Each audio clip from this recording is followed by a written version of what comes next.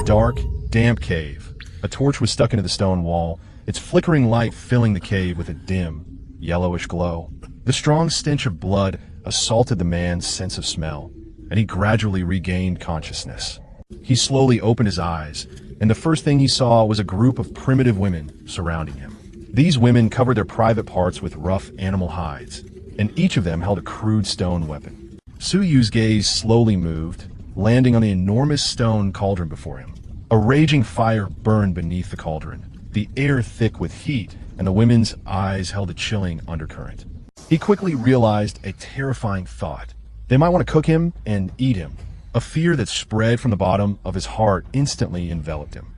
Su Yu was originally a geological prospector, but his plane crashed during an aerial photography mission.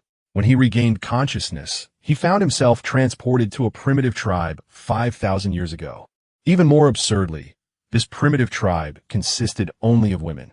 Faced with this situation, Su Yu felt a surge of despair.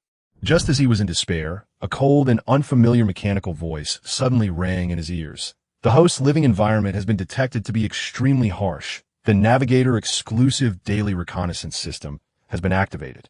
Immediately afterwards, a semi-transparent blue virtual interface appeared before Su Yu's eyes, visible only to him. The interface was simple and had a strong sense of technology. Su Yu was surprised to find that the system could generate a panoramic data map of the surrounding area every day, accurately marking the distribution of all survival resources and potential danger locations.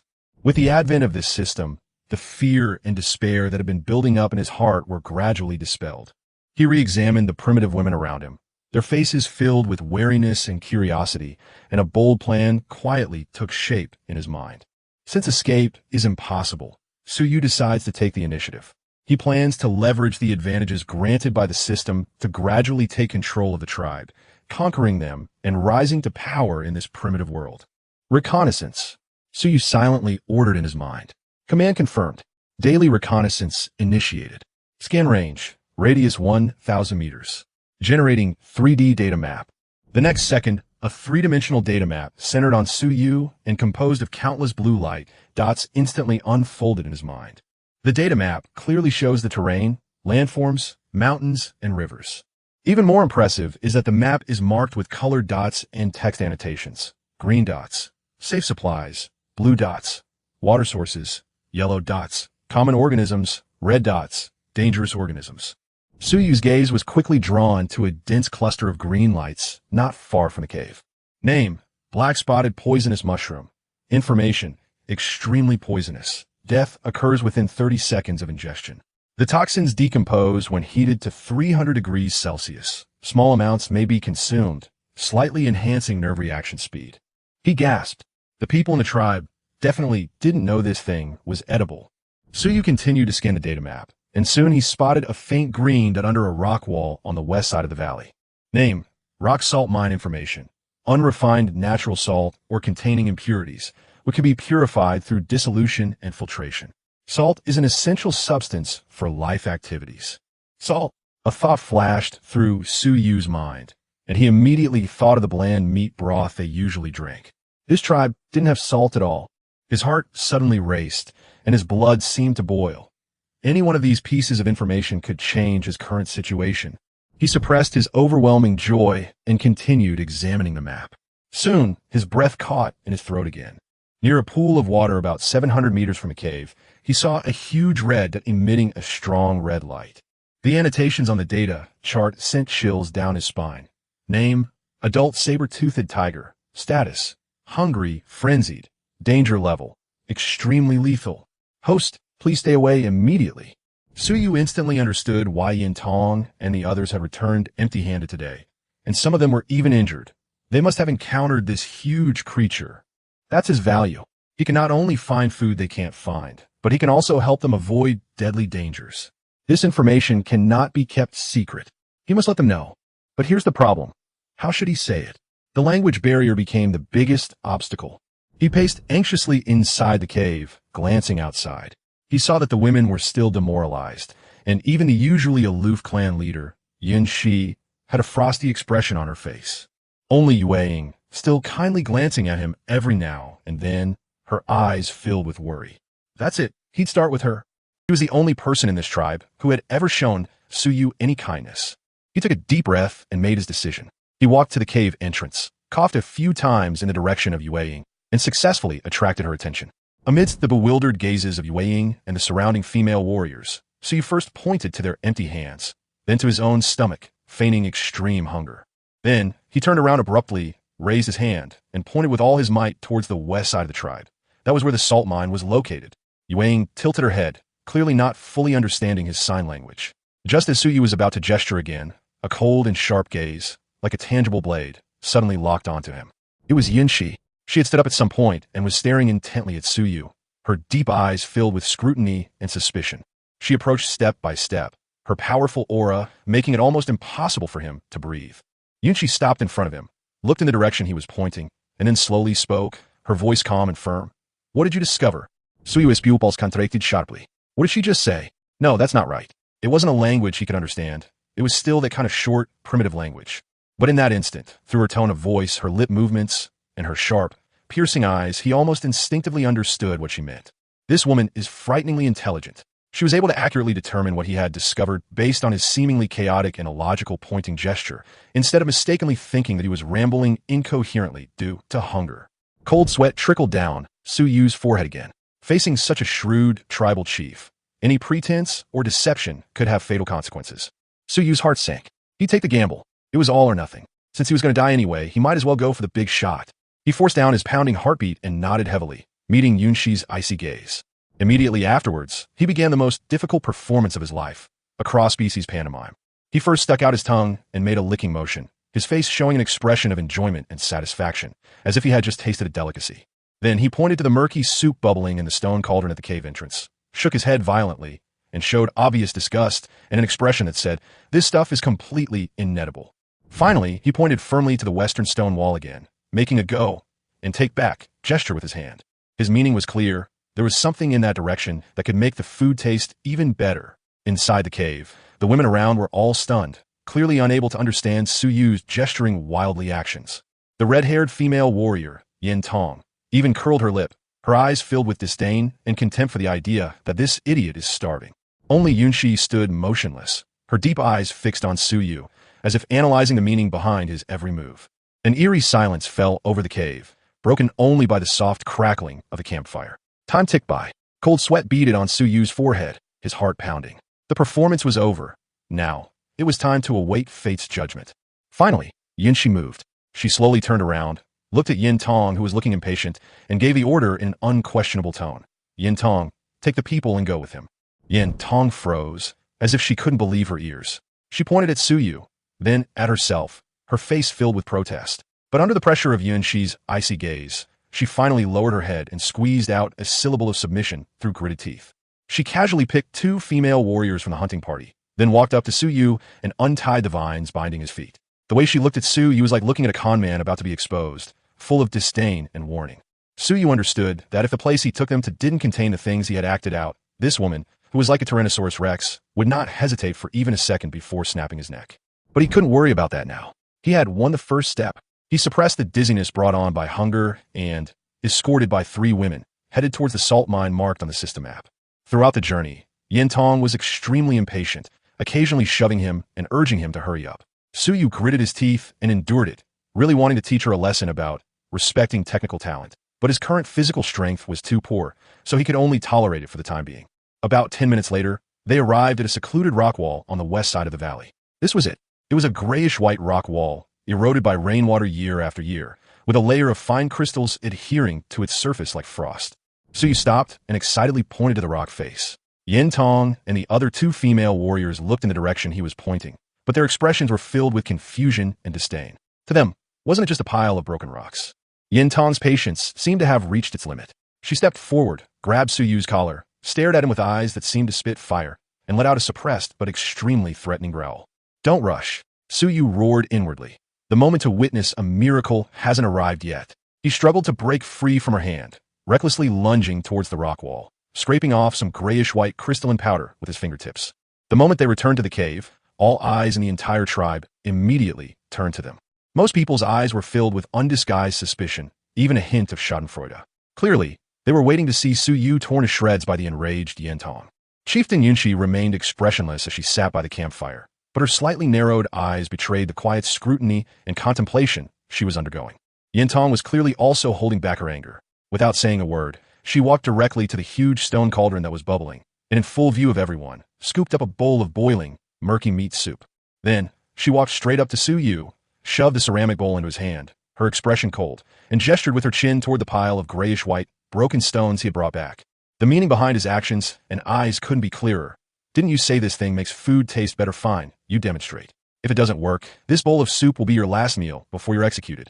Su Yu suppressed his excitement and accepted the scalding hot ceramic bowl with both hands. Even though he was trembling slightly from hunger, he forced himself to remain steady, because he knew that from this moment on, every move he made would determine his future fate and status. He carefully pinched up a small pinch of salt powder, took a deep breath, and slowly sprinkled it into the bowl. With a soft sizzle, the salt dissolved quickly upon contact with the water, as if absorbed into the entire broth. So you didn't drink it immediately. Instead, he dipped his fingertip into the broth and tasted it. Instantly, a long-lost, almost indescribable, delicious flavor exploded on his taste buds. This was the taste. He forcibly suppressed the urge to drink the entire bowl of soup in one gulp. And carrying the earthenware bowl, he walked step by step toward the aloof female clan leader who held the power of life and death over him. In the deathly silence, Su Yu handed the bowl to Yunshi. Yunshi's gaze lingered on his face for 2 seconds, her eyes so sharp they seemed to see right through him. Finally, she took the bowl, but instead of drinking it immediately, she imitated him, dipping her fingertip in a drop of soup and gently putting it into her mouth. Time seemed to freeze. Su Yu clearly saw that for the first time. A change in expression appeared on Yunshi's icy face. A hint of shock and disbelief flashed across her eyes. Although she quickly regained her composure, this brief change spoke volumes. She didn't speak, but simply handed the bowl to the older woman beside her, who appeared to be a tribal elder.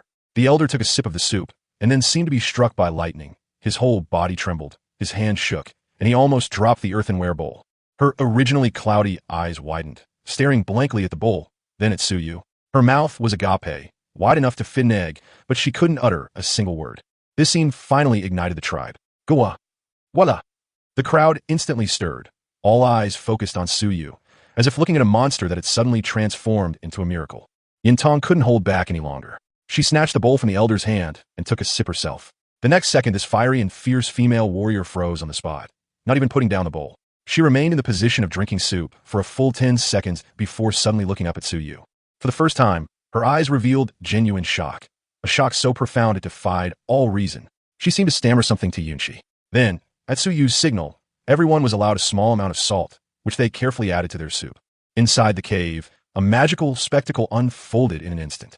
The wild women who had initially been hostile towards Su Yu were now, after drinking the salted meat soup, some were moved to tears, some danced with joy, and some even licked the bowls clean. For these people who had never tasted seasonings before and had long struggled to make ends meet, this flavor was nothing short of a miracle. The way they looked at Su Yu completely changed. If the previous gazes held a hint of curiosity, as if he were a novel toy, now they were filled with naked awe. Yes, genuine awe. Su Yu even saw several elderly women kneeling on the ground, their hands clasped together, muttering incantations as if in prayer. He knew his opportunity had arrived. Salt was merely the first step. It was enough to temporarily elevate his status, but far from sufficient. He had to demonstrate a greater, truly irreplaceable value. Language. He had to break down the language barrier.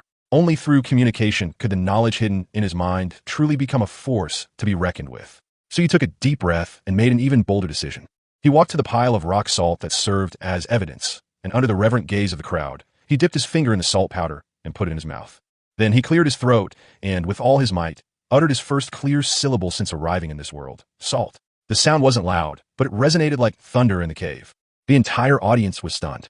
Compared to the shock they felt upon tasting the salt, the expressions on their faces were 100 times more exaggerated. They had always thought Su Yu was some kind of unspeakable beast, but now, he was actually uttering a sound they had never heard before. Clear, distinct, well-structured, and directional. The gentle girl, Yue, gasped in surprise, her eyes filled with disbelief. Su Yu ignored their reactions and repeated himself. Pointing to the stone, he looked into their eyes and said, word by word, salt. This time, everyone heard it clearly. It was no longer a meaningless roar, but a single word, a name representing that magical white powder. Boom! The entire tribe erupted in jubilation. They looked at Su Yu as if he were a god who could name all things, the embodiment of civilization. Su Yu had succeeded. He had demonstrated the power of civilization to them in the simplest, most direct, and most awe-inspiring way. Just as everyone was immersed in shock and awe, that familiar, cold, and oppressive gaze fell upon Suyu once more. It was Yunshi. She had recovered from her initial shock and was now gazing at him with an incredibly complex expression. That expression contained not only surprise and wariness, but also a deep longing. She slowly stood up and walked step by step to Suyu. Her aura was so strong that it seemed to freeze the air. She pointed to the rock salt in front of Suyu, then to herself, her lips moving slightly as if trying to imitate his pronunciation, but she couldn't quite get it right. Finally, she looked up into Suyu's eyes and, in a hoarse and slightly trembling voice, uttered the first real request he had received since coming into this world. Say it again. Chapter 6 Clan Chief, Yunshi's Warning. Uselessness means death. Yunshi's voice held a hint of awe she herself was unaware of. Say it again. Suyu immediately understood that she was confirming, not giving an order. He secretly rejoiced. His extensive research into human micro-expressions and body language from his previous life had come in very handy. Her jaw was clenched, and her pupils were slightly constricted, details indicating that her heart was in turmoil. She was trying to confirm whether Suyu truly possessed some kind of mysterious power, or whether he was a god they couldn't comprehend. For Suyu, this was a once-in-a-lifetime opportunity. Salt was merely a stepping stone. The key to truly building trust lay in language and communication. He calmly pointed again to the rock salt on the ground, uttering the word clearly and distinctly, salt. This time, Yunshi watched very intently, slightly moving her lips and trying to imitate the pronunciation. Although her accent was still heavy, it was already quite accurate, demonstrating an amazing ability to imitate. Suyu's heart skipped a beat. This woman was too clever. Dealing with a clever tribal leader is far more difficult than dealing with a group of ordinary savages. Yunshi was clearly amazed by her own ability to imitate, and tried again, this time almost perfectly pronouncing salt. She was stunned for a moment, and the atmosphere in the entire cave exploded. The tribespeople who had gathered around shouted the newly learned word excitedly, as if they had mastered some kind of sacred incantation. Salt! Salt! Everyone was mesmerized, imitating the word over and over again, as excited as children learning to speak. The way they looked at Suyu had completely changed. No longer did they see him as prey or an outsider, but as some kind of legendary prophet. Just as this fervor reached its peak, Yunshi suddenly waved her hand. With just a simple command, the entire cave fell silent instantly. Even the most excited Yen Tong immediately shut his mouth, becoming unusually quiet. Suyu realized that the woman's dominance was far greater than he had imagined. Then, Yunshi ignored the others, turned to look at Suyu, and winked at the two female warriors behind her. This time, the two female warriors stepped forward, their movements much gentler, as if they were inviting him rather than dragging him. Suyu did not resist, letting them lead him away from the main cave. But he wasn't taken back to the damp little stone chamber. Instead, he was taken to a new place. It was a larger, drier, and brighter independent cave, lined with thick layers of dry grass, and had a bed made of animal hide. This treatment was more like that of a VIP than a prisoner. Not long after, Yuang entered with a bowl of food, her face filled with respect and adoration. The bowl contained a large piece of roasted, perfectly seared meat, along with familiar red berries. Suyu ate heartily without any ceremony. This was his first truly satisfying meal since his transmigration. After he finished, the light at the cave entrance dimmed. She entered alone, unarmed, yet her aura remained imposing. As she approached, Suyu could even feel a cold and primal sense of oppression. He instinctively became alert. This woman wasn't so easily fooled. She wasn't there to see the outcome, but to lay her cards on the table. Yunshi stood silently before him, her expression cold and stern, half her face hidden in shadow, the other half bathed in firelight. After a long while, she finally moved. She pointed a finger at the rock salt and repeated the word, salt. Then, she pointed at Suyu, her eyes suddenly turning sharp, and uttered a string of words he couldn't understand. But Suyu understood what she meant. She was asking, what else do you have? In that instant, his whole body tensed up. Yunshi's every action today was, in fact, an extremely calm test. She was willing to treat him better, but on the condition that he continuously demonstrate value. She wasn't communicating. She was warning him. Suyu realized that if he disappointed her, he might immediately go from being a divine messenger to a discarded pawn. He met her gaze and slowly nodded. Then, he drew a pictographic symbol on the ground. It was the shape of a bow. Yunshi frowned, clearly bewildered by the symbol and not understanding what it meant. Suyu didn't rush to explain. He pointed to the stone spears in the women's hands outside the cave and made a gesture of throwing a spear forcefully, but with limited distance. Then he mimed drawing a bow and shooting an arrow, making a whoosh sound to simulate releasing an arrow. After doing this, he calmly gazed at Yunshi. After a brief silence, her expression finally changed. Her breath hitched for a moment, as if she understood. She looked at the character Bao, then at Suyu, her eyes filled with shock. Her expression was even more exaggerated than when she first tasted salt. She stood there in silence for a long time, so long that Suyu almost thought she wouldn't speak again. Finally, she sighed softly, as if she had made some important decision. She turned to leave, but stopped just as she reached the cave entrance, turning back to look at Suyu. In the firelight, her profile was as hard as an ice sculpture, and her voice was chillingly cold. "You'd better stay useful." After saying that, she added in their language. This time, Suyu understood. It was the cruelest survival rule of this world. Those who are useless must die. Chapter 7. The broth was salted, and they ate it until tears streamed down their faces.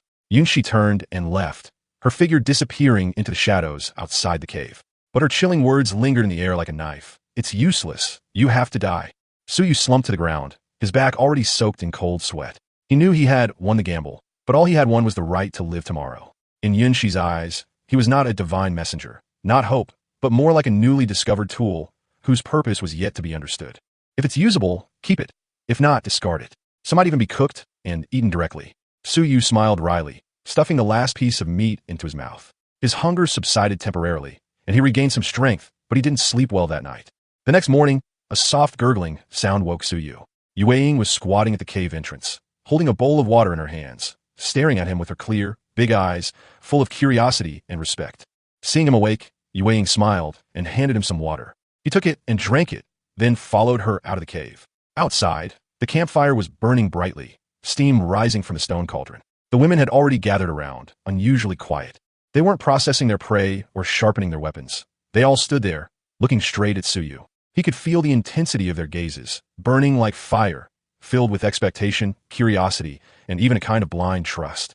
Suyu glanced at Yintong, standing by the stone wall. She was still holding the beastbone club, but her eyes were no longer filled with hostility. She was looking at him, her eyes showing a hint of hesitation, but no longer displaying disdain. In the farthest shadows, she stood like a statue, her gaze calm, silently observing the entire scene. Suyu knew perfectly well that last night was merely an appetizer. Today, he had to unleash his true power to conquer the world. He walked towards the pile of rock salt, and Yue immediately followed to help. Several tribesmen also wanted to come over and throw the stones directly into the pot, but he quickly waved his hand to signal them to stop. This coarse salt contained many impurities and was harmful to the body if eaten. It couldn't be put directly into the pot. Amidst the puzzled gazes of the crowd, he gestured for Yue to fetch several earthenware jars and a rattan net. The first step was dissolving. He crushed the rock salt and poured it into clear water, then picked up a wooden stick and stirred vigorously. The salt slowly dissolved in the water. More and more women gathered, craning their necks to watch the spectacle, their faces full of confusion. Only Yunshi's gaze shifted slightly as she stared at the wooden stick stirring the water, a thoughtful look appearing in her eyes for the first time. Suyu said nothing and continued with the second step, filtering. He covered the mouth of another earthenware jar with a rattan net and carefully poured in the salt water slowly. The murky water seeped through the net, gradually filling the jar, while sand and gravel were filtered onto the surface. When he lifted the net and revealed the pile of filth to the crowd, low gasps of surprise rippled through the room. It turned out he wasn't just messing around. He was using a method of wisdom they'd never seen before to purify that divine flavor. The final step was boiling. He poured the filtered brine into a smaller stone pot and gestured for everyone to increase the heat. Before long, the moisture evaporated and a layer of snow-white crystals floated to the bottom of the pot. "Wow!" Yue couldn't help but exclaim softly, her eyes shining like stars in the sky. Suyu used clean leaves to scrape off the pure salt, his movements as gentle as if he were handling a sacred object. Then, he picked up the leaf containing the salt and walked straight to Yunshi, gesturing for her to proceed. It was a sign of respect for her status, and also a test. Yunshi looked at him, nodded slightly, took the salt tray, and walked to the stone cauldron. She picked up a pinch of salt, her movements as solemn as if performing a ritual, and then slowly sprinkled it into the boiling broth. The next moment, a fragrance even richer and more alluring than the previous night burst forth, filling the entire cave with its magical aroma. Someone couldn't help but swallow, followed by a chorus of swallowing sounds throughout the cave. All the women stared at the stone cauldron, their eyes gleaming with a hungry, thirsty light. After stirring with a wooden spoon, Yunshi ladled out the first bowl, but instead of drinking it herself, she handed it to the oldest elder. The elder's hands trembled as she took the earthenware bowl, gently blew on the steam, and took a small sip. Then, she silently shed tears. Not tears of sadness, but of happiness, the kind of overwhelming emotion she had never experienced before in her entire life. Immediately afterward, Yintong rushed forward, scooped up a large bowl, and, ignoring the scalding heat, poured it in her mouth, letting out a satisfied howl like a wolf. This unruly female warrior's eyes reddened. The broth was quickly distributed to everyone. No one spoke, only the gurgling sounds of drinking the soup and intermittent sobs. A little girl, while drinking the soup, cried out, "Mommy, this soup is so delicious." Another female soldier, who usually loved to boast, turned away and secretly wiped her tears with an animal hide. Suyu stood beside her, watching this scene, his heart filled with mixed emotions. He finally understood that what he brought was not just taste, but a real hope. Just then, Yunshi appeared beside him without him noticing. She was also holding a bowl of soup, her posture still aloof, yet she drank it with great elegance, as if enjoying a highly ceremonial feast. She didn't cry, but her eyes shone with a warmth he had never seen before. After finishing the last sip, she looked at Suyu, her tone solemn. "Very good." But then her gaze shifted, looking towards the mist-shrouded forest outside the cave. "However, delicious soup won't fill our stomachs. The hunting party hasn't brought back any game in 2 days." Her gaze returned to Suyu, her eyes calm and imposing. "What'll we eat tomorrow?" Chapter 8. The tribe is starving? What a coincidence. Yunshi's icy words were like a dagger, mercilessly piercing the warm illusion brought by the miracle of salt. The brief happiness that had just risen in the cave seemed to be extinguished by a bucket of cold water, vanishing instantly. She was right. Even the most fragrant soup needs meat to cook it. The air was eerily quiet. The women, who had been laughing and crying, froze, their smiles vanishing visibly. Suyu saw Yin Tong, the hot-tempered huntress, silently put down her bowl and walked to a corner to examine her bone club. Her expression was grim, like long-held dark clouds, as if a torrential downpour was imminent. The atmosphere in the entire tribe plummeted in an instant, from tears of joy to utter silence in just a few seconds. Suyu, however, remained standing in the very center, once again the focus of everyone's attention. This time, his eyes held not only awe but also a heavy expectation, a weight that could almost crush a person. They hoped that this anomaly who could conjure salt would once again bring hope for life. Yunshi gave him no chance to escape. She simply watched quietly, forcing him to manifest his power again in front of everyone. With the calmest tone, she pushed Suyu step by step to the edge of the cliff, making everyone understand. Salt is important, but if you can't survive, then everything is just a fantasy. Suyu didn't back down. He took a deep breath and smiled. His smile startled Yunshi. She might have anticipated fear, struggle, and explanations, but she never expected him to smile so easily. Yes, he wasn't panicked because he still had a trump card. The daily reconnaissance system, activated last night, had been refreshed and could be used again. System Scout. Suyu silently commanded in his mind. The next second, a familiar 3D map unfolded, covering an area of 1 kilometer in radius. He immediately checked the danger zone. The red dot of the saber-toothed tiger was still there, near the pool to the east. Its status had changed to extremely hungry, extremely frenzied. Suyu instantly understood. The hunting team hadn't returned for the past 2 days not because they hadn't found any prey, but because the entire eastern hunting grounds had been taken over by this enormous creature. They dared not go, not because they didn't want to hunt, but because going would mean certain death. This information was invaluable. But merely avoiding danger wasn't enough. Suyu also needed to find something edible, something immediately edible. He quickly switched his gaze to the green dots representing safe supplies. Then his eyes fixed on them. In a mountain hollow 900 meters to the southwest, a large patch of green dots was densely packed, their brightness blinding. Name: wild berry cluster information. Wild berries, rich in sugar and vitamins, non-toxic, huge yield, estimated harvest of over 300 caddies. Upon seeing these prompts, Suyu's eyes lit up. 300 caddies of safety fruits. It was practically a newbie village supply box delivered by the system. This would not only solve his immediate crisis, but also allow him to firmly establish himself in the tribe. Suppressing his elation, he looked up to meet Yunxi's gaze once more. This time, his eyes held undisguised confidence. Suyu didn't explain further. He simply and calmly extended a finger towards the southwest. Then, he held up 5 fingers and pointed at Yue and the several non-combatant gathering women. His meaning couldn't be clearer. First, the food was in the southwest. Second, he only needed 5 people. Third, he didn't need warriors. A few fruit-gathering women would suffice. This gesture was practically a public challenge to Yunxi's authority. His actions seemed to say, what you can't handle, I can, and I don't need your soldiers. Yin Tong was the first to erupt in anger, slamming her fist on the stone wall and confronting Suyu about his actions. In her view, finding food was their duty, their honor. How dare an outsider, an unarmed man, provoke them? Her face flushed with anger. She muttered to herself, her eyes filled with rage and resentment. The other clansmen whispered amongst themselves, finding Suyu's request utterly arrogant. But she spoke again, silencing all voices with a mere wave of her hand. She stared coldly at Suyu, as if trying to discern guilt or hesitation in his expression. But she was disappointed. Suyu's gaze was as firm as a mountain, calm and unwavering, because he knew that the data wouldn't lie. The air seemed to freeze as the two stared at each other, neither willing to give in first.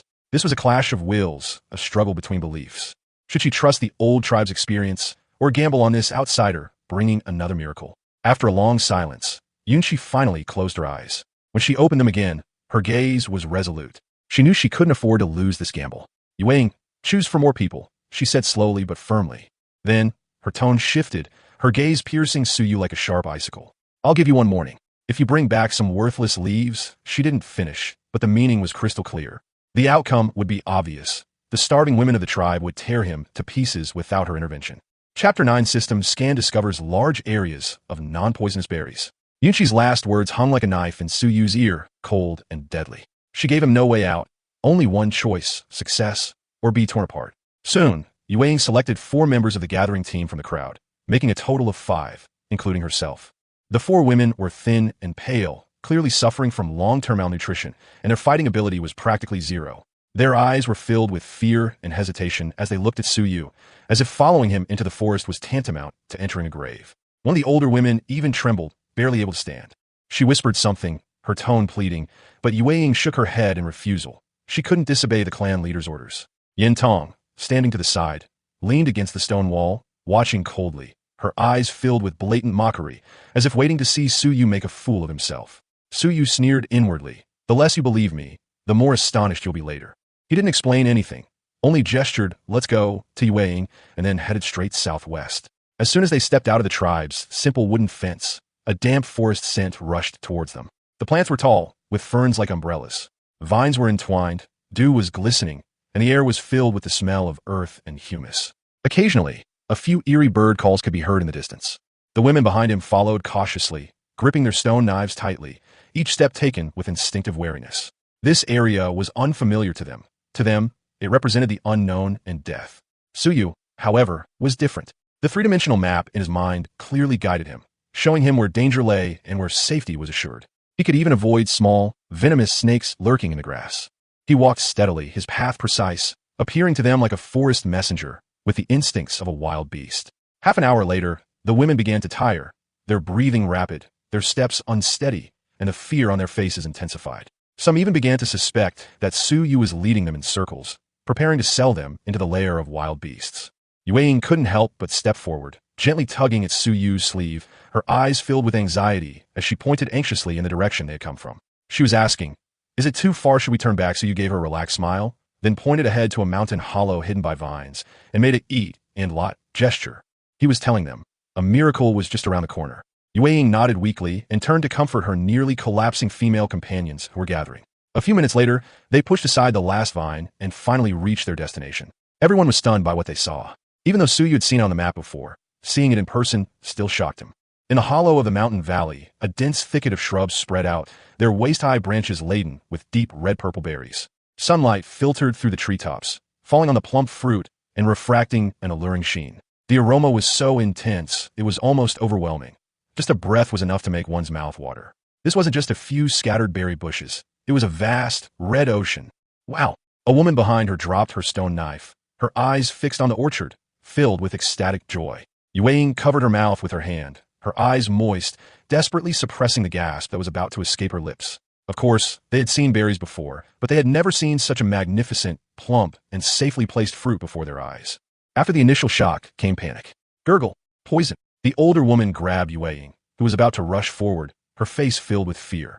Their experience told them, the more vibrant the color, the more dangerous it was. How could such a perfect fruit not be poisonous? The group stopped in their tracks, staring at the orchard before them, both tempted and afraid, not daring to take a single step closer. Suyu knew his chance had come. Without explanation or hesitation, he walked straight into the berry bushes and casually picked the reddest berry. Under the watchful eyes of 5 horrified men, he popped the whole berry into his mouth. Yueying gasped softly, and everyone's hearts leaped into their throats. Suyu closed his eyes, savoring the taste. The pulp burst open between his teeth, sweet and rich, an explosive flavor. Ding! The system notification sounded, indicating that the host had ingested thornberries, replenishing sugar and vitamins, and alleviating mild dehydration. Suyu completely relaxed, opened his eyes, and flashed a bright smile. Then, he picked another one and ate it again, his movements clean, efficient, and without hesitation. The women finally understood. It wasn't poisonous. Wah! Their long-suppressed emotions finally broke down, and the foraging women rushed into the berry bushes like mad women, eating and crying at the same time. Their mouths were full of juice, but they didn't care, like small animals starving for 3 days and 3 nights, desperately devouring the fruit. This was a release of hunger and hope within their souls, the most primal response to their survival instinct. Even the gentle Moonfire couldn't resist any longer and carefully plucked a berry, placing it in her mouth. As the sweetness blossomed in her mouth, she could no longer hold back her tears, which streamed down her cheeks. She turned to look at Suyu, her eyes filled with indescribable emotions, shock, gratitude, and above all, reverence. She stepped forward, holding a few of the largest and reddest fruits she had selected, and carefully presented them to Suyu. She said something, her voice choked with emotion, but Suyu couldn't understand her. Yet he knew that from this moment on, in her eyes, he might no longer be just an outsider. She gazed at the sea of fruit, then at Suyu, and finally asked the most crucial question. Suyu, how are we going to take all of these back? Chapter 10 Shock, all false.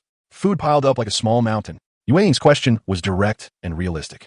This patch of wild strawberries before them, just by looking at it, weighed several hundred pounds, while their usual gathering only allowed them to wrap some berries in animal hides, and carrying a dozen pounds was considered good. After a brief moment of joy, everyone was plunged into a sweet yet vexing dilemma. They couldn't take it back. They simply couldn't take it back.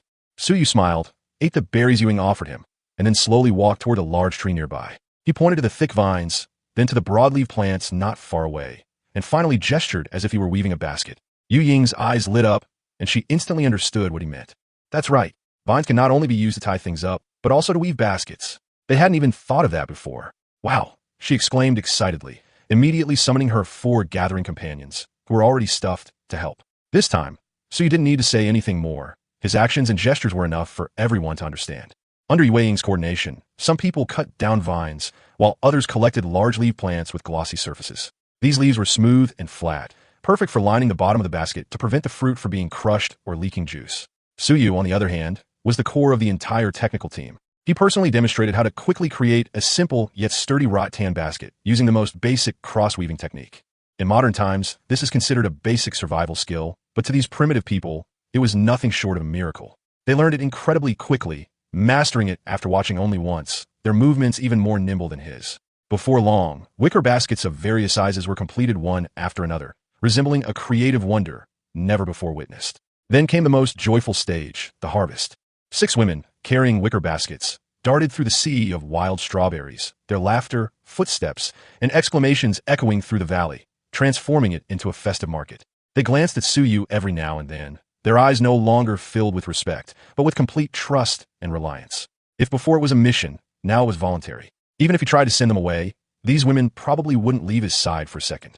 Because what he brought them was not just fruit, but also a sense of abundance and security they had never experienced before. As the sun began to set, the 6 large wicker baskets were stuffed full. Looking at the heavy harvest, everyone was somewhat dazed, and some even began to wonder if they were dreaming. Their slender shoulders carried dozens of kilograms of fruit, their faces weary yet beaming with radiant smiles. On the way back, the atmosphere was as relaxed as a spring outing. They walked and laughed, chattering in a language Suyu couldn't understand, clearly still basking in the earlier delight. Suyu, meanwhile, was surrounded by them like a celebrity, not even needing to carry a basket. As Suyu saw the simple wooden fence of the tribe in the distance, an indescribable excitement rose in his heart. It was time to show those who were waiting to see him make a fool of himself what a miracle was. Wow!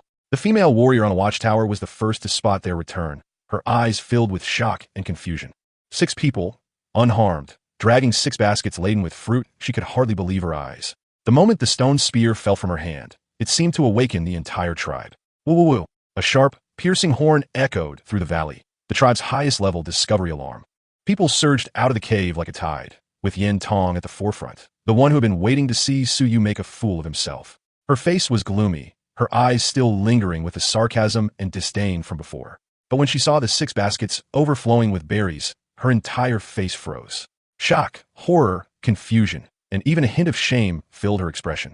"This is impossible," she murmured, as if she had been slapped in the face but could find no excuse. Behind her, the hundreds of tribal women stared in silence at this unprecedented red wealth. They had never imagined that all the food they ate that day would be brought back by a man and 5 non-combatants. The entire valley was eerily quiet, as if the air itself had stopped moving. Thump! Finally, someone couldn't help but kneel down. Then, 1 person, 10 people, 100 people, thump, thump. Everyone knelt down, pressing their foreheads to the ground, prostrating themselves at Suyu's feet. They were expressing their reverence for Suyu in the most primal way. At this moment, he was no longer an outsider. but a divine messenger. Suyu stood calmly in place, accepting their worship. He looked into the distance at the still-standing figure, Yunxi. She stood in the shadows, her expression indifferent, but her clenched fists and suddenly constricted pupils had already betrayed the shock in her heart. She was too clever and too proud. Even after witnessing a miracle, she refused to yield easily. Suyu knew perfectly well that from now on, he was no longer the pitiful creature who could be disposed of at any moment. He was an irreplaceable presence in this tribe. Suyu slowly raised his hand and gently waved it, silencing all those kneeling in worship. Then, his gaze calmly fell upon Yunxi. He walked to the fruit basket, pointed to the pile of berries, and then looked at the last remaining prey in the cave. He didn't speak, but his meaning was crystal clear. He was returning Yunxi's question from yesterday, but with the roles reversed. Now, do we still need to worry about tomorrow's food? Chapter 11. The Gentle Little Priestess, Yue Ying's Curious Child. Yunxi remained silent, neither refuting nor responding. The pile of dazzling berries spoke volumes. As she faced the kneeling worship of her entire clan, her heart churning with intense emotion, Suyu simply raised his hand, gesturing for her to rise. He was not a god, nor did he aspire to be a savior. In this cruel, primitive world, all he wanted was to survive and to live better. His action conveniently gave Yunxi a way out. She gave Suyu a deep look, then suddenly turned and issued a crisp, decisive command to her people. This command, like a spark falling in a dry tinder, instantly ignited the emotions of the entire tribe. Screams and cheers erupted as everyone rushed towards the 6 baskets of wild berries. A grand berry carnival had begun. Yunxi didn't join the celebration. She quietly approached Suyu and handed him a ceramic bowl. The bowl contained the finest berries personally selected by Yue Ying, a tribute to the victors. Suyu took it and began to eat it without any hesitation.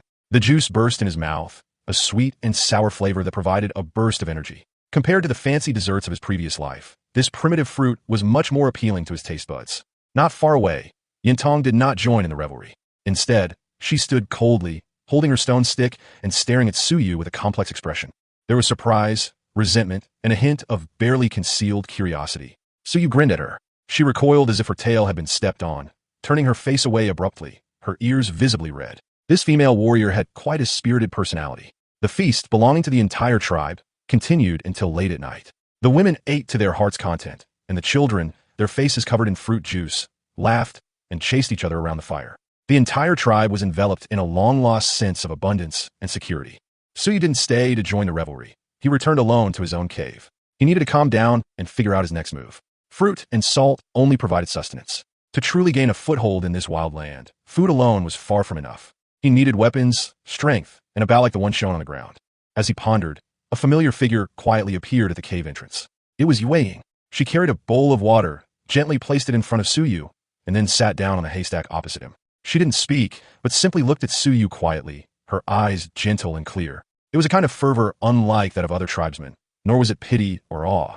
Rather, it was a pure curiosity from the depths of her heart. Like a child seeing the starry sky for the first time, wanting to ask the name of every single star. Suyu suddenly understood. Yue Ying was the first person in this tribe to truly try to understand him, not as a god, nor as a tool. He smiled gently at her, and the whole atmosphere became quiet and comfortable. After sitting for a while, Yue Ying suddenly got up and ran out. A short while later, she returned carrying some things: a stone, a leaf, a twig, and a clump of soil. She carefully placed them on the ground, then pointed at the stone with her finger before looking at Suyu. Her eyes were full of expectation, as if to say, "Teach me." At that moment, Suyu's heart skipped a beat. He was utterly struck by her innocence and intelligence. She wanted to use these objects to build a bridge of language. This little priestess was incredibly clever. Unable to suppress his teaching enthusiasm, Suyu immediately began the first language lesson in this other world. He pointed to the stone on the ground and pronounced it earnestly, "Stone." Yue Ying's eyes lit up instantly. She tried to imitate him. Her pronunciation was hesitant at first, but she quickly got the hang of it. Suyu continued to teach. Leaf. One taught, the other learned, both immersed in this primitive and pure transmission of knowledge. Suyu was surprised to find that Yue Ying's learning ability was extremely strong. She could remember 70 or 80% of what he taught her after just one lesson. After learning all that, she still felt unsatisfied and ran out to get some roasted meat and fruit. She repeated this excitedly, her cheeks flushed with excitement, her eyes filled with the joy of learning. Suyu watched her, a soft feeling suddenly touching a part of his heart. This sense of satisfaction was even more exhilarating than bringing back 300 pounds of fruit. Just when he thought the course was about to end, Yue Ying suddenly did something unexpected. She stood up, pointed to herself, and whispered a word, "Moonlight." Then, she pointed to Suyu, her eyes filled with expectation. Suyu was stunned, but immediately understood. She was telling him her name and also asking him a question. He smiled, pointed to himself, and slowly said, Suyu, Suyu, she repeated, as if silently engraving it in her heart. Then, she pointed to Suyu's unusual exploration suit and looked up at the distant starry sky. Her eyes were full of doubt, as if she was trying to organize the words she had just learned. Finally, she asked softly, her tone uncertain yet full of curiosity, Suyu, are you from the sky? Chapter 12. Oh no, Lord Suyu has appeared again. Wang pointed to the sky, looked at Suyu with a serious expression, and asked an unexpected question. Suyu, what the hell? Her eyes were as clear as a mountain spring, as if she truly regarded Suyu as a being from heaven. Suyu was stunned for a moment. This girl's ability to make connections was simply amazing. From his strange clothes to his miraculous actions, she actually connected them all to legends of gods. All of this appeared flawless to her, and perfectly aligned with the divine being from beyond the heavens in the hearts of her people. After pondering for a moment, Suyu suddenly had an idea. In this superstitious and closed-minded world, being mistaken for a deity might not be a bad way to protect oneself. So he neither explained nor denied it, but simply smiled slightly at Yue. Immediately afterwards, he raised his hand and made a shushing gesture. Yue suddenly held her breath, as if she had heard some forbidden secret, her expression a mixture of surprise and reverence. The curiosity in her eyes instantly turned into awe. She looked as if she had been struck by lightning, her face flushed red, and she quickly bowed to Suyu before turning and running away. Watching her fleeing figure, Suyu couldn't help but laugh out loud. This girl is not only cute, but also has a vivid imagination, which is even more effective than her own boasting. The next morning, Suyu stepped out of the cave and found that the atmosphere of the tribe had changed. The way the tribespeople looked at him was not just admiration, but also a kind of cautious awe. Even Yin Tong, who always loved to nitpick, became noticeably more restrained when she saw him, only pursing her lips and not daring to say anything more. He could probably guess that this was thanks to Yue Ying's deification and propaganda last night. Suyu smiled without saying a word, silently enjoying this hard-won sense of authority. Breakfast was still wild berries, and the tribespeople ate with great satisfaction, their faces beaming with smiles. However, Suyu knew very well that this kind of fruit did not keep well and would rot in 3 to 5 days, so it could not solve the problem of food and clothing in the long run. Therefore, in order to stabilize the tribe, he needed to develop bows and arrows as soon as possible. Without wasting any words, he went straight to the place where the timber was piled up, intending to select the materials himself. Just as they were about to make their move, Yue Ying suddenly came running up, panting, with 2 women. She pointed to the pile of wood, then to Suyu, and shook her head with a serious expression. The meaning is clear. How could you do it yourself? Then, she rattled off a string of instructions, and the 2 women immediately bowed and began helping to search for the materials. Suyu stood to the side, dumbfounded. He just wanted to do some work himself. How did that become a miracle? Before he could react, a little girl happened to pass by. When she saw the scene, she screamed and ran back into the cave. Wah! She ran and shouted, her voice filled with panic and shock. It roughly means, oh no, Suyu has appeared again. Sure enough, everyone in the tribe who hadn't gone out immediately rushed out, forming a dense crowd around them. No one dared to get too close. They only dared to stand at a distance, watching Suyu's every move with the eyes of someone looking at a deity. Even Yin Tong came over with her bone club to watch the fun. Yunqi appeared on a rock not far away, her expression cold and stern as she looked down at him. Suyu was speechless. He had only wanted to make a bow, but this was being treated like a coronation. He took a deep breath. Since he had already attracted a crowd, he might as well keep up the act.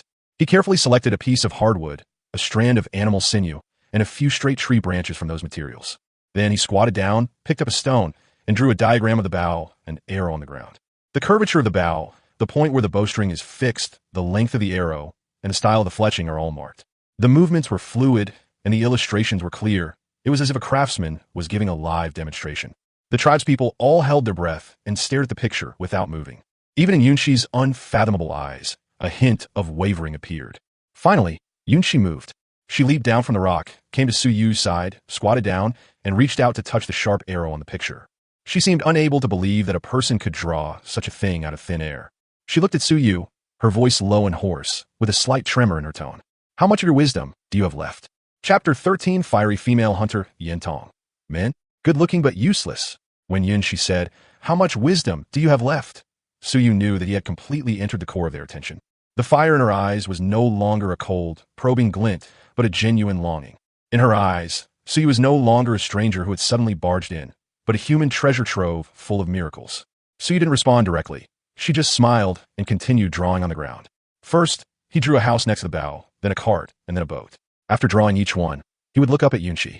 These crooked and twisted characters are like seeds that have fallen from another world, lying quietly in the soil. He showed her, through his actions, that the bow and arrow were just the beginning, and that Suyu had countless other treasures in his mind. Yunchi was stunned. She stared intently at the symbols that she couldn't understand but vaguely sensed meaning in, as if her soul had been ripped out. She realized she had struck gold, someone who could change the fate of her tribe. She stood up, quickly regaining her composure as the female clan leader, and then gave orders to everyone. From now on, he can have whatever he wants.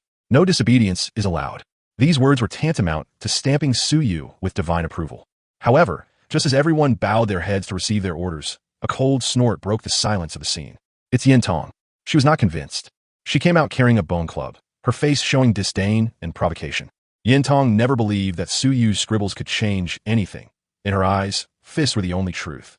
Her gaze swept over Suyu from head to toe, finally settling on his obviously underdeveloped physique, and she curled her lip in a sarcastic tone.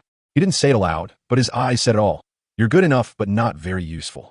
She even puffed out her strong physique in front of everyone, raising the bone club in her hand, clearly indicating that she was there to cause trouble. Suyu wasn't angry. He just found it funny. For power-type athletes, we should always give them a way to respond in a way that they can understand. So he turned to Yuing and gestured to indicate that he needed a sharp stone knife. Soon, Yuing brought him the tribe's best stone knife. Unfortunately, in Suyu's eyes, this thing was only good for cutting some fruit. He tried whittling wood, but the results were disastrous. The speed was as slow as a snail. Her hands were still painfully pricked by wood chips, and her disheveled appearance made Yin Tong laugh out loud. She swaggered up to Suyu, kicked the hardwood with her toe, and raised an eyebrow with a cold smile.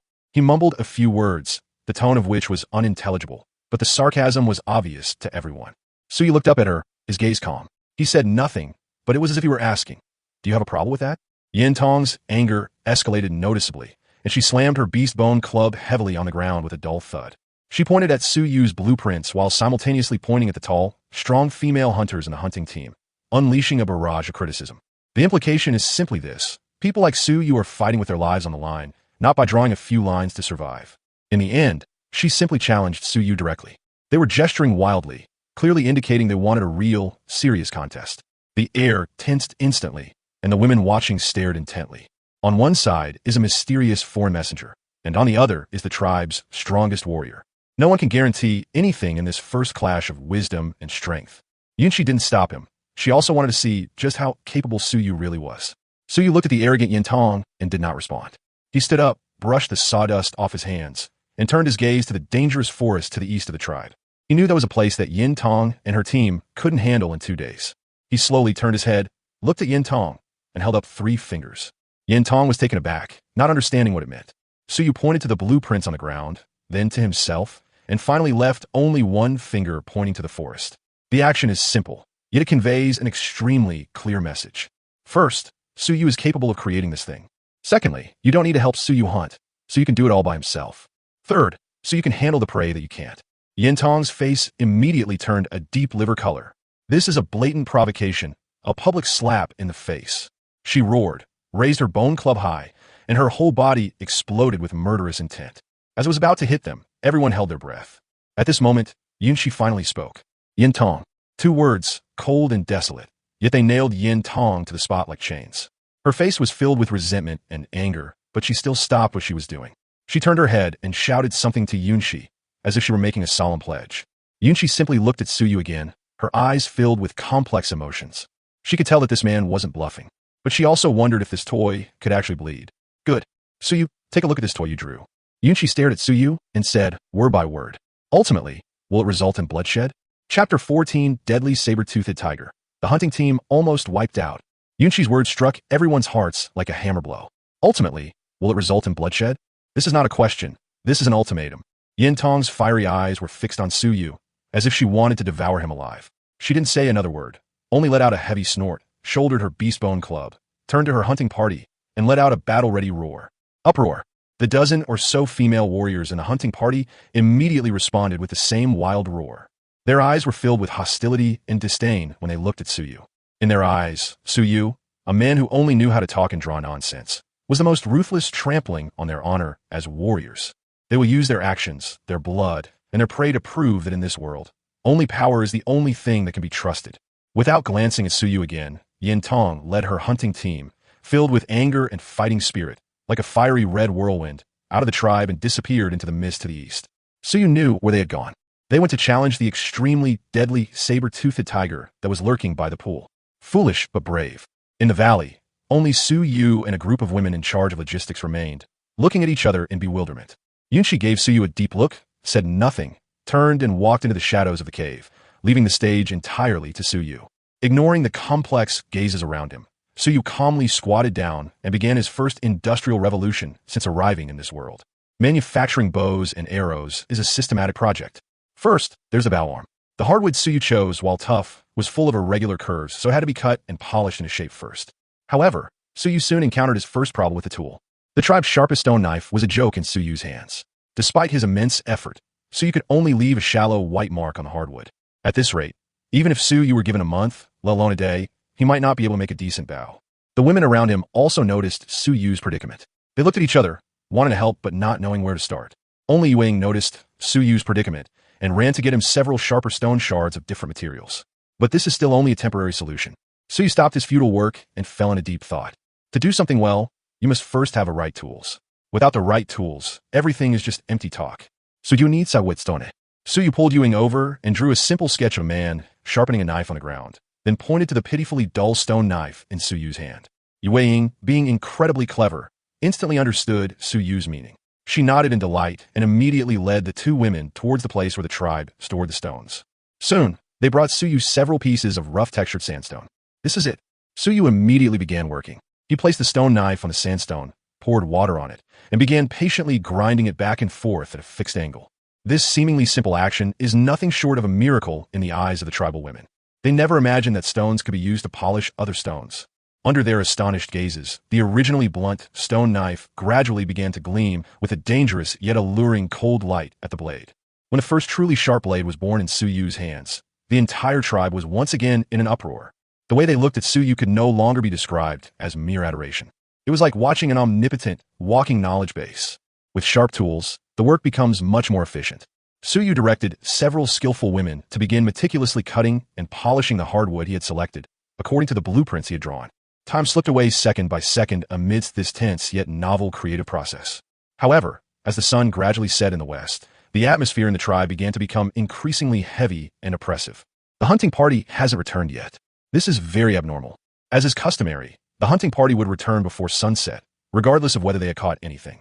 But now, as dusk was beginning to fall, there was still no movement in the eastern forest.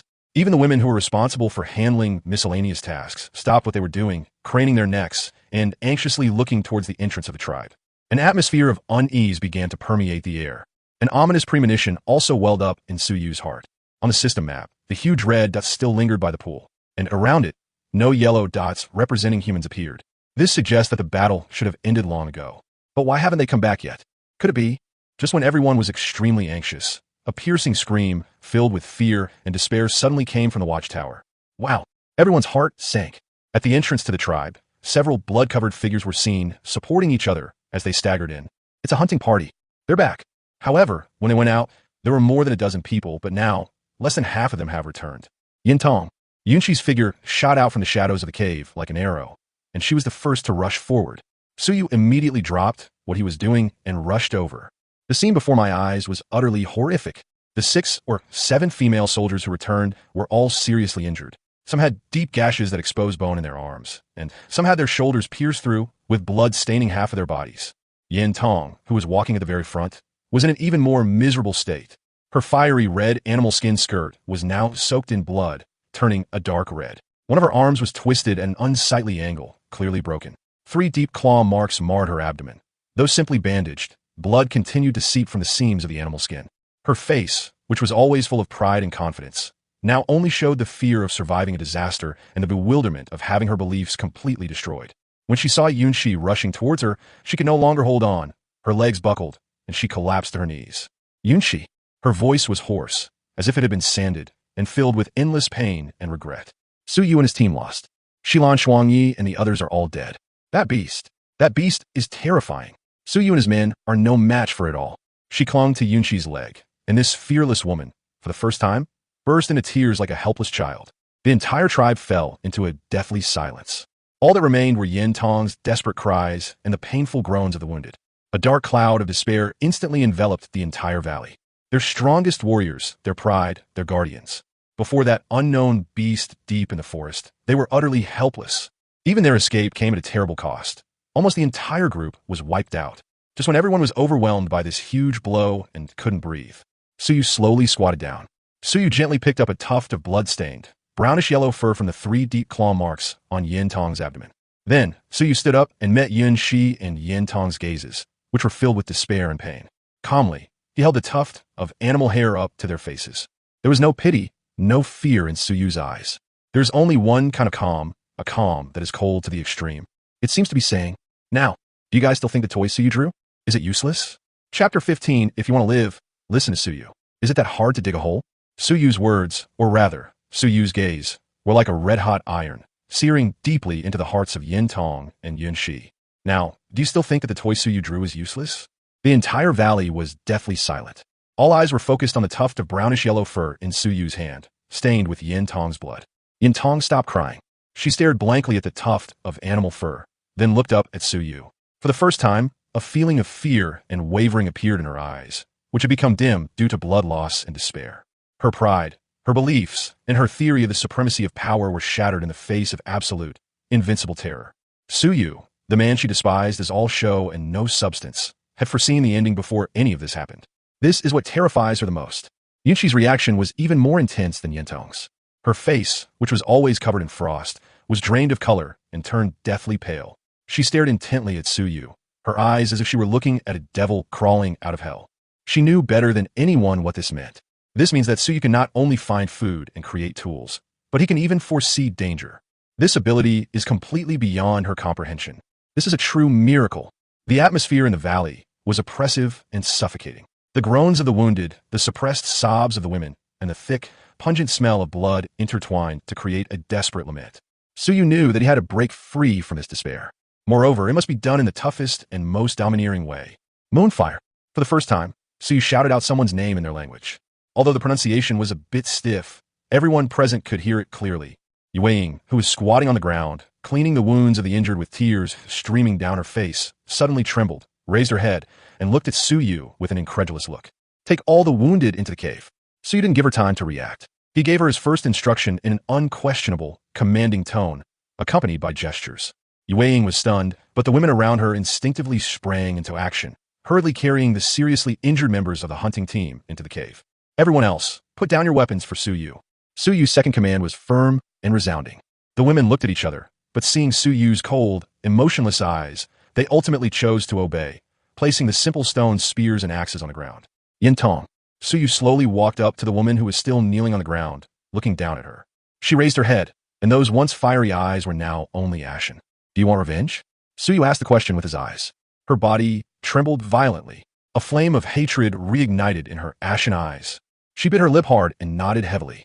Very good. Suyu turned around and faced all the remaining healthy women in the valley.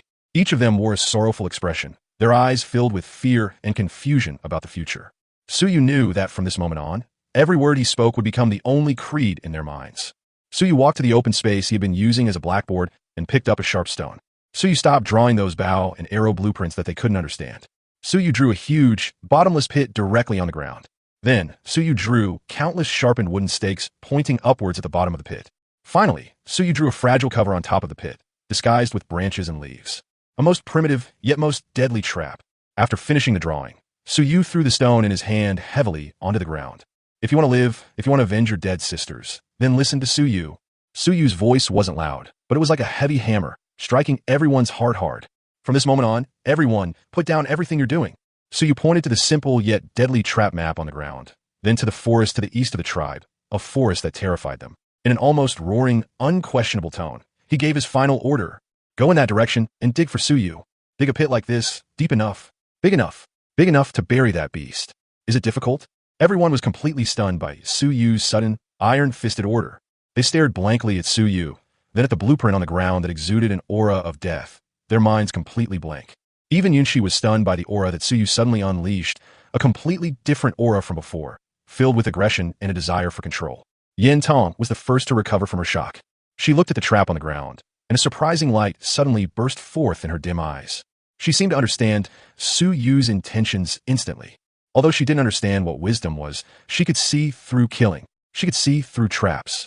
This insidious, vicious, yet extremely effective method of killing reignited the fire in her blood. She suddenly leaped up from the ground, the movement so forceful that it aggravated the wound in her abdomen, causing her to wince in pain, but she paid no heed. She snatched a stone spear from a woman next to her and used it as a crutch to support her injured body. Then, she turned around and faced all the women who were still in a daze, and with all her might, she let out her first roar since her return, a roar filled with the flames of revenge. Wow! This roar, like a thunderclap, instantly roused all the women who were immersed in grief and fear. They looked at Yin Tong's eyes, which had rekindled their fighting spirit, and then at Su Yu, the divine messenger who exuded a chilling, killing intent. The fear in their hearts was gradually replaced by a more primal and violent emotion. Revenge. Wow. A female warrior who had lost her sister was the first to raise her weapon and roar in response. Then the second, the third. A deafening roar echoed throughout the entire valley. Sorrow transformed into strength. Fear turned into hatred. Yunqi stood still, quietly watching everything. She looked at the man who, single-handedly, had pulled the entire tribe out of the abyss of despair in just a few minutes and instilled in them the fire of revenge. Her eyes were incredibly complex. She slowly walked to Su Yu's side, not looking at Su Yu, but at the simple trap diagram on the ground. She remained silent for a long time, and then, in a tone that Su Yu had never heard before, tinged with a hint of hoarseness and weariness, she asked softly, "Can this really kill it?" Su Yu did not answer her. Su Yu simply turned his head and looked into her cold eyes, which were revealing weakness and uncertainty for the first time. Then, Su Yu reached out and gently tucked a strand of her wind-blown black hair behind her ear. Yunqi's body suddenly stiffened. Su Yu looked at her calmly and gave his final answer. "All you need to do is watch." Chapter 16, The Fiery Huntress Isn't Agreeable? Then let's make a bet. Su Yu's movements were very gentle. It was as light as a feather, brushing against Yunqi's smooth cheek. But the impact of this action was more violent than an avalanche. Yunqi froze completely. Throughout her life, as the young chieftain of the tribe and its future heir, no male had ever dared to act so intimately, or even offensively, towards her. A suspicious blush suddenly rose on her cheeks, spreading instantly from her ears to her neck. For the first time, a look of panic appeared in her eyes, which were always shrouded in frost. Like a cat whose tail had been stepped on, she took a step back abruptly, distancing herself from Su Yu, her eyes darting away, not daring to look at him again. The women around them were all dumbfounded. Their revered and inviolable clan leader had been harassed. Su Yu, on the other hand, withdrew his hand as if nothing had happened, as if his action was merely to help her brush away a non-existent fallen leaf. Su Yu almost burst out laughing when he saw her seemingly fierce but actually weak appearance. Iceberg? So you thought it was more like a paper-thin iceberg. Uproar. Just as the atmosphere was becoming somewhat awkward, a furious roar broke the silence. It's Yin Tong. Leaning on her stone spear and dragging her injured leg, she limped toward Su Yu. Her eyes, now burning with renewed fire, stared intently at Su Yu, filled with resentment and doubt. Although she admitted that Su Yu's trap diagram looked very satisfying, her mind, filled with power, still couldn't completely believe it. She pointed to the makeshift pit on the ground, then to the forest to the east that had cost her several sisters, her face full of doubt. A whole bunch of gibberish. Although Su Yu couldn't understand her, he guessed that she was probably saying, "You think you can kill that monster with such a crappy pit? Do you think it's stupid?" Seeing her stubbornness and refusal to give up, Su Yu suddenly realized that this was a golden opportunity. An opportunity to completely subdue the tribe's strongest fighter and make her devoted to Su Yu from then on. So, Su Yu slowly shook his head at her. Yin Tong's fiery temper flared up instantly. She thought Su Yu was denying her doubts and was about to explode when Su Yu pointed to the trap diagram on the ground. Then, Su Yu pointed to the open space next to him and used stones to draw a second, a third, and 5 more traps of different sizes and shapes on ground. There are rockfall traps that use gravity, lasso traps that use ropes, and the simplest tripwires that are used to restrict movement. Su Yu told her in the most direct way. One pit is certainly not enough. But what if it's a series of interconnected traps, tailor-made specifically for it? Yin Tong was completely stunned. She stared blankly at the murderous blueprints on the ground, filled with insidious malice, yet also gleaming with a light of wisdom. Her simple mind was clearly somewhat malfunctioning. She never imagined that killing could take so many forms. This was completely beyond her understanding of combat. However, her long-standing absolute belief in power still prevented her from being completely convinced. She still stubbornly believes that such opportunistic tricks are no match for absolute power. She pointed to the blueprints, then to her injured leg and the claw marks on her abdomen, shaking her head vigorously. "That means you haven't seen how terrifying that beast is. Your toys can't hurt it all." Su Yu looked at her and smiled. "Yeah?" Su Yu asked in return with a look. Yintong seemed to be completely enraged by Su Yu's nonchalant attitude. She slammed the stone spear in her hand into the ground with a thud. She pointed at Su Yu, then at herself, and then stretched out her hand, making a gambling gesture. The entire tribe fell silent once again. All eyes were focused on Su Yu and the tribe's most stubborn female warrior. She actually wanted to make a bet with the divine messenger. Even Yunshi, who had just recovered from the panic, frowned and looked at Yintong with a hint of displeasure. But Su Yu gently shook his head at Yunshi, indicating that she didn't need to stop him. Then, Su Yu looked at Yintong with great interest and slowly nodded to her. I gambled. Yintong's eyes lit up instantly. She seemed afraid that Su Yu would change his mind, so she immediately pointed at Su Yu, then at herself, and finally patted her chest heavily, making a gesture of resignation. That means, if your trap can kill that beast, Su Yintong, this life is yours. Goodness, are they going all in? Su Yu looked at her confident and self-assured expression, as if she had already won, and his smile deepened. Su Yu slowly stretched out his hand and pointed at her first. Then, Su Yu's fingers slowly moved to Su Yu's own body. Finally, Su Yu's finger landed on his own lips. And then, he made a kissing gesture. Yintong's expression froze instantly. The women around them were completely dumbfounded. Their minds were clearly unable to comprehend what this gesture, which was beyond the comprehension of their time, actually represented. Only Yunshi. Once again, a storm raged in her icy eyes. Although she didn't understand the specific meaning of the action, she could read a kind of primal possessiveness unique to males from Su Yu's aggressive and playful eyes. After being stunned for a good 10 seconds, Yintong's wheat-colored face suddenly turned as red as a hot iron. You. She pointed at Su Yu, her lips trembling, and after stammering for a long time, she couldn't utter a single complete sentence. Finally, belatedly, she realized the meaning behind Su Yu's gesture, a meaning that made her both ashamed and angry. Su Yu felt a surge of secret pleasure as he watched her expression, a mixture of shame and anger, wanting to lash out but unable to because of the prior bet. You little punk, trying to fight Su Yu? Su Yu slowly stood up, no longer looking at her, but waving to the women behind him who were completely excited by this high-stakes gamble. What are you still standing there for? Su Yu pointed to the series of trap diagrams on the ground and gave the final order in an unquestionable and authoritative voice. I don't want to die. I don't want to see my sisters being bitten to death by that beast again. Now, immediately right now, grab your tools and follow Su Yu.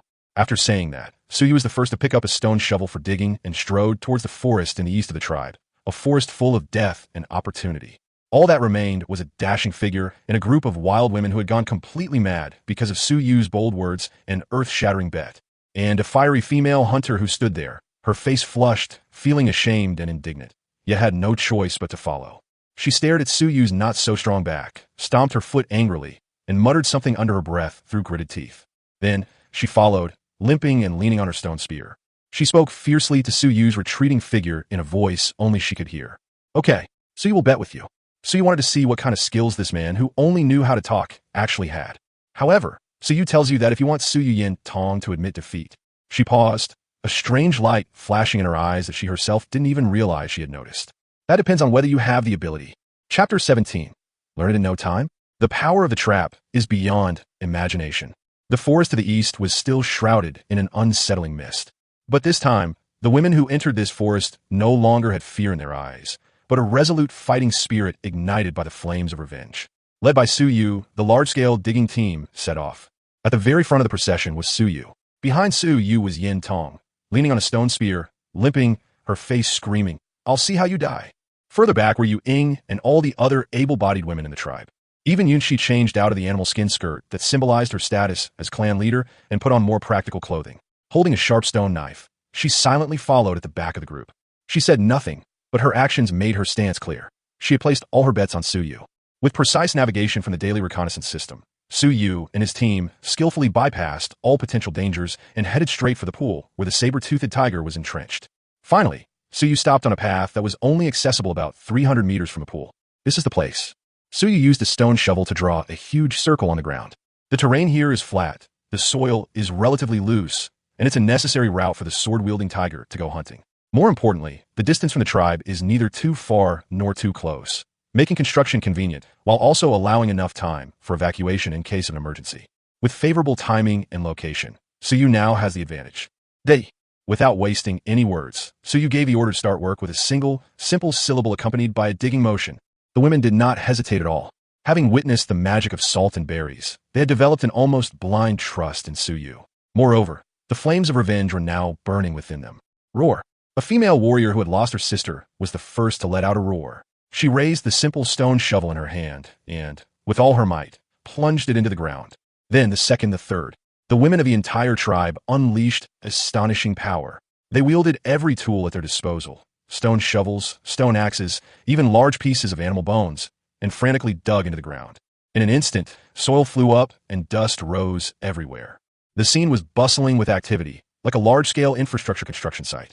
Suyu was secretly astonished by their terrifying digging efficiency. These women's physical abilities are simply freakish. Their stamina and strength are at least 3 times that of an average Earthman. What Suyu considers to be extremely physically demanding tasks, they perform with seemingly tireless ease. It seems that Suyu's previous assessment that they were powerless was completely wrong. Suyu was just physically weak, not because they were too strong. They were just too strong. Yintong did not participate in the excavation. After all, her injuries had not yet healed, and she could only lean on her stone spear and watch coldly from the sidelines. The look in her eyes when she looked at Suyu was still full of suspicion and a hint of inexplicable wariness. It seems that in her eyes, Suyu's behavior of using his brain and letting others do the work is a sign of cowardice. Suyu ignored it. Suyu walked aside and began another, more important task: making the trap's teeth. Suyu directed Yueying and several skillful women to use sharp stone knives to whittle some thick tree trunks into wooden stakes more than a meter long with one sharp end. Then, Suyu had them put the sharp end of the wooden stake on the campfire to heat it. High temperatures not only dehydrate wood, making it harder, but also provide some protection against decay. Yueying learned very quickly. She could understand Suyu's meaning almost as soon as he gestured.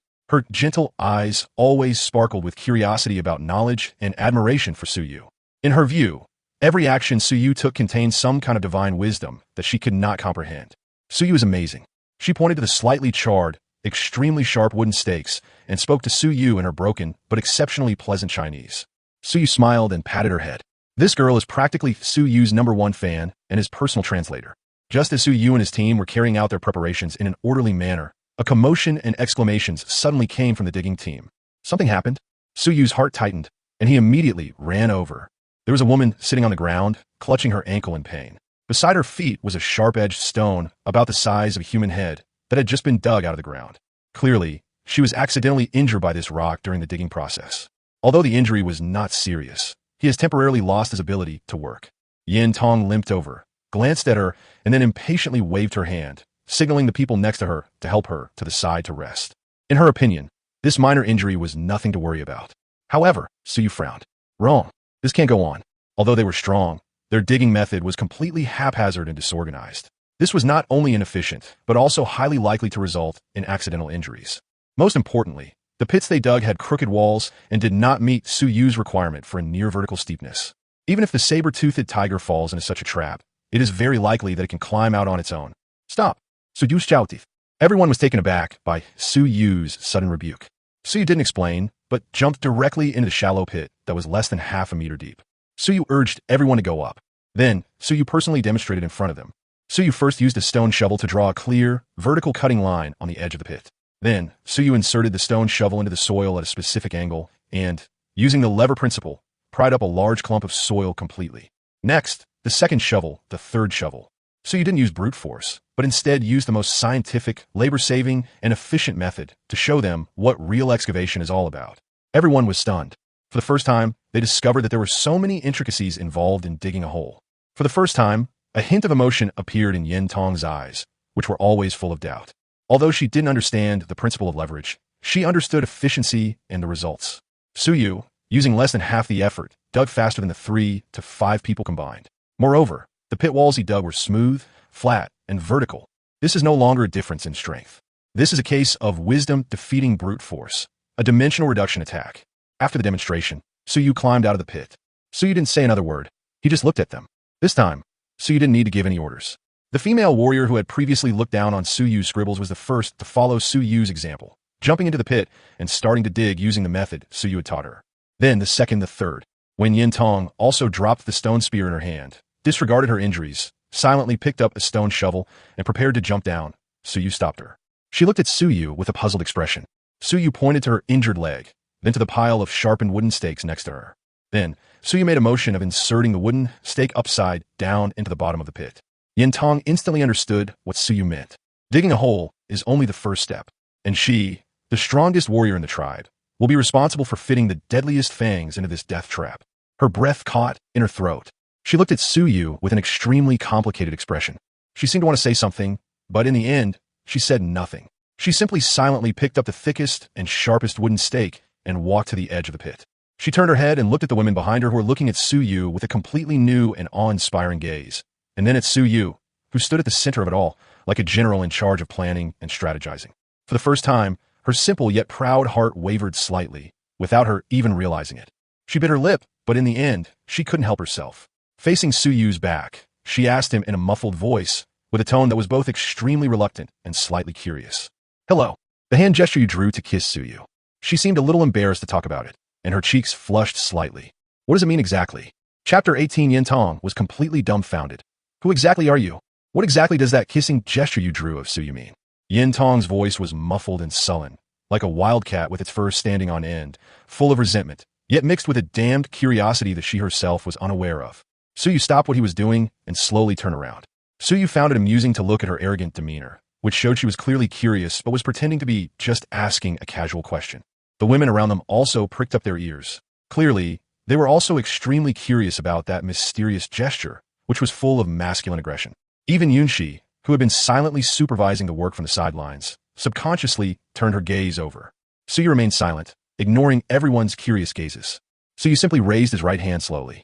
Then, in front of everyone, especially in front of Yin Tong's pretty face that instantly turned bright red, he put his index and middle fingers together and gently pressed them onto Suyu's lips. Finally, Suyu slowly pointed his finger at her. The meaning is obvious. Figure it out for yourself. You. Yin Tong's face flushed bright red, as if it were about to bleed. Her fiery eyes glared at Suyu, filled with shame and indignation, as if she were about to rush up and fight him to the death. But when she thought of the earth-shattering bet between Suyu and his friends, she forced herself to suppress her anger. His expression, both angry and anxious, yet utterly helpless against Suyu, was incredibly amusing. Snort. She could only manage to squeeze out a single angry syllable through gritted teeth. Then, like a defeated rooster, she picked up a sharp wooden stake, jumped into the pit without looking back, and began to vent her rage wildly. The women around him let out a suppressed, good-natured chuckle. Even Yunshi's lips, which were always covered in frost, seemed to curl upwards slightly. Suyu shook his head and stopped teasing her. The important matter is the priority. Under Suyu's unified command, and with their abnormal physical strength, the project progressed faster than anyone could have imagined. Before the sun had completely set, a huge trap with steep, smooth walls, more than 5 meters in diameter and nearly 4 meters deep, had already appeared in the forest. At the bottom of that bottomless pit, nearly 100 sharp wooden stakes, scorched by flames, were stuck upside down in the soil like the fangs of a venomous snake, gleaming with a cold and deadly light. Just standing at the edge of the pit and looking down is enough to make one's scalp tingle and legs tremble. All the women who participated in the project were now staring blankly at the masterpiece of death they had created with their own hands, their eyes filled with shock and an unprecedented sense of accomplishment. They never imagined that one day they would be able to create such a terrifying weapon, capable of devouring all life, with their own hands. And all of this stemmed from the man in front of us, with those seemingly simple scribbles. The way they looked at Suyu had completely changed. It was a kind of fanatical worship that came from the depths of the soul. Even Yin Tong, who had always been hostile to Suyu, stood by the pit, staring blankly at the wooden stakes that gleamed with a cold light. For the first time, her eyes, which were always full of fighting spirit, revealed a feeling of awe. Her pride and joy seemed so small and laughable in the face of this death trap that shimmered with the light of wisdom. However, this is not the end. Suyu directed Yueying and the others to gather a large number of branches and vines and begin weaving a huge, realistic camouflage net at the pit entrance. Finally, Suyu and his men covered the camouflage net with a thick layer of soil and fallen leaves, imbued with the scent of that saber-toothed tiger. Mission accomplished. From a distance, this place looks no different from the surrounding ground. But if any object weighing more than 100-pound steps on it, this fragile camouflage net will tear instantly. What awaits it is a 4-meter-deep fall and nearly 100 deadly fangs that can pierce through anything. Looking at this perfect masterpiece that is worthy of being recorded in history, Suyu nodded in satisfaction. Now, everything is ready, except for the final push. Suyu turned his head and looked at Yin Tong. She seemed to realize something as well, and looked up at Suyu with an extremely complicated expression. Suyu pointed to the perfectly disguised trap, then to the east, to the territory belonging to the saber-toothed tiger. Then, Suyu made a tempting gesture. Yin Tong's breath hitched. She instantly understood what Suyu meant. The trap has been dug, but the prey won't be foolish enough to jump in on its own. We need bait. And she, Yin Tong, the fastest, bravest, and most knowledgeable warrior of the tribe, is the most crucial and dangerous bait in this plan. Gurgling, the hunting party members behind her immediately cried out in protest. Their captain was already seriously injured, and now this man was making her take such a life-or-death risk. This isn't luring someone. This is sending them to their deaths. Yin Tong bit her lip tightly, her complex eyes flashing with a struggling light. She's not afraid of death, but she feared meaningless sacrifices. Just when everyone thought that Suyu would use orders or provocation to force her. Suyu slowly shook his head. Suyu pointed at her, and then at the other injured members of the hunting team behind her. Then, Suyu waved to them with an unquestionable and absolutely confident demeanor. None of you need to go. Yin Tong was stunned. Everyone was stunned. Shouldn't they go? Who will go? Are we really hoping that beast will sleepwalk and fall into the trap? Just as they were racking their brains trying to figure out, Suyu slowly raised his hand. Then, under the horrified disbelief of everyone, as if they had seen a ghost, Suyu placed his hand on the dead wild boar carcass that they had just carried over, intending to use it as dinner. Suyu did nothing. Suyu simply closed his eyes quietly. Bite. The host was detected to be in contact with a fresh biological corpse. System rewards have been triggered. Wild boar scent extraction successful. Passive skill scent disguise is activated. The host can perfectly simulate the scent, heartbeat, and even pheromones of a wild boar. Duration, 30 minutes. The next second, Suyu suddenly opened his eyes. Suyu's eyes changed. It's no longer the gaze of a human being. Rather, it is a gaze that is full of wildness, unrestrainedness, and even a touch of naivety belonging to wild boars. Suyu even went so far as to sniffle and make a perfectly imitated, simple, honest sound from his throat. Huffing and puffing. The whole world fell silent. All the women seemed to be frozen in place, as if under a spell. They stared wide-eyed and gaped, looking at Suyu with the kind of gaze one would give a monster, a god, or an existence utterly beyond the reach of their limited vocabulary. What did they see? They saw that the man merely touched the wild boar's carcass. Then, his entire demeanor changed. It has become exactly like that dead wild boar. No, it was even more wild than that wild boar. What kind of sorcery is this? What kind of miracle is this? Yin Tong, standing in front of Suyu, was struck dumb. Her eyes, which were always brimming with fire, were now filled with only endless, unfathomable confusion and fear. She looked at Suyu, and for the first time, his pretty face, which was always full of pride and confidence, turned deathly pale, devoid of any color.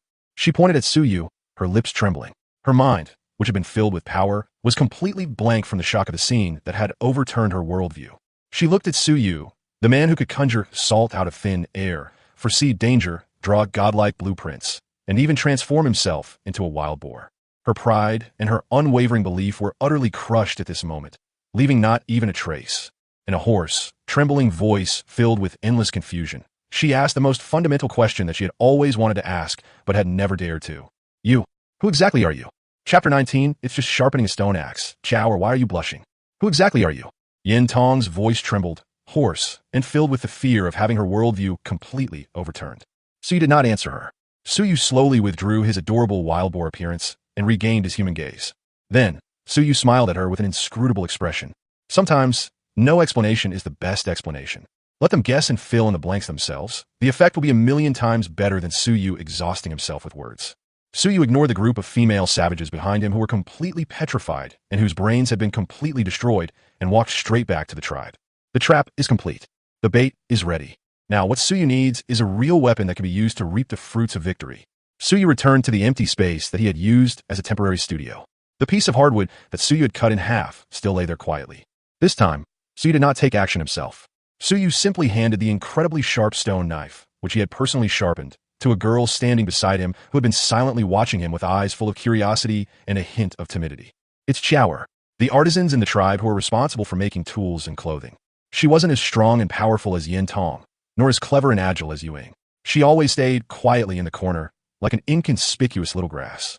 However, Suyu saw something called talent in her focused eyes, which were always fixed on the tools in Suyu's hands. Chower was startled by Suyu's sudden action. She looked at Suyu with a mixture of flattery and fear, her small hands nervously clutching the hem of her animal skin skirt, not daring to take the stone knife from Suyu's hand. In her view, the divine artifact that Suyu had personally crafted was something that ordinary people like her had no right to touch. Suyu gave her an encouraging smile. Suyu pointed to the half-finished bow arm, and then to the blueprints he had drawn on the ground. Come here. Kiae was stunned. The women around her were also stunned. They never expected that Suyu, the omnipotent divine messenger in their eyes, would entrust such an important task of making a divine artifact to an unknown craftsman. Only Yunshi, a barely perceptible hint of approval, flashed in her cold eyes. She seemed to understand Su Yu's intentions. One person's wisdom is ultimately limited. The progress of a civilization requires countless enlightened souls. Encouraged by Su Yu, Chower finally accepted the sharp stone knife, her hands trembling. When her fingers touched the smooth, cold blade, she felt as if she were infused with a strange magic. The fear and apprehension in her eyes vanished instantly. Instead, there's an almost devout, extreme focus. She slowly squatted down, picked up the half-finished bow arm, and gently stroked every inch of its texture with her calloused, rough hands. The feeling wasn't like touching a piece of wood.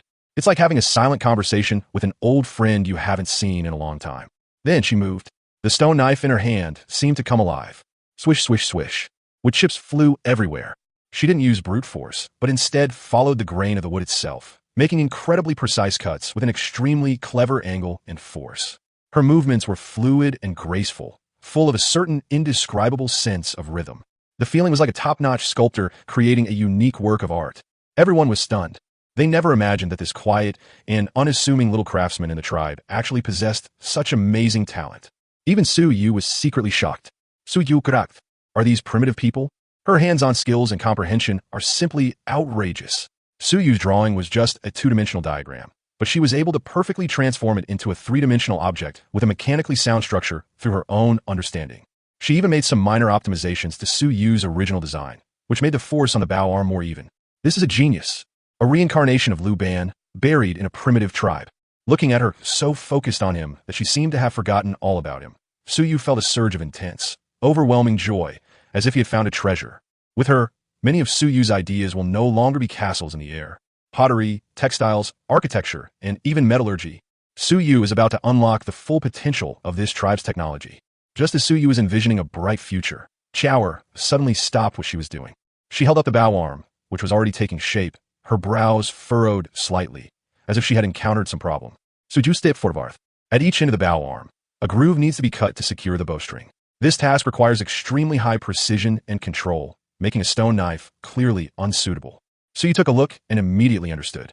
She needs a smaller, more precise polishing tool. Su Yu turned around and gestured to Yuing. Su Yu needs a smaller, harder stone, preferably flat in shape. Soon, Yuing found Su Yu a piece of black, hard obsidian. However, the edges of this obsidian are not smooth. Su Yu casually picked up a piece of sandstone used for sharpening knives and began to polish the edge of the obsidian. Su Yu wanted to polish it into a simple stone file. Chower squatted down next to Su Yu, her bright eyes fixed on the movements in Su Yu's hands. Her eyes were filled with curiosity and an intense thirst for knowledge. As Su Yu polished the surface, he used the simplest gestures and syllables to explain the concepts of friction and hardness to her. Hard stone, grind. She listened with a mixture of understanding and confusion, but she was unusually attentive, like a primary school student who was extremely focused during class. The dim firelight cast long shadows of Su Yu and his companion. One is passing on the torch of civilization that has spanned tens of thousands of years.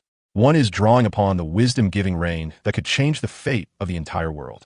The scene was harmonious, yet filled with a kind of epic beauty. However, just as Su Yu handed her that simple stone file, Chower did not take it immediately. She just stared blankly at Su Yu, and her delicate face, which always carried a hint of timidity, had somehow become flushed with two beautiful blushes. Her breathing also became somewhat rapid. Su Yu was stunned for a moment. What's wrong? Su Yu asked with his eyes. Chower felt even more embarrassed by Su Yu's gaze. She lowered her head abruptly, almost burying it in her chest. She pointed at Su Yu, then at herself, and then at the newly polished, black, hard stone file in Su Yu's hand. She stammered, speaking in a voice softer than a mosquito's hum, and said something that Su Yu couldn't understand at all. However, Su Yu understood from her shy, almost tearful eyes. Su Yu cracked open. Su Yu just wanted to sharpen a stone axe. Chower, why are you blushing? Could it be that in the culture of this primitive tribe, a man in front of a woman is polishing a hard, black, long, thin object? Does it have some special meaning? Su Yu looked at her blushing expression and then at the ambiguous and well-intentioned teasing glances from the women around them. Su Yu suddenly felt that Su Yu's innocence was. It seems like it might not survive. Yunchi stood at a distance, quietly watching this scene. A strange glint, which she herself did not notice, flashed in her cold eyes. She slowly turned around, leaving everyone with a cold, distant back view. She gave the order to a trusted confidant beside her in a detached, businesslike tone, devoid of any emotion. Go. Take the animal skin bed in Su Yu's cave. She paused, seemingly considering her words. Change it to a two-person version. Chapter 20, Efficiency Doubled. The entire hunting team changes gear. Change it to a two-person version. Yunshi's cold yet strange command was like a thunderclap, causing a huge uproar in Suyu's heart, which had been steeped in modern civilization. Suyu Kurakth. Who is Suyu? Where is Suyu? What happened? Suyu simply wanted to work on infrastructure and advance the technology tree. So why did things suddenly take such a strange turn? Suyu looked at Shower, who was so embarrassed she was about to faint, then glanced at the female savages around him who were winking at him and giving him knowing looks, and then thought of the seemingly cold but actually warm-hearted and deep-thinking female chieftain. Suyu suddenly realized that his chastity might be facing the biggest crisis since he transmigrated. This tribe is a bit fierce.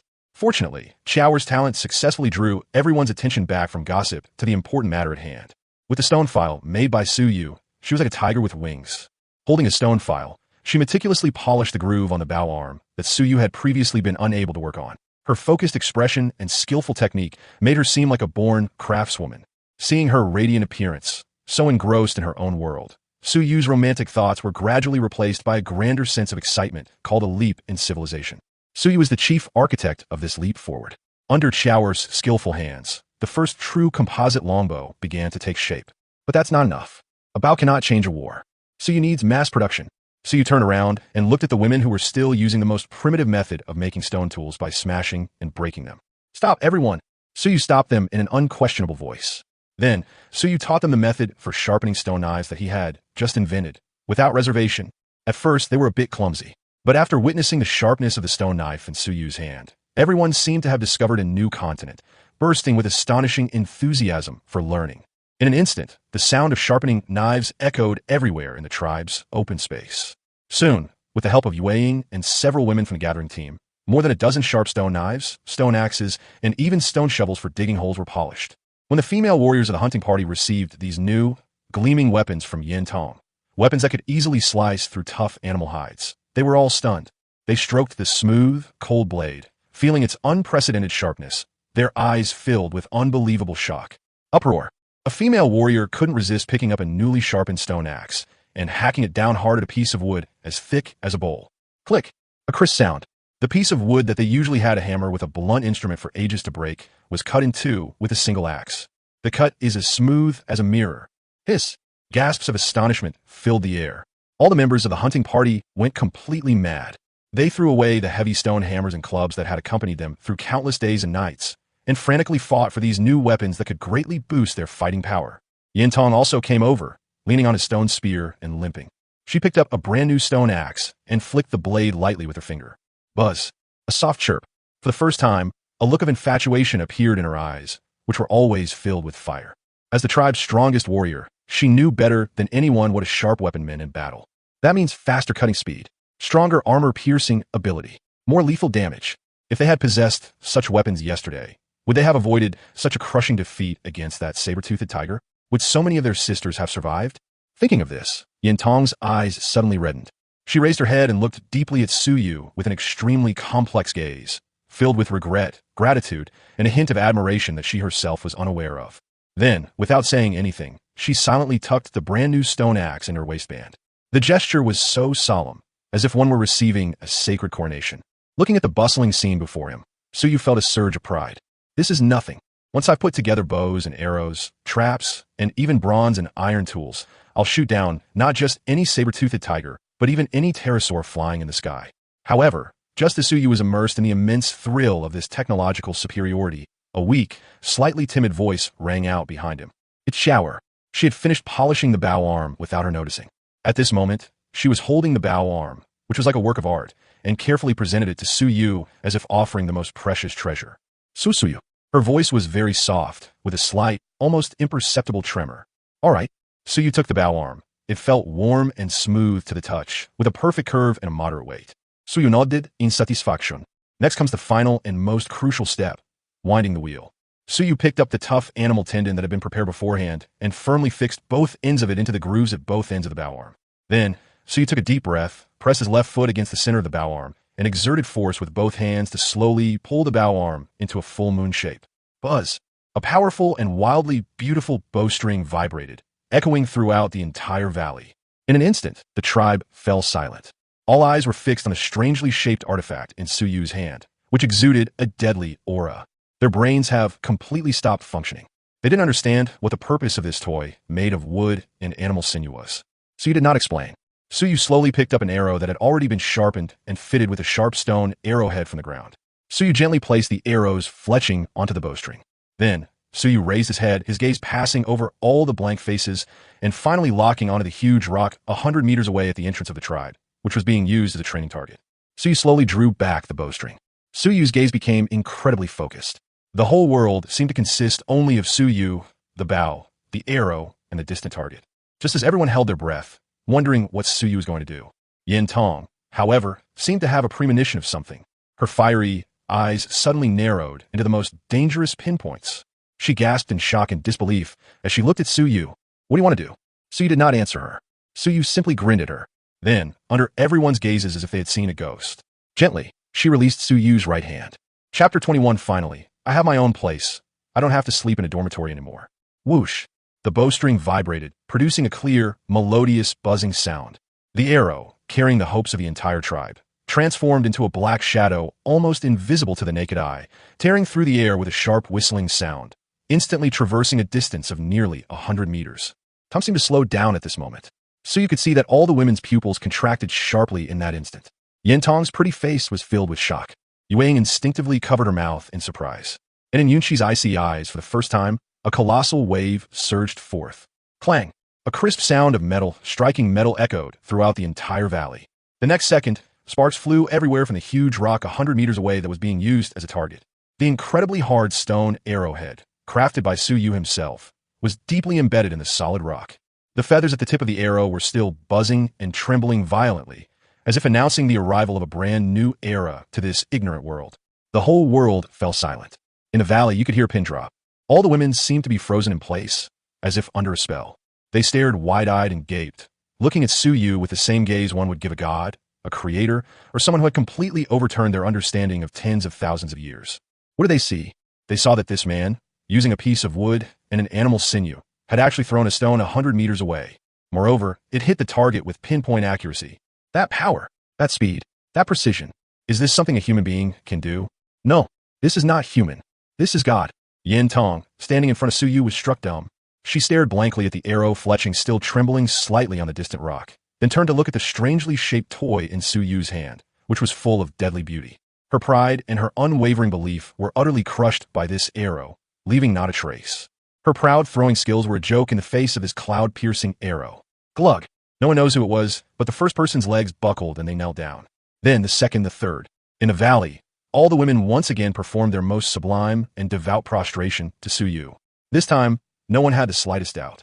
If the salt and berries before only inspired awe in them, now, this divine arrow of punishment, powerful enough to take a life from 100 meters away, brings them a deep and irresistible faith that penetrates their very souls. Yin Tong did not kneel. She just stood there blankly, lost and dejected, like a child whose toys have been taken away. She lost. They lost badly, utterly defeated. We lost, and we accept it wholeheartedly. Suyu slowly lowered the longbow in his hand. Looking at the dark mass of figures crawling at his feet, Suyu felt no emotion whatsoever. Everything is under control. Suyu slowly raised his hand and gently waved to the fanatical believers. Then, Suyu's gaze swept over the crowd and finally landed on the only one still standing, proud, and the only one qualified to look Suyu in the eye. It's Yunqi. She remained standing there, like a cold sculpture. However, her tightly clenched hands, with knuckles white from the force, and her pupils trembling violently in the firelight, revealed the overwhelming and unparalleled shock she felt inside. Suyu looked at her and slowly raised the longbow in his hand. Then, Suyu calmly handed her this divine artifact, which was powerful enough to change the world, Gaju, meaning overall situation or pattern. Suyu's meaning is very simple. From this day forward, your tribe will possess the power of the gods. Yunqi's breath hitched. She looked at Suyu, then at the longbow in his hand that exuded a deadly aura. For the first time, a passionate emotion appeared in her eyes, which were always covered with frost. She slowly, step by step, walked towards Suyu. With each step she took, it seemed as if she had used up all her strength. Finally, she stopped in front of Suyu. She reached out her hands, which were also covered in calluses but were unusually steady, and with trembling hands, accepted the longbow that represented the future. Started slightly sinking. That feeling, however, was as if it were supporting the fate of the entire tribe. She didn't speak, but silently turned around and raised the bow high, displaying it to all her people who were prostrate on the ground. Once again, a thunderous and frenzied cheer erupted in the valley. That night, the entire tribe once again erupted in revelry. Surrounded by everyone, Suyu was invited back to his cave. However, this time, it wasn't that damp and dark little side cave anymore. It is the largest, driest, and most comfortable main cave in the entire tribe, second only to the residence of the tribe leader Yunshi. The cave was cleaned spotlessly. The ground was covered with a thick layer of soft hay. At the very back of the cave, a double bed made of two huge, intact animal hides stood quietly, exuding a dangerous yet alluring aura. Suyu cracked open. This happiness came too suddenly. Suyu finally has his own place, and no longer has to sleep in a dormitory.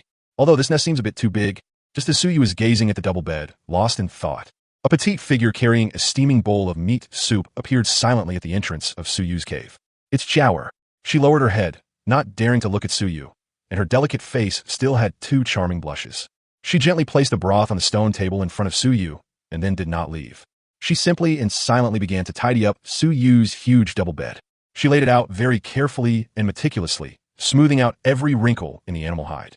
The feeling was like a gentle wife making the bed and folding the blankets for her husband who was about to return home. Looking at her virtuous appearance and then at the suggestive double bed, Suyu suddenly felt his mouth go dry. Just then, Chower seemed to have finally finished tidying up. She stood up, still keeping her head down, not daring to look at Suyu. She pointed to the bed, then to Suyu. Then, in a voice softer than a mosquito's hum, she stammered out a sentence that Suyu couldn't understand at all, but which instantly made his blood boil. Suyu guessed that the sentence meant something like, Master Suyu, tonight. She seemed to find it difficult to speak, her cheeks turning as red as if they were about to bleed. Suyu, can I sleep here? Chapter 22. Blocked at the door late at night. What does the aloof clan leader want to do? Suyu, can I sleep here? Chower's voice was light and soft, like a feather gently tickling Suyu's heart. Suyu Kurakth. Suyu swears that he initially just admired her skills and wanted to train her to be the primary productive force of this primitive tribe. But now, this primary productive force actually wants to warm Suyu's bed? Suyu looked at her, who was so shy she wanted to disappear into the ground, yet had mustered all her courage to look at him with her big, watery eyes full of expectation. No man could withstand that. Suyu's Adam's apple bobbed uncontrollably. To be honest, after being transported to this godforsaken place for so many days, I've been constantly worried about being eaten or figuring out how to survive. My nerve had been on edge the whole time. Now that he's finally secured his position, this gentle, lovely girl with exceptionally skillful hands is throwing herself into his arms. If Suyu refuses again, wouldn't he be being a bit ungrateful? Moreover, judging from the reactions of other women in the tribe, this kind of thing seems to be taken for granted by them. They seem to completely lack the complex views on marriage and relationships prevalent in modern society. The strong should possess everything, including the best residence and the gentlest woman. In their eyes, Suyu, the man who could conjure salt, food, and even magical artifacts out of thin air, was undoubtedly the strongest one. Thinking of this, Suyu's restless heart, belonging to a civilized person of the 21st century, finally began to shamefully waver. Suyu took a deep breath, just as he was about to say to the shy girl in front of him the words that could change their fates. A cold, emotionless voice, like a chilling wind from the depths of hell, came in from the cave entrance without warning. Kia. Just 2 words. It seemed to possess some kind of magic that could freeze the air instantly. Chower's body suddenly stiffened. Her shy demeanor was instantly replaced by an emotion called fear. Like a startled rabbit, she suddenly jumped away from Suyu and lowered her head deeply towards the cave entrance. Suyu also subconsciously turned his gaze toward the cave entrance. In the firelight at the cave entrance, a tall and imposing figure stood silently. It's Yunshi. She had stopped celebrating outside at some point, changed out of her practical clothes, and put on the black leather skirt made of the fur of an unknown beast, which symbolized the authority of the clan leader. The firelight stretched her shadow long, very long. She stood there quietly, her face expressionless. Her eyes, always covered in frost, calmly swept over the huge, suggestive double bed in the cave. Then, her gaze fell on Xiaoer's pale face, which had turned deathly white with fear. She didn't say anything more, but Xiaoer seemed to be under some kind of silent, enormous pressure.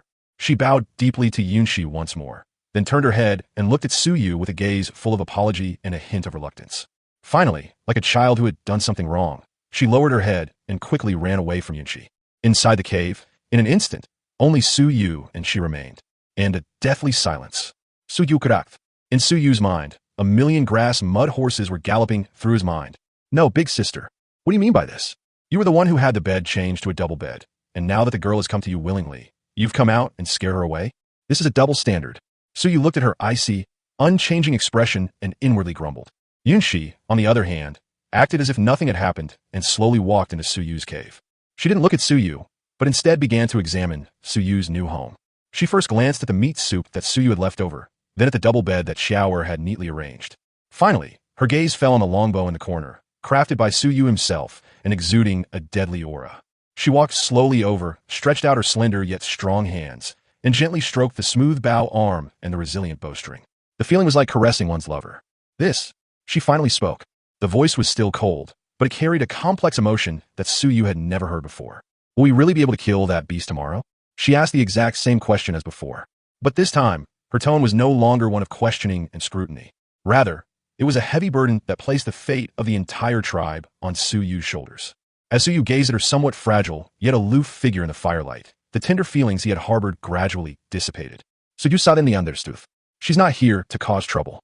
She came seeking an answer that could give her, in this tribe, which was in turmoil, peace of mind. Suyu slowly walked up behind her, only a step away. Suyu could smell the unique scent emanating from her, a blend of grass, trees, and wildness. Able. Suyu answered her with the simplest and most certain word. Yunqi's body trembled slightly. She didn't turn around. She simply waited quietly for Suyu to continue. However, Suyu had one condition. Suyu said slowly. Yunqi's brows furrowed slightly. After killing that beast, Suyu wants you to promise him one thing. Looking at the shapely curves of her buttocks, which appeared particularly purred in the firelight, Suyu suddenly felt a strong, mischievous urge to tease this paper tiger. Suyu slowly leaned close to her ear and whispered something in a voice that only the two of them could hear, a voice filled with ambiguity and aggression. At that time, Suing Van Su personally teach Suyu the language of your tribe. Yunqi's body suddenly stiffened. A wave of scalding heat instantly spread from her earlobes to her entire neck. For the first time, a monstrous wave surged in her eyes, which were always covered with frost. She turned around abruptly, her eyes, brimming with shame and indignation, glaring intently at Suyu. However, just as she was about to have an attack, Suyu, however, slowly extended his hand to her. Then, he gently touched her lips. Finally, under Yunqi's horrified gaze, as if she had seen a ghost, Suyu slowly pressed his finger to his own lips. Furthermore, he made that provocative gesture towards her that almost killed Yin Tong on the spot. At that time, Suyu will not only need you to teach Suyu how to speak. Suyu still wants you to kiss Suyu. Yunqi was completely dumbfounded. She pointed at Suyu, her lips trembling. For the first time, her pretty face, which was always as cold as a sculpture, turned as red as a branding iron. She seemed to want to say something, but in the end, she didn't utter a single word. She simply glared fiercely at Suyu with eyes full of shame, anger, and a hint of panic that she herself didn't even realize. Then, like a mother leopard that had been completely enraged, she rushed out of Suyu's cave without looking back. All that remained was a somewhat disheveled figure, having fled in disarray. And then there was Suyu, watching her retreating figure and laughing like a cat that had just stolen some fish. However, just when Suyu thought that tonight's ambiguous and provocative confrontation was about to end with Suyu's complete victory, Yunqi, who had just rushed back like a gust of wind. She didn't say anything, but instead threw something heavily onto Suyu's double bed. Then, once again, without looking back, he ran away. This time, they really ran away. Suyu paused for a moment, then looked at Suyu's bed with a puzzled expression. On the bed, lying quietly, was a beautifully crafted garment made of the fur of an unknown, snow-white beast. Mini leather skirt? Suyu cracked open. No, big sister. What do you mean by that? If you can't beat them, just give them your equipment? Or is it? Suyu looked at the little leather skirt that was clearly a woman's dress, full of wild allure, and then thought of her shy and angry expression just now. An absurd yet highly probable thought suddenly popped into Suyu's mind. She wouldn't want Suyu to wear this. Then, Suyu looked at the little leather skirt, then at herself, and suddenly felt a pang of guilt about her chastity. It seems, really, that we might not be able to save it. Yunqi stood outside the cave, her back to Suyu. Her usually calm heart was pounding so hard it felt like it was going to jump out of her throat.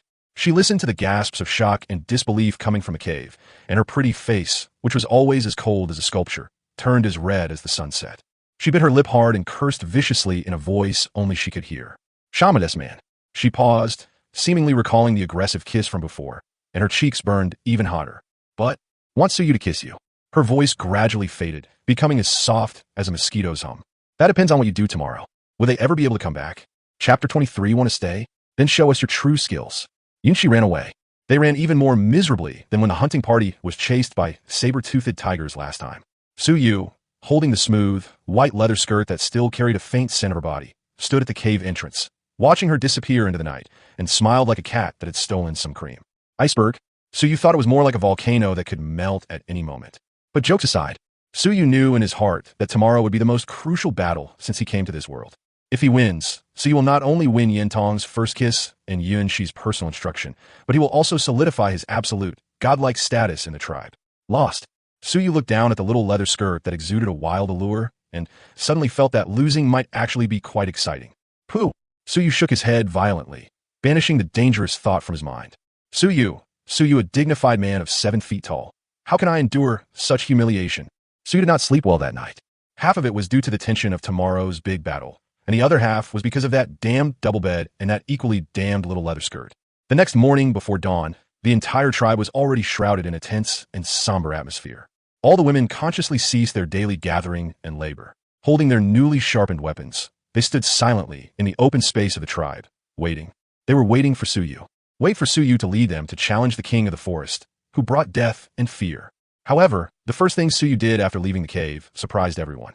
Suyu neither checked the traps nor conducted pre-battle mobilization. Suyu walked straight to the tribe's murky stream, which was their drinking water source year-round. Then, amidst everyone's puzzled gazes, Suyu took off his shirt, revealing his muscles, which, while not particularly strong, were still quite well-proportioned. Immediately afterwards, Suyu jumped into the icy stream with a splash. Uproar. All the women were stunned. They couldn't understand why Suyu, the divine messenger, would have the leisure to take a bath during this tense time before the great battle. Even Yintong, who had just assembled her team and was ready to follow Suyu's orders, limped over, leaning on her stone spear. Her fiery eyes were filled with the question, "What on earth are you up to?" Suyu ignored them. Suyu simply and silently washed away the mud and blood that had accumulated on his body over the past few days. Then, amidst the horrified stares of all the women, Suyu scooped up a handful of yellow mud from the muddy ground by the stream. Next, Suyu found some dry, straw-like plant fibers. Suyu mixed the yellow mud and plant fibers together, added stream water, and began to knead the mud vigorously. The whole world fell silent. All the women seemed to be frozen in place, as if under a spell. They stared wide-eyed and gaped, looking at Suyu with the kind of gaze one would give a madman, a fool, or someone whose existence they could not describe with their limited vocabulary. Their brains have completely stopped functioning. They didn't understand. They really don't understand. Why is this man, this divine messenger who is about to lead them to revenge, playing in the mud on the eve of the final battle? Could this be some kind of divine ritual that they cannot comprehend? Yunshi, standing at the very back of the crowd, also frowned her beautiful brows. For the first time, a look of disappointment appeared in her cold eyes. She had thought that this man would bring her an even bigger surprise. Unexpectedly, he was so inconsiderate. Just when everyone was extremely confused and somewhat dissatisfied with Suyu's unproductive behavior, Suyu slowly rolled the lump of yellow clay in his hand into a round cake shape. Then, Suyu pressed down hard on the center of the round cake. A simple, yet clearly discernible outline of a bowl appeared in Suyu's hands. Then came the second and the third. Suyu quickly sculpted more than a dozen pottery prototypes of varying sizes, including bowls, jars, and bottles. Finally, Suyu directed several women who were still in a daze to dig a simple earthen kiln in the open space of the tribe. Suyu carefully placed the slightly dried clay blanks into the earthen kiln. Then, Suyu ignited the raging fire. The raging flames instantly engulfed the entire earthen kiln. All the women instinctively took a few steps back, staring at the towering flames with terrified eyes. In their minds, fire is warmth and food, but at the same time, it is also destruction. They couldn't understand why Suyu would throw those clay dolls, which he had painstakingly sculpted, into the fire to burn. Suyu did not explain. Suyu simply added firewood silently into the earthen kiln. Time ticked by second, in this tense and eerie wait. Meanwhile, from the forest to the east, a faint but ferocious roar, filled with a violent aura, gradually began to echo. That's it. It's that saber-toothed tiger. It's awake. The expressions on all the women's faces changed instantly. They gripped their weapons tightly, and fear returned to their faces. Yintong, leaning on her stone spear, walked up to Suyu, her fiery eyes filled with anxiety. Feula, Guala. She pointed to the forest to the east, then to the still-burning earthen kiln, her face filled with anger that someone would still be playing with fire at a time like this. However, Suyu slowly shook his head at her. Suyu pointed to the earthen kiln, and then to the murky stream in the village. Then, Suyu made a drinking motion, then clutched his stomach and made a painful expression. Finally, Suyu held up the brand-new, glowing red pottery jar, which had just been taken out of the fire, and placed it in front of her. And, facing the earthenware jar, he made a clean and healthy gesture. Yintong was stunned. Everyone was stunned. They seemed to understand something, yet also not quite. Only Yunshi. Suddenly, a startling light burst forth from her icy eyes. She instantly understood Suyu's intention. This man, he actually He actually wanted to use this method to solve the most fundamental and intractable problem that had plagued the tribe for generations. Drinking water problem. They always thought that it was only natural and an unchangeable fate to get a stomachache or get sick after drinking the stream water. But I never imagined that water. It could be purified. The man in front of them was demonstrating to them a civilization they had never heard of before, one that could change the way their entire tribe lived. Want to stay? Do you want them to willingly entrust the future of their entire tribe to you? Then show us your true skills. Yunshi looked at the pottery jar that was gradually hardening under the heat of the flames, and then at the man who had remained calm throughout, as if he had everything under control. For the first time, her heart, which had been frozen for many years, began to beat wildly, uncontrollably. She slowly walked to Su Yu's side, without giving him any orders or warnings as she had done yesterday. She simply spoke to Su Yu in a soft, pleading tone that Su Yu had never heard before. Su Yu, and others. She seemed to want to say something, but in the end, it turned into a question full of expectation. Is it really possible? Chapter 24, will drinking dirty water make you sick? Then let's purify the water source. Is it really possible? Yunshi's voice was very soft, light as a feather about to be blown away by a storm, filled with uncertainty and a humble plea she herself was unaware of. Su Yu looked at her. This woman, who always armed herself with coldness and toughness, revealed her softest and most vulnerable side to Su Yu for the first time. Su Yu saw then the understooth. She carried not only the honor of a clan leader, but also the heavy responsibility of the life and death of hundreds of women. In this barbaric and cruel world, even the slightest disease can escalate into a catastrophe that destroys an entire tribe. Drinking untreated water is like the sharpest sword of Damocles hanging over their heads. Looking into her expectant yet cold eyes, Su Yu felt a sudden surge of inexplicable pity. Su Yu no longer looked at her with that playful, aggressive gaze. Su Yu simply nodded slowly at her. Then, Su Yu answered her in an unprecedentedly solemn tone. Can. Su Yu's voice wasn't loud, but it was like a heavy hammer, striking Yunshi and all the women's hearts hard. Can. He said, okay. Yunshi's body trembled violently. In an instant, her eyes, which were always covered with frost, became misty with tears. The women behind her went completely mad. They all stared wide-eyed at Su Yu with the fervent gaze one might give a savior, if the salt they had previously used improved their lives. So now, what Su Yu is about to bring them, it will be the hope of survival. Roar. Just then, a ferocious and impatient roar came from the forest to the east once again. The sound was closer and clearer than before. Clearly, the saber-toothed tiger was getting impatient. The faces of all the women instantly turned deathly pale again. The hope that had just begun to rise was instantly extinguished by the fear of death. Yin Tong was even more anxious, like an ant on a hot pan. Leaning on her stone spear, she limped over to Su Yu, pointed to the forest to the east, and then to the earthen kiln that was still burning fiercely. Her face was full of anger. What time is it, and you still have the mood to play in the mud? Don't rush. Su Yu waved his hand at her. Then, amidst everyone's bewildered gazes, Su Yu used 2 thick wooden sticks to lift the pottery jar, which had been fired until it was completely red-hot, out of the kiln. A wave of intense heat rushed towards us. Su Yu placed the scalding hot pottery jar on the damp mud ground that had been prepared beforehand. Sizzle. A plume of white smoke rose up.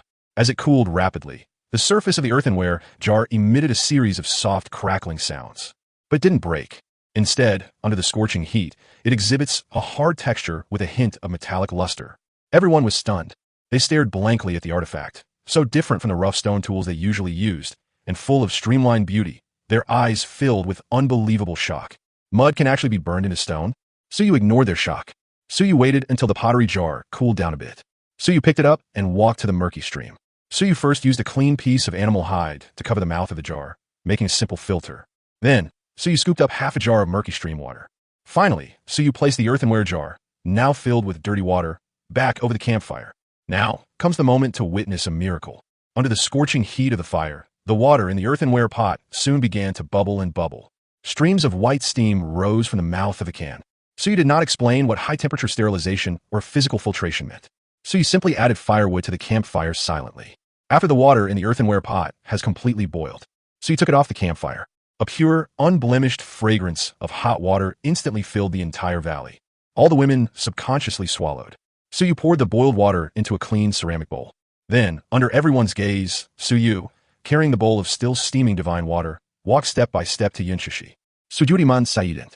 Su Yu simply handed her the bowl of water. Yunshi's breath hitched. She looked at the clear liquid in the bowl, so different from the stream water, and then at Su Yu's confident, calm eyes. For the first time, her heart, which had been frozen for many years, began to beat wildly, uncontrollably. Slowly, she extended her hands, which were also covered in calluses but were unusually steady, and with trembling hands, she accepted the pottery bowl that represented the future of the entire tribe. She did not hesitate at all. She brought the bowl to her lips and gently blew on it to cool it down. Then, under the tense, expectant, and even fearful gazes of the entire tribe, she slowly drank the first sip. Time seemed to stand still at this moment. Everyone's heart was in their throat. Yunqi's body suddenly stiffened. In an instant, an astonishing light burst forth from her eyes, which were always covered in frost. She felt it. She felt a warm, pure, and sweet taste she had never experienced before, which slid down her throat and into her stomach. The feeling was like a warm current, instantly flowing through her entire body. Comfortable, an unprecedented and indescribable comfort. She stared blankly at the ceramic bowl in her hand, then looked up at Su Yu. For the first time, a look of happiness appeared on his usually cold and sculpted face. Water, she stammered, using her broken but exceptionally pleasant Chinese to utter a completely new word. It's sweet. After saying that, she could no longer control herself and drank the rest of the hot water in the bowl in one gulp. Boom! The entire tribe was in an uproar. All the women rushed forward like madmen. They all scrambled to drink the bowl of divine water that Su Yu had personally purified. When the first woman drank the warm and sweet hot water, she burst into tears. Then the second, the third. The entire valley was once again filled with joyful cries of happiness and gratitude. They finally understood. This man brought them not only salt, but also food and weapons. What he brought to them was civilization. It was a completely new way of life that they had never heard of before, one that would allow them to completely say goodbye to eating raw meat and drinking blood, and to say goodbye to disease and death. Su Yu stood quietly, watching the magical scene unfold before him. Su Yu's lips curled up slightly. Su Yu's gaze swept over the jubilant crowd and finally landed on the icy female clan leader, who was still immersed in immense happiness and unable to extricate herself. Su Yu slowly walked up to her. Then, in a playful and teasing voice that only Su Yu and the other person could hear, he whispered a reminder in her ear. Now, can Su Yu and the others go and deal with that impatient little kitten? Yunqi's body suddenly stiffened. Her pretty face, still flushed with a hint of happiness, instantly turned bright red all the way to her ears. She suddenly raised her head, her eyes brimming with excitement, glaring fiercely at Su Yu. But this time, her eyes no longer held shame and anger. It was something she herself hadn't even realized. Good. She took a deep breath, suppressing the pounding emotions in her heart, and once again regained her cool and composed demeanor as the clan leader. She turned around, facing all her tribesmen who were still celebrating, and issued a cold, battle-ready command. Everyone, pick up your weapons. She paused, then turned her gaze eastward to the forest filled with the aura of death. For the first time, a flame called hope ignited in those cold eyes. Today, Su Yu and his men take revenge. Chapter 25 Yue Ying's Repayment. Who can resist this? Today, Su Yu and his men, we will avenge them. Yunqi's clear, cold voice, full of fighting spirit, was like the loudest horn, instantly igniting the flames of revenge in the entire tribe. The women erupted in a deafening roar. They dropped their earthenware bowls and the berries they hadn't finished eating, and picked up their newly sharpened weapons. For the first time, a raging fire called hope ignited in their eyes, which had been filled with sadness and fear for days. Yan Tong, leaning on her stone spear, limped to the front of the group. Her usually proud and confident face now held only a resolute, do-or-die determination. She didn't look at Su Yu, but instead turned her gaze to Yunqi. The two of them, one is the tribe's strongest spear, and the other is the tribe's calmest shield. At this moment, the tribe's strongest fighters, finally united under Su Yu's guidance, truly stood together. Su Yu looked at the women's army in front of him, whose morale was high and whose equipment had been initially upgraded, and nodded in satisfaction. Now, it's time to meet that little cat perched atop the Su Yu tribe's head. However, just as Su Yu was preparing to lead this army of revenge to the location of the trap, a petite figure, with a hint of timidity, blocked Su Yu's path. It is a firefly. Her pretty face, which always carried a gentle smile, was now filled with a solemnity that Su Yu had never seen before. Su Yu. She looked at Su Yu and softly called his name in her broken, but exceptionally pleasant Chinese. Then, amidst everyone's bewildered gazes, she made a move that Su Yu never expected. She slowly knelt on one knee in front of Su Yu. Then, she lowered her noble head, that of a tribal junior priest, and with the utmost piety and humility, held something high before Su Yu. It was something wrapped in soft, unidentified leaves. Su Yu was stunned for a moment. What are you doing? Is this a blessing ceremony before departure? Su Yu took the leaf package with a puzzled look. It was warm to the touch. It also carries a faint, pleasant fragrance. Su Yu slowly opened the leaf package. Inside, there lay several pieces of crushed, green plant paste, lying quietly. Su Yu cracked open. No, girl.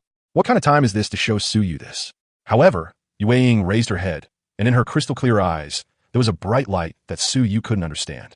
She pointed to the green paste, and then to the hideous wounds on Yin Tong and the others' bodies. Then, in a tone filled with gratitude and a hint of barely perceptible shyness, she spoke softly to Su Yu. Repay. So you understood instantly. This stuff is medicine. It was a gift she gave to Su Yu in return for teaching her how to boil water and prevent her people from getting sick. Looking into her eyes, which were full of sincerity and expectation, Su Yu felt a surge of warmth in his heart. This kind girl. Su Yu smiled and carefully tucked the leaf-wrapped package into his pocket. Thanks. Su Yu looked at her and said those two words in perfect Chinese. Yue Ying seemed to understand Su Yu's gratitude, and two beautiful blushes instantly appeared on her delicate face. She slowly stood up, as if she felt that simply delivering the medicine was not enough to express her gratitude. She hesitated for a moment, then, as if she had mustered all her courage, she suddenly took a step forward. Then, under the utterly shocked gazes of the entire clan, in Yin Tong's eyes, which widened like copper bells in that instant, in Yunshi's suddenly contracting, icy pupils, she tiptoed and brought her soft, warm lips, carrying a hint of girlish fragrance. Gently, it was imprinted on Su Yu's, on the cheeks. Dragonflies skimming the water. Instantly separate, the whole world fell silent. In the valley, you could hear a pin drop. All the women seemed to be frozen in place, as if under a spell. They stared wide-eyed and gaped, their eyes wide with disbelief as they looked at a deity being blasphemed, dumbfounded at the magical scene before them. The most sacred, purest, and future high priestess of their tribe. It turns out, they actually kissed. A man? Su Yu, on the other hand, seemed to have been struck by lightning. Su Yu stood there blankly, subconsciously touching his cheek, which still retained a trace of warmth and fragrance. Su Yu Kurakt. Who can withstand this? This girl is too fierce. And the perpetrator, Yue Ying, after doing all this. Her delicate face was already as red as a branding iron that had been heated through. Wow. She let out a shy gasp, no longer daring to look at Su Yu, covered her face like a frightened little rabbit, turned and ran, instantly disappearing into the crowd in the cave. All that remained was a cute silhouette as she fled in embarrassment. And then there's Su Yu, still standing there, touching his face and grinning foolishly. Besides, two icy gazes, almost as if they wanted to devour Su Yu alive. Su Yu subconsciously turned his head. Yin Tong was staring intently at Su Yu. Her fiery eyes were filled with disbelief and an overwhelming jealousy that she herself was unaware of. She pointed at Su Yu, then at the spot where Yue Ying had just kissed her. Her lips trembled, and she stammered for a long time, but couldn't utter a single complete sentence. That expression seemed to say, How dare she kiss you? That bet belonged to Su Yu. But the other gaze is even more deadly. Yunshi stood quietly in place. Her face was expressionless, but in her cold, unfathomable eyes, it seemed a storm was brewing that could freeze the entire tribe. A perennial ice storm. She looked at Su Yu and slowly raised the longbow in her hand. Then, she gently knocked a sharp arrow onto the bowstring. The bow was slowly drawn back. The arrow, gleaming with a cold light, aimed precisely at Su Yu's heart. She didn't say anything, but her eyes said it all. That look seemed to say, Su Yu is giving you a chance to reorganize your language. What did you just say to Yue Ying? Did you also make that kissing gesture to her? Chapter 26, The Innocent Little Ling Long. Su Yu's #1 diehard fan. The cold arrow was locked firmly on Su Yu's heart. Su Yu had no doubt that if he dared to utter a single wrong word, Yun Shi, that jealous woman, would not hesitate to release her from the bowstring. Su Yu could open. What kind of mess is this? Su Yu simply thanked Yue Ying, but who knew this girl would be so outspoken and immediately kiss him? Looking into Yun Shi's eyes, which seemed to be spitting out icy air, and then at Yin Tong beside him, whose chest was heaving violently with anger and who looked like she was about to fight Su Yu to the death at any moment. Su Yu felt for the first time what a surer field was like. That misunderstanding was all a misunderstanding. Su Yu raised his hands, attempting to ease the tense atmosphere with a gesture of surrender. However, at this awkward moment, a moment that could freeze the air, a clear, innocent voice, full of joy and naivety, broke the deathly silence like a heavenly melody. Broter Su Yu. Su Yu subconsciously turned his head. In the crowd, a small figure was seen running towards Su Yu like a happy butterfly, her short legs taking off. It is exquisite. The youngest girl in the tribe was filled with curiosity and affection for Su Yu when he first came into this world.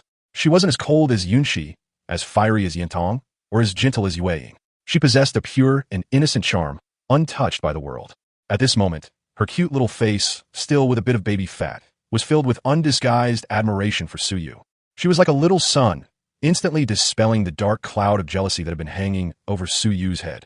Broter Su Yu. Broter Su Yu. As she ran, she excitedly called out Su Yu's name in her soft, slightly childlike voice. Clearly, she had also learned Su Yu's name from Yue Ying. She ran up to Suyu, her face flushed from running so fast, and a fine layer of sweat appeared on her forehead. Unlike other women who were filled with awe for Suyu, she acted like a child who hadn't seen her parents in a long time, and immediately hugged Suyu's leg. Then, she raised her cute little face and looked at Suyu with bright, expectant eyes that seemed to hold the entire starry sky. Alex seemed to say, "Broter Suyu, pra Suyu, quickly pra Suyu, Suyu."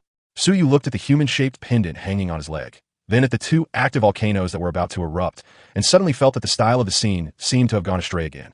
Linglong's appearance was like an unexpected pause, abruptly ending this imminent battleground. Yunqi slowly lowered the longbow she had drawn.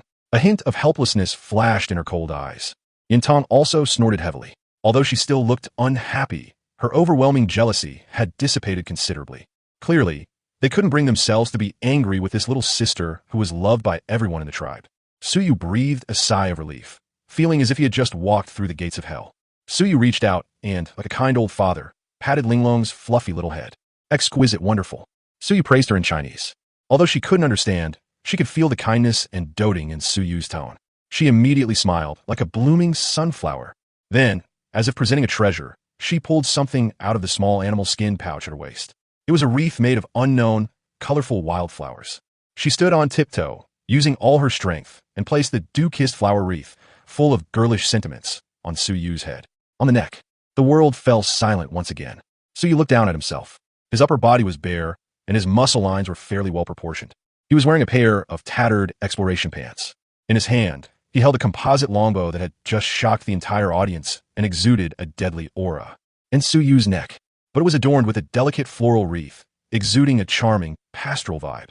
Suyu Kurakth. The majesty of Suyu as the divine messenger, the image of Suyu as the savior, instantly crumbled to nothing. However, Linglong was extremely satisfied with her masterpiece. She clapped her little hands, jumped, and skipped around Suyu, her bright eyes filled with the thought that her brother Suyu is the most handsome little star. She is Suyu's #1 die-hard fan, and also the leader of all his unofficial fans. Looking at her innocent and carefree appearance, Suyu's helplessness was gradually replaced by a warm feeling. Perhaps in this cruel, primitive world filled with blood and fire, to be able to protect such pure innocence. That's a very good thing. Just as Suyu was enjoying this rare moment of warmth on the eve of the great battle, Linglong then made a move that surprised everyone. She suddenly stopped jumping. Then, like a little hamster, she once again pulled something out of her precious pocket. It was a piece that had been roasted to a golden brown and crispy perfection and was at its most tender. Barbecue? Suyu was stunned for a moment. It's not lunchtime yet. Where did she get the barbecue? Linglong offered no explanation. She simply held the piece of roasted meat, still emitting an enticing aroma, high up in front of Suyu. Then, she pointed at Suyu, then at herself, and finally at the piece of roasted meat. In her innocent, bright eyes, there was a hint of solemnity that Suyu couldn't understand. She stammered, and in her soft but exceptionally clear voice, she uttered a sentence that once again left the entire audience speechless, although it is still their language. But this time, along with her movements and that piece of grilled meat brimming with sincerity. Suyu understood instantly. The meaning of that sentence is roughly, Suyu's brother. Here, have this. You've grown up. She paused, seemingly recalling the most sacred rituals taught to her by the older women in the tribe. Can you have a baby with Suyu? Chapter 27 System Upgrade. Unlock the infrastructure maniac mode. Can you have a baby with Suyu? Linglong's innocent and uninhibited ultimate question was like a bombshell, instantly sending the tribe, which had just recovered from the carnage, into chaos once again. Puff! Not far away, a female soldier who was drinking water suddenly spat it out. Cough, cough, cough. Another person who was eating berries choked so badly that their face turned bright red.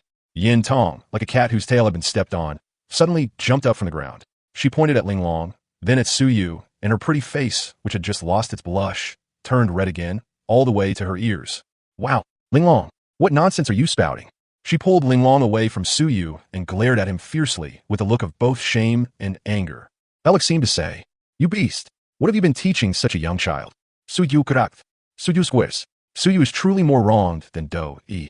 Suyu simply told her a few bedtime stories, but who knew this girl's thought process would be so unique? However, Linglong, the culprit, was completely unaware of the uproar her words had stirred up in this small tribe. She simply tilted her fluffy little head and looked at Yin Tong with a puzzled and innocent gaze. But Sister Yin Tong, the older women in the tribe, all say, Brother Suyu is a god from heaven, the hope of the tribe. As long as they can have a baby with him, will Suyu's tribe not become extinct? The whole world fell silent. Yin Tong froze.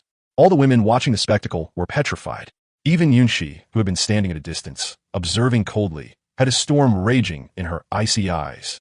They all stared blankly at Su Yu with the same look they had when looking at a monster, a god, or a seed-sowing machine that carried the future destiny of the entire tribe.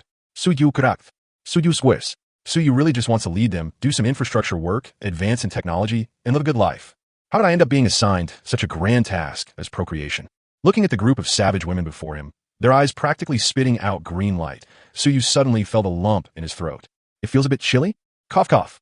Just as Su Yu was about to be completely overwhelmed by the group of women's raunchy and inappropriate words, a beastly roar, filled with savagery and impatience, sounded like heavenly music once again, echoing from the eastern forest. It was a saber-toothed tiger. It finally grew impatient and prepared to go out in search of food.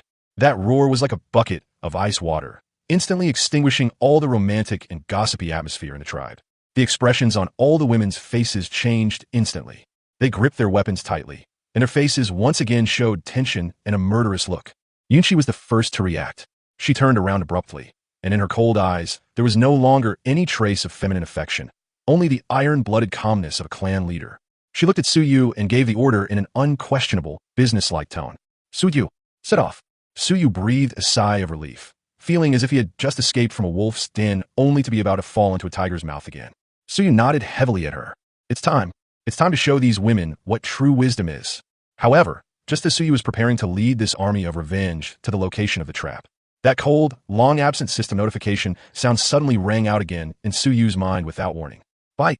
The system has detected that the host has successfully transmitted the flame of civilization to this primitive tribe.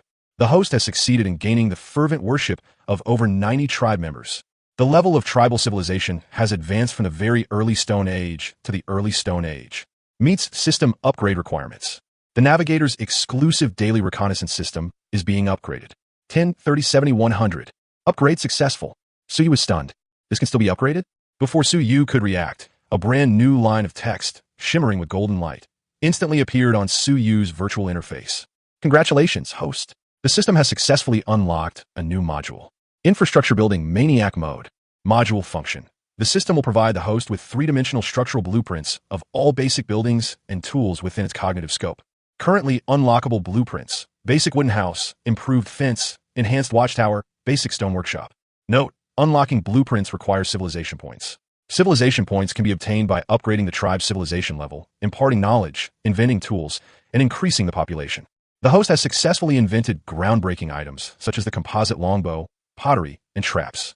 Reward: 300 civilization points. Ding. Detected that the host is about to embark on an epic hunt that could change the fate of the tribe. A newbie bonus quest is now issued. Quest name: The Fall of the King of the Forest. Mission objective: successfully hunt down an adult saber-toothed tiger. Mission rewards: 500 civilization points. Unlock the special building blueprint, the altar. Su Yu Kurak. Su Yu swore. Su Yu was truly, utterly broken. Su Yu's heart was pounding so hard it felt like it was going to jump out of his throat. Infrastructure powerhouse. Isn't this a divine skill tailor-made for Su Yu? With this, why would Su Yu need to hunt? Su Yu directly built a magnificent steel city in this primitive world. Su Yu looked at the brand new system interface in front of him, which was full of infinite possibilities, and then looked at the forest in the distance, which was full of danger and death. Su Yu's leaks slowly curled upwards. Originally, Su Yu only wanted to quietly be a charlatan, fooling these savage women and living a good life. But now, system, you forced Su Yu into this mess. Su Yu slowly raised his head, meeting the tense and expectant gazes of Yun Shi and Yen Tong. Then, Su Yu stretched out his hand and pointed to the only open space in the tribe. He then pointed to the vast primeval forest in the distance, a forest brimming with endless possibilities. Finally, Su Yu pressed his hand heavily onto his own chest. Su Yu's eyes changed. It's no longer the playful and composed attitude of before. Rather, it is a flame filled with ambition, domineering nature, and an infinite yearning for the future. Su Yu looked at them and, word by word, in a voice they could absolutely understand, full of control, announced a decision that was enough to change their entire worldview. After killing that beast, Su Yu, I want to build a city here. Yunshi was stunned. Yin Tong was stunned. Everyone was stunned. City? What is that? Is it edible? Su Yu did not explain. Su Yu simply turned around, leaving them with his confident and domineering back view. Then, amidst everyone's bewildered and puzzled gazes, Su Yu was the first to shoulder the longbow he had personally crafted and strode towards the forest filled with death and opportunity. Su Yu's voice, calm yet full of undeniable power, slowly drifted into everyone's ears. Now, Let Suyu and his ilk go to build Suyu's new home. Offer the first sacrifice. Chapter 28, Living in a Cave, is too low class. Let's build a house. That saber-toothed tiger is dead. His death was inevitable. He died a very unfortunate death. When it followed the incredibly delicious wild boar scent emanating from Suyu, which was disguised by the system, all the way to the location of the trap. What awaited it was not a delicious meal. Rather, it was a death feast woven from wisdom. It didn't even touch the hem of Suyu's clothes. The moment it took that fatal step, the ground beneath its feet collapsed with a deafening roar. A deafening roar, filled with shock and terror, echoed throughout the entire forest. Immediately following was the terrifying sound of sharp blades piercing flesh. When the dust settles, the once fearsome king of the forest, who instilled terror in the entire tribe, had been pierced by nearly 100 sharp wooden stakes and turned into a giant hedgehog. They didn't even have a chance to struggle. When the women of the tribe carefully peeled back the camouflage around the edge of the trap, they saw the bloody and shocking scene at the bottom of the pit. The whole world fell silent. They stared blankly at the beast that had once brought them endless death and fear, now lying helplessly like a lamb to the slaughter in the trap they had dug themselves. That look in his eyes was unreal. It felt like I was having the most absurd, yet most beautiful dream. Did you win? Someone, I don't know who, was the first to mutter to themselves in a trembling, incredulous tone. We won. Suyu and his team won. After a brief silence, there was a volcanic eruption of earth-shattering cheers. The women erupted in a roar that was more passionate and frenzied than ever before. They threw down their weapons, hugged each other, and cried and laughed. The dead sisters have finally gotten their revenge. The dark cloud of fear that had been hanging over the tribe was completely torn apart at this moment. Suyu stood quietly by the pit, watching the scene before him filled with the joy of surviving a disaster. Suyu's lips curled up slightly. Everything is under control. Bite. New player bonus quest. The Fall of the King of the Forest has been completed. Task rating, perfect. Rewards for completing the task are being distributed. Congratulations, host. You have gained 500 civilization points. Congratulations, host. You have successfully unlocked the basic altar blueprint for a special building. Looking at the incredibly clear 3D structure diagram of the altar on the system interface, Suyu felt a surge of pride. With Suyu's position as divine envoy now in place, no one could shake it. That saber-toothed tiger became the most bountiful spoils of war for Suyu's tribe. Its flesh and blood were enough to feed the entire tribe for several days. The women carefully peeled off its complete, imposing tiger skin, complete with 2 huge fangs. Then, surrounded by everyone, she was laid out on Suyu's huge, suggestive double bed, like a most sacred offering. Suyu cracked open. No, Ladius, aren't you guys being a little too blunt? Suyu looked at the tiger skin bed, which exuded a primal and wild allure, and then at the wild women around him who were winking at him and practically spitting green light in their eyes. Suyu suddenly felt his waist. It seems to be getting chilly again. That evening, the tribe held its grandest victory celebration ever. The campfire was burning brighter than ever before. Large chunks of tiger meat, sprinkled with pure white salt, sizzled under the flames, emitting an irresistible aroma that made one's mouth water. The women sang and danced around the bonfire. They expressed their joy and fervent worship of Suyu, the divine messenger, in the most primal and unrestrained way. Suyu, on the other hand, was placed in the most prestigious position. To Suyu's left sat Yin Tong, who looked reluctant but had no choice but to fulfill the bet. To Suyu's right sat Xiaoer, who looked shy and didn't even dare to lift her head. Across from Suyu sat Yueying, a gentle-looking girl who always looked at him curiously with her bright, sparkling eyes. Behind Suyu stood Linglong, who was like a loyal little follower, constantly putting the best roasted meat into Suyu's bowl. As for Yunqi, she sat alone, like a proud queen, on the highest rock furthest from the campfire, quietly drinking her bowl of hot water that Suyu had purified. Although she was far away from Suyu. However, Suyu could clearly feel that her cold gaze, which carried a strange emotion, never left him. Suyu cracked open. Does this count as living the life of an emperor ahead of time? Looking at the vibrant scene before him, Suyu felt an unprecedented sense of satisfaction welling up inside him. Perhaps I'll travel to this godforsaken place. It's pretty good, isn't it? Just as Suyu was enjoying this rare and ambiguous bliss of having 2 women, Suyu was enjoying the pleasure of having 2 wives. Suyu slowly put down the roasted meat in his hand. Suyu stood up and walked to the center of the tribe. All eyes instantly focused on Suyu. They thought that Suyu, the divine messenger, was about to appear again. Suyu, however, did not perform any more miracles. Suyu simply pointed to the dark, damp cave behind them, filled with the smell of blood and stench. Then, Suyu said something in a disdainful yet unquestionable tone that shocked everyone. Living in a cave is so low class. Although they don't understand what low means. But they could understand Suyu's meaning from his disdainful expression. Immediately afterwards, Suyu stood amidst the confused and bewildered gazes of everyone. The system of Suyu is opened. Civilization points consumed. 100. Successfully unlocked the basic wooden cabin blueprint. The next second, under Suyu's mental control. In an instant, a three-dimensional house structure diagram composed of countless blue light dots, full of structural beauty, appeared in front of everyone.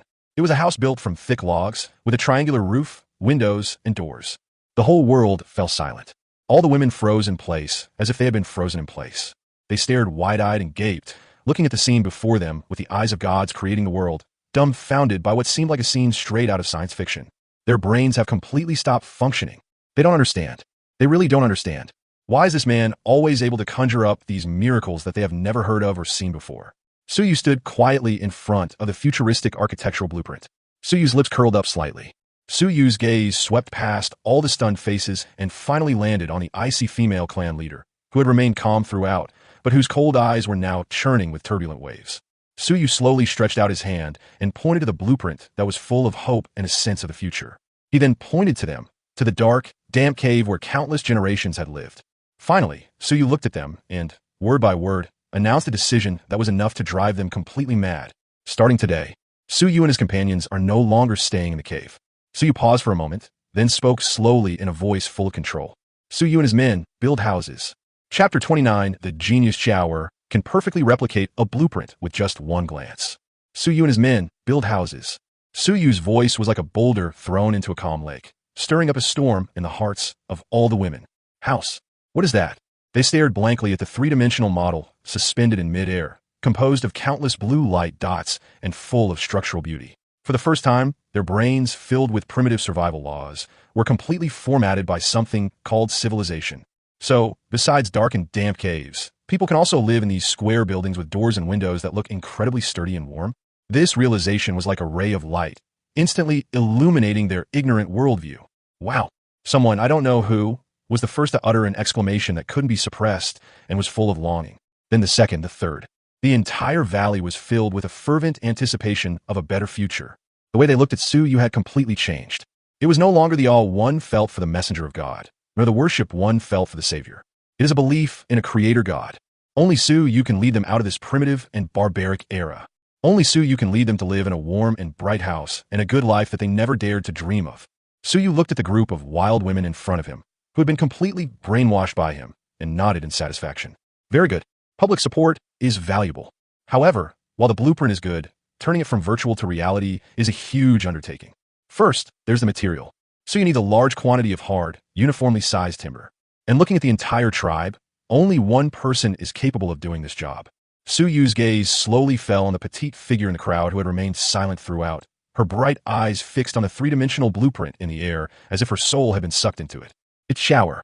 Suyu slowly walked up to her.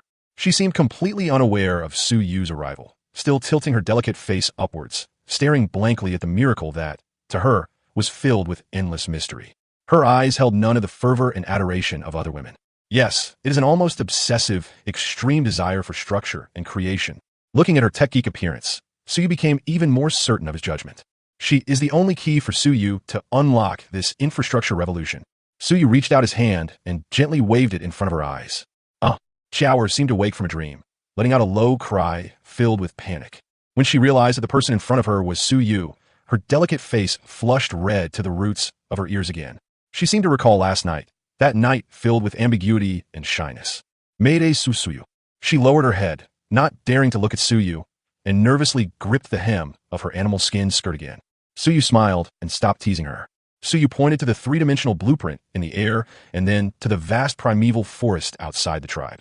Then, Suyu handed her the incredibly sharp stone axe that he had personally sharpened. Suyu's meaning is very simple. Suyu is in charge of designing this miracle, and you will be responsible for making it a reality. Kiae was stunned. She stared blankly at Suyu, then at the stone axe in his hand that represented power and trust. For the first time, a light of confidence shone in her eyes, which always carried a hint of timidity. She no longer hesitated or showed any fear as before. Slowly, she extended her hands, calloused yet exceptionally nimble, and with trembling yet resolute hands, took the stone axe. Then, she nodded heavily to Suyu. Bellick seemed to say, "Give it to Suyu." Then, amidst everyone's shocked and bewildered gazes, for the first time, this usually quiet and unassuming little craftswoman straightened her back. She turned to face the relatively slender women in the tribe who, like her, were responsible for handling miscellaneous tasks and issued the first clear and powerful command of her life. Uproar. Although it is only one word, but it is filled with undeniable power. After a brief moment of surprise, those women instinctively chose to obey. They picked up their tools one by one and followed closely behind Xiaoer. At this moment, Xiaoer was no longer the little craftswoman who could be ordered around by others. She was personally appointed by Su Yu as the chief engineer of the project. Looking at her petite yet resolute back, Su Yu felt a surge of pride. The seeds of civilization have been sown. Next, we just wait for it to take root, sprout, and eventually grow in this wild land. Grow into a towering tree. And Xiaoer did not disappoint Su Yu's expectations at all. She is simply a genius born to create. After entering the forest, she did not indiscriminately cut down trees like the other women. Instead, he carefully reviewed Su Yu's three-dimensional blueprint again. Then she closed her eyes, as if conducting a silent and complex modeling and calculation in her mind. A few minutes later, she suddenly opened her eyes. In those bright eyes, there shone a light of understanding. She actually understood that complex 3D structured diagram completely after just one glance. Su Yu Kurak. Is this even human? This spatial imagination and structural analysis ability is simply outrageous. Then something even more outrageous happened. She picked up a stone axe and walked to a huge hardwood tree. She did not act immediately. Instead, he first reached out and, like an experienced old carpenter, gently tapped the tree trunk. Then, she pressed her ear against the tree trunk and listened quietly. It felt as if I was having a cross-species exchange with this big tree. Finally, she raised the stone axe in her hand. Click! With one swing of the axe, wood chips flew everywhere. The landing point was just right, precisely at the most vulnerable and central node of that big tree. Then the second axe, the third axe. Every axe stroke she made was filled with a certain indescribable rhythm. It didn't feel like cutting down a tree. It's like dissecting an ox. Under everyone's gaze, as if they had seen a ghost. That towering tree, so sturdy, would take 3 to 5 people to encircle it. Actually, it only took a dozen or so axe blows to bring him down with a loud crash. Moreover, the direction it fell in was exactly the open area that Su Yu and his men had reserved. No one was hurt. The whole world fell silent. All the women froze in place, as if they had been frozen in place.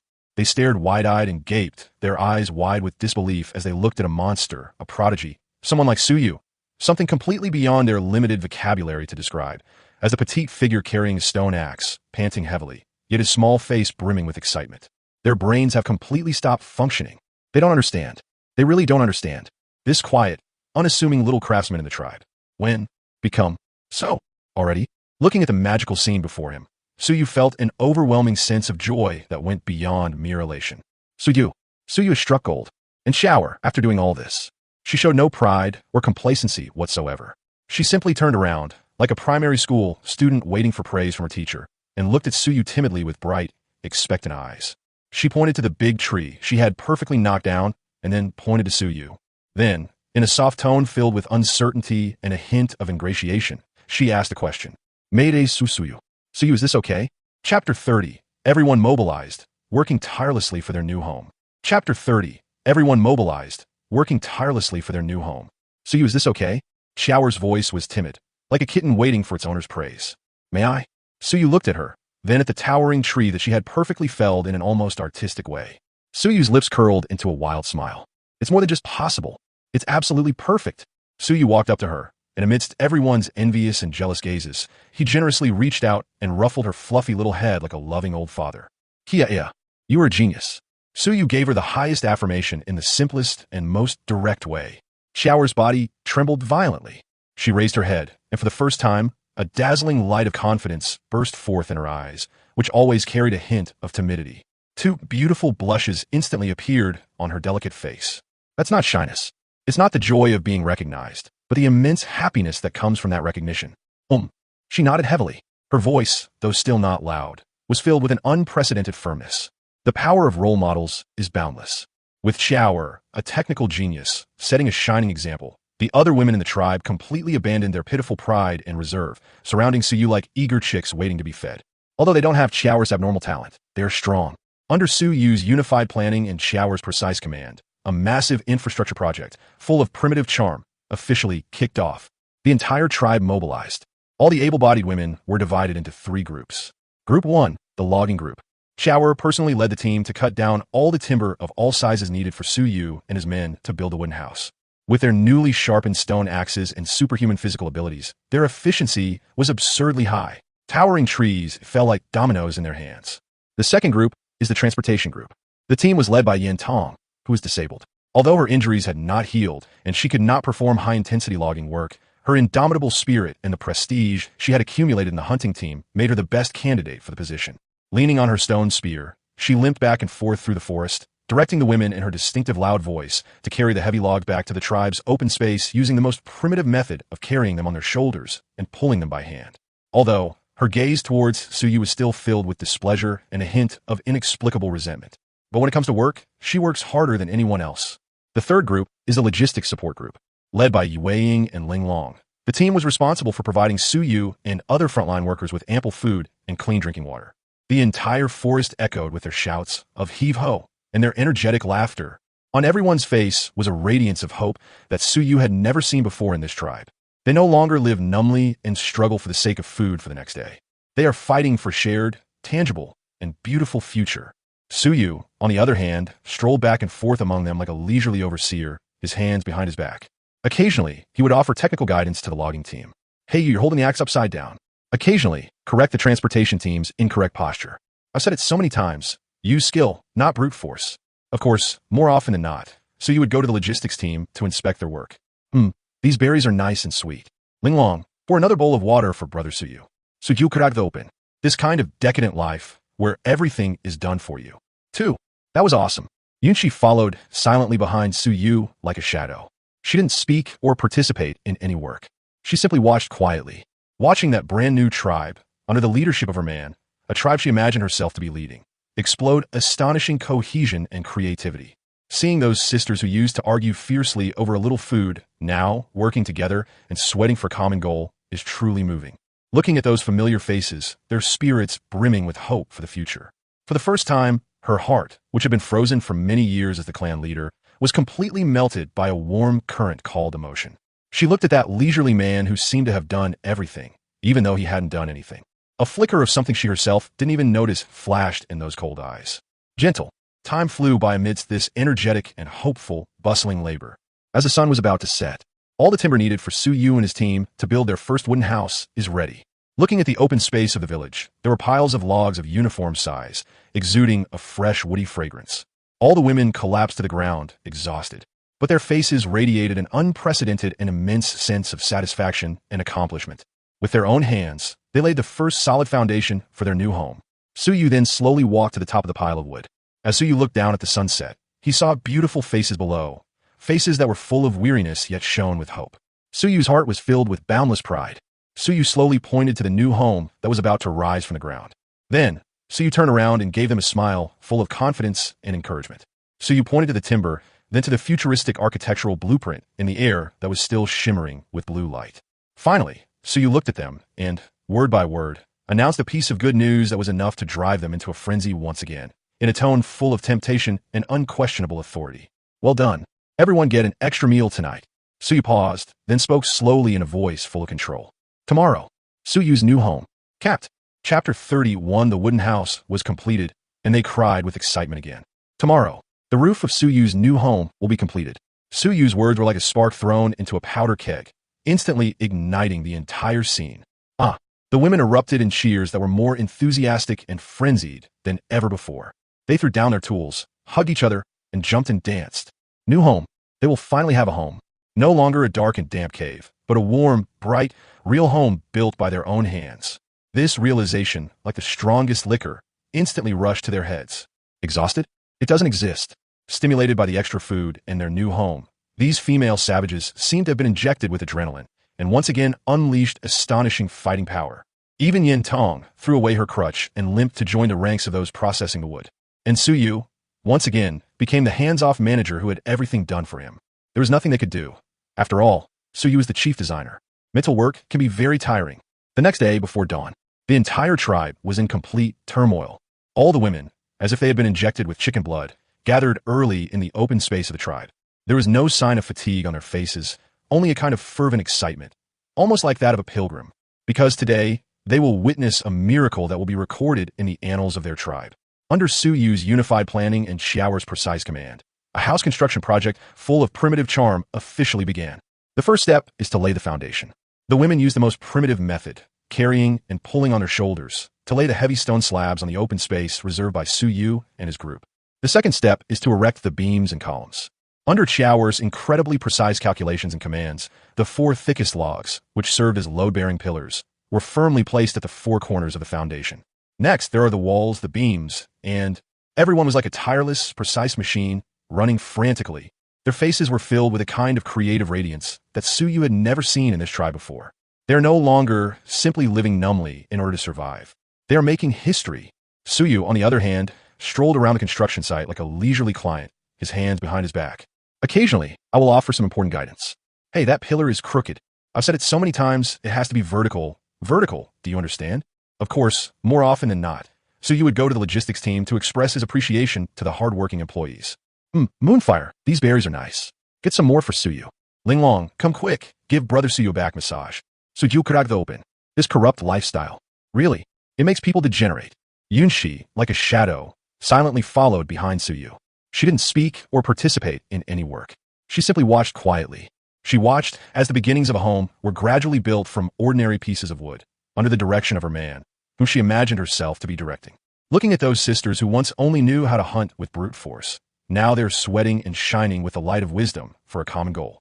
Looking at those faces so vibrant and beautiful because they were filled with hope for the future. For the first time, her heart, which had been frozen for many years as the clan leader, was completely filled by a warm current called happiness. She looked at that despicable man who, though he hadn't done anything, seemed to have done everything. A flicker of something she herself hadn't even noticed flashed in those cold eyes. Obsessed. Time flew by amidst this energetic and hopeful, bustling labor. As the sun is about to set, the last piece of roofing, made of huge tree bark and waterproof, was firmly placed on top. Capped. The whole world fell silent. All the women stopped what they were doing. They looked up, stunned, at the simple yet warm wooden house they had built with their own hands. That look in his eyes was unreal. It felt like I was having the most absurd, yet most beautiful dream. Home. It's unclear who it was, but the first person to murmur to themselves in a trembling, tearful voice. Su Yu and his friends have a home now. After a brief silence, came a deafening, volcanic eruption of cries. Wah! The women could no longer contain themselves. They threw down their tools, embraced each other, and wept bitterly. Those weren't tears of sadness. It is joy. It is a tremendous joy that comes from generations of people who have struggled in darkness and finally, today, see the first ray of dawn called civilization. They cried like children. Even Yin Tong, who was usually as strong as a lioness, turned her back at this moment and fiercely rubbed the corner of her eye with an animal skin. Qiao, Yueying, and Linglong were already crying their eyes out. Su Yu stood quietly, watching the magical scene unfold before him. A sense of unprecedented and immense satisfaction and accomplishment welled up in Su Yu's heart. Su Yu, with his wisdom alone, he single-handedly dragged this primitive tribe, which was still in the cave-dwelling era, into the Wooden Age. This feeling was far greater than any amount of money Su Yu had earned his previous life. Cool. Just as Su Yu was enjoying this immense, godlike feeling of exhilaration, a cold yet strangely gentle figure appeared silently beside Su Yu. It's Yunxi. She didn't cry, but at this moment, her eyes, which were always covered with frost, seemed to hold an entire dazzling galaxy. She stood quietly beside Su Yu, and together they looked at the new home that held the hopes of the entire tribe. She remained silent for a long time, and then, in a tone that Su Yu had never heard before, with a hint of pleading, she spoke softly to Su Yu. Su Yu, thank you. Su Yu was stunned for a moment. Su Yu turned his head and looked at her profile, which appeared exceptionally beautiful and breathtaking in the afterglow of the setting sun. Suddenly, Su Yu felt a surge of playfulness. Su Yu slowly leaned close to her ear and whispered a reminder in a voice that only the two of them could hear, a voice full of ambiguity and provocation. Saying thank you isn't enough. Yunxi's body suddenly stiffened. A wave of scalding heat instantly spread from her earlobes to her entire neck. She turned her head sharply. Her eyes, which had become watery with shyness, glared fiercely at Su Yu. That look seemed to say, what else do you want? Looking at her adorable appearance, which was tough on the outside but weak on the inside, Su Yu's smile deepened. Su Yu pointed to the brand new wooden house, then pointed to himself. Then, Su Yu slowly extended his hand and gestured for her to enter. Su Yu's meaning is very simple. Congratulations on moving to your new home. Chief, aren't you going to invite Su Yu in for a seat? Chapter 32 Yin Tong is anxious. We must come to Su Yu's cave tonight. Aren't you going to invite Su Yu in for a seat? Su Yu's voice was like a feather, gently brushing against Yun Shi's earlobe, which had become burning hot with shyness. She froze completely. For the first time, a monstrous wave of panic surged within those eyes that were always covered in frost. She looked at Su Yu, the man who had just led the entire tribe to create a miracle. She glanced again at the new home behind her, a house she had helped build herself, a house filled with warmth. For the first time, her heart, which had been frozen for many years as the clan leader, began to beat wildly, uncontrollably. Should we invite him in? A lone man and a lone woman, alone in a room? Moreover, the wooden house was still empty. This realization struck her like a thunderbolt. Her usually icy, sculpture-like face suddenly turned bright red, like a hot iron. You are shameless. She pointed at Su Yu, her lips trembling, and after stammering for a long time, she couldn't utter a single complete sentence. In the end, all she could do was glare fiercely at Su Yu, like a little female leopard that was completely enraged but had nowhere to bite. Then, without looking back, he fled in panic. Su Yu laughed as he watched her staggering, disheveled figure, which was made somewhat unsteady by her panic. He looked like a cat that had just stolen some cream. You little punk, trying to fight Su Yu? However, just when Su Yu thought that tonight's ambiguous and provocative confrontation was about to end with Su Yu's complete victory, a roar filled with anger and a hint of barely perceptible anxiety suddenly erupted from behind Su Yu. Hello. Su Yu subconsciously turned his head. Yen Tong, leaning on her stone spear, limped toward Su Yu with a fierce momentum. Her pretty face, which was always full of pride and confidence, was now filled with an emotion that Su Yu couldn't understand. Anxiety. She ran up to Su Yu, and because she ran so fast, the pain aggravated the wound on her abdomen, making her wince in pain, but she didn't care at all. She grabbed Su Yu by the collar.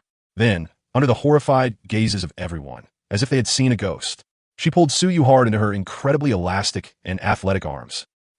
Su Yu felt his face instantly disappear into a warm and soft patch of ground. A domineering aura, a mixture of sweat, wildness, and a faint milky scent, instantly filled Su Yu's nostrils. Su Yu Kurak. No, big sister. What are you doing?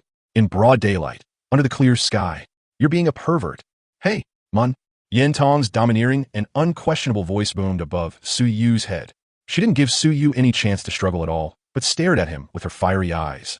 Su Yu is asking you, does the bet between Su Yu and his group still stand? A bet? Su Yu paused for a moment, then remembered. That bet about the trap and the kiss. Su Yu struggled to peek out from her oppressive embrace and nodded with difficulty. Of course it counts. Good. Yen Tong's eyes lit up instantly. For the first time, a suspicious blush appeared on her pretty face, which was always full of fighting spirit. The way she looked at Su Yu was like that of a lioness who had locked onto her prey, full of aggression and domineering determination. She pointed at Su Yu, then at herself, and finally patted her chest heavily. The meaning is self-evident. Su Yu lost. According to the bet, Su Yu, Yen Tong's life, is yours from this moment on. Looking at her submissive appearance, Su Yu felt a mix of amusement and exasperation. No, big sister. Su Yu was just teasing you. Su Yu didn't say he was going to kill you. Su Yu only wanted. However, before Su Yu could even open his mouth to explain, Yen Tong then made a shocking move that left everyone stunned once again. Suddenly, she let go of Su Yu. Then in front of everyone, she slowly knelt down on one knee in front of Su Yu. She placed her ever-present bone club, stained with the blood of wild beasts, horizontally in front of her. Then, she lowered her proud head, which she had never bowed to anyone before. They swore allegiance to Su Yu with the oldest, most sacred, and most unquestionable warrior's ritual. From this day forward, Su Yen Tong, the tribe's #1 warrior, willing to serve you. She paused, seemingly searching for the most suitable word. I offer you everything Su Yu has. After she finished speaking, she raised her head, and for the first time, a kind of intense emotion ignited in her eyes, which were always filled with fire. She looked at Su Yu with eyes that seemed to want to devour him alive. So, tonight, she pointed to the cave that belonged to her and was full of wildness not far away, and issued an ultimatum to Su Yu in an unquestionable, domineering, soul-like tone. You must come to Su Yu's cave. Chapter 33, The Female Chieftain's Late-Night Visit, was actually for the sake of the tribe's reproduction. You must come to Su Yu's cave. Yen Tong's domineering declaration of wanting to serve the emperor was like a resounding slap across the face of all the single women present. Why should I? Why should you, Yen Tong, get there first? Su Yu and his ilk also want to contribute to the future of the tribe. The crowd was immediately agitated. Several members of the hunting team who usually didn't get along with Yen Tong were the first to step forward. Wow, Yen Tong, you're shameless. Gula, Lord Su Yu belongs to everyone. Following the collection team, the logistics team, all the women, as if a powder keg had been lit, instantly overwhelmed Yen Tong, who was still kneeling on one knee. A primal battle for mating rights, centered around Su Yu, the only male among them, erupted without warning. Su Yu Kurak. Su Yu swore. Su Yu was truly, utterly devastated. Su Yu looked at the group of beautiful, wild women fighting over him, and then at his own small, slightly thin body that hadn't fully developed yet. Suyu suddenly felt his waist. It seems like things are really going to break up. In the end, the farce was only brought to an end by Yunshi's icy, chilling rebuke. Taking advantage of this opportunity, Suyu, like a startled rabbit, fled back to Suyu's temple without looking back. So you need some quiet time.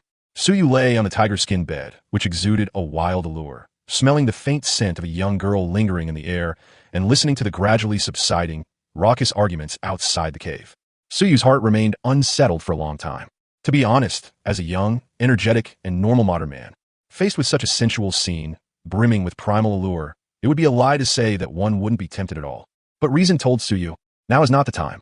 The tribe's crisis is far from over. That saber-toothed tiger, though dead. But how many more terrifying beasts lurk in this vast, perilous primeval forest? Moreover, food, water, and shelter. These measures only solve the most basic survival problems. We want this tribe to truly survive in this world and to thrive. Suyu, you still have a very long way to go. All of this requires an absolutely stable rear area. Thinking of this, Suyu's heart, which had been restless due to hormones, gradually calmed down. Suyu slowly closed his eyes. However, just as Suyu was about to drift off to sleep, a cold figure, yet carrying a strange emotion, appeared silently at Suyu's cave entrance, like a ghost. Suyu suddenly opened his eyes. In the firelight at the cave entrance, a tall and imposing figure stood silently. It's Yunshi. She's here again. Moreover, it was late at night, and I was alone. Suyu's heart instantly jumped into his throat. No, big sister. What are you planning to do now? Could it be that you also? Suyu subconsciously wrapped the animal skin blanket around himself tighter and looked at her with a wary gaze. However, Yunshi did not walk in directly, as Suyu had expected. She stood quietly at the cave entrance, her cold eyes flashing with an extremely complex emotion that Suyu couldn't understand. There was struggle, hesitation, and determination. But more than anything, it is a heavy burden that one has to bear as the clan leader. She stood there quietly, like an ice goddess about to make a major decision. Suyu and the others stared at each other silently through the dim firelight. The cave was so quiet that only their heartbeats could be heard. For a long, long time, Yunshi seemed to have finally made up her mind. She slowly walked into Suyu's cave. Then, he stopped beside Suyu's bed. She didn't look at Suyu. Instead, they turned their gaze to the double bed, which was covered with a complete and imposing tiger skin. She stretched out her slender yet powerful hands and gently stroked the cold, yet powerful, Tiger King's fangs. It felt like we were reminiscing about something. In the Suyu tribe, there is an ancient tradition. She finally spoke. The sound was very soft, but it felt like a huge boulder crashing down on Suyu's heart. Suyu was stunned, because this time what she said was actually Chinese, although the pronunciation is still stiff and awkward. But every single word was crystal clear. Suyu Kurak. This woman, she actually understood everything just from Yue Ying's few words and her abnormal observation and learning abilities. So, you've learned Chinese on your own? Is this even human? Looking at her somewhat lonely figure in the firelight, Suyu felt a surge of emotions welling up inside him. Yunshi, however, ignored Suyu's shock. She simply spoke slowly and deliberately in her halting but remarkably firm Chinese. The strongest warrior in the tribe. They are qualified to enjoy the most powerful prey. Also qualified to have. She paused, seemingly searching for the most suitable word. The highest priority, right to reproduce. Suyu was completely petrified. Suyu stared blankly at her. My heart, which had just calmed down, started pounding wildly again. The right to procreate? Suyu looked at her buttocks, which appeared exceptionally perky and incredibly elastic in the firelight. Then he looked at his own small, rather thin frame. Suyu suddenly felt his waist. It seems like it really is going to be. Just as Suyu was about to let his mind wander, Yunshi suddenly turned around.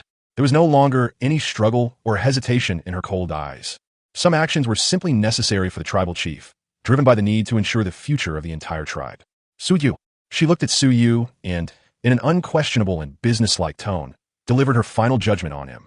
The Suyu tribe has not seen a new life born for a very, very long time. All the sisters are slowly getting older. If this continues in less than 20 years, Suyu's tribe will be completely wiped out. She paused, and for the first time, a look of vulnerability and pleading appeared in her cold eyes. She looked at Suyu, the only man in the tribe. This place embodies the hopes for the future of the entire tribe. She slowly extended her slightly trembling, icy hands. Then, to Suyu's utterly horrified gaze, he began, one by one, to unfasten the garment he wore, a symbol of the clan leader's authority. Black leather skirt. She looked at Suyu, and her cold eyes, which held a hint of resignation and determination, gradually became misty. In a trembling, almost pleading voice, she uttered those words to Suyu, words that were enough to drive him completely mad. So, Please. She paused, as if she had used up all her strength. For the tribe. Chapter 34 The Wolf Pack Attacks. The tribe's demise. Please, for the sake of the tribe. Yunqi's tearful voice, filled with pleading and determination, struck Su Yu's heart like a powerful hammer blow. Su Yu karakt. Su Yu sword. Su Yu was truly, utterly broken. Su Yu looked at the stunningly beautiful woman before him, who had shed all her cold and hard facade and was revealing her softest, most vulnerable, and most breathtaking side to him for the first time. Feel the scent in the air, a mixture of a young girl's fragrance and a hint of resigned tragedy, a scent that was deadly alluring. Su Yu's last line of rational defense, belonging to civilized people of the 21st century. At that moment, it collapsed with a deafening roar. Go calmly. Go rationally. Lao Tu. Today, I'm going to. For the tribe. Su Yu suddenly leaped up from the tiger skin bed, which was filled with wild allure. Then, in Yunqi's suddenly contracting pupils, filled with tension and a hint of resigned shyness, Su Yu stretched out his hands, which were trembling slightly with excitement, and pulled her into his arms. Yunqi's body suddenly stiffened. A masculine and aggressive aura, uniquely male, instantly filled her entire nasal cavity. For the first time, her heart, which had been frozen for many years as the clan leader, began to pound wildly, uncontrollably. She instinctively tried to struggle. But what awaited her was a kiss that was domineering and unquestionable. The whole world fell silent. Inside the cave, only the increasingly rapid heartbeats and breathing of each other remained. At this moment, Yunqi's mind went completely blank. She gave up struggling. Or rather, she was simply unable to struggle. She could only drift helplessly like a small boat adrift in a storm, letting that aggressive and domineering man take everything from her. Su Yu, on the verge of death, was like a traveler who had been walking in the desert for 3 days and 3 nights, frantically sucking the sweet, intoxicating saliva from between her lips and teeth. However, just as Su Yu was about to embark on the next, more in-depth, great cause for the tribe, a horn call filled with terror and despair. A mournful and piercing sound suddenly erupted from the tribe's watchtower like a thunderclap out of nowhere. Wah! The sound was more urgent and more piercing than ever before. That was an enemy attack alarm, representing the highest level of alert, capable of destroying an entire tribe. Su Yu's movements suddenly froze. The hot, limp body in his arms instantly regained consciousness. Yunqi suddenly shoved Su Yu away. Her beautiful face, which was flushed with emotion and breathtakingly beautiful, was instantly replaced by a cold, icy frost. She didn't even have time to straighten her disheveled clothes. She grabbed the stone spear in the corner, which symbolized her status as the clan leader. Then, without looking back, he rushed out of Su Yu's cave. Damn it! Su Yu muttered a curse under his breath. Su Yu swore that he had never wanted to kill anyone in his entire life. No matter who it is, no matter what it is. How dare you interrupt my good time? Su Yu, he must make it. Su Yu quickly straightened his clothes, picked up the longbow he had personally crafted, and rushed out. Outside the cave, everything was in complete chaos. All the women were jolted awake. Each of them held a weapon, their faces filled with terror and unease. Whoa, what happened? Gurgle, has that beast come back to life? Yunqi stood like a cold statue in the center of the tribe, her icy eyes burning with raging fury. Oh, just then, a chilling wolf howl, filled with brutality and greed, echoed from outside the tribe, from the dark forest. Immediately afterwards, the second and the third. The howls of wolves rose and fell, echoing throughout the night sky. Su Yu's expression changed instantly. Not just one, it's a group. Su Yu suddenly rushed to the entrance of the tribe, to the simple watchtower. Then, illuminated by the firelight, Su Yu witnessed a scene that he would never forget for the rest of his life. All that could be seen was an open space outside the tribe. It was densely packed with eyes that shimmered with an eerie green light. 100? 200? The number is countless. They were a pack of giant wolves, 2 sizes larger than any wolf Su Yu had ever seen in his previous life. They bared their teeth and drooled, staring intently at Su Yu and his group, a sheep pen that, in their eyes, was a feast, with eyes full of greed and bloodlust, as if they were looking at food on a plate. At the very front of the pack stood a wolf, even larger than the other giant wolves, its body covered in silvery white fur. Wolf King. Its cold, emotionless eyes were filled with a thirst for killing. Su Yu karakt. Su Yu swore. Su Yu was truly, utterly devastated. Su Yu. Has Su Yu stirred up a hornet's nest? It's over. This is really it. It's over. The entire tribe, all the women, were shocked when they saw the wolves before them, a tidal wave of death. All of them were plunged into the deepest, most irresistible despair. The color drained from their faces instantly. Their bodies began to tremble uncontrollably. They could no longer hold their weapons tightly. This is not a battle. This is a one-sided affair. Massacre. Even Yin Tong, who was always as strong as a lioness, now had a hint of sadness on her usually proud and confident face. All that's left is ashes. She knew that no matter how brave and fearless they were, they would not be able to escape death. Faced with such a large and terrifying pack of wolves, they and only torn into pieces. One outcome, just when everyone was completely stunned by this sudden, devastating disaster that was capable of destroying everything. A cold, yet undeniably calm voice boomed like thunder in everyone's ears. It's Yunshi. Suddenly, she raised the stone spear in her hand and let out a roar filled with determination and tragic heroism. Everyone, pick up your weapons. There was no longer any fear in her cold eyes. Yes, but it's a kind of shared destiny where the chieftain and the tribe coexist and perish together. Today, even if it means death, Suyu and his ilk will die standing. Chapter 35. Making fire by drilling wood. Let us witness the power of civilization. Even if we die, Suyu and his men will die standing. Yunshi's roar, filled with determination and tragic heroism, was like a shot of adrenaline injected into the hearts of all the women. The fear in their eyes was gradually replaced by an emotion called madness. Yes, we're all going to die anyway. Rather than be torn to pieces by these beasts like a lamb to the slaughter, why not drag someone down with you? The women erupted in a deafening roar, filled with a determination to die. They gripped their weapons tightly, their beautiful eyes burning with a fierce, all-consuming flame. However, just as this great battle was about to break out, and everyone was prepared to use their lives to defend the tribe's last dignity, a calm, yet undeniably authoritative and icy voice boomed like thunder in everyone's ears. All of you stop right there, Suyu. Suyu jumped down from the watchtower. Then, amidst everyone's confused, puzzled, and even slightly reproachful gazes, Suyu slowly walked to the front of the line. Suyu looked at the group of wild women in front of him, who were fearless yet filled with foolish courage. For the first time, a surge of anger welled up in Suyu's heart. To die standing up? My ass. With Suyu here today, none of you are allowed to die. Suyu. For the first time, Yunshi saw a look of disappointment in Suyu's cold eyes. She thought that Suyu, the man who always managed to create miracles, was finally helpless in the face of this absolute power that could destroy everything. She thought Suyu had come to persuade them to surrender. Get out of here. Yin Tong, leaning on her stone spear, limped and stood in front of Suyu to block his path.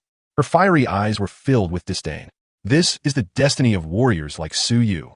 You're just a smooth talker. Suyu, get back to your cave. This is none of your business. Suyu looked at her with this, I'm cutting ties with you, expression, and instead of getting angry, he laughed. Suyu's smile was cold. They also looked down on it. Suyu ignored them. Suyu simply turned around slowly, facing the mountain of firewood in the tribe. Then, amidst everyone's shocked and bewildered gazes, Suyu slowly squatted down. Suyu picked out the driest hardwood and a relatively flat plank from the pile of firewood. Then Suyu found some of the most flammable hay. The whole world fell silent. All the women froze in place, as if they had been frozen in place. They stared wide-eyed and gaping-mouthed, looking at Suyu with the kind of look one would give a madman, a fool, or someone who is leisurely playing with wood before the end of the world. Their brains have completely stopped functioning. They don't understand. They really don't understand. What exactly is this man doing? Was he really scared out of his wits? Oh, well, outside the tribe, the silver-white wolf king seemed to have lost its last bit of patience. It looked up to the sky and issued a signal for a general offensive filled with killing intent and brutality. Awoo, awoo, awoo. Hundreds of enormous wolves, like a black tide, with an overwhelming aura capable of tearing everything apart, surged madly towards Suyu and his tribe, whom they considered utterly vulnerable. It's over. This is really the end. The color drained from the faces of all the women instantly. One by one, they all instinctively closed their eyes in despair. However, at this critical moment, just as the giant wolf charging at the front was about to tear open the tribe's fragile wooden fence with its sharp fangs, a cold voice, full of confidence and a hint of mockery, slowly resounded throughout the night sky like a divine decree. Let me show you, was called the power of civilization. The next second, Suyu suddenly increased the speed of the drill in his hand. Hiss, hiss, hiss. A rapid, hopeful rustling sound rang in everyone's ears. A wisp of smoke slowly rose from the dry wooden board. Then came a tiny, faint one. Muffs? Suyu carefully brought the spark to the dry tinder he had prepared. Then gently blow on it. Call. A tiny, yet hopeful, orange-yellow flame instantly ignited in Suyu's hand. Then came the second cluster and the third cluster. Suyu suddenly threw the torch in his hand towards the pile of firewood that had been prepared and was soaked in grease at the entrance of the tribe. Boom! A loud bang. In an instant, a massive wall of fire shot into the sky and burst into flames at the entrance of the tribe. The scorching, destructive flames, capable of devouring everything, instantly illuminated the entire valley as bright as day. Awoo! The pack of giant wolves, who had already charged to the tribe's gate with great ferocity, were stunned when they saw the wall of fire before them. which was filled with both light and the aura of death. Everyone stopped abruptly, as if they had seen a ghost. For the first time, a feeling called fear was revealed in their eyes, which were filled with bloodlust and brutality. As wild animals, their fear of fire is ingrained in their DNA. Each of them, with their tails tucked between their legs, let out whimpers filled with unease and fear. The entire tribe fell silent. All the women slowly opened their eyes, which had been filled with despair. Then, under their horrified, ghost-like gazes, they saw that man, the man they scorned as weak and frail, the man they mocked as all talk and no action. At this moment, I stand quietly before that towering wall of fire, powerful enough to incinerate everything. Behind him, the firelight flickered. Before him stood a trembling pack of wolves. His face was completely expressionless, but his eyes, which shone exceptionally brightly and seemed unfathomable in the firelight, burned with, even more powerful than that wall of fire. Fiery. Flame. He was like a god who emerged from the flames. No, he is God. Yin Tong froze. Yunchi was also petrified. They stared blankly at the man who, single-handedly, had pulled the entire tribe back from the brink of destruction. Their minds, filled with the laws of primitive survival, were completely formatted at this moment by something they had never heard of called civilization. Turned out to be the true power. No, it's the stone spear held in my hand. Instead, Suyu slowly turned around to meet the gazes of all the women, gazes filled with fervor, adoration, and absolute faith. Then, Suyu turned his gaze to the proud, icy female clan leader who was still standing there, looking lost and dejected. Suyu slowly extended his hand to her, and he gestured for her to come over. Suyu's meaning is very simple. Chieftain, now, you still think. Suyu, is he useless? Chapter 36. Flames soared into the sky, and the Wolf King ran away with his tail between his legs in fear. Do you still think Suyu is useless? Suyu's voice was calm, yet filled with an undeniable magic.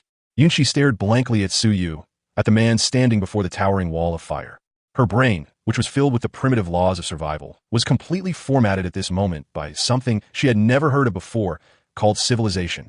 Turned out to be the true power. No, it's the stone spear held in my hand. It is wisdom. She slowly walked toward Suyu, like a puppet that had lost all its power. Her eyes were empty. Her beliefs had been completely burned to ashes by Suyu with a single fire. However, just as she was about to stand before Suyu and offer him her noble loyalty befitting the clan leader, she was about to. A deafening roar, filled with savagery and resentment, suddenly erupted from the other side of the wall of fire. Oh, it's the Wolf King. The silvery white beast, the size of a calf, was clearly unwilling to retreat. A cunning glint flashed in its cold, murderous eyes. Suddenly, it roared to the sky. Awoo, awoo, awoo. Upon receiving the command, the wolf pack instantly changed their strategy. They no longer mindlessly attacked the firewall like before. Instead, it began to slowly spread out to both sides. They're searching. Find a gap in this wall of fire. Not good. Yunchi's face turned deathly pale again in an instant. She turned around abruptly and shouted at Suyu in a tone filled with anxiety and despair. They're going to go around it. Sujuriman Saident. Suyu simply watched the self-righteous beast in silence.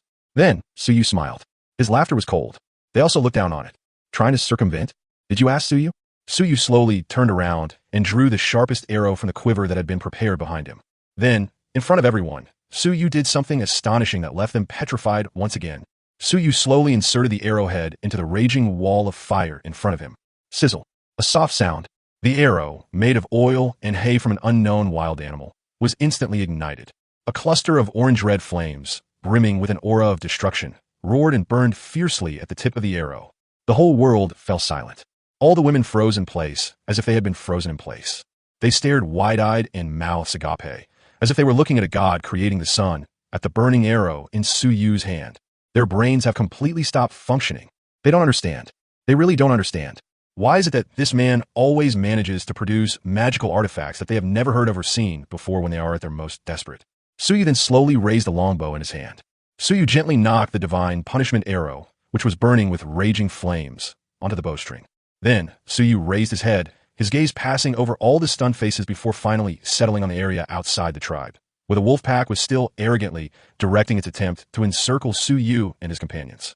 The silver-white Wolf King. Suyu slowly drew back the bowstring. Suyu's gaze became incredibly focused.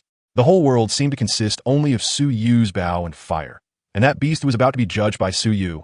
Whoosh! The bowstring vibrates. The arrow, burning with raging flames, transformed into a dazzling, meteor-like orange-red streak, tearing through the dark night sky with an overwhelming killing intent capable of incinerating everything. In an instant, It traversed a distance of nearly 200 meters. Puffed. A terrifying sound of a sharp blade piercing flesh echoed throughout the entire valley. The next second, in the silver-white wolf king's eyes filled with shock, disbelief, and utter horror. The arrow, burning fiercely, was deeply embedded in the body of the strongest, giant wolf beside it. A wolf. A piercing howl, filled with pain and fear, burst forth from the giant wolf's mouth. The flames, following the arrow, instantly ignited its thick fur. A plume of acrid, burnt-smelling blue smoke shot into the sky. The once majestic giant wolf instantly transformed into a massive fireball, rolling wildly on the ground and howling in agony. The whole world fell silent. The wolf pack stopped all movement. They stared blankly at their companion, who was on the ground, struggling and wailing in pain. They could smell the acrid, burnt odor in the air that sent shivers down their spines. For the first time, their eyes, which were filled with bloodlust and brutality, revealed an emotion called fear and collapse. What kind of sorcery is this? What kind of divine punishment is this? This two-legged creature, he actually managed to control that heavenly fire, which was powerful enough to destroy everything. Throw it over here. The Wolf King, standing at the very front of the pack, was struck dumb. It stared blankly at its companion, who lay on the ground, gradually falling silent, now a charred corpse. She looked up again at the man standing behind the wall of fire, who slowly raised the divine weapon burning with heavenly fire in his hand. Its brain, filled with brutality and cunning, was completely formatted at this moment by something it had never heard of before called dimensional reduction attack. Run, run, stay as far away from this devil as possible. Oh, whoa. It let out a piercing wail filled with fear and despair. There was no longer the slightest bit of pride and dignity that a king should have. It suddenly turned around. With its tail between its legs like a terrified, stray dog, it fled frantically into the depths of the forest without looking back. Awoo, awoo, awoo. The wolf pack collapsed instantly.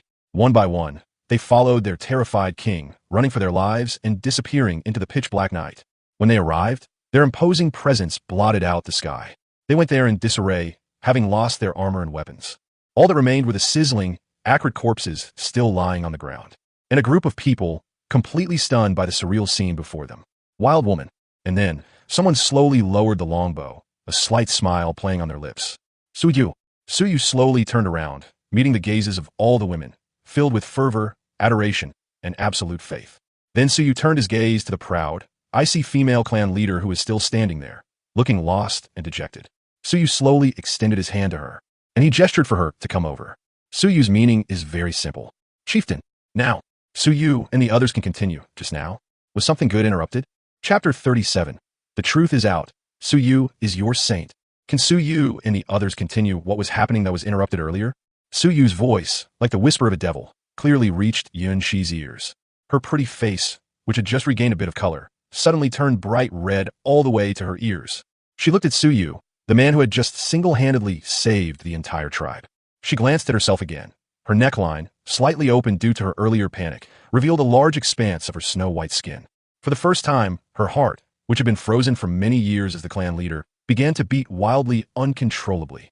Continue? And this man, who is like a god, continue with that good deed we just discussed, one that was enough to ensure the survival of the entire tribe. This thought, like a boulder thrown into a calm lake, instantly stirred up a raging storm in her heart.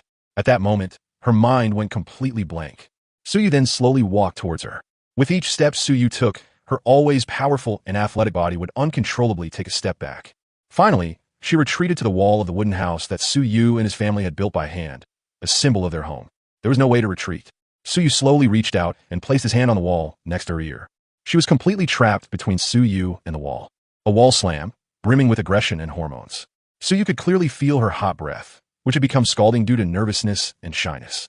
You could smell her unique, virginal fragrance, a blend of grass, trees, and wildness. Furthermore, one could see that for the first time, a mist of resignation and a hint of anticipation appeared in her eyes, which were always covered with frost. Suyu slowly lowered his head and leaned close to her ear. He spoke softly to her in a voice that only Suyu and Suyu could hear, a voice full of magnetism and amusement. Chief, now, you belong to Suyu now. However, just as Suyu was about to taste the fruits of his belated victory, a thunderous cheer, filled with fervor and adoration, suddenly erupted from behind Suyu like a bolt from the blue. Saint! Saint! Saint! Suyu was stunned for a moment. Suyu subconsciously turned his head. On the open ground of the tribe, all the surviving women knelt down before Suyu as if they had gone mad. They prostrated themselves before Suyu in the most primitive, devout, and fervent way. What they were calling out were two syllables that Suyu had never heard before, but he could understand instantly. Saint. It's a firefly. It was this gentle little priestess who, with her broken Chinese, led the entire tribe to offer Suyu the highest honor they could think of. Suyu Kurak. No, girls. Have you made a mistake somewhere? Suyu is a fire enthusiast. Suyu is an infrastructure developer. How did Suyu do it? How did Suyu become a saint? However, before Suyu could even open his mouth to explain, Yin Tong, the fiery woman who had just been pulled back from the brink of death by Suyu, also limped toward Suyu, leaning on her stone spear. She did not kneel before Suyu like the other women. She simply looked deeply at Suyu with an extremely complex gaze, filled with regret, gratitude, and a hint of burning passion that she herself was unaware of. Then, in front of everyone, she placed her beast bone club, which she never parted with and which symbolized her status as the first warrior of her tribe, horizontally in front of her. Finally, she slowly knelt down on one knee in front of Suyu. With the oldest, most sacred, and most unquestionable warrior salute, she offered her proud head, which had never bowed to anyone, to Suyu. Suyu and Yin Tong lost. Her voice was hoarse, yet filled with a sense of relief and ease. From this day forward, Suyu and Yin Tong's lives. She paused, and for the first time, a light called faith ignited in her eyes, which were always filled with fire. This is yours, Your Majesty. Boom! The entire tribe was completely in an uproar. Even their strongest and proudest warriors have pledged their loyalty to Suyu. So what is the identity of this man, Suyu? Is there any suspense left? Saint! Saint! Saint! A thunderous roar of cheers, filled with fervor and adoration, resounded throughout the night sky. They are holding the grandest coronation ceremony for their god in their own way. Suyu stood quietly, watching the magical scene unfold before him. Suyu's lips curled up slightly. All right, since you're all so enthusiastic. So, Suyu, if you refuse again, wouldn't that be a bit ungrateful? Suyu slowly turned around, leaving his confident and smug back to the proud, icy female clan leader who was still leaning against the wall, looking lost and dejected. Then, Suyu slowly opened his arms, like a true god embracing his believer. Finally, Suyu looked at them and, word by word, in a tone full of authority and unquestionable authority, announced a fact that was enough to drive them completely insane. That's right. Suyu, that's yours. Saint. Once again, a thunderous and frenzied cheer erupted from the valley. That night, the entire tribe remained awake. They are celebrating their new life in their own way. Suyu, on the other hand, was like a true saint, receiving their most devout worship and the most abundant offerings. Your Majesty, please try this. This is the freshest and most tender wolf leg meat that Suyu personally grilled for you. Your Majesty, please have some water. This is divine water that Sister Yuang just boiled for you. Your Majesty, let me give you a back massage. Saint. Suyu Kurak. Suyu Sword. Suyu is truly, utterly broken. This kind of decadent life, where everything is done for you and you're surrounded by beautiful women. 2. That was so awesome. However, just as Suyu was about to completely succumb to this decadent, imperial lifestyle, he was about to, a cold voice, yet carrying a strange emotion, appeared silently behind Suyu, like a ghost. It's Yunshi. She had somehow regained her former cold and composed demeanor as the clan leader. She didn't look at Suyu. Instead, they turned their gaze to the forest outside the tribe, shrouded in darkness. She spoke slowly, her voice soft yet clear, reaching Suyu's ears. Your Majesty. She paused, seemingly considering her words. Now, the crisis is over. So, she slowly turned around, her cold eyes flashing with an extremely complex emotion that Suyu couldn't understand. Shouldn't Suyu and his ilk have a talk? Is this about the issue of tribal reproduction? Chapter 38. Yunshi was completely convinced and treated Suyu's wounds late at night. Shouldn't Suyu and his group talk about the issue of tribal reproduction? Yunshi's voice, cold yet businesslike, yet unable to conceal her shyness, pierced Suyu's heart with unparalleled precision, like the sharpest dagger. Suyu Kurak. Suyu Sword.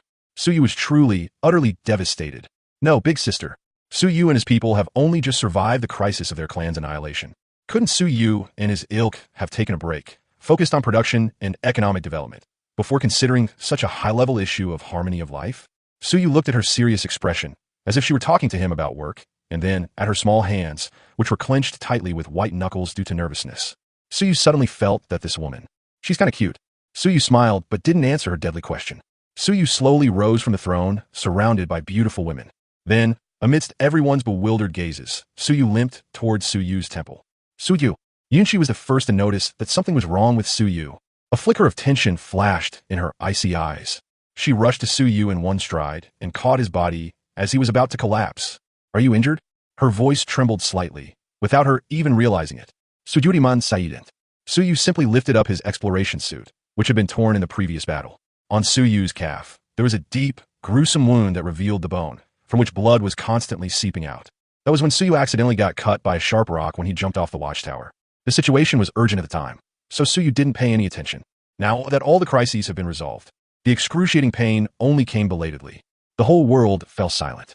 All the women froze in place, as if they had been frozen in place. They stared wide-eyed and mouths agape, their eyes filled with shock, heartache, and endless self-reproach as they stared at the hideous wound on Suyu's leg. They're saints. They're savior. It turns out, to save them. And, are you injured? Wow. I don't know who it was, but the first person couldn't hold back their tears. Then the second, the third. The entire valley was once again filled with suppressed sobs, filled with heartache and self-blame. Yunshi, on the other hand, was struck dumb. She stared blankly at the shocking wound on Suyu's leg, caused by excessive blood loss. She looked up again and saw Suyu's face, which had turned pale from the pain. Her heart, which had been frozen for many years as the clan leader, was completely shattered at this moment by an emotion called heartache and guilt. She recalled all the difficulties she had made for this man before. She remembered the cold words she had said to him.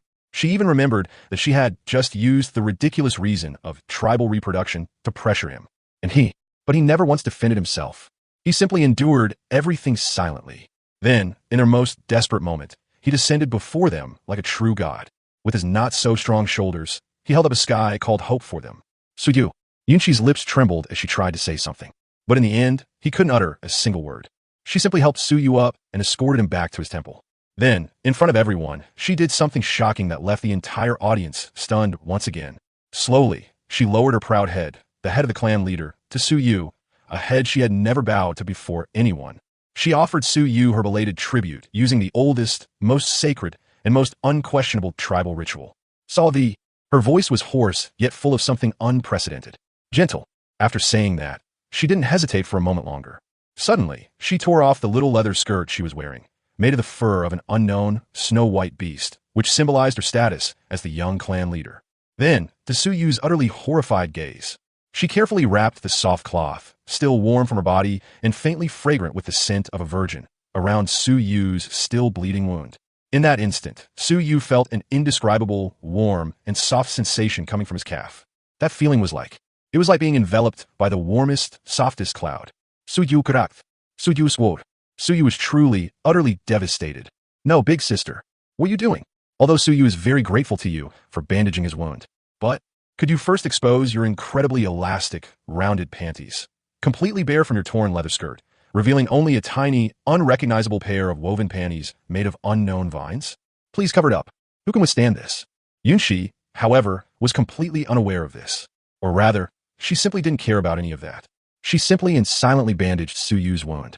Then she looked up, and for the first time, a feeling of heartache and a hint of barely perceptible shyness appeared in her eyes that were always covered with frost. She looked at Suyu, and for the first time, a charming blush appeared on her usually cold and sculpted face. She slowly extended her slightly trembling, icy hands.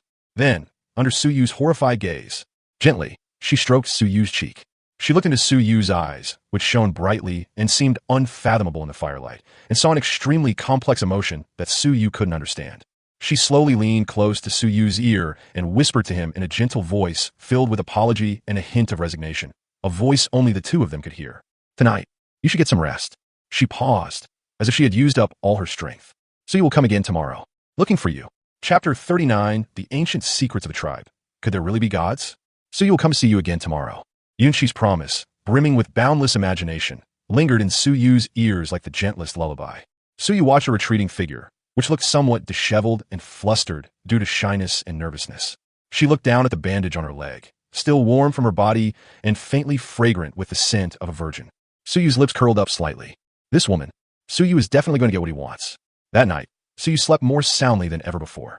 The next morning, Suyu woke up to a gaze filled with love and adoration. Suddenly, the entrance to Suyu's temple was packed with people. Moonlight, clever girl, exquisite.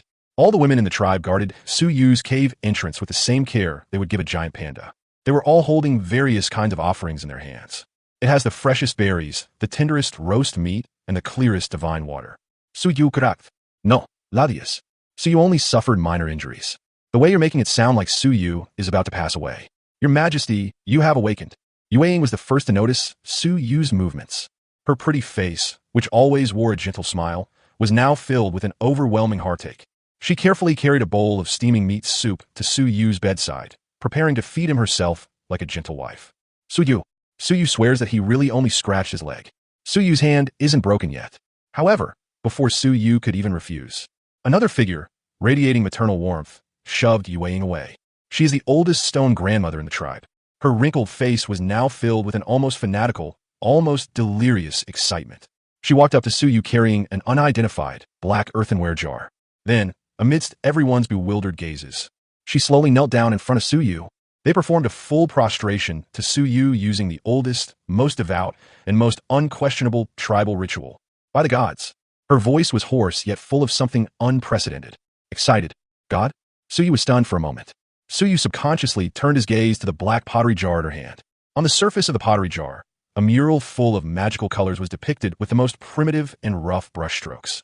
The mural depicts a group of people dressed exactly like the women in the tribe.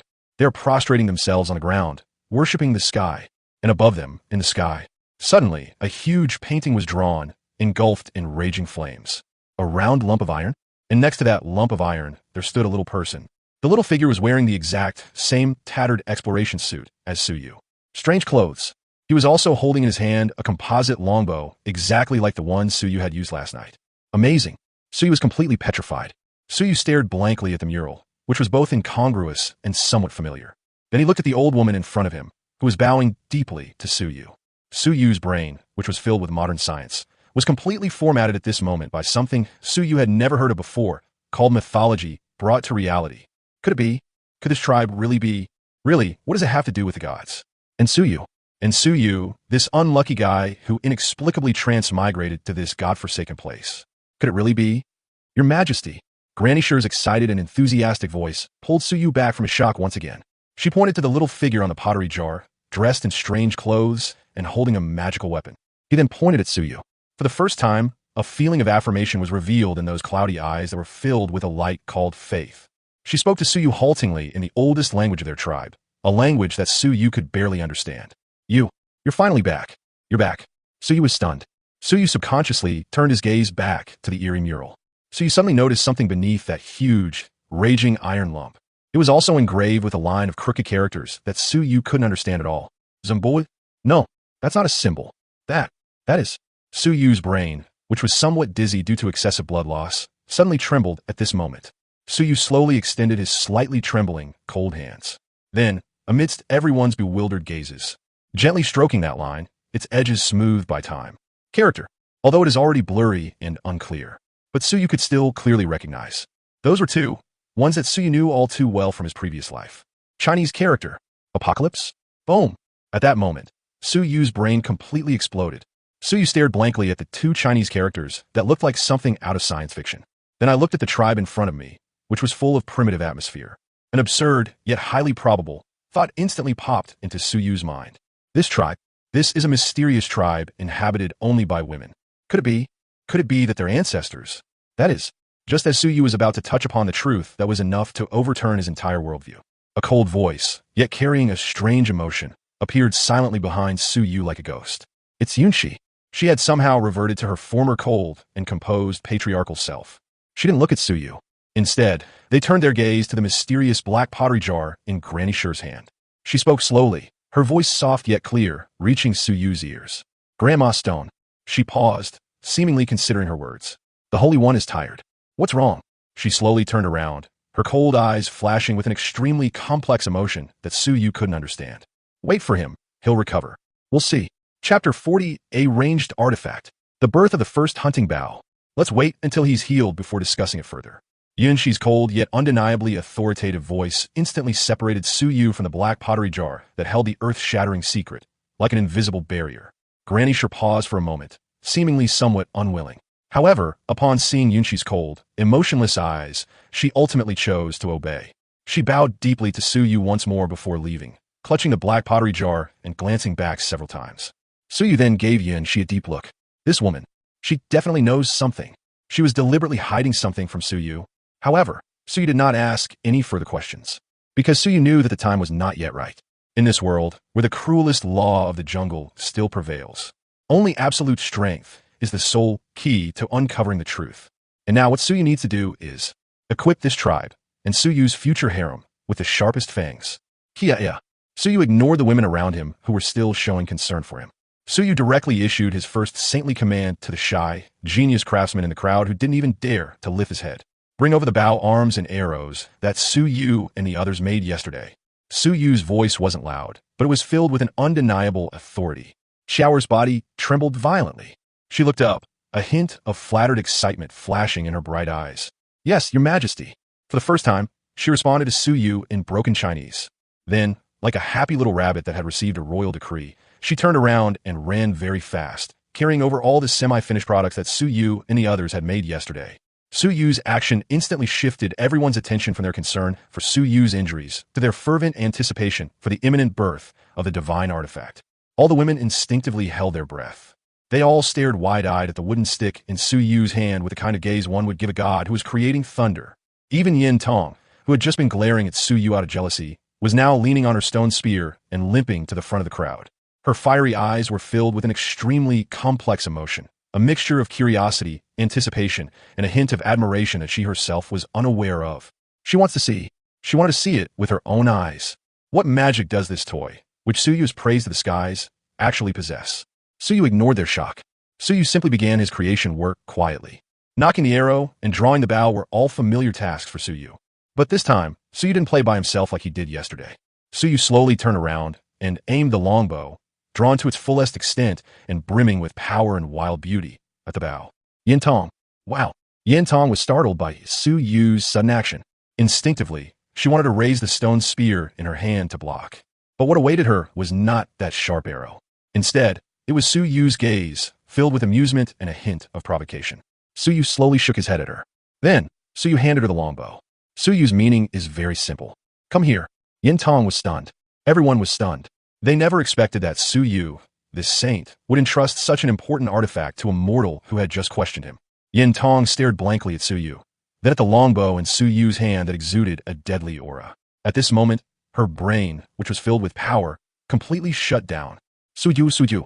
She pointed to her lips and trembled for a long time, but couldn't utter a single complete sentence. She wanted to answer, but she didn't dare. She was afraid that she would desecrate this divine artifact. Su Yu then slowly walked up to her.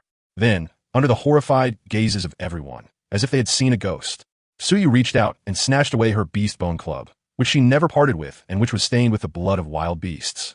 And then he casually tossed it on the ground. Starting today, Su Yu looked at her and announced to her, word by word, in a domineering and unquestionable tone, "You no longer need this outdated fire poker." After saying that, Su Yu put the longbow in his hand into her arms, which had become stiff with shock. Then Su Yu reached out his hand and, like the strictest drill instructor, began to teach her step by step. How grasp the bow. How about it? Knock the arrow. How to aim. Keep your back straight. Keep your hands flat. Look ahead. Su Yu's voice was both icy and full of an irresistible magic. Yin Tong, on the other hand, was like a primary school student entering a classroom for the first time, so nervous that she forgot to breathe. Her usually strong and fit body became incredibly stiff at this moment because of Su Yu's touch. A powerful and aggressive aura, uniquely masculine, emanated from Su Yu and entered her nostrils. Her pretty face, which was always full of pride and confidence, had turned red at some point, like a branding iron that had been heated through. "Hey, stay away from Su Yu," she protested haltingly in a voice softer than a mosquito's hum. But the voice sounded more like, "Behave in a spoiled manner." Su Yu ignored it, head in singere protest. Su Yu simply placed his hand on the back of her hand, which was trembling slightly and burning hot due to nervousness. Then slowly with force. Buzz. Once again, a powerful and wildly beautiful bowstring vibrated, echoing throughout the entire valley. That one was designed by Su Yu, made by Xiaoer. Yin Tong pulled it open. The first one, in the true sense. Remote control marvel. Hunting bow. Finally, it was born. Yin Tong stared blankly at the longbow in her hand, which was drawn to its fullest extent. Feel the terrifying power emanating from the bow, a power capable of tearing everything apart. For the first time, a feeling of infatuation and fervor was revealed in her eyes, which were always filled with fire. She fell in love with this feeling. Su Yu slowly released her hand. Then he whispered something in her ear in a seductive and playful voice that only Su Yu and the other person could hear. "Now, you still think. Is it just a toy?" Chapter 41. Yin Tong received her new bow and was as happy as a child. "Do you still think of it as just a toy?" Su Yu's voice, like a devil's whisper, carried a deadly allure and clearly entered Yin Tong's ears. She did not answer, or rather, she was no longer able to answer. She just stared blankly at the longbow in her hand, which had been drawn to its fullest extent. She felt the terrifying power emanating from the bow, a power capable of tearing everything apart, a power that captivated her. Her breathing became increasingly rapid. For the first time, a kind of almost insane light, called longing, ignited in her eyes, which were always filled with fire. She wanted to release it. She wanted to see it with her own eyes. Just how terrifying power can this artifact, created by this mysterious man before us, unleash? Let go. Suyu slowly released her hand.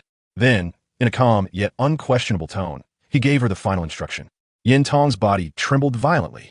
A flicker of struggle flashed in her fiery eyes as she looked up. But in the end, it was still. They were completely overwhelmed by that primal desire for power. Oh dear!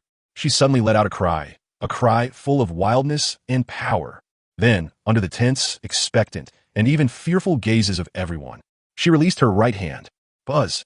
A sound clearer and louder than ever before resounded throughout the entire valley. The arrow, carrying the hopes of the entire tribe, transformed into a black lightning bolt almost invisible to the naked eye, tearing through the air and instantly traversing a distance of nearly 100 meters with a terrifying killing intent capable of piercing through everything. Clang!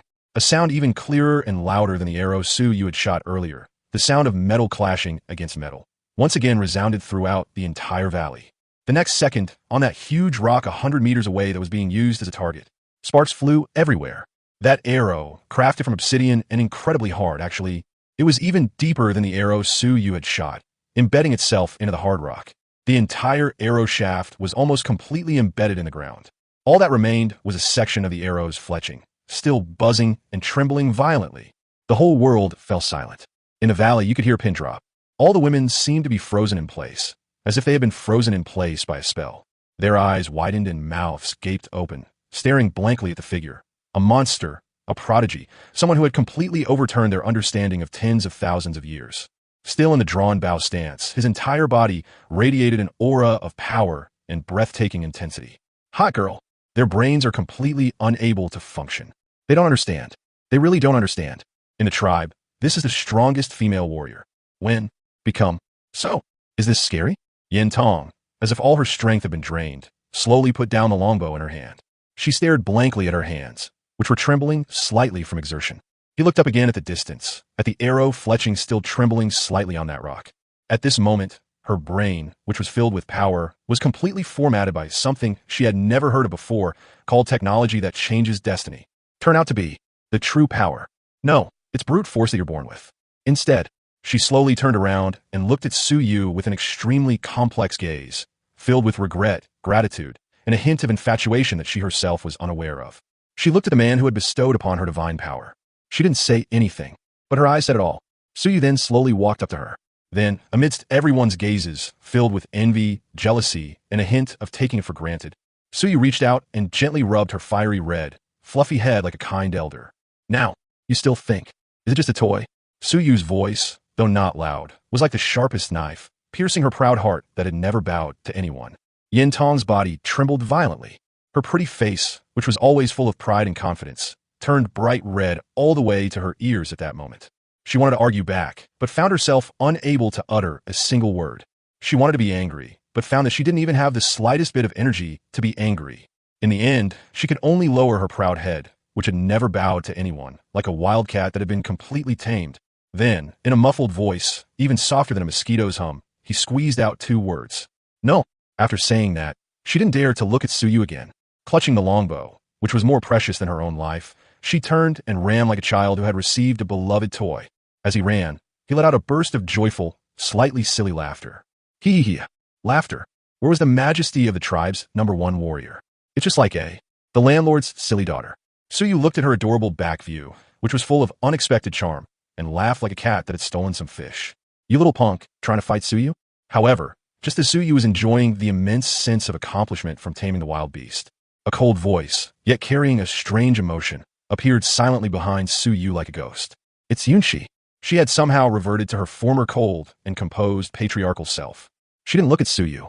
Instead, they turned their attention to the hunting team members who had gone completely mad because of Yin Tong's divine power. She spoke slowly, her voice soft yet clear, reaching Suyu's ears. Suyu, She paused, seemingly considering her words. This magical artifact. She slowly turned around, her cold eyes flashing with an extremely complex emotion that Su Yu couldn't understand. Can Su Yu and his team make a few more? Chapter 42, we can't always be on the defensive. Let's take the initiative. Can Su Yu and his team make a few more? Yunxi's voice was filled with an unprecedented, extreme desire for power. She looked at the hunting party members, who had gone completely mad because of a longbow. She looked up at Su Yu again, the man who had brought the power of the gods before them. Her heart, which had been frozen for many years as the clan leader, was completely ignited at this moment by a flame called ambition. A bow can boost Yintong's combat power several times over. What if it's 10? 100? If each member of her elite hunting team were equipped with one of these divine weapons, capable of taking a life from 100 meters away, how terrifying would their tribe's power become? Don't be surprised if they're just a pack of wolves. Even if it were those legendary, even more powerful enemies dwelling deep within the forest, they might not be without the ability to fight back. Su Yu smiled as he looked into her eyes, which shone brightly in the firelight, as if they were burning with wildfire. Su Yu likes your ambitious yet helpless demeanor. Su Yu did not answer her directly. Su Yu simply pointed slowly to the landlord's silly daughter who was still hugging a longbow and grinning foolishly not far away. He then pointed to the young, shy, and intimidating craftsman who didn't even dare to lift his head. Finally, Su Yu turned his gaze to the ordinary women who were still frantically polishing stone tools. Su Yu's meaning is very simple. As long as there are enough materials, as long as there are enough people, Su Yu could have as many of these magical artifacts as he wanted. Yunxi's breath hitched. In an instant, an astonishing light burst forth from her icy eyes. She understood. She understood completely. This man brought them not just one, but two divine weapons. What he brought to them was a wisdom that can continuously create divine artifacts. And this is the foundation for a tribe to truly rise and become truly powerful. So do you understand? She slowly nodded, and for the first time, an expression of conviction appeared on her face, which was always covered in frost. She no longer hesitated at all. She suddenly turned around, facing all the able-bodied women in the tribe. She issued the most important order in her history as the clan leader, in an unquestionable and iron-fisted tone. Starting today, in the tribe, everything except hunting, all shall obey the Holy One's command. No one is allowed to disobey. Boom! The entire tribe was completely in an uproar. Their chieftain, they actually handed over all command authority in the tribe, except for combat, to this man. What does that mean? This means that, starting today, this man will become someone in this tribe who stands on equal footing with Yunxi. Another king. However, just as all the women were immersed in this enormous shock that was enough to change the future of the tribe, Su Yu slowly shook his head. Su Yu looked at Yunxi, her eyes filled with ambition and expectation.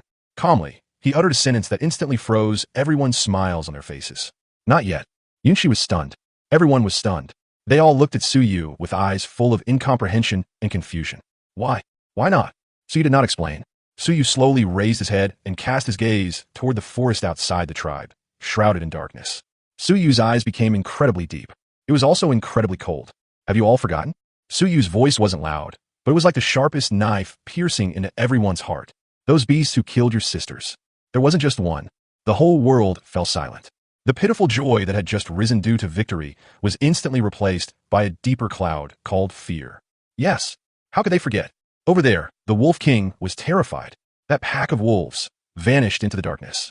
They did run away, but they could happen at any time. They're making a comeback. Just thinking about those dense, will-o'-the-wisps, eyes filled with bloodlust and greed. The color drained from the faces of all the women instantly. Their bodies began to tremble uncontrollably again. However, just as everyone was once again gripped by a profound and unknown fear. Su Yu slowly smiled. His laughter was cold. It's also very cruel. Su Yu and his ilk cannot always be passively attacked. Su Yu slowly turned around to meet the fearful and uneasy gazes of all the women. Then Su Yu turned his gaze to Yintong, who was still holding the longbow and looking excited. As Su Yu watched her deliver her command, word by word, in a tone filled with decisiveness and unquestionable authority. The most important order Su Yu, as a saint, had ever given. Yintong, starting today, you only have one hunting party mission. Su Yu paused, then spoke slowly in a voice filled with icy killing intent. That is to Su Yu, all the wolves in this forest. 1. Leaving no ground. Kill them all. Chapter 43. The system makes a great contribution, exposing the wolf den's secrets. 1. Kill them all without leaving a trace. Su Yu's voice was icy, bloodthirsty, and devoid of any emotion. But like the hottest flame, it instantly ignited the long-suppressed fire of revenge in the hearts of Yintong and all the members of the hunting team. Kill them all. Kill them all. Kill them all. They raised their newly sharpened, incredibly sharp weapons high, and let out a deafening roar. There was no longer any fear on their faces. There was only one thing, an extreme desire for victory. Yes, a sage is here. There's a magical artifact here. What is there to fear from a mere pack of wolves? Even Yunshi was infected by this fervent atmosphere, full of iron-bloodedness. For the first time, a raging fire of aggression and expansion ignited in her icy eyes. She looked at Suyu, the man who, in just a few days, had completely transformed a near-extinct tribe into a terrifying machine brimming with war potential. For the first time, her heart, which had been frozen for many years as the clan leader, began to beat wildly, uncontrollably. She knew that from today onwards, this tribe will no longer be a weakling that can only eke out a living in the forest. They will become the sole queens of this forest. However, just as everyone was immersed in the frenzied excitement of their impending domination, Suyu slowly shook his head. Suyu looked at Yin Tong's pretty face, which was flushed with excitement. He calmly uttered a sentence that instantly froze everyone's smiles on their faces. But not now. Yin Tong was stunned. Everyone was stunned. They all looked at Suyu with eyes full of incomprehension and confusion. Why? Why not? Were you just bragging about everything you just said? Suyu did not explain. Suyu slowly raised his head and cast his gaze toward the forest outside the tribe, shrouded in darkness. Suyu's eyes became incredibly deep. It was also incredibly cold. Know yourself and know your enemy, and you will never be defeated. Suyu slowly uttered 8 syllables that they couldn't understand at all, but they could sense the infinite wisdom contained within them. Then Suyu slowly closed his eyes. Daily reconnaissance system activated. Scan range, radius 1,000 meters. Searching for target, wolf. Search successful. Wolfpack tracks discovered, currently being pursued. Tracking successful. The next second, a 3-dimensional map centered on Suyu and composed of countless blue light dots instantly unfolded in Suyu's mind. In the northwest direction of this map, about 900 meters away, there is a hidden cave. A huge ball of light, radiating a rich red glow, suddenly appeared before Suyu's eyes. Nama, giant wolf den. Information. The den, home to over 200 adult giant wolves, has a complex internal structure that makes it easy to defend and difficult to attack. Leader, Silver Moon Wolf King status. Injured Berserk. Elite unit, Giant Wolf Leader X 12 status. Alert. Common unit, 217 adult giant wolves status. Panic Hunger. Cub unit, 53 wolf cubs status. Weak. Note, the wolf pack's morale was low because their leader was frightened by the flames in the previous battle, and they dared not launch another attack for a short period of time. Suyu Karak. Suyu Sword. Suyu was truly, utterly devastated. Suyu has activated a full map cheat. They not only found out the exact location of the wolf den, they even went so far as to reveal the Wolf King's name, the number of his henchmen, and the number of his cubs. What's the point of fighting? This is simply a one-sided massacre. Suyu suppressed the overwhelming joy in his heart. Slowly, Suyu opened his eyes. Then, under the gazes of everyone, filled with tension, anticipation, and even fear, Suyu slowly extended his hand. On the open ground, which Suyu used as a sand table, he drew a simple, yet remarkably clear cross-section of the cave with a single, sharp stone. The whole world fell silent. All the women seemed to be frozen in place, as if under a spell. They stared wide-eyed and mouths agape, as if watching a god creating the world, at Suyu and the map on the ground that was both incongruous and strangely familiar. Their brains are completely unable to function. They don't understand. They really don't understand. This man, he didn't even leave the tribe. Why was he able to draw so clearly? That, the lair of demons that killed countless of their sisters? Could he really be an omniscient god? Yin Tong, standing in front of Suyu, was struck dumb. She stared blankly at the map on the ground, a map exactly like the one from her memory that had cost her dearly in hell. She looked up again at Suyu, a man who had remained calm throughout, as if he had everything under control. Her brain, which had just been filled with power, was completely formatted at this moment by something she had never heard of before called dimensional reduction attack. She finally understood. She finally understood. This man possesses more than just the wisdom to create divine artifacts. What he possesses is a divine power sufficient to see and control everything. And she actually dared to dream of making a bet with such a god? It's a complete joke. She knelt down before Suyu again with a thud. This time it's not because of a bet. No longer because of loyalty. Rather, it is an irresistible feeling that comes from the depths of the soul. I am utterly impressed. Suyu slowly stood up and stopped looking at her. Suyu simply turned his gaze to the person who had remained calm throughout. But now, those icy eyes were churning with a monstrous undercurrent. Iceberg female clan chief. Suyu looked at her and delivered the order word by word, in a tone filled with icy killing intent and brooking no argument. This was the most important order Suyu had ever given as a saint. Trial. Yunshi. Now, gather all your people. Suyu paused, then spoke slowly in a voice filled with cruelty and disdain. So you wanted to teach these ignorant beasts a lesson. It was called, Cut the Weeds and Eliminate the Roots. Chapter 44, A Fire Burned Down the Wolf's Den, Eliminating Future Troubles. Suyu, let these ignorant beasts know what it means to nip them in the bud. Suyu's voice was icy, bloodthirsty, and devoid of any emotion. It was like a most sacred divine decree. In an instant, the flames of revenge were completely ignited throughout the entire tribe. Cut the weeds and eliminate the roots. Cut the weeds and eliminate the roots. Cut the weeds and eliminate the roots. The women raised their incredibly sharp weapons high and let out a deafening roar. There was no longer any fear on their faces. There was only one thing, an extreme desire for victory. In their eyes, there's a saint, with this all-knowing and all-powerful God present. Don't even mention it. It's just a wolf den. Even if the sky were to fall, they can also poke a hole in it. Yunshi, on the other hand, did not hesitate at all. She suddenly turned around, facing all the able-bodied women in the tribe. She issued the most important and insane order in her history as clan leader with an iron-fisted and unquestionable tone. Everyone, bring Suyu and the others and all the kerosene. Bring Suyu and all the torches.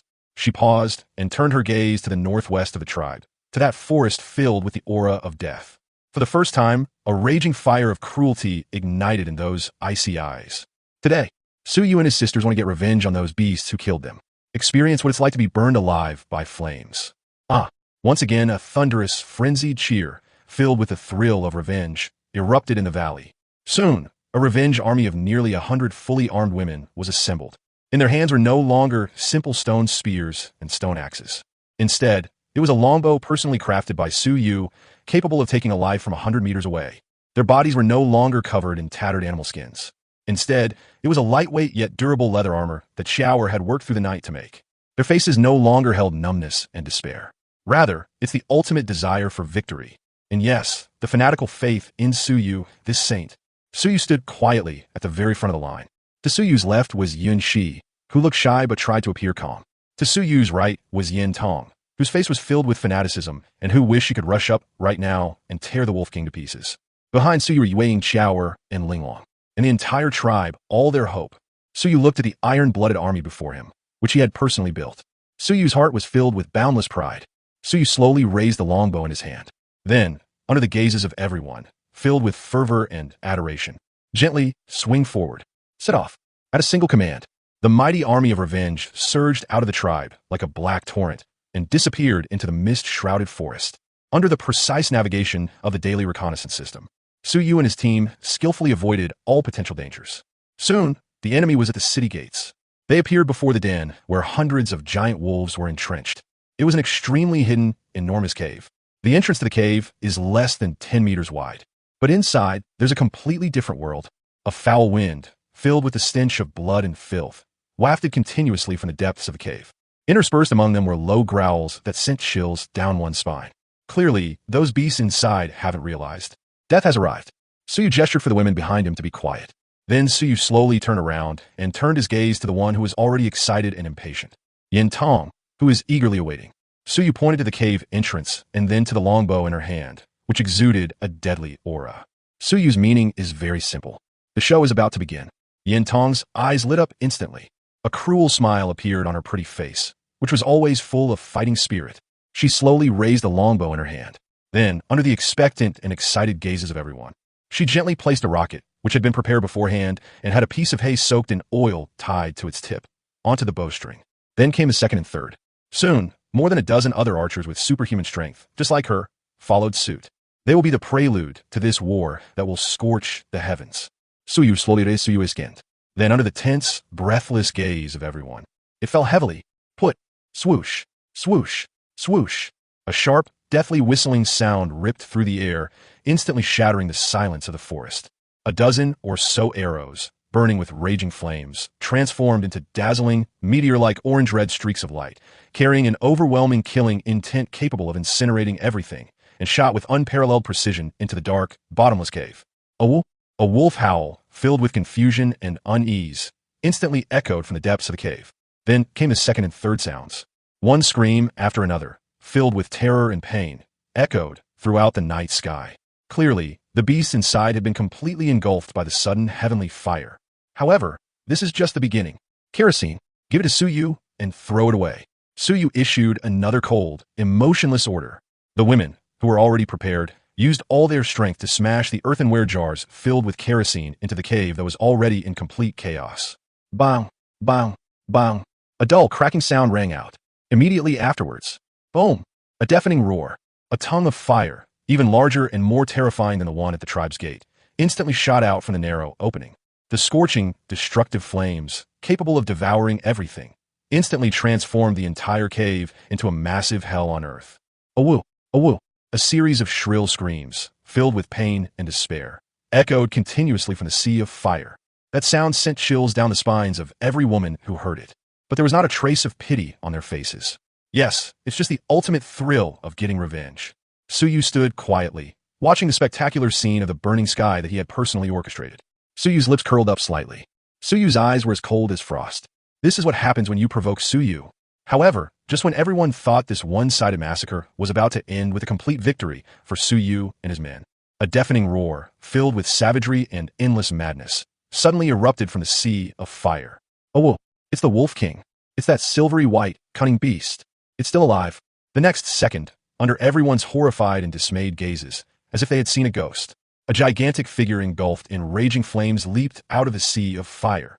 Its cold, hate-filled eyes were fixed on Suyu. It wants to perish together with Suyu. However, what awaited him was not Suyu's fear. Instead, it was Suyu's eyes that were filled with disdain and mockery. And a sentence, cold and devoid of any emotion. Trial. You only realize this now? Suyu slowly raised the longbow in his hand. He aimed the sharpest arrow, which he had prepared long ago, at its rage-distorted form. Between the eyebrows. It's too late. Chapter 45, I found a litter of wolf cubs. Can these things be tamed? It's too late. Suyu's voice was as cold as frost. Whoosh!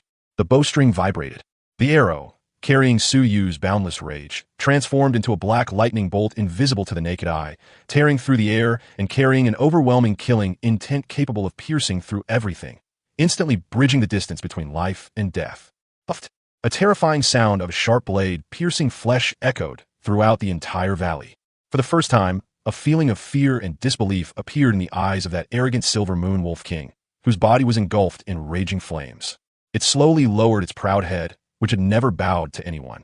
There, a trembling arrow was deeply embedded between its brows. The whole world fell silent. The Wolf King's body suddenly stiffened. All the light in its cold, hate-filled eyes instantly went out. Bang! A loud, muffled thud. That enormous body, as big as a calf, crashed heavily to the ground. A cloud of dust, filled with the aura of death, spewed up. Wolf King, dead. His death was inevitable. He died a very unfortunate death. It never understood this until its death. Why? Why? This seemingly frail, two-legged creature. It can actually unleash such terrifying power? Another earth-shattering, frenzied cheer, filled with the thrill of revenge, erupted from the valley. The women threw down their weapons, embraced each other, and cried and laughed. The dead sisters have finally gotten their revenge. The dark cloud of fear that had been hanging over the tribe was completely torn apart at this moment. Suyu slowly lowered the longbow in his hand. Suyu stared quietly at the Wolf King's corpse, which had been reduced to its charred remains. Suyu's lips curled up slightly. Suyu's eyes were as cold as frost. This is what happens when you interrupt Suyu's good time. However, just as everyone was immersed in the immense joy of revenge, a crisp sound, filled with surprise and a hint of uncertainty, came out of the wolf den, which was still billowing smoke, without warning. Broter Suju. It's exquisite. It's this fearless little girl. She actually managed to sneak into that dangerous wolf den all by herself when no one was paying attention. Nonsense. Suyu's expression changed instantly. Suyu shoved away the women around him who were still throwing themselves at him. Then he dashed into the cave, which was still emitting a pungent, burnt smell. Linglong, where are you? Suyu's voice was filled with something he himself was unaware of. Nervous. Broter Suju. Suyu is here. Linglong's joyful voice came from the deepest part of the cave. Suyu followed the sound and ran wildly. Soon, they found her in a very secluded little compartment hidden by huge rocks. She was squatting on the ground, and her pretty face, which was always full of innocence and romance, was now filled with a radiance called maternal love. In her arms, she was cradling several furry, shivering kittens. A wolf cub? Suyu was completely petrified. Suyu stared blankly at the scene before him, a scene that was both incongruous and strangely heartwarming. He glanced at the others, who were secretly observing Suyu's little creature with eyes filled with fear and a hint of curiosity. Suyu's brain, which was filled with modern science, was completely formatted at this moment by something Suyu had never heard of before, called everything can be cute. No, this thing can be tamed? Bite. Host detected. Contact is being made with a tameable juvenile creature. The beast taming skills, beginner, system module has been automatically unlocked. Taming target, silver moon wolf cub. Difficulty of taming, high. Domestication methods. Suyu Karakth. Suyu Squad. Suyu is truly, utterly devastated. Suyu. Has Suyu unlocked a new pose yet? No. It's new technology. Suyu looked at the few fluffy, seemingly harmless wolf cubs in front of him. Then I thought of their terrifying fighting power when they grow up, enough to tear everything apart. An absurd yet highly probable thought instantly popped into Suyu's mind. If Suyu can successfully tame them, wouldn't that mean Suyu's tribe would then possess a force? Invincible. Wolf riders? As Suyu looked at the few trembling little creatures in front of him, the corners of his mouth slowly turned up. Suyu's eyes became incredibly fervent, and also incredibly loving. Linglong, however, was completely unaware of this. She simply held the few fluffy little things in her arms like a child who had received a beloved toy, showing them off to Suyu. Broter Suyu. Look, they are so cute. She pointed to the wolf cubs that were looking at Suyu with eyes full of fear and unease. He then pointed at Suyu. Then, in a tone full of innocence and a hint of uncertainty, she asked Suyu. Suyu, can you raise them? Chapter 46, the beginning of animal husbandry, starting with wolf raising. Suyu, can you raise them? Linglong's innocent and expectant voice sounded so out of place in the wolf den, filled with the stench of burning and blood. Suyu looked at her, and then at the few trembling, furry little creatures. Suyu's leaks slowly curled upwards. Raise them? Of course we should. Not only should we raise them, moreover, they need to be raised and cared for to a great extent. Suyu Karakth. Suyu Squad. Suyu was truly, utterly broken. At this moment, Suyu's brain, which was filled with modern science, was completely ignited by a flame called the technological revolution. Tame wild beasts. This is the story of how human civilization progressed from barbarism to civilization. The most important step. If Suyu can successfully tame these little guys with giant wolf blood, wouldn't Suyu's tribe then possess the most loyal, strongest, and most terrifying force? Biological weapons? Suyu looked at the few furry, seemingly harmless little creatures in front of him. Suyu's eyes became incredibly fervent. Also incomparable. Love. Suyu slowly reached out his hand, like the gentlest father, and gently stroked the wolf cubs who were looking at him with eyes full of fear and unease. Animal taming technique. Calming successfully. Domestication progress. 1. Current objective. Gain the cubs' absolute trust. Suyu Karakth. Suyu Squad. This system is 2. That's so thoughtful. Suyu's heart, which had been pounding wildly with excitement, gradually calmed down. Suyu gave Linglong a smile, full of encouragement and love. Able. Of course you can. Not only can they be raised, but they must be raised properly. Suyu's voice wasn't loud, but it was filled with an undeniable and convincing magic. Her bright eyes lit up instantly. Her pretty face, which was always full of innocence and romance, was now filled with the tremendous joy of being recognized. She held her little baby in her arms like a little rabbit that had received a favorite toy, jumping and skipping around in front of Suyu. And just then, a group of women, filled with doubt and confusion, rushed into the small cubicle. Their faces were filled with worry for the Holy One. When they saw it, Suyu was standing there unharmed. Linglong, however, was holding several fluffy wolf cubs. Everyone was stunned. They stared wide-eyed and gaping-mouthed at the little creatures that were eyeing them with fear and unease, as if they were looking at monsters or madmen. Wow, what's this? Gurgle. A wolf cub? A woo. Quick, kill them. The women instantly erupted in chaos. One by one, they raised their weapons, their faces filled with a deep-seated fear and hatred for wolves. After all, their sisters died under the fangs of these beasts. Stop. Suyu's Choutith. Suyu's voice was like a thunderclap, instantly stunning all the fervent women. One by one, they subconsciously put down their weapons and looked at Suyu with eyes full of incomprehension and doubt. Suyu, what are you doing? Yunchi was the first to rush to Suyu's side. A glint of worry and a hint of disapproval flickered in her cold eyes. These are wolves.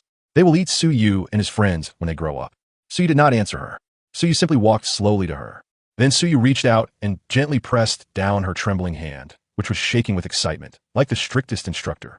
Suyu looked into her cold eyes, which were filled with worry. He calmly uttered a sentence that shocked everyone. They are not wolves. They are.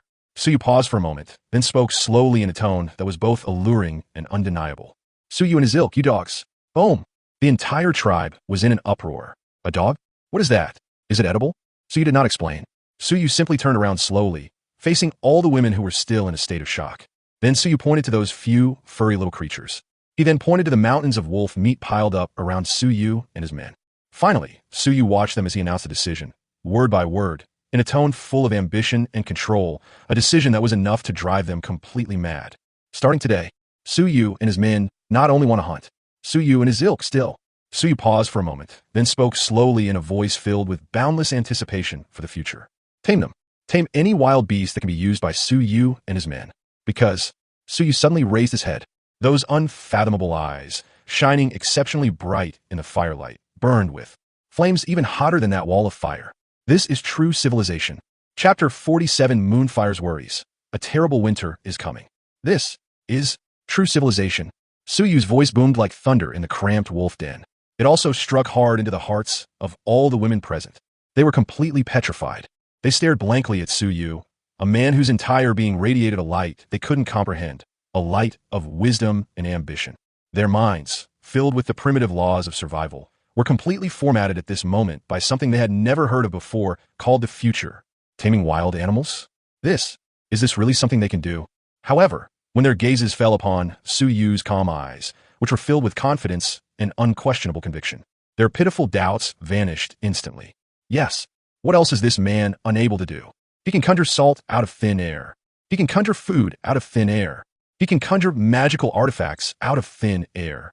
He could even manipulate the heavenly fire, which was powerful enough to destroy everything, with ease. Those are just a few wolf cubs that hadn't even been weaned yet. And what does it matter? The Holy One is mighty. I wonder who was the first to recover from the immense shock. She shouted the loudest cheer of her life at Su Yu in an almost manic, fanatical tone. Then the second, the third. The entire wolf den was engulfed in a frenzied worship of the Holy One. Even Yunxi and Yintong, the two proudest women in the tribe. At this moment, all he could do was silently look at Su Yu with a gaze filled with complexity, awe, and a hint of self-righteousness. Looking at this person who was about to lead them to a place they never dared to dream of. A new era has begun. That night, the entire tribe once again erupted in revelry. Wolf meat, all you can eat. Berries, plenty to eat. The clean, warm holy water is even better. Drink as much as you like. All the women were immersed in this unprecedented, immense happiness called abundance and security. They sang and danced, celebrating their new life. Su Yu sat quietly on the tiger-skin bed, which exuded a wild and alluring charm. On one hand, she enjoyed the thoughtful back massage service from her maid, Ling Long. Meanwhile, he carefully fed the wolf cubs, who had already been initially calmed down, a piece of the freshest wolf meat. Watching them go from trembling at the beginning to now cautiously licking the bits of meat off Su Yu's fingers. Su Yu's lips curled up slightly. The beginning of animal husbandry has arrived. Next is bite. Host detected. The tribe is considering its future development direction. System task, automatically generated. Main quest, the leap of civilization. Mission description, lead this endangered primitive tribe to survive and to thrive. The current phase of the mission has begun. Stay safe and sound through the winter. Mission objective, stockpile enough supplies within 1 month to sustain the entire tribe through a 3-month-long, cold winter. Mission reward, 1,000 civilization points. Unlocks the new basic agriculture tech tree. Su Yu Krak. Su Yu Sword. Su Yu is truly, utterly devastated. Agriculture? This is the true path to victory. Agriculture means a stable food source. This means a population explosion. This means that Su Yu can completely transform this tribe from the hunting and gathering era into the agricultural era. This is the real one. A leap forward in civilization. Looking at the tempting system task in front of him, Su Yu's heart, which had become somewhat complacent due to his victory, became fiery again. However, just as Su Yu was immersed in the immense excitement of the impending start of a new era of large-scale farming, a gentle voice, filled with worry and a hint of unease, suddenly rang out behind Su Yu without warning. It is a firefly. She had quietly ended the revelry outside, and, carrying a bowl of still-steaming holy water, silently came to Su Yu's side. Unlike other women, she did not have a fanatical adoration for Su Yu. She simply stood quietly behind Su Yu, looking at him with a tender gaze filled with worry. Su Yu. She watched as her people, their faces glowing red from the firelight, continued to sing and dance. For the first time, a look of worry appeared in those eyes that were always full of gentleness and purity. Everyone was so happy. Her Chinese has made significant progress thanks to Su Yu's late-night tutoring, although it is still somewhat awkward. But that was enough to express the worry in her heart. Su Yu was stunned for a moment. Su Yu turned to look at her, at those beautiful eyes filled with worry. He asked calmly, "Is it good to be happy?" "No, it's not." Yuang slowly shook her head. She pointed to the mountain of wolf meat piled up there where Su Yu and his men were. He then pointed to the wild berries that were served as dessert. Finally, she turned her gaze to the dark forest outside the tribe. Her voice was very soft, but it was like a bucket of the coldest ice water, instantly waking up Suyu's brain, which was feverish from excitement. We'll finish the meat. The fruit will rot. She paused, a glint of something even Yentong didn't possess flashing in her gentle eyes. The name of fear. Profound, but a terrible winter. It's coming soon. Chapter 48 Winter Survival Essentials. Smoked meat, dried fruit, and a cellar. The terrible winter is coming. Yueying's worried voice was like a bucket of the coldest water, instantly waking up Suyu's brain, which had become somewhat feverish from unlocking agricultural technology. Yes, Suyu, how could I forget? Winter. For any primitive tribe struggling to survive, this is a matter of life and death. This is the most terrifying thing, a catastrophe. Once heavy snow closes the mountain pass, the prey will disappear without a trace. The plants will wither and die. At that time, there will be insufficient food reserves. All that awaits them is hunger and death.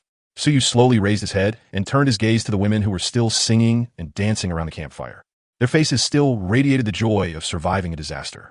They were still basking in the immense happiness of having plenty of food. They simply didn't realize. Death was already there, grinning menacingly at them from a short distance away. And Suyu, the man they revered as a saint. This tragedy must absolutely not be allowed to happen.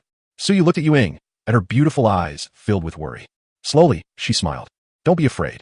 Suyu's voice, though not loud, possessed a magical quality that brought peace of mind. Suyu is there. Yueying was stunned. She stared blankly at Suyu, at his confident and calm eyes. At this moment, her heart, which had been somewhat chilled by fear of the future, was completely filled with a warm current called security. Yes, he's there. Is there anything that can't be solved? She nodded slowly, and once again, a ray of hope shone on her pretty face, which always carried a gentle smile. Suyu slowly stood up. Then, amidst everyone's bewildered and puzzled gazes, Suyu arrived at the center of the tribe. Sujuriman Saident. Suyu simply picked up a piece of charcoal that had been scorched by the flames. Then, Suyu looked at the wall of that newly built wooden house. He painted 3 pictures that instantly froze everyone's smiles on their faces. The first painting is very simple. The painting depicts rows of strips of meat suspended by ropes. Below the meat strips, there was a pile of firewood billowing thick smoke. The second painting is also very simple. The painting depicts purplish-red berries laid out on a huge stone slab. Above the stone slab was a sun radiating light and heat. The third painting is slightly more complex. The painting depicts a ground that has been cut in half. And beneath that ground was a huge cave. The cave was filled with all sorts of food. The whole world fell silent. All the women seemed to be frozen in place, as if under a spell. They stared wide-eyed and gaped, looking at the 3 divine oracle images on the wall with an expression that suggested they were looking at a madman, a fool, or someone whose existence was completely beyond the reach of their limited vocabulary. The images were filled with a sense of incongruity and a hint of familiarity. Their brains have completely stopped functioning. They don't understand. They really don't understand. This man always manages to perform miracles they've never heard of or seen before, when they least expect it. What are they planning to do this time? Suyu knows what you're worried about. Suyu slowly turned around to meet the confused and uneasy gazes of all the women. Then Suyu turned his gaze to the one who had remained calm throughout, but whose icy eyes were now churning with turbulent emotions. Iceberg female clan chief. Suyu looked at her and announced her word by word in a confident and unquestionable tone. Winter is indeed terrible, but Suyu paused, then spoke slowly in a tone full of contempt and mockery towards primitive civilization. That only applies to you. Boom! The entire tribe was in an uproar. All the women looked at Suyu with eyes filled with shock and a hint of resentment. What do you mean by for you? Are you, a man who looks even weaker than Suyu and the others? Aren't you afraid of winter? Suyu ignored their questions. Suyu simply stretched out his hand and pointed to the 3 divine oracle images on the wall that were filled with the light of wisdom. Then, Suyu watched them speak, word by word, in a seductive and unquestionable tone, and opened a door to a whole new world for them. Meat rots. Suyu pointed to the first painting, a slight upturn at the corner of his mouth.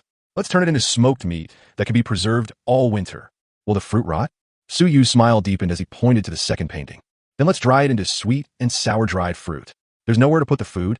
Suyu pointed to the third painting, where a pair of unfathomable eyes, shining brightly in the firelight, burned with, even more powerful than that wall of fire. Fiery. Flame. Then let's dig a cellar that's warm in winter and cool in summer. The whole world fell silent. All the women were as if they had been struck by a series of thunderbolts. They stared blankly at the 3 paintings on the wall, which were filled with miracles. She looked up again at the man who radiated a kind of light called civilization that they couldn't understand. Their minds, filled with the laws of primitive survival, were completely formatted at this moment by something they had never heard of before called dimensional reduction attack. Turned out to be, originally food. It's alright, that's all. Deal with? It turns out that winter, it can also be like this. Pass. Suyu stood quietly in place, enjoying their fervent and worshipful gazes as if they were looking at a god. Suyu's lips curled up slightly. Suyu's eyes were calm, like still water. This is the power of knowledge. However, just as everyone was immersed in the enormous shock that was enough to change the fate of their entire tribe, a cold voice, yet carrying a strange emotion, appeared silently behind Suyu like a ghost. It's Yunshi. She had somehow reverted to her former cold and composed patriarchal self. She didn't look at Suyu. Instead, they turned their attention to the 3 blueprints on the wall, which were full of hope and a sense of the future. She spoke slowly, her voice not loud, but clearly reaching Suyu's ears. Suyu. She paused, seemingly considering her words. These. She slowly turned around, her cold eyes flashing with an extremely complex emotion that Suyu couldn't understand. Can all of these really be achieved? Chapter 49, Playing with Mud? No, this is pottery that changed the times. Can all of these really be achieved? Yunshi's voice was very soft, but it was like the heaviest boulder, crashing down on the hearts of all the women present. Yes, the blueprint is beautiful though, but the reality, however, is quite harsh. Smoked meat requires a lot of salt. Although they have found a source of salt, their reserves are still far from sufficient. Sun-drying fruit requires continuous, sunny weather. And this forest, shrouded in mist year-round, has no shortage of rain. As for that seemingly most magnificent cellar, it requires an unimaginable amount of human and material resources.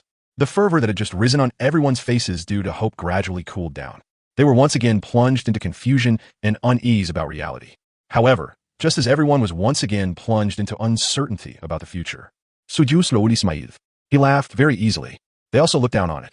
Is it difficult? Suyu's voice wasn't loud, but it was like the sharpest knife, piercing deep into everyone's heart. Suyu slowly turned around to meet the confused and puzzled gazes of all the women. Then Suyu turned his gaze to the person who had remained calm throughout, but whose icy eyes were now churning with turbulent emotions. Iceberg female clan chief. Suyu looked at her and announced to her, word by word, in a tone full of confidence and unquestionable authority. Not enough salt? Suyu pointed to the stone wall that Suyu and his friends had visited before, and the corners of his mouth turned up slightly. Then go get shaved again. Is the weather bad?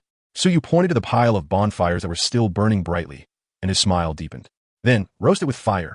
Not enough manpower? Suyu pointed to the pair of strong, robust women present, their unfathomable eyes, which shone brightly in the firelight, burning with, even more powerful than that wall of fire. Fiery. Flame. Then, let's mobilize everyone. The whole world fell silent. All the women were as if they had been struck by a series of thunderbolts. They stared blankly at the man, who radiated an aura of dominance and confidence that they couldn't comprehend. Their minds, which were filled with the primitive laws of survival, were completely formatted at this moment by something they had never heard of before called man will conquer nature. Turned out to be, originally difficulties. It's alright, that's all. Solve? Suyu stood quietly in place, enjoying their fervent and worshipful gazes as if they were looking at a god. Suyu's lips curled up slightly. Suyu's eyes were calm, like still water. This is the power of thought. However, just when Suyu thought he had completely won them over with his philosophical and inspiring words, a voice filled with shyness and a hint of timidity suddenly rang out behind Suyu without warning. It's Chower. She had somehow walked up to Suyu's side. She pointed to the mountain of wolf meat and the berries that were already starting to spoil. He then pointed to the stone pots and bowls that Suyu and his group had, which were pitifully few in number. Then, in a tone filled with uncertainty and a hint of worry, she asked Suyu. Mayday Suyu. Suyu and his group didn't have that many containers. Container? Suyu was stunned for a moment. Then he understood. Yes. Suyu, how could you forget? Smoked meat needs a container to marinate it. Dried fruits need to be stored in containers. Even the most basic things like drinking water and eating are inseparable from it. Container. The only containers their tribe possesses now are those stone tools, painstakingly crafted from a single piece of stone. The quantity is pitifully small. It's simply not enough to support Suyu's grand winter survival plan. This is the most fundamental point. Technical challenge. Suyu looked into Chower's beautiful eyes, which were filled with worry. Slowly, she smiled. Who said Suyu and his ilk didn't exist?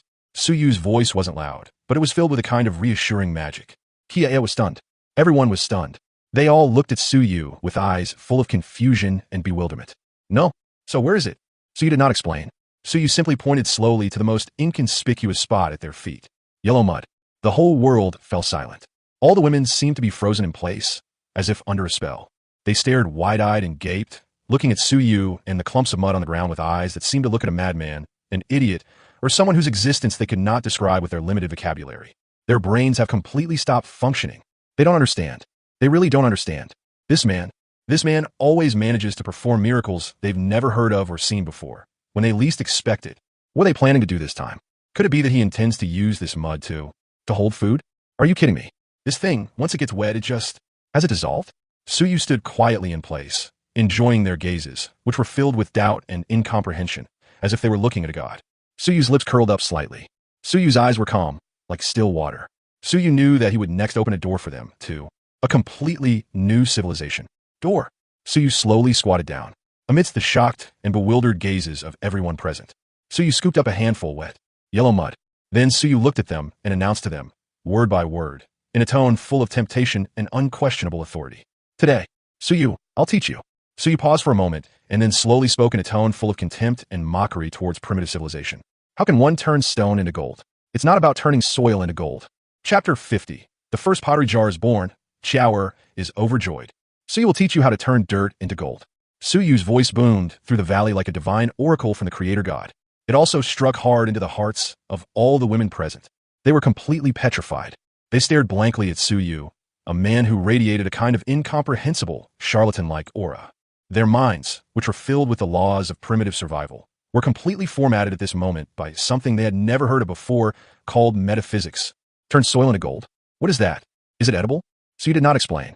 Suyu slowly began his alchemy demonstration. Mix the clay, knead and shape it. Soon, a more exquisite prototype of a pottery jar than any of the previous ones appeared in Suyu's hands. However, this time, Suyu did not personally dig the simple earthen kiln. Suyu slowly turned around and handed the still wet, artistically shaped clay pot, along with the future brimming with infinite possibilities, to the person who had remained silent throughout, only staring intently at Suyu's movements with bright, sparkling eyes. A genius little craftsman. Kia. Next, Suyu paused for a moment, and then spoke slowly in a tone full of expectation and encouragement for the younger generation. It's up to you now. Shower's body trembled violently. She raised her head, and for the first time, a dazzling light of confidence and longing burst forth in her eyes, which always carried a hint of timidity. She understood. She understood completely. Your Majesty, this is... Enlighten her. She no longer hesitated or showed fear, as she had before. Slowly, she extended her hands, calloused yet exceptionally nimble, and with trembling yet resolute hands, accepted the clay blank that represented inheritance and hope. Then she nodded heavily at Suyu. Bellick seemed to say, please watch closely. Then, to everyone's astonishment and bewilderment, this usually quiet and unassuming little craftswoman straightened her back once again. She turned to face the relatively thin women in the tribe who, like her, were responsible for handling miscellaneous tasks, and issued the second clear and powerful command of her life. Dig the kiln. This time, no one had the slightest doubt. One by one, they picked up their tools and followed closely behind Shower like a swarm of the most loyal worker bees. And Shower did not disappoint Suyu's expectations at all. She is simply a prodigy born to create. Unlike Suyu, she didn't simply dig a hole. Instead, they first carefully studied the surrounding wind direction and terrain. Then she chose the perfect spot that would ensure the flame burned fully and was heated evenly. She then directed the women to quickly construct a structure several times larger and far more scientifically advanced than Suyu's previous one, using a spiral excavation method that Suyu had never heard of before. Professional dragon kiln. Suyu correct. Suyu swore. Suyu was truly, utterly devastated. Suyu has really stumbled upon a ghost. This is nothing at all. It's like Liu Ban has been reincarnated. This is simply, Mozi has been reborn. Suyu looked at the dragon kiln, which, although structurally simple, perfectly utilized the principles of thermodynamics and aerodynamics. Then I looked at that petite figure, who was directing the women to carry out the pottery firing work in an orderly manner, and who had the air of a chief engineer. The joy in Suyu's heart was beyond words. Suyu was about to take off. Time passed second by second amidst the anticipation and slight tension of the wait. As the sun is about to set, the raging flames inside the cave finally died down. Everyone's heart was in their throat. They all craned their necks, staring intently at the kiln opening that was still emitting billowing steam with eyes full of tension and anticipation. It was a success? Or did it fail? For the first time, a feeling of nervousness appeared on Shower's pretty face, which was always full of confidence and composure. She slowly stretched out her small, trembling hands, which were blackened by the flames. Then, under the tense, breathless gaze of everyone, Using two thick wooden sticks, they lifted the pottery jar, which had been fired until it was completely red-hot, out of the kiln. Sizzle. A burst of white smoke rose up. As it cooled rapidly, the surface of the earthenware jar emitted a series of soft crackling sounds. Everyone's heart was in their throat. However, it didn't shatter as they imagined. Instead, under the scorching heat, it developed a texture that was even harder and smoother than the one Suyu had fired before. The surface even has a natural and beautiful glaze due to the kiln transformation. The whole world fell silent. All the women seemed to have been struck by bolts of lightning. They stared blankly at the pottery jar that radiated a light called civilization in the afterglow of the setting sun, a light they could not comprehend. Their brains, filled with the primal laws of survival, were completely formatted at this moment by something they had never heard of before, called art. Turn out to be, originally, mud. Is it really possible to turn dirt into gold? Shower, on the other hand, collapsed slowly to the ground as if all her strength had been drained. She stared blankly at the miracle she had created with her own hands. For the first time, tears of happiness welled up in those eyes that were always full of confidence and composure. She succeeded. She finally used her own hands to deliver the holy mandate. It has become a reality. She slowly turned around, looking at Suyu timidly with bright, expectant eyes, like a primary school student waiting for praise from her teacher after getting a perfect score. She pointed to that perfect, historically significant pottery jar. He then pointed at Suyu. Then she asked softly, in a tone that was full of uncertainty and a hint of ingratiation. Mayday Susuyu. Suyu like this. She paused, as if searching for the most suitable word. Let's calculate. Is it up to standard? Chapter 51, A New Way to Wear Animal Skins, showing you what fashion is. Let's calculate. Is it up to standard? Shower's voice was filled with the timidity and anticipation of a kitten. Is it up to standard? Suyu looked at her, then at the perfect pottery jar, which radiated a warm, jade-like glow and was full of artistic charm in the afterglow of the setting sun. Suyu's lips curled into a wild smile. It's more than just qualified. That's way beyond the scope of the curriculum.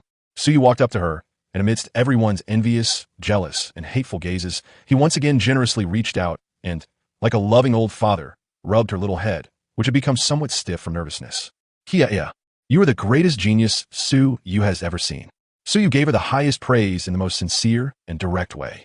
Shower's body trembled violently. She raised her head, and for the first time, a dazzling light of confidence and happiness burst forth in her eyes, which always carried a hint of timidity. Two beautiful blushes instantly appeared on her delicate face. That's not shyness.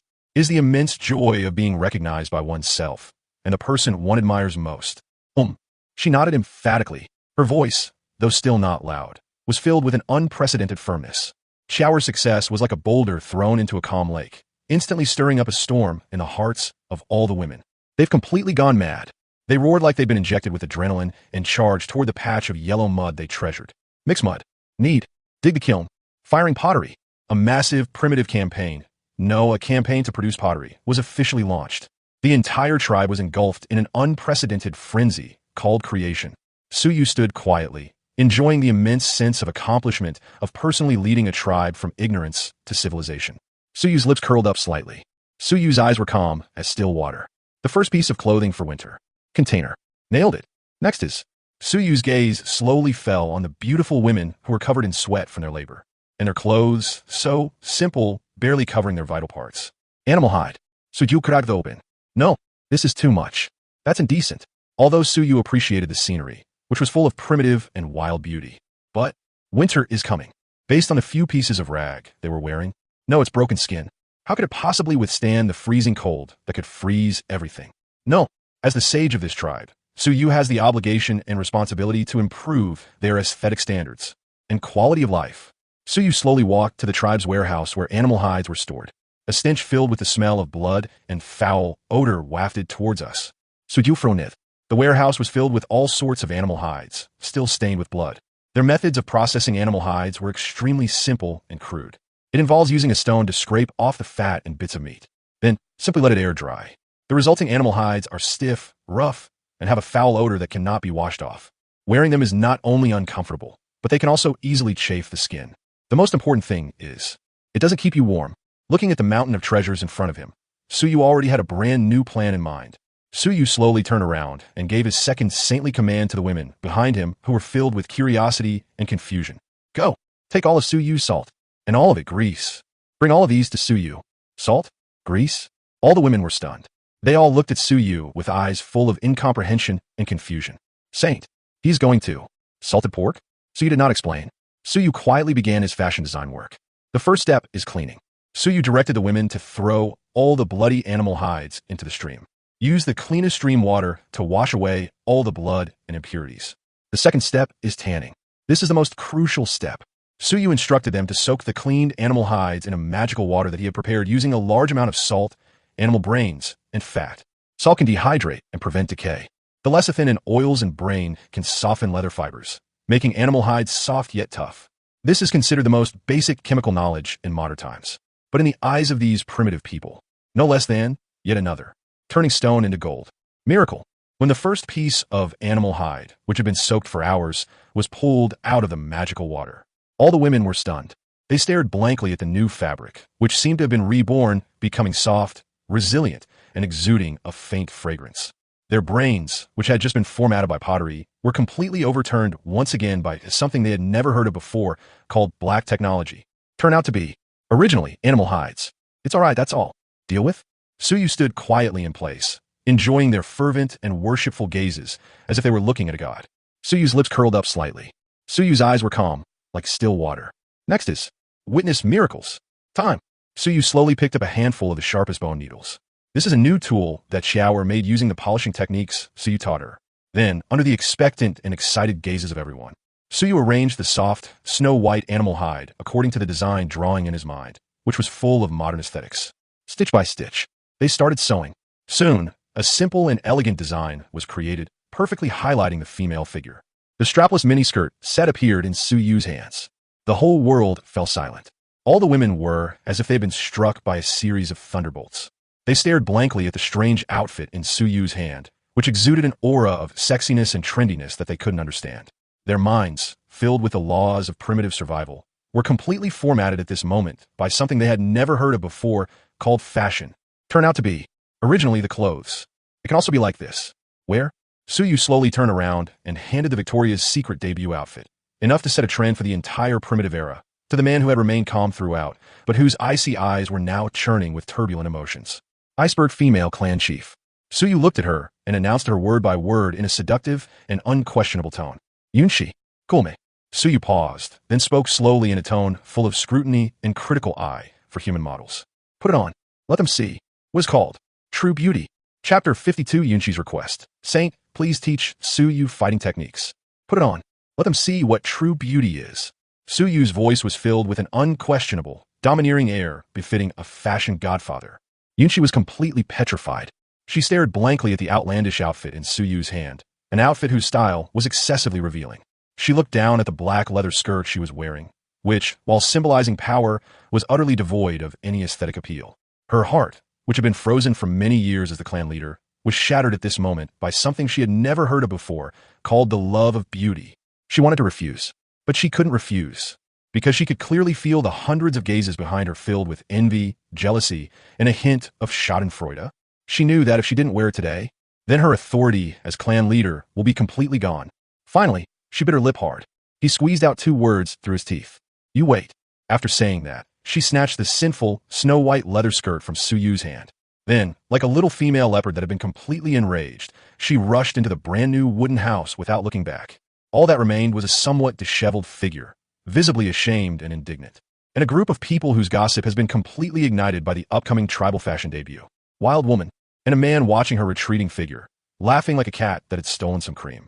Suyu, however, just as everyone was craning their necks, waiting for their queen to change into her new clothes and make a dazzling appearance, a cold, decisive voice, full of ruthlessness, came out of the brand-new wooden house without warning. Everyone, dismissed. Suyu needs to see enough before dark so that his men can eat smoked meat for 3 days, and enough for Suyu and his men to drink the divine water for a week. Unable to complete the task. There's no dinner tonight. The whole world is silent. The ignited passion for gossip was instantly extinguished by a bucket of the coldest water. All the women instantly fell silent, like ducks being choked. They looked at each other, then glared at Suyu with resentment and unwillingness in their eyes. Bellick seemed to say, it's all your fault. You're determined to anger the clan leader. Now is everything all right? The fashion show is over.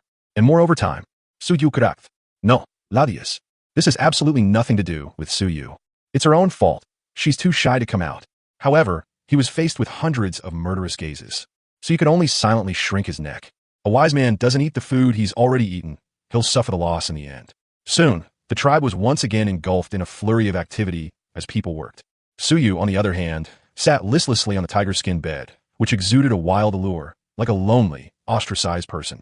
Suyu was contemplating his life and the future of the tribe. However, just as Suyu was about to enter sage mode, a cold, yet strangely emotional figure appeared silently at Suyu's cave entrance, like a ghost. It's Yunshi. She had changed back into her black leather skirt, a symbol of power without anyone noticing. She didn't look at Suyu. Instead, he threw something heavily in front of Suyu. That was a newly made sword by Chiaoer, exactly the same as the one Suyu held. Compound longbow. Suyu. She finally spoke. The voice remained icy, carrying a hint of something Suyu had never heard before. Solemnly. Suyu, I admit you are very intelligent. But, she paused, and a light of pride and defiance flickered in her cold eyes. In this perilous world, only absolute power is the key to survival. Your bow is very good. Your trap is also very good. But what if one day, Suyu and his companions encounter an enemy that even arrows cannot penetrate? What if one day Suyu and his team find themselves in a desperate situation where there are no traps they can set? What will Suyu and his group do then? Suyu was completely petrified. Suyu stared blankly at her, looking at this proud woman who, despite being utterly devastated by Suyu's civilization, still clung to her own set of jungle laws. Suyu's heart, which had become somewhat arrogant due to a series of victories, was struck hard by a heavy hammer called a wake-up call. Yes, Suyu, how could you forget? This is not the peaceful, civilized Earth that Suyu lived on in his previous life. This is a place full of unknowns and dangers. Another world. No matter how powerful the bow and arrow are, there are armors that cannot be pierced. No matter how ingenious the trap, there is always an insurmountable gap. True power forever belongs only to itself.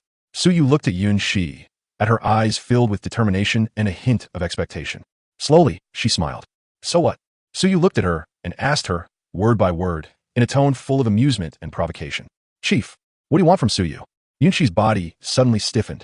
For the first time, a beautiful blush appeared on her usually icy, sculpture-like face. She bit her lip hard. It seems a significant decision has been made. She slowly knelt down on one knee in front of Suyu. Then, to Suyu's utterly horrified gaze, she lowered her proud head, the head of the clan leader, which she had never bowed to anyone before.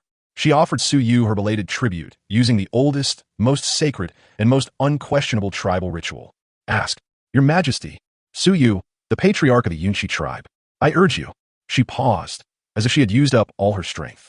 The kind of thing you taught Suyu, the kind you used on Suyu before. Yes, it can achieve great results with minimal effort. Martial Arts. Chapter 53. Using minimal force to deflect a great weight, the aloof clan leader was sent sprawling onto his backside. Teach Suyu that kind of fighting technique that allows him to use minimal force to overcome great strength. Yunshi's voice was hoarse, yet filled with an unprecedented, extreme thirst for power. Suyu was completely petrified.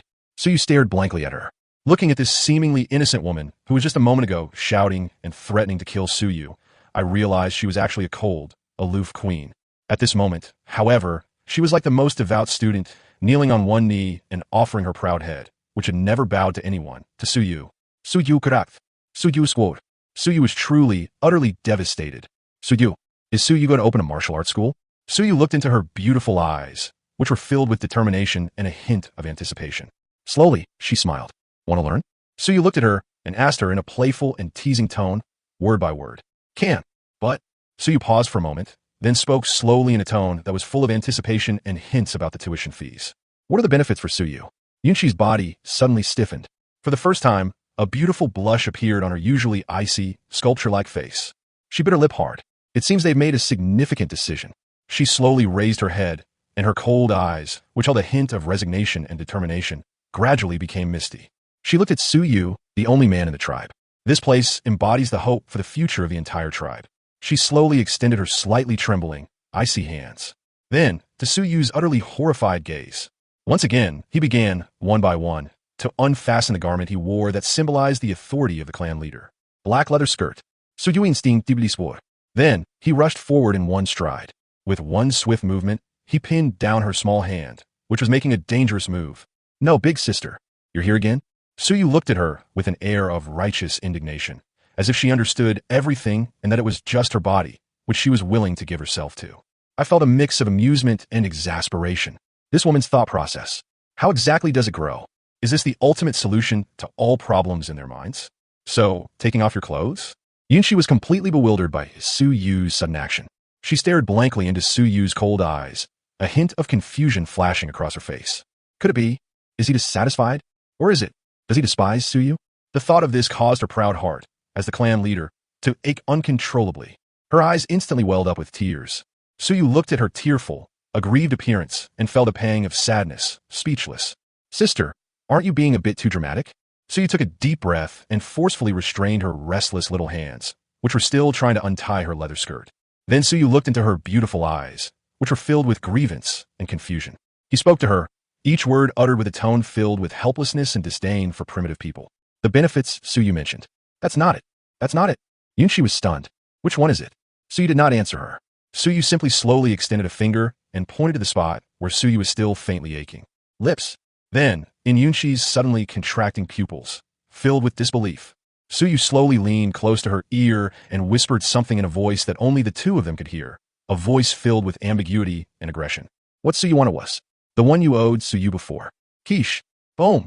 Yunshi's brain completely exploded at that moment. She stared blankly at Su Yu's handsome face, so close to hers, filled with amusement and provocation. She remembered that kissing gesture from before, which made her both ashamed and angry. Her usually icy, sculpture-like face suddenly turned bright red, like a hot iron. You are shameless. She uttered that line once again, a line she had said countless times. Then, like a little female leopard that had been completely enraged, she suddenly pushed Su Yu away. Immediately afterwards, she unleashed a powerful and wildly beautiful whip kick that swept fiercely towards Su Yu's face. That speed, that power, the strong wind it generated even made Su Yu's cheeks sting. Su Yu cracked. No, big sister. If you can't win an argument, you resort to violence? You have no sense of martial ethics. However, this is a fatal blow that can shatter stone and split rocks. Su Yu, however, showed no sign of panic. Su Yu's lips curled up slightly. Here you are, good. Just a second before the destructive whip kick was about to strike Su Yu's face. Su Yu's body suddenly leaned backward. They narrowly escaped by crossing an incredibly dangerous iron bridge. Then Su Yu reached out and, like the most nimble venomous snake, instantly coiled around her ankle, which was wide open due to excessive force. Immediately afterwards, Su Yu exerted force with his waist. Rise. Oh dear. Yunshi let out a gasp filled with shock and disbelief. Her powerful, athletic body instantly lost its balance. The whole person was completely taken aback by Su Yu's witty and skillful, effortless approach. He swung it hard. Then, under the horrified gazes of everyone, as if they had seen a ghost, he fell heavily onto that face, which was filled with wild allure. On the tiger skin bed, bang, a loud, muffled sound, yet filled with astonishing elasticity. The whole world fell silent. All the women seemed to be frozen in place, as if under a spell. They stared wide-eyed, mouths agape, with a look of utter disbelief that they were seeing a monster, a prodigy, an existence that had completely overturned their understanding of tens of thousands of years, a being still frozen in its throwing stance. Their brains have completely stopped functioning. They don't understand. They really don't understand. They're invincible, strongest chieftain in the tribe.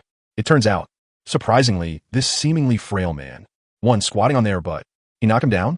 Yunshi, as if all her strength had been drained, slowly collapsed onto the soft tiger skin bed.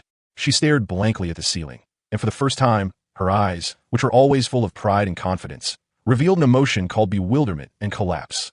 She lost. They lost badly, utterly defeated. We lost, and we accept it wholeheartedly. Su Yu slowly stood up and dusted off his hands. Then, under the gazes of everyone, filled with fervor and adoration, Su Yu walked step by step to the bedside. Looking down from his vantage point, he saw the person still in a state of utter disorientation. Ice Queen. Su Yu looked at her and asked her, word by word, in a tone full of amusement and provocation. Chieftain, now, you still think, Su Yu, this fighting technique, is it useless? Chapter 54, she actually cried. The future of the tribe depends on you. Do you still think Su Yu's fighting technique is useless? Su Yu's voice was cold like that of a final judge, yet it was also full of deadly allure. Yunshi completely broke down. She lay there blankly, staring at the ceiling on the soft tiger skin bed. For the first time, those eyes, which were always full of pride and confidence, revealed a void of bewilderment and a collapse of faith. She lost. They lost badly, utterly defeated. We lost, and we accept it wholeheartedly. What she's most proud of is her strength. She firmly believes in the law of the jungle. Faced with a man before me, whose wisdom was boundless and godlike. It's a complete joke. Salt, berries, traps, fire, bow, pottery, tanned leather.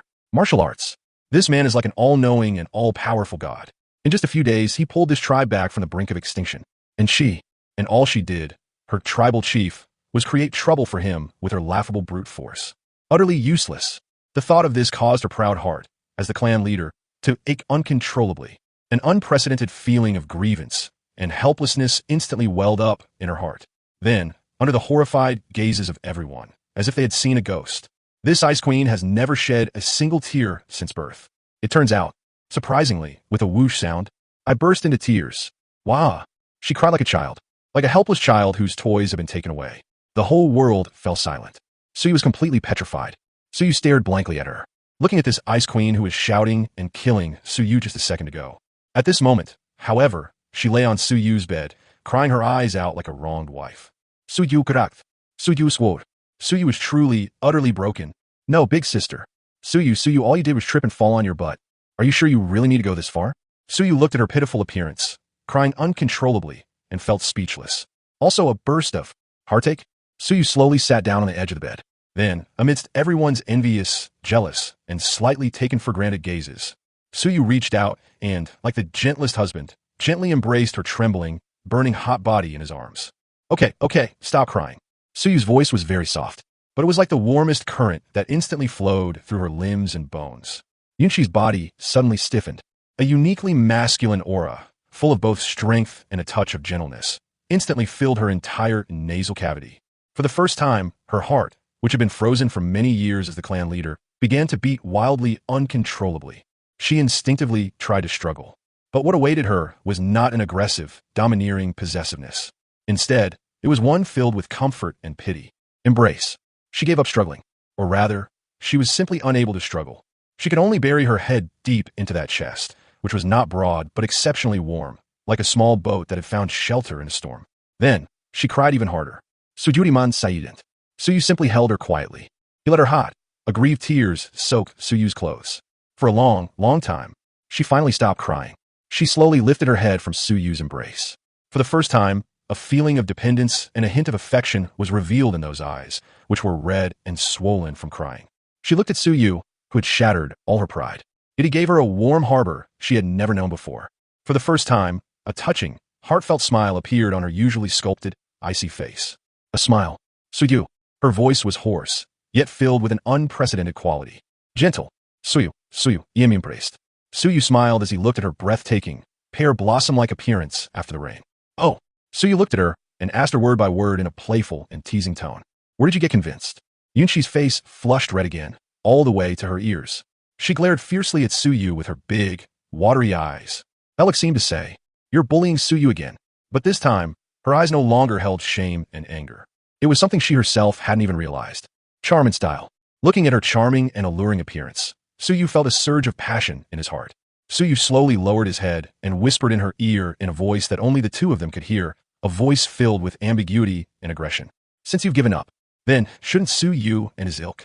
However, before Suyu could finish speaking, Yunshi suddenly stretched out her slender, icy fingers.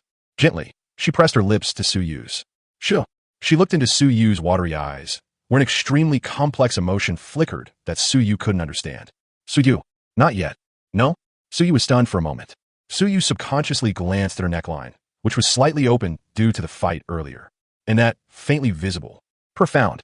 Yunshi, however, was completely unaware of this. Or perhaps she simply didn't care about any of that. She simply stood up silently from Suyu's embrace. Then she walked up to Suyu and did something that once again stunned everyone present. She slowly knelt down on one knee in front of Suyu. Then, to Suyu's utterly horrified gaze, she lowered her proud head, the head of the clan leader, which she had never bowed to anyone before. She offered her belated tribute to Suyu using the oldest, most sacred, and most unquestionable tribal ritual. Loyalty, Your Majesty. From this day forward, Suyu Yongxi will be the chief of the tribe, willing to serve you. She paused, and for the first time, a blazing fire of hope and entrustment ignited in her watery eyes. I offer you everything Suyu has. Include. She slowly raised her head, and for the first time, a touching maternal glow appeared on her usually cold, sculpted face. A smile. The future of the entire tribe. Chapter 55 Linglong's Dream. Wanted to hear the Saint Brother tell a story. The future of the entire tribe. Yunshi's voice, filled with entrustment and a hint of affection, was like the warmest ray of sunshine, instantly illuminating Su Yu's heart, which had become somewhat cold due to a series of battles. Su Yu looked at her, this proud woman who had finally shed all pretense and was willing to entrust herself and the future of the entire tribe to Su Yu. Su Yu's lips curled up slightly. Su Yu slowly reached out like a true king and gently lifted her trembling, burning hot body from the ground. Then, amidst everyone's gazes, filled with envy, jealousy, and a hint of taking it for granted, in front of everyone, Su Yu slowly lowered his head. He gently pressed his hand on her forehead, a gesture filled with possessiveness and a touch of tenderness. Quiche, starting today, you and this tribe, they all belong to Su Yu. Yunqi's body trembled violently. An unprecedented warm current called happiness and security instantly flowed through her entire body. For the first time, a moving, heartfelt smile appeared on her usually sculpted, icy face, a smile that could make the world pale in comparison. A smile. That night, the entire tribe once again erupted in revelry. But this time, they were not celebrating victory in the war. Instead, their queen, it's here, Su Yu Kurakt. No, Ladius. Su Yu just kissed her forehead. Isn't your imagination a bit too wild? Too strong? However, looking at Yunqi nestled in Su Yu's arms, her face, which was always covered with frost, revealed for the first time a happy, womanly demeanor. Su Yu ultimately gave up on explaining. Never mind. Queen then. Sooner or later, it will be.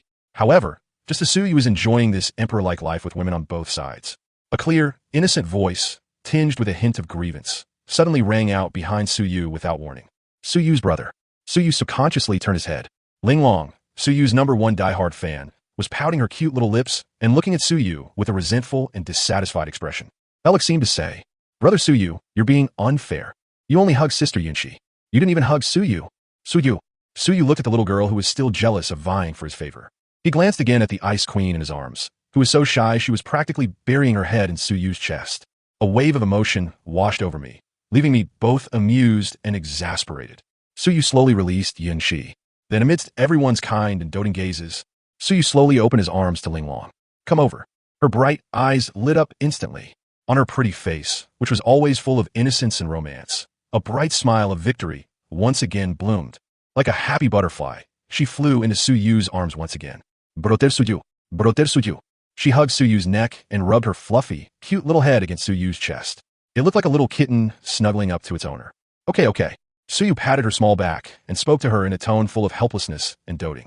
Go ahead and say it. What kind of mischievous idea is it now? Ling Long lifted her head from Su Yu's embrace.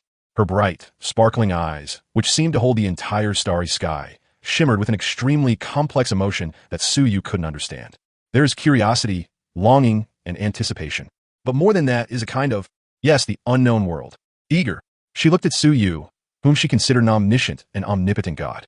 She slowly extended her small, chubby fingers. Then he pointed to the area outside the tribe, shrouded in mist, filled with mystery and the unknown. Distance. Su Yu's brother. Her voice was very soft, but it felt like the heaviest boulder had crashed down on Su Yu's heart. The outside world. What was it like? The whole world fell silent. Su Yu was completely petrified.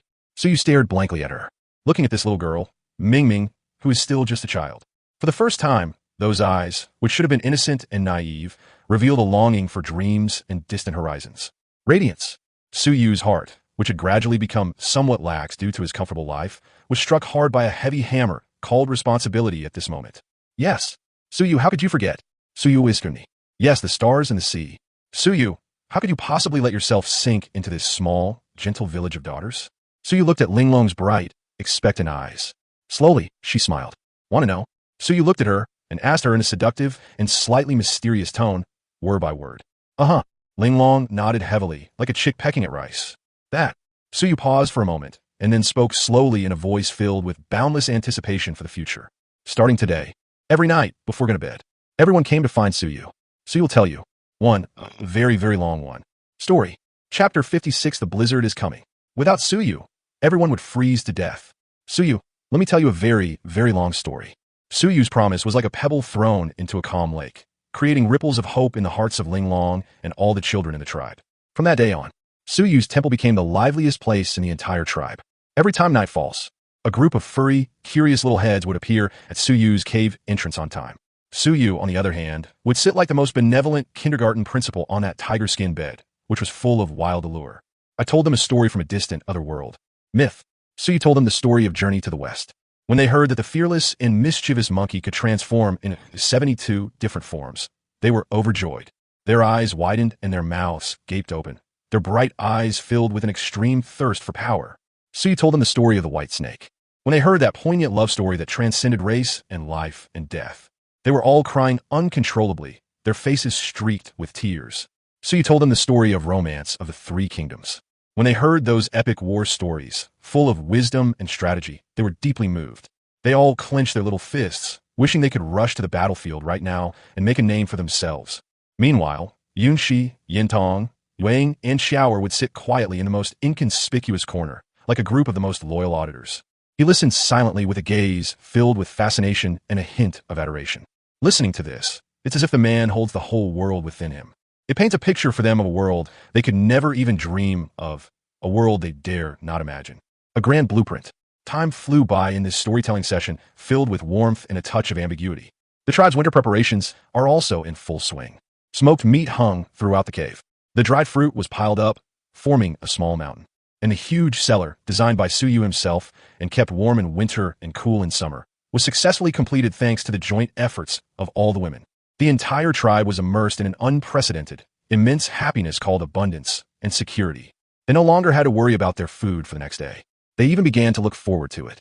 That person who once struck fear into their hearts. Winter. However, what they didn't know was winter in this world. Far more than they imagined. Yes, much more terrifying. Those days were as gloomy as a tattered rag about to drip ink. A biting, death-laden wind swept in from the north without warning. Immediately afterwards, one piece, two pieces, countless flakes, pure white, like goose feathers. Snowflakes are falling from the sky. It's snowing. Wow, so beautiful. The children in the tribe were seeing such beautiful white flowers for the first time, and they all excitedly rushed out of the cave to catch the fairy that had fallen from the sky. However, there was no joy on the adults' faces. Yes, it's just something ingrained in one's bones. Fear. A blizzard is coming. I don't know who was the first to murmur to themselves in a trembling, desperate tone. The smiles that had just appeared on everyone's faces due to their abundance instantly froze. They remembered the fear of being dominated by winter. I remember those sisters who died in the endless cold and hunger. A dark cloud called despair once again enveloped the entire valley. Suyu stood quietly in front of the warm wooden house that he had built himself.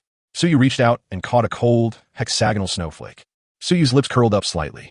Suyu's eyes were calm, like still water. Has it finally arrived? Suyu slowly turned around to meet the fearful and uneasy gazes of all the women. Then Suyu turned his gaze to the person who had remained calm throughout, but whose icy eyes were now churning with turbulent emotions. Iceberg female clan chief. Suyu looked at her and announced to her, word by word, in a tone full of confidence and unquestionable authority. Yunxi, relay Suyu's order. Suyu paused, then spoke slowly in a tone filled with contempt and mockery towards primitive civilization. Everyone returned to their new homes. Give the fire to Suyu and make it burn brightly. Grill the meat for Suyu. Close all the doors and windows for Suyu. The whole world fell silent. All the women seemed to have been struck by bolts of lightning. They stared blankly at the man who radiated a kind of composure and confidence that they couldn't understand. Their hearts, which had been terrified by winter, were completely filled at this moment with something called a sense of security. Yes, how could they forget? They're no longer those pitiful creatures who could only shiver in the cold cave. They have a warm and sturdy home. They have an endless supply of smoked meat. They have an endless supply of hot water. And all of this was brought to them by this godlike man before them. He's here, just a blizzard.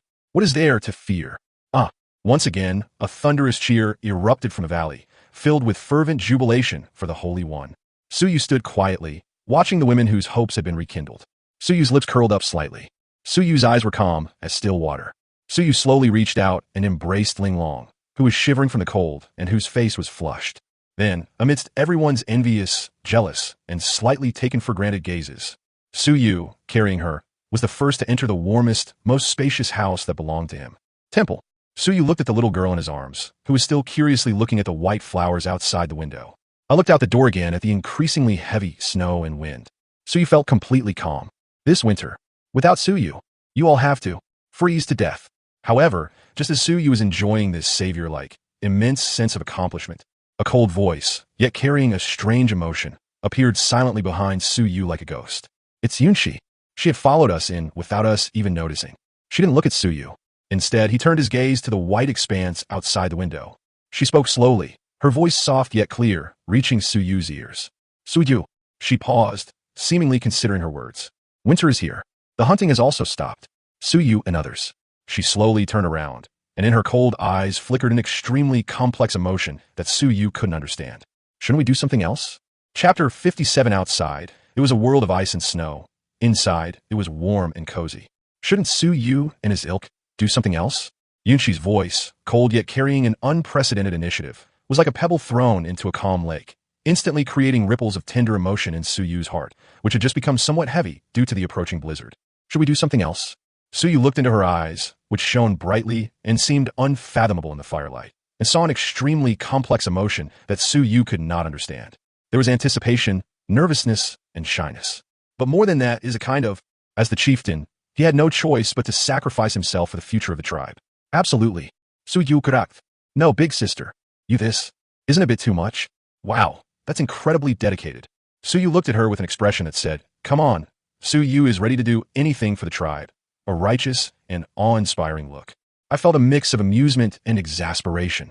Su-yu slowly stood up from the tiger skin bed, which exuded a wild and alluring charm. Then, in Yunshi's suddenly contracting pupils, filled with tension and a hint of anticipation, Su-yu walked step by step to her. Sujuriman Saident.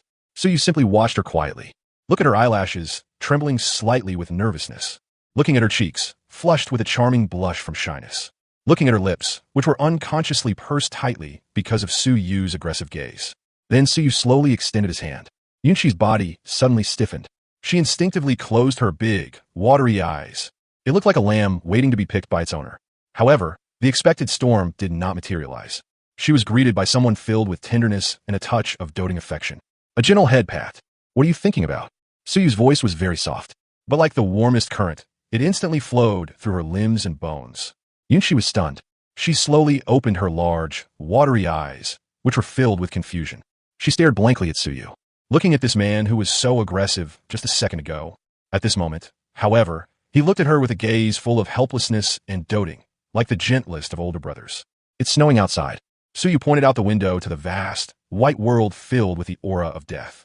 He then pointed to the bonfire burning brightly inside the house, a fire that was filled with warmth and hope. Finally, Su-yu looked into her beautiful eyes, which were filled with confusion and bewilderment. He spoke to her, word by word, in a tone filled with helplessness and disdain for primitive people. It's so cold. Can you please just behave yourself for now? Just getting through the winter? The whole world fell silent. Yunshi was completely petrified.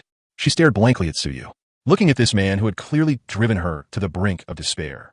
Yet, at the last moment, he gently let her go.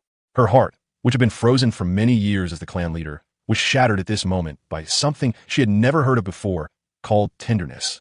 An unprecedented warm current called emotion and happiness instantly surged into her heart. For the first time, a touching, heartfelt smile appeared on her usually sculpted, icy face. Flush. She lowered her proud head, which had never bowed to anyone, like a completely tamed kitten. He squeezed out a single word in a muffled voice, barely audible like a mosquito's hum. That night, a huge blizzard struck. The whole world seemed to be shrouded in a white, despairing silence. All the wild animals in the tribe disappeared. All the plants withered and died. If so, it should have been done in the past. This will be a battle that can completely destroy the entire tribe. A catastrophe. But this year, things are different now. Outside, the temperature was tens of degrees below zero, a frozen wasteland. Inside, however, it was warm and cozy like springtime. The women wore new leather jackets that were soft and warm, designed by Su-yu himself. They gathered around the blazing, hopeful bonfire. That was enough to feed them bacon and dried fruit for the entire winter. They drank the warm divine water that Su-yu had personally purified. There was no longer any fear of winter on their faces. There was only one kind, unprecedented, called happiness and comfort. Satisfied, they sang and danced to celebrate their first ever warm winter. Su-yu sat quietly on the tiger skin bed, which exuded a wild and alluring charm, enjoying what Su-yu, this saint, deserved. A life of corruption. Lying to Su-yu's left was Yunshi, who looked shy but tried to appear calm. Lying to Su-yu's right was Yin Tong, who looked unwilling but had no choice but to fulfill the bet. Su-yu was also holding Ling Long in his arms, who was curled up like a little kitten. As for Yueying and Shower, they were like two most virtuous young wives, one peeling dried fruit for Su-yu. One of them was mending Su-yu's tattered exploration suit. Su-yu correct. Su-yu squad. Su-yu was truly, utterly broken. This kind of decadent, imperial lifestyle of drinking and feasting. Too decadent. However, just as Su-yu was about to completely succumb to this gentle embrace, a cold, decisive voice suddenly rang out behind Su-yu without warning. It's Yunshi. She had somehow recovered from that timid, girlish demeanor. She didn't look at Suyu. Instead, he turned his gaze to the white expanse outside the window. She spoke slowly, her voice not loud, but clearly reaching Suyu's ears. Suyu. She paused, seemingly considering her words. Now, the tribe is at peace. There's plenty of food. Suyu and others. She slowly turned around, her cold eyes flashing with an extremely complex emotion that Suyu couldn't understand. Shouldn't we talk about what you promised Suyu before? Chapter 58. A long night is coming. We need to find some fun. Shouldn't you guys talk about what you promised Suyu before? Yunqi's voice, cold yet carrying an unprecedented sense of initiative and expectation, was like the sharpest dagger, piercing Suyu's heart once again with perfect precision, a heart that had just become somewhat lax due to his decadent lifestyle. That matter? Martial arts? Suyu smiled as he looked into her eyes, which shone brightly in the firelight, even seeming to burn with a burning thirst for knowledge. Suyu slowly stood up from the tiger-skin bed, which exuded a wild and alluring charm. Then, amidst everyone's gazes, filled with envy, jealousy, and a hint of taking it for granted, Suyu walked step by step to her. Sujuriman Saidant. Suyu simply watched her quietly, looking at her body, which subconsciously tensed up because of Suyu's approach. Looking at her small hands, clenched tightly with nervousness. Looking at her cheeks, which were uncontrollably flushed with a beautiful blush due to Suyu's aggressive gaze, he could see them flushed. Then Suyu slowly extended his hand. Yunqi's body suddenly stiffened. Her first instinct was to back away. But what awaited her was not an aggressive and domineering possession. Instead, it was a hooked chin that was full of playfulness and a hint of provocation. Want to learn? Suyu looked at her and spoke slowly, word by word, in a tone full of scrutiny and critical eye towards his students. Can, but... Suyu paused for a moment, then spoke slowly in a tone that was full of anticipation and hints about the tuition fees. Suyu's classes are very expensive. Yunqi's face flushed red again, all the way to her ears. She glared fiercely at Suyu with her big, watery eyes. Belek seemed to say, "You're bullying Suyu again." But this time, her eyes no longer held shame and anger. It was something she herself hadn't even noticed. She is charming and alluring. Thus, under the ravages of the blizzard, the entire tribe entered a long period of hibernation. Daily life has become simple yet monotonous. Eating, sleeping, and listening to Brother Suyu tell stories. Then watch as the sage and the clan chief engage in intimate daily instruction. At first, the women were very enthusiastic, but they quickly lost interest, because the scene was simply too horrific to bear. Their invincible chieftain, the strongest in the tribe. In front of that seemingly frail man, she was like a 3-year-old child. No matter how swift her attacks are, no matter how terrifying her power may be, there's only one final outcome. That man used a method they couldn't understand at all, a method full of wisdom and skill, too. He easily slipped and fell on his bottom. Then that despicable man used various suggestive and provocative positions to lock to the ground, unable to move. The scene was simply a one-sided affair, absolutely crushing them. And flirting? Over time, everyone got used to it. They even started betting on it for fun. Suyu bets that the clan leader can withstand 10 moves from the saint today. Suyu bets 5 moves. Suyu bets 3 moves. No more. Yintong became the most loyal audience member of this teaching competition. Every day, she would appear on time at the edge of the training field, leaning on her stone spear and limping along. Her eyes, which were always filled with fire, gleamed with a light that seemed to be the light of someone learning from others. She's studying. She was frantically studying the kind of thing that fascinated her. Martial arts. Yueying, Qiaoer, and Linglong, on the other hand, had absolutely no interest in this kind of fighting and killing game. What they preferred was to surround Suyu. Listen to Suyu tell stories full of mystery and romance. Myth. Days pass by like that. Although, life is peaceful and happy. But Suyu gradually sensed a little bit boredom. Suyu Kurak. No, this is too much. Too much free time. Every day, besides eating, sleeping, teasing the ice queen, bullying the fiery lady, and giving the gentle little priestess and the genius little craftsman extra lessons. Is that all? No. Suyu is a civilized person from the 21st century, full of advanced ideas. We must never allow ourselves to sink into this corrupt and decadent lifestyle. Suyu is going to stir things up. Suyu wanted to help this primitive tribe, whose spiritual life was extremely impoverished, bringing the first wisp. Renaissance. Dawn. So, on a snowy, boring night, Suyu slowly stood up from the tiger-skin bed, which exuded a wild and alluring charm. Then, amidst everyone's bewildered and puzzled gazes, Suyu walked to the center of the tribe. Sujuriman Saidant. Suyu simply picked up a piece of charcoal that had been scorched by the flames. Then Suyu wrote on the wall of that wooden house, which he had already used as a blackboard. He drew 2 pictures that instantly froze everyone's smiles on their faces. Petty person. The 2 little figures each had exaggerated, red facial makeup. One, with a sinister, white face painted on. They are engaged in a fierce battle. The whole world fell silent. All the women seemed to be frozen in place, as if under a spell. They stared wide-eyed and gaped, looking at the two oracle images on the wall, with an expression that seemed to say they were looking at a madman, a fool, or someone whose existence was completely beyond the reach of their limited vocabulary. The images were both incongruous and strangely familiar. Their brains have completely stopped functioning. They don't understand. They really don't understand. This man always manages to perform miracles they've never heard of or seen before, when they least expect it. What are you planning to do this time? Suyu, on the other hand, stood quietly in place, enjoying their questioning and puzzled gazes, which were as if they were looking at a god. Suyu's lips curled up slightly. Suyu's eyes were calm as still water.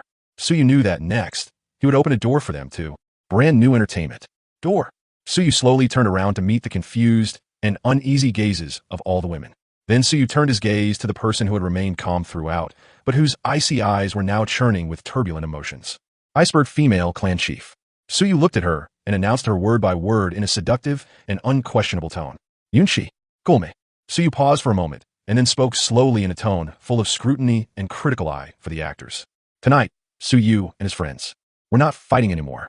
Suyu and his men. Come on. A grand opera performance. Chapter 59 tells a story from Journey to the West, and they are all dumbfounded. Suyu and his ilk. Let's put on a grand show.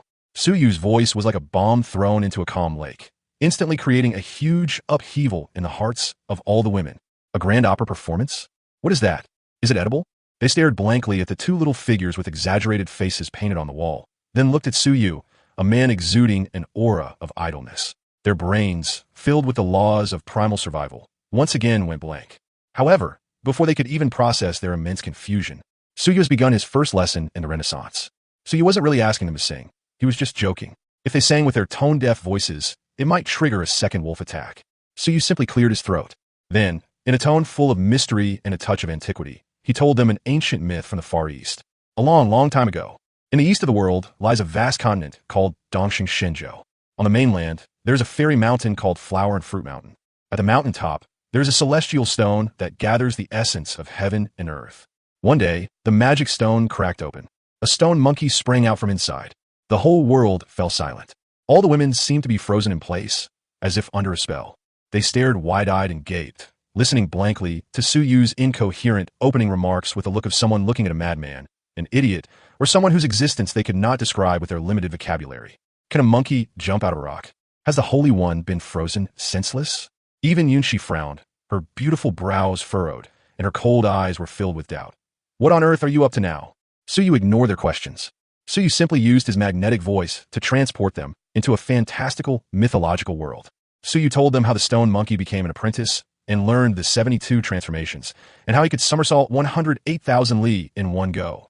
Upon hearing this for the first time, a light of longing shone in Yen Tong's eyes, which were always filled with fire. What does that mean? Wouldn't that be countless times faster than when she runs at her fastest speed? Suyu told them how the monkey stormed the Dragon Palace, stole the Divine Needle, and caused chaos in the underworld to alter life and death. Upon hearing this for the first time, a look of shock appeared in Yue Ying's usually gentle eyes. Immortality? A miraculous resurrection? Is this really something that can be done? Suyu told them how that mischievous monkey wreaked havoc in the heavenly palace, and how even 100,000 heavenly soldiers couldn't do anything to him. Upon hearing this for the first time, a fierce fire of fighting spirit ignited in Yunshi's eyes, which were always covered with frost. Can one person fight against the entire heavenly court? What terrifying strength and courage does this require? Linglong, Suyu's #1 diehard fan, had long since completely fallen for him. As she clung to Suyu's arm, her bright, sparkling eyes, seemingly holding the entire starry sky, were filled with little stars of admiration for how handsome Monkey King was. The entire tribe was immersed in the mythical world that Suyu had woven for them, a world full of heroism and romance. They forgot about hunger, forgotten the cold, forgot about the howling blizzard outside the window. Their hearts followed that fearless, mischievous monkey to the heavens and the earth through tumultuous times. That feeling was even better than the most delicious barbecue they had ever eaten. That was awesome. When a story reaches the point where the monkey was suppressed under the Five-Finger Mountain by the Buddha, everyone's heart was in their throat. And then what happened? And then what happened? Linglong was the first to ask, and she couldn't help but press Suyu with her soft, anxious voice.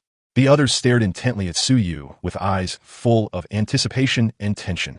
Suyu laughed at their expressions, which seemed to say, "Nobody's going to get any sleep until you give us a straight answer." Suyu slowly stood up from the tiger skin bed, which was full of wild allure. Then, amidst everyone's puzzled and confused gazes. Suyu arrived at the center of the tribe. Suyu picked up the charcoal stick that he used as a pointer, next to the two little figures on the wall, which are full of Peking opera style. Another figure was drawn wearing a tiger skin skirt and holding a golden cudgel. Monkey, and one, riding a white horse with a kind and benevolent face. Monk. There was another one with a very big pregnant belly. Pig, and one carrying a crescent shovel. A big beard? The whole world fell silent. All the women were as if they had been struck by a series of thunderbolts. They stared blankly at the four gods on the wall, each with an increasingly bizarre appearance. Their brains, which had just been formatted by mythology, were once again completely ignited by something they had never heard of before, called suspense. Suyu stood quietly in place, enjoying their curious and eager gazes, as if they were looking at a god. Suyu's lips curled up slightly. Suyu's eyes were calm, like still water. Suyu knew that from today onwards. This tribe will give birth to its first in history. Recreational activities. Stay tuned for more updates. Suyu slowly turned around, meeting the expectant and pleading gazes of all the women. Then Suyu turned his gaze to the person who had remained calm throughout, but whose icy eyes were now churning with turbulent emotions. Iceberg female clan chief. Suyu looked at her and announced to her, word by word, in a seductive and unquestionable tone. Want to know what happened next? Suyu paused for a moment and then spoke slowly in a tone full of respect for the professional ethics of a storyteller. Then, to be continued, Chapter 60, The Troubles of Happiness. Whose bride should I choose tonight? To be continued. Suyu's voice was like the most ruthless carving knife, etched deeply into the hearts of all the women present. No, Your Majesty. Monkey King, what happened to Monkey King later? The entire tribe instantly erupted in chaos. All the women were like cats whose appetites had been whetted, each one of them itching with desire and feeling utterly miserable. For the first time, they experienced the extreme pain known as the broken chapter dog deserves a terrible death. However, they met her gaze, which was filled with pleading and a hint of threat. Suyu simply smiled enigmatically. Then, under the resentful and unwilling gazes of everyone, he slowly yawned. I'm sleepy. Sleep. After saying that, Suyu ignored the group of spiritual shareholders behind him, who were now completely under his control. He walked straight back to Suyu's temple. Only one remained, a dashing figure brimming with professional ethics and a hint of smug satisfaction. Joke. I'll take you bunch of primitive people who can't even read. Then, wouldn't it be a piece of cake? And so, in this winter filled with blizzards and journey to the west, Suyu's corrupt life has officially begun. I sleep until I naturally wake up every day. Upon waking, Suyu was greeted by the gentlest priestess, Yueying, who served him the purest divine water. Har, the sweetest dried fruit. After eating and drinking his fill, Suyu began the most important task of his day. Teaching. In the morning, we have combat training. Under Suyu's careful guidance and close contact, Yunshi, this ice queen, has already grasped the basics of using someone else's strength against them. What is meant by using softness to overcome hardness. Even so, she was still thrown around by Suyu every day until she was completely disoriented. But her eyes grew brighter and brighter. Those eyes, always covered in frost, shone with a light of infatuation and worship. Yin Tong, this fiery woman, became Suyu's most loyal auditor. Every day, she would appear on the training field on time, frantically absorbing every movement that Suyu taught Yunshi with an almost greedy look in her eyes. Her fighting talent is extremely high, even better than Yunshi by 3 points. She can imitate many actions after seeing them only once. Suyu believed that it wouldn't be long before things calmed down. This tribe will give birth to the first in history. For real. Martial arts master. In the afternoon, it was craft class. With Suyu's guidance and encouragement. Shower, this genius little craftsman, has completely let loose from Suyu. She not only perfectly replicated all the pottery that Suyu had taught her, but also did so. They even used this method to create plates, cups, and even more. Little doll? Suyu looked at the clay doll that she had sculpted, which bore a striking resemblance to him. Then I looked at her again, her face flushed with shyness, so cute that she didn't even dare to lift her head. I felt a mix of amusement and exasperation. Girl, what are you doing? Do you want to play simulation games? But then it got dark. That's Suyu's most anticipated day. Storytelling. Everyone in the tribe would gather around Suyu's temple. Listen to Suyu recount that mythical world full of fantasy. And in Suyu's arms, there was always one curled up like a little kitten, all fluffy. Little maid. Exquisite. She had completely become Suyu's human accessory. So you had to feed her. She needs Suyu to coax her to sleep. Even going to the toilet. Cough, cough. In short, life was peaceful and happy. Also full of charming. Suyu looked at the 5 stunningly beautiful women before him, each with her own unique charm. She was as cold as snow on a mountaintop, yet she was gentle only to Suyu. One, fiery as a wildfire, was willing to bow down and submit to Suyu. Her gentle eyes, as clear as spring water in March, were filled with admiration for Suyu. One, as nimble as a shape-shifting elf, with a pair of skillful hands that can create an entire world for Suyu. There was also an innocent girl, like a fawn in the forest, whose heart was filled with nothing but her brother Suyu. Suyu Kurak. Suyu Sword. Suyu was truly, utterly devastated. This kind of blessing of having multiple wives. This kind of decadent, imperial lifestyle. Too decadent. However, as winter deepened, a happy yet fatal trouble gradually surfaced. That is, whose card should I choose tonight? At first, things were fine. Everyone was still quite reserved. However, as time went on, and Suyu's damn irresistible charm, the way they looked at Suyu gradually changed. Yunshi would always stay late at night after asking Suyu about fighting techniques and help him tidy up the tiger skin bed that exuded a wild allure. Yin Tong, on the other hand, was even more direct. Every day, she would hold her longbow, which she never parted with, like a door god, guarding the entrance to Suyu's cave. He glared at every competitor who tried to get close to Suyu with a look full of resentment and dissatisfaction. Meanwhile, Yueying and Xiao resorted to a roundabout tactic. One of them was responsible for delivering the sweetest, most lovingly prepared late-night snacks to Suyu. One of them was responsible for mending Suyu's barely torn underwear. As for Linglong, she had long since turned Suyu's bed into her own personal playground. She needs Suyu to hold her and tell her stories every night before she can fall asleep. Suyu Kurak. Suyu Sword. Suyu was really about to crack. Suyu looked at the scene before him, a harem battleground on the verge of erupting. Then he looked at his own small, rather thin frame. Suyu suddenly felt his waist. It seems like it's really going to be. Just as Suyu was about to be completely overwhelmed by this happy trouble. A cold voice, yet carrying a strange emotion, appeared silently behind Suyu like a ghost. It's Yunshi. She had finished her extra training session sometime during the day, without her noticing. She didn't look at Suyu. Instead, he turned his gaze to the vast white world outside the window.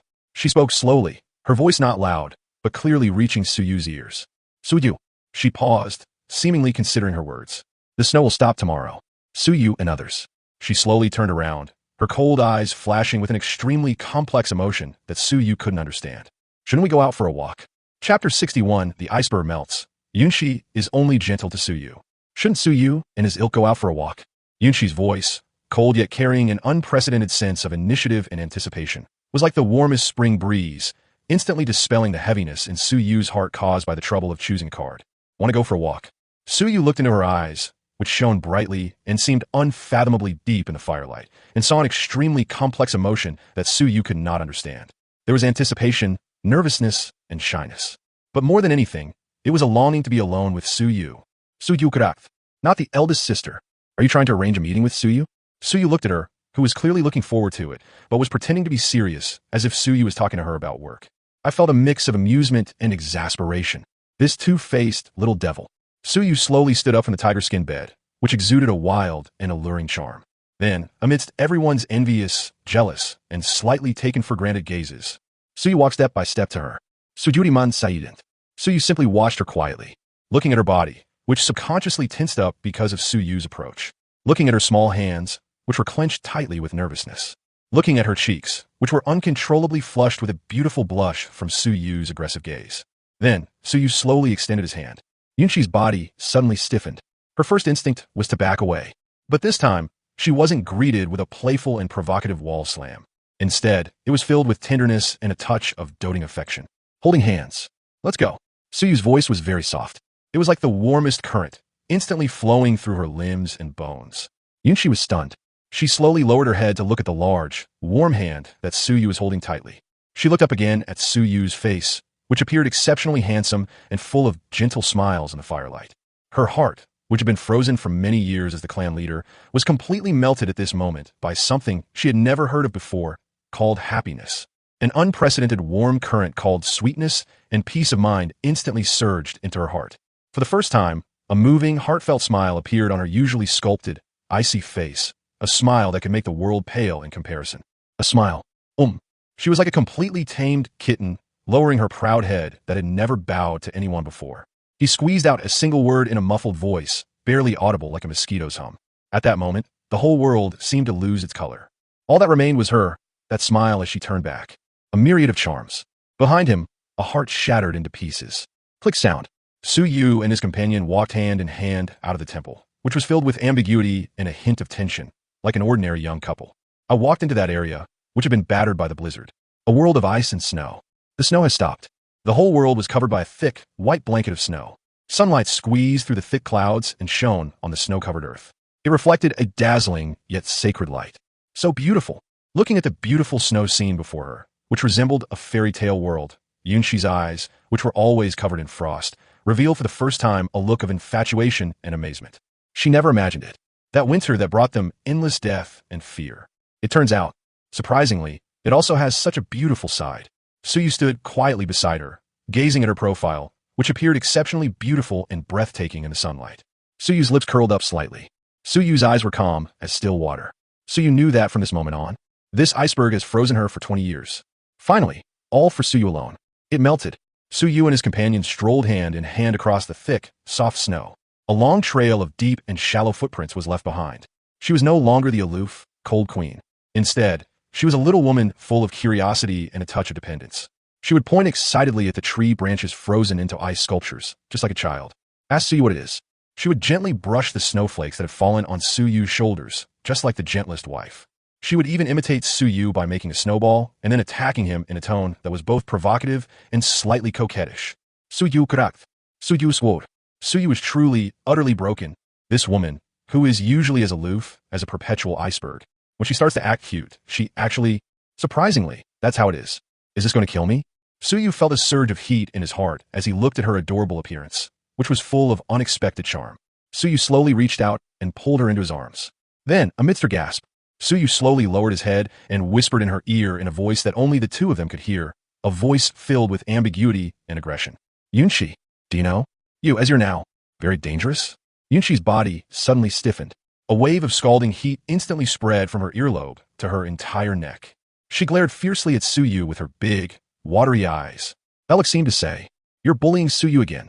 But this time, her eyes no longer held shame and anger. It was something she herself hadn't even noticed. Playing hard to get. Looking at her charming and alluring appearance, Suyu could no longer control his restless heart. Suyu slowly lowered his head. He aimed at those two pieces, his hands trembling slightly with nervousness and anticipation. Soft. However, just as Suyu was about to taste the fruits of his belated victory, a cold, decisive voice suddenly rang out behind Suyu and the others. Cough, cough. Suyu subconsciously turned his head. Yin Tong was standing not far away, clutching her longbow that she never parted with, looking like the most dutiful third wheel, with a disgruntled expression. Her fiery eyes were filled with contempt for Suyu. And to Yunshi, "I'm so disappointed in you." She pointed to the snow-covered forest to the east. He then pointed to the smoked meat warehouse where Suyu and his group were almost empty. Finally, she looked at Suyu and his wife, the two of them being so lovey-dovey in broad daylight. He coldly reminded her in a tone full of resentment and dissatisfaction. "Chieftain, your majesty, the snow has stopped." She paused, then spoke slowly in a tone brimming with passion for her work. Shouldn't Suyu and his men go out hunting? Chapter 62, Yin Tong's passion was like fire, melting Suyu. Shouldn't Suyu and the others go out hunting? Yin Tong's voice, filled with resentment and a workaholic vibe, was like the coldest ice pick, instantly extinguishing Suyu's heart, which had just become somewhat fiery due to his close contact with Yunshi. Suyu krakt. Suyu sword. Suyu was completely devastated. Not the eldest sister. Are you blind? Didn't you see that Suyu and his men are preparing to do something great that will benefit the future reproduction of the tribe? Why'd you have to come at this time of year? You did this on purpose, didn't you? Yunshi, like a wife caught red-handed, suddenly pushed Suyu away. Then, under Yin Tong's gaze, which was filled with disdain and disappointment, he was met with her pretty face, which had just become slightly flushed for being moved, instantly returned to its icy, perpetually cold state, like a 10,000-year-old iceberg. Cough, cough. She cleared her throat and spoke in a detached, business-like tone, devoid of any emotion.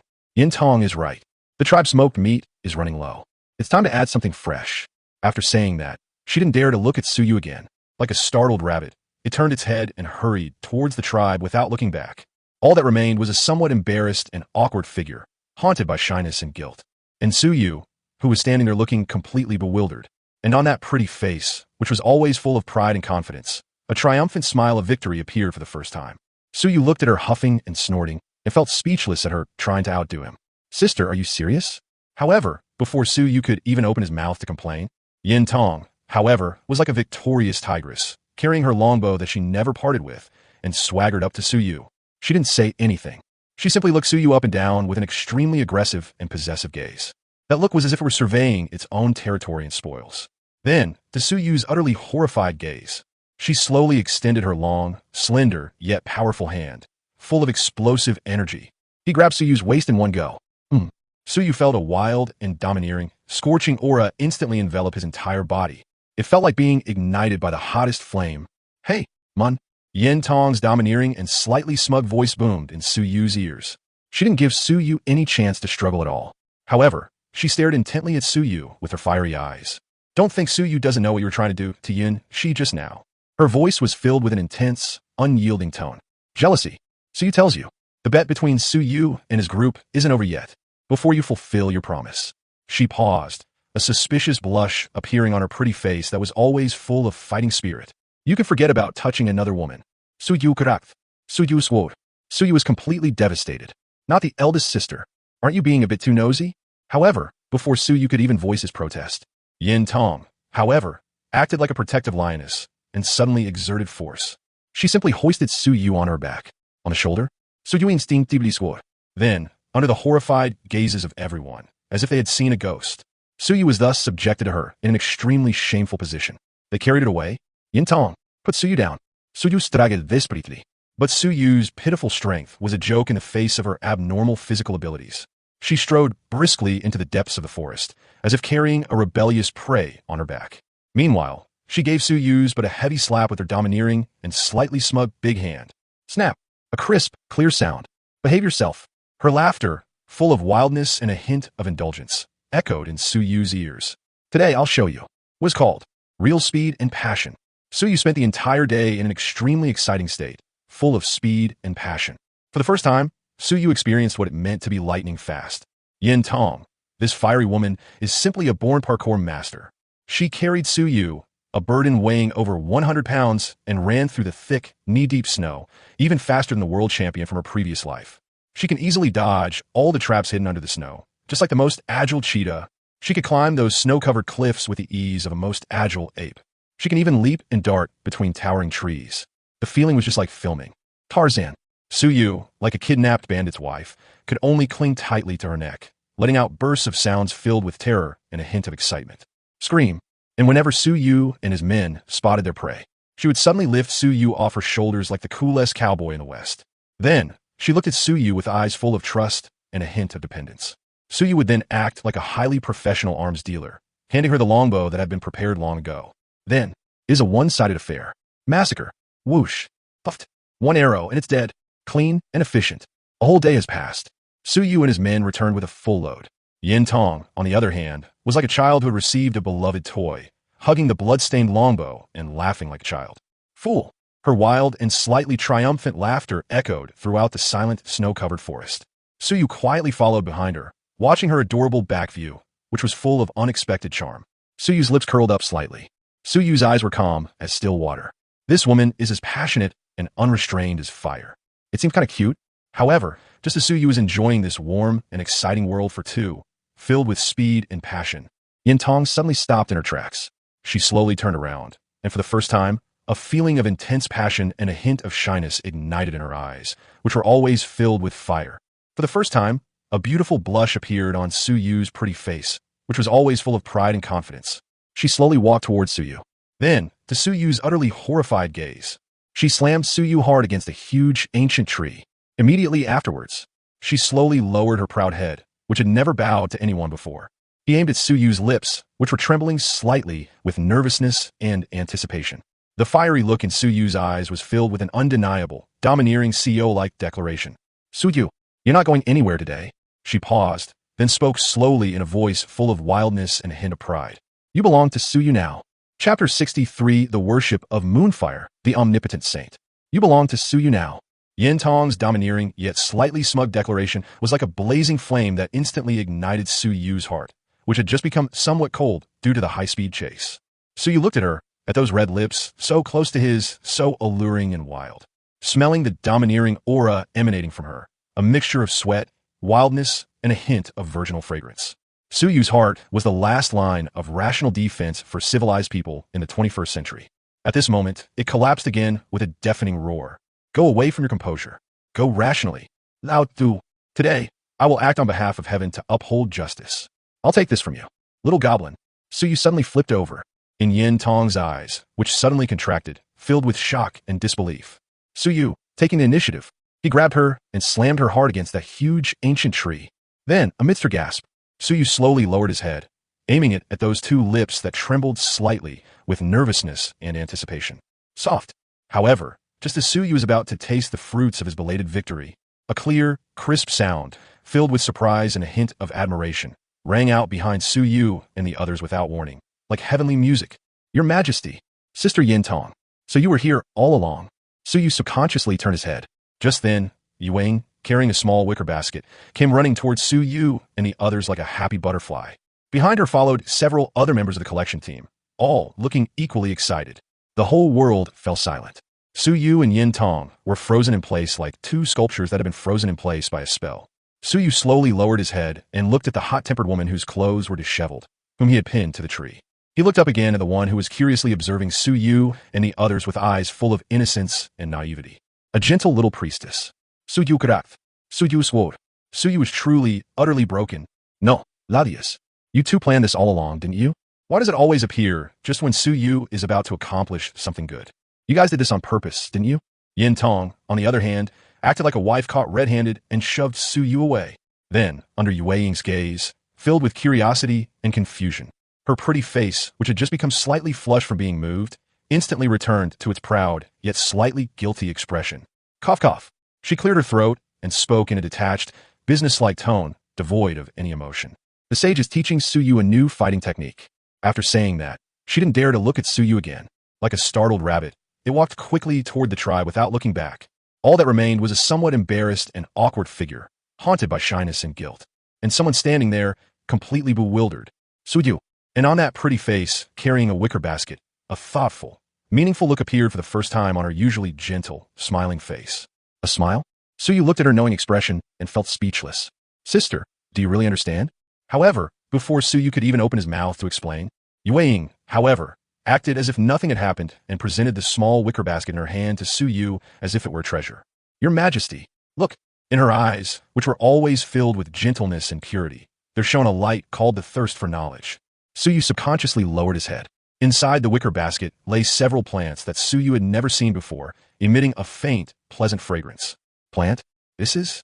Suyu asked, puzzled. Medicine. A charming blush appeared on Yueying's delicate face. Suyu listened as Granny Sure said. This herb can heal the wounds of Sister Yintong and the others. Suyu was stunned for a moment. Suyu picked up a plant, held it to his nose, and gently smelled it. A refreshing and invigorating scent, filled with the fragrance of herbs and trees, instantly filled Suyu's entire nasal cavity. Bite. Host contact detected with unknown herb. System module information analysis has started automatically. Analysis target. Panax Nodo ginseng variety. Analysis results. This plant is rich in nutrients that have remarkable effects in promoting blood circulation, removing blood stasis, reducing swelling, and relieving pain. Note, this plant works even better when used in combination with other ingredients. Suyu Karakth. Suyu swore. Suyu is truly, utterly broken. Suyu. Suyu has unlocked another one. Alchemy? Suyu looked at the few ordinary weeds in front of him. I looked again at the densely packed analysis reports on the system interface, filled with scientific evidence. An absurd yet highly probable thought instantly popped into Suyu's mind. If Suyu could combine these herbs, each brimming with miraculous effects, with his own advanced technology from the 21st century, a technology tens of thousands of years ahead of its time, medical knowledge combined, wouldn't that mean Suyu's tribe would then possess a invulnerable to all poisons undead legion? Suyu looked at the gentle little priestess in front of him, who was looking forward to his praise. Suyu's leaks slowly curled upwards. Suyu's eyes became incredibly fervent, also incomparable. Love. Suyu slowly reached out his hand and gently rubbed her fluffy little head like the kindest teacher. Moonfire. Do you want to learn a magical technique that can bring the dead back to life? Yueying was stunned. She stared blankly at Suyu, his eyes filled with confidence and a hint of mystery. Her brain, which had been filled with tribal witchcraft, was completely formatted at this moment by something she had never heard of before called science. Magical arts? What is that? Is it edible? Suyu did not explain. Suyu simply squatted down slowly, amidst the bewildered and puzzled gazes of everyone present. Suyu picked up a sharp stone. Then Suyu was there on the pure white snow. For her, the first painting imbued with the spirit of modern medicine was created. Human body. Anatomical diagram? No. Yes, a meridian chart. The whole world fell silent. Moonfire was completely petrified. She stared blankly at the oracle on the snow, which was filled with an aura of metaphysics and philosophy that she could not comprehend. Her little head was filled with big, confused. Suyu stood quietly in place, enjoying her gaze, which was filled with confusion and extreme worship, as if she were looking at a god. Suyu's lips curled up slightly. Suyu's eyes were calm, like still water. Suyu knew that from today onwards. This tribe will give birth to the first in history. For real. Miracle doctor. As if a new world had been opened to Yue, she slowly squatted down. She stretched out her slightly trembling, icy little hands and carefully touched the divine oracle on the snow, which was full of infinite mysteries. Then she raised her head, and for the first time, a raging fire called faith ignited in her eyes, which were always full of gentleness and purity. She looked at Suyu, whom she considered an omniscient and omnipotent god. He asked softly, in a tone that was full of uncertainty and a hint of ingratiation. Holy Saint, did you learn this from heaven? Schapta 64 Kia as sentiment. Hand sewn underwear. Did you learn this from heaven? Yue Ying's voice, filled with boundless longing for the unknown world, gently tickled Suyu's heart like the softest feather. Suyu looked into her eyes, which had become bright and filled with worship because she had glimpsed the secrets of the gods. Slowly, she smiled. Suyu did not answer her. Suyu simply extended his finger again in a mysterious manner and gently placed it on his lips, making a shushing gesture. The secrets of heaven must not be revealed. Yue Ying's breath suddenly stopped. Two beautiful blushes instantly appeared on her delicate face. She understood. She understood completely. The Holy One is imparting to her, in the most sacred way, a teaching unique to the two of them. Secret. She nodded heavily. A dazzling light, a sense of mission, shone in her gentle eyes. From that day on, Yue Ying became Suyu's most clingy little shadow. She was no longer satisfied with simply serving Suyu tea and water. Instead, it began to frantically absorb all the medical knowledge in Suyu's mind, like the thirstiest sponge. Starting with the most basic concept, aseptic, to the most complex herbal pharmacology. She learned everything with complete fascination. Suyu, on the other hand, acted like the most benevolent teacher, imparting to her the civilization of this era spanning tens of thousands of years without reservation. Watching her medical skills improve day by day, and that gaze of worship that grew stronger every day, Suyu's heart was filled with something unprecedented. Teachers. Immense satisfaction. However, just as Suyu was immersed in the joy of cultivating a divine doctor, a figure, filled with shyness and a hint of timidity, would always appear silently in Suyu's temple in the dead of night. It's Shower. She was not as cold and proud as Yinchi. Unlike Yin Tong, who is passionate and fiery, she is nothing like Yue Ying, who is gentle and proactive. She was always quiet, like an inconspicuous little blade of grass. She quietly took care of everything for Suyu. She would bring Suyu a bowl of perfectly warm, holy water when he was most thirsty. She would change Suyu's bedding to the softest, sun-kissed animal skin when he was most exhausted. She would even embroider a beautiful little flower, one that Suyu had never seen before, onto Suyu's tattered exploration suit with the finest stitches. She didn't say a word, but in her bright eyes, which always carried a hint of timidity, lay a silent love and the deepest adoration. Suyu looked at her silly face, always giving silently and asking for nothing in return. A wave of pity washed over me, and a surge of passion also welled up within me. This silly girl, do you know, does your behavior make people more likely to commit crimes? That night, as usual, Suyu finished telling Ling Long the latest chapter of Journey to the West. Suyu slowly stood up from the tiger-skin bed, which exuded a wild and alluring charm. Get ready, I need to take care of some physiological needs. However, just as Suyu stepped out of the temple, Suyu suddenly stopped in his tracks. Suddenly, a brand new piece of clothing appeared to be hanging at the entrance of Suyu's cave. It was a pair of close-fitting underwear made from the softest, snow-white animal hides that Suyu had never seen before. Suyu krak. Suyu swore. Suyu was truly, utterly broken. What's going on here? Who is so talented? Suyu actually invented this thing? Suyu picked up the piece of art, which still carried a faint scent of a young girl, with a puzzled expression.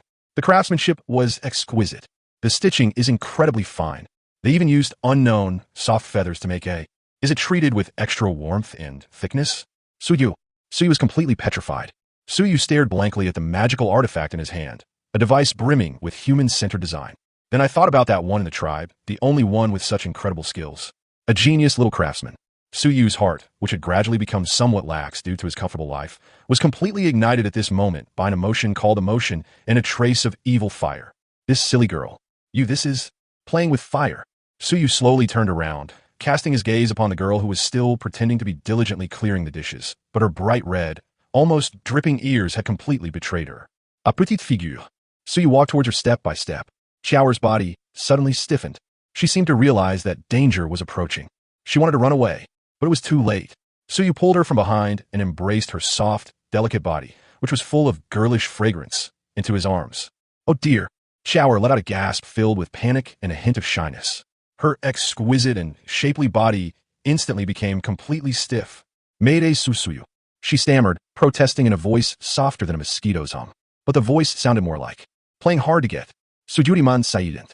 Suyu simply buried his head slowly in her beautiful hair, which exuded a faint fragrance. Then, in a voice that only Suyu and the other person could hear, he whispered something in her ear, a voice full of magnetism and a slight huskiness. Kia, are you inviting Suyu? Shower's body trembled violently. A wave of scalding heat instantly spread from her earlobe to her entire neck. Her little head went completely blank in an instant. She wanted to argue, but I found that I couldn't utter a single word. She wanted to struggle, but he found that he didn't even have the strength to struggle. In the end, she could only collapse softly into Suyu's arms like a completely melted kitten. Then, in a soft tone filled with uncertainty and a hint of ingratiation, she asked a question. That one. Holy saint, does it fit? Does it still fit? Shower's voice, filled with the timidity and anticipation of a kitten, was like the softest feather gently scratching Suyu's heart. Suyu looked at her delicate face, which was flushed red with extreme shyness, as if it were about to bleed. I could smell the unique, delicate fragrance of a young girl emanating from her. Suyu's heart was the last line of rational defense for civilized people in the 21st century. It collapsed again at this moment. Forget your reserve. Forget your reason. Today, I will act on behalf of heaven to uphold justice. I'll take you in, you little devil. Suyu slowly lowered his head, aiming at those two soft lips, trembling slightly with tension and anticipation. However, just as Suyu was about to taste the fruits of his belated victory, a clear, innocent voice, tinged with a hint of discontent, suddenly rang out behind Suyu and the others, like a heavenly melody. Broter Suyu, what are you doing? Suyu subconsciously turned his head. Linglong, Suyu's #1 diehard fan and the leader of all his wild fans, was pouting her cute little mouth and looking at Suyu and his friends with a resentful and dissatisfied expression. In her small hands, she was holding a ceramic bowl that Shower had made herself, painted with a cute little monkey. The bowl was still filled with steaming hot meat soup. The whole world fell silent. Suyu and Shower were frozen in place like two sculptures that had been frozen in place by a spell. Suyu slowly lowered his head and looked at the disheveled genius craftsman in his arms. He looked up again at the innocent little girl who was curiously observing Suyu and the others with eyes full of naivety and innocence. Suyu cracked. Suyu scored. Suyu was truly, utterly broken. No, Suyu said. You two planned this all along, didn't you? Why does she always appear just when Suyu is about to accomplish something good? You guys, you did this on purpose, didn't you? Shower, on the other hand, acted like a young wife caught red-handed and shoved Suyu away. Then, under Linglong's gaze, which was filled with curiosity and incomprehension, her pretty face, which had just turned slightly flushed from being moved, instantly returned to its shy and slightly guilty expression. Suyu didn't do anything. After saying that, she didn't dare to look at Suyu again. Like a startled rabbit, it ran quickly towards the cave exit without looking back. All that remained was a somewhat embarrassed and awkward figure, haunted by shyness and guilt, and someone standing there, completely bewildered. Suyu. And for the first time, a thoughtful, meaningful look appeared on the pretty face of a woman carrying a bowl of meat soup, a face that was always full of innocence and naivety. A smile? Suyu looked at her knowing expression and felt speechless. Sister, you know all this now? However, before Suyu could even open his mouth to explain, Linglong, however, acted as if nothing had happened and presented the ceramic bowl with a little monkey painted on it to Suyu as if it were a treasure. Broter Suyu, have some soup. In her eyes, which were always full of innocence and purity, there gleamed a light that seemed to crave praise. Suyu lowered his head instinctively. Inside the steaming bowl of meat soup, there was a thoughtful touch, a piece of Suyu's favorite food. Red berries? Suyu was completely petrified. Suyu stared blankly at the creation before him, a dish brimming with love, yet also carrying a hint of culinary disaster. He then looked at Linglong's adorable face, full of anticipation as she waited for Suyu to praise her. Suyu's heart, which had just been ruthlessly interrupted and was filled with resentment, was now completely filled with a feeling of being moved and a little bit of helplessness. This silly girl. Do you want to kill Suyu? Suyu slowly extended his slightly trembling, cold hands. Then, under Linglong's expectant yet slightly nervous gaze, Suyu, with a death-defying spirit, took over that. Represents love. Earthenware bowl. Then Suyu closed his eyes and, like a warrior about to be executed, took a big gulp. An indescribable, wonderful flavor, a blend of the savory taste of meat and the sweet and sour taste of fruit, instantly exploded on Suyu's taste buds. It turns out, surprisingly, it tastes pretty good. Suyu slowly opened his eyes. Then, under Linglong's gaze, filled with tension and anticipation. Suyu slowly gave her a thumbs up. Delicious. Her bright eyes lit up instantly. Once again, a radiant smile of victory bloomed on her pretty face, which was always full of innocence and romance. She jumped and bounced around at Suyu like a little rabbit that had just received its favorite toy. Then, like a little hamster, she pulled something out of her precious pocket again. It was a quilt wiped clean, animal skin handkerchief. She tiptoed and gently wiped the grease from Suyu's lips in a tender and slightly distressed tone. She looked like the most virtuous young wife. Suyu felt a surge of heat in his heart as he looked at her adorable appearance, which was full of unexpected charm. Also a burst of, I was both amused and exasperated. This little devil is so adorable. Do you really want Suyu dead? Or should I choose Suyu? However, just as Suyu was enjoying this warm and ambiguous world for two, Linglong suddenly stopped what she was doing. She slowly turned around, and for the first time, a raging fire of possession ignited in her eyes, which were always full of innocence and purity.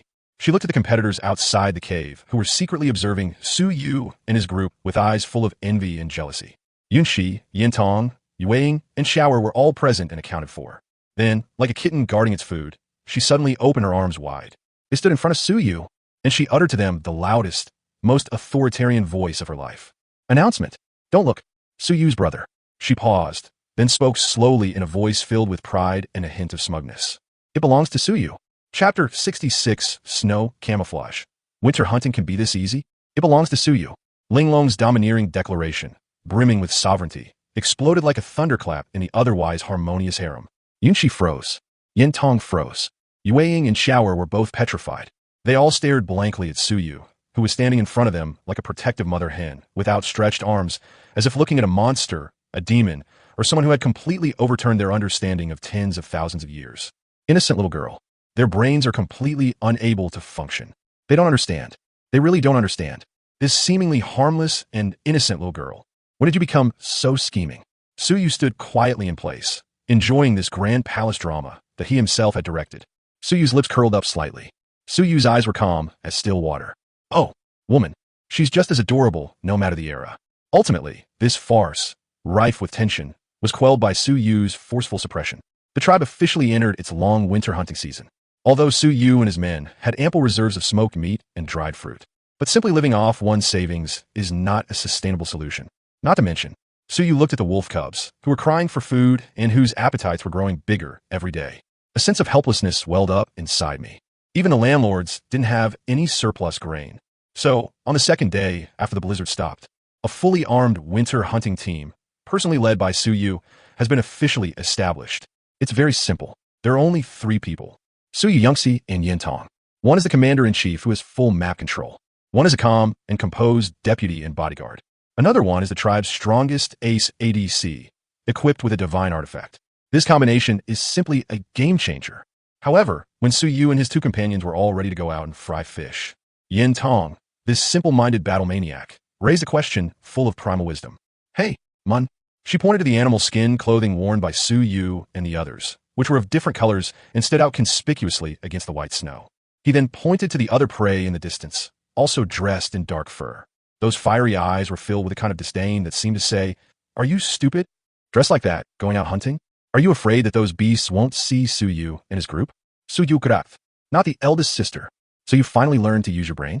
Suyu looked at her smug. "You've finally met your match," expression, and felt a mix of amusement and exasperation. Suyu did not answer her. Suyu simply pointed slowly to the thick, white snow beneath their feet. He then pointed to the white wolf king pelt that Suyu had tossed in a corner as a teaching material. Finally, Suyu looked into their beautiful eyes, which were filled with confusion and bewilderment. He spoke to them, word by word, in a tone filled with helplessness and disdain for primitive people. Who said Suyu and his ilk would go out dressed like this? After saying that, Suyu ignored the 2 bewildered children behind him. They went straight to Xiaoer's clothing design studio. Then, amidst everyone's curious and puzzled gazes, Suyu picked up a handful of the sharpest bone needles and a roll of the toughest animal sinew thread. This marked the beginning of Suyu's first experience since arriving in this world. Haute couture. Soon, 3 pieces were made from the softest, snow-white wolf pelts. A hooded cloak ghillie suit appeared in Suyu's hands. The whole world fell silent. Yunxi and Yintong stood frozen in place like 2 statues under a spell. They stared blankly at the 3 artifacts in Suyu's hands, which exuded an aura of tactics and disguise that they couldn't understand. Their minds, which were filled with power, were completely formatted at this moment by something they had never heard of before, called scientific hunting. I didn't know clothes could be used like this. Suyu stood quietly in place, enjoying their gazes, which were filled with shock and utmost worship, as if they were looking at a god. Suyu's lips curled up slightly. Suyu's eyes were calm as still water. Now comes the moment to witness a miracle. The three of them changed into something that allowed them to blend seamlessly into the entire icy world. Snow camouflage clothing. Then, like three top-tier ghost assassins, they vanished silently into the vast white snow-covered forest. The effect is remarkable. Those prey that are usually extremely vigilant. Faced with Suyu and his ilk's invisible, dimensional lowering attacks, they were like lambs to the slaughter. Suyu and his group didn't even need to get close. All you need to do is find the most comfortable position 100 meters away. Then, whoosh, puffed, one arrow and it's dead, clean and efficient. A whole day has passed. Suyu and his men didn't even break a sweat. They hunted enough prey to feed the entire tribe for a week. When Suyu and his men dragged the mountain of spoils back to the tribe, all the women went completely mad. They stared blankly at the three white cloaks on Suyu and his companions, which were imbued with a sense of divine power. He looked again at the mountain of prey. Their little heads were filled with big questions. Winter hunting can be this simple? Yin Tong, on the other hand, was like a child who had received a beloved toy, clutching the blood-stained longbow and the snow-white cloak, laughing like a child. Fool! Her wild and slightly smug laughter echoed throughout the silent valley. Yunshi stood quietly beside Suyu, watching her best friend who had been completely ruined by him. A hint of helplessness and a touch of doting flashed in those cold eyes. She slowly turned around, and for the first time, a blazing fire of curiosity ignited in her eyes, which were always covered with frost. She looked at Suyu, whom she considered an omniscient and omnipotent god. He asked softly, in a tone that was full of uncertainty and a hint of ingratiation. Suyu, in your mind. She paused, as if searching for the most suitable word. Just how many things did Suyu and the others not know about? Chapter 67 Spring has arrived, the season of renewal. Just how many things that Suyu and his ilk don't know are still hidden inside? Yunshi's voice, filled with boundless longing for the unknown world, gently tickled Suyu's heart like the softest feather. Suyu looked at her eyes, which had become bright and full of curiosity because she had glimpsed the secrets of the gods. Slowly, she smiled. Suyu did not answer her. Suyu simply extended his finger and gently placed it on his lips, making a shushing gesture. The secrets of heaven must not be revealed. Yunshi's breath hitched. Two beautiful blushes instantly appeared on her delicate face. She understood. She understood completely. The Holy One was hinting to her, in the most sacred way, that their relationship was unique. Intimate relationships. She nodded heavily. A dazzling light, a light of happiness and sweetness, shone in her cold eyes. And so, in this winter filled with cutting-edge technology and a touch of ambiguity, the tribe has completely entered the most peaceful and prosperous hibernation period in its history. Besides necessary patrols and teaching every day, all the women were immersed in an unprecedented, decadent life called happiness. They no longer have to worry about food for the next day. They even began to feel. Winter is quite nice. At least we don't have to go out and fight those terrifying beasts anymore. Suyu, on the other hand, has completely solidified his position as a saint. Every day, he would have in-depth discussions with Yunshi about the mysteries of martial arts. It was there that Yin Tong and I were discussing the correct archery posture. Occasionally, he would also go and give Yuang some guidance on alchemy and Chao's architecture. As for Linglong, she had completely become Suyu's personal accessory and the chief storyteller. Life was peaceful and happy, also full of charming. Suyu looked at the harem before him, a thriving and vibrant place full of life. A wave of emotion washed over me. Suyu, what merit do you have to be able to live such a decadent life? A life of corruption? However, just as Suyu was about to completely succumb to this gentle embrace, a ticking sound, full of vitality, suddenly rang in Suyu's ears without warning. Suyu subconsciously turned his head. The thick snow that covered the entire valley had begun to melt at some point. Drops of cold, yet hopeful snowmelt dripped down from the eaves. It crashed onto the hard earth that had been dormant all winter, splashing up blossoms called spring. Tiny splashes of water. Spring is here. I don't know who was the first to murmur to themselves in a trembling, joyful tone. The lazy smiles on everyone's faces, which had become somewhat languid due to their comfortable lives, instantly froze. They rushed out one by one, and the warm wooden house reached out to catch the falling snow. Sweet rain. In their beautiful eyes, there shone a light called new life. Yes, spring is here. That winter that brought them endless death and fear. It's finally over, and they not only survived, and they are living better than ever before. An unprecedented surge of pride and happiness instantly welled up in their hearts. They sang and danced to celebrate their first ever, in the true sense, victory. Suyu stood quietly in front of the warm wooden house that he had built himself, looking at what lies before me. I see a scene brimming with vitality and hope. Suyu's lips curled up slightly. Suyu's eyes were calm, like still water. Suyu knew that from today onwards. This tribe will finally bid farewell to a time when they could only struggle for survival and despair. Dark ages. They will usher in a brand new era, full of light and hope. Spring. They are about to witness a battle that will change the fate of their entire tribe. Agriculture. The Great Revolution. Suyu slowly reached out and caught a drop of cold, yet hopeful spring rain. Then, under the gazes of everyone, filled with fervor and adoration, Suyu turned his gaze to the outside of the tribe, to the fertile land where the snow had just receded. Suyu's eyes became incredibly fervent, also incomparable, profound. The mission to safely get through the winter has been detected and exceeded. Task rating, perfect. Rewards for completing the task are being distributed. Congratulations, host. You have gained 1,000 civilization points.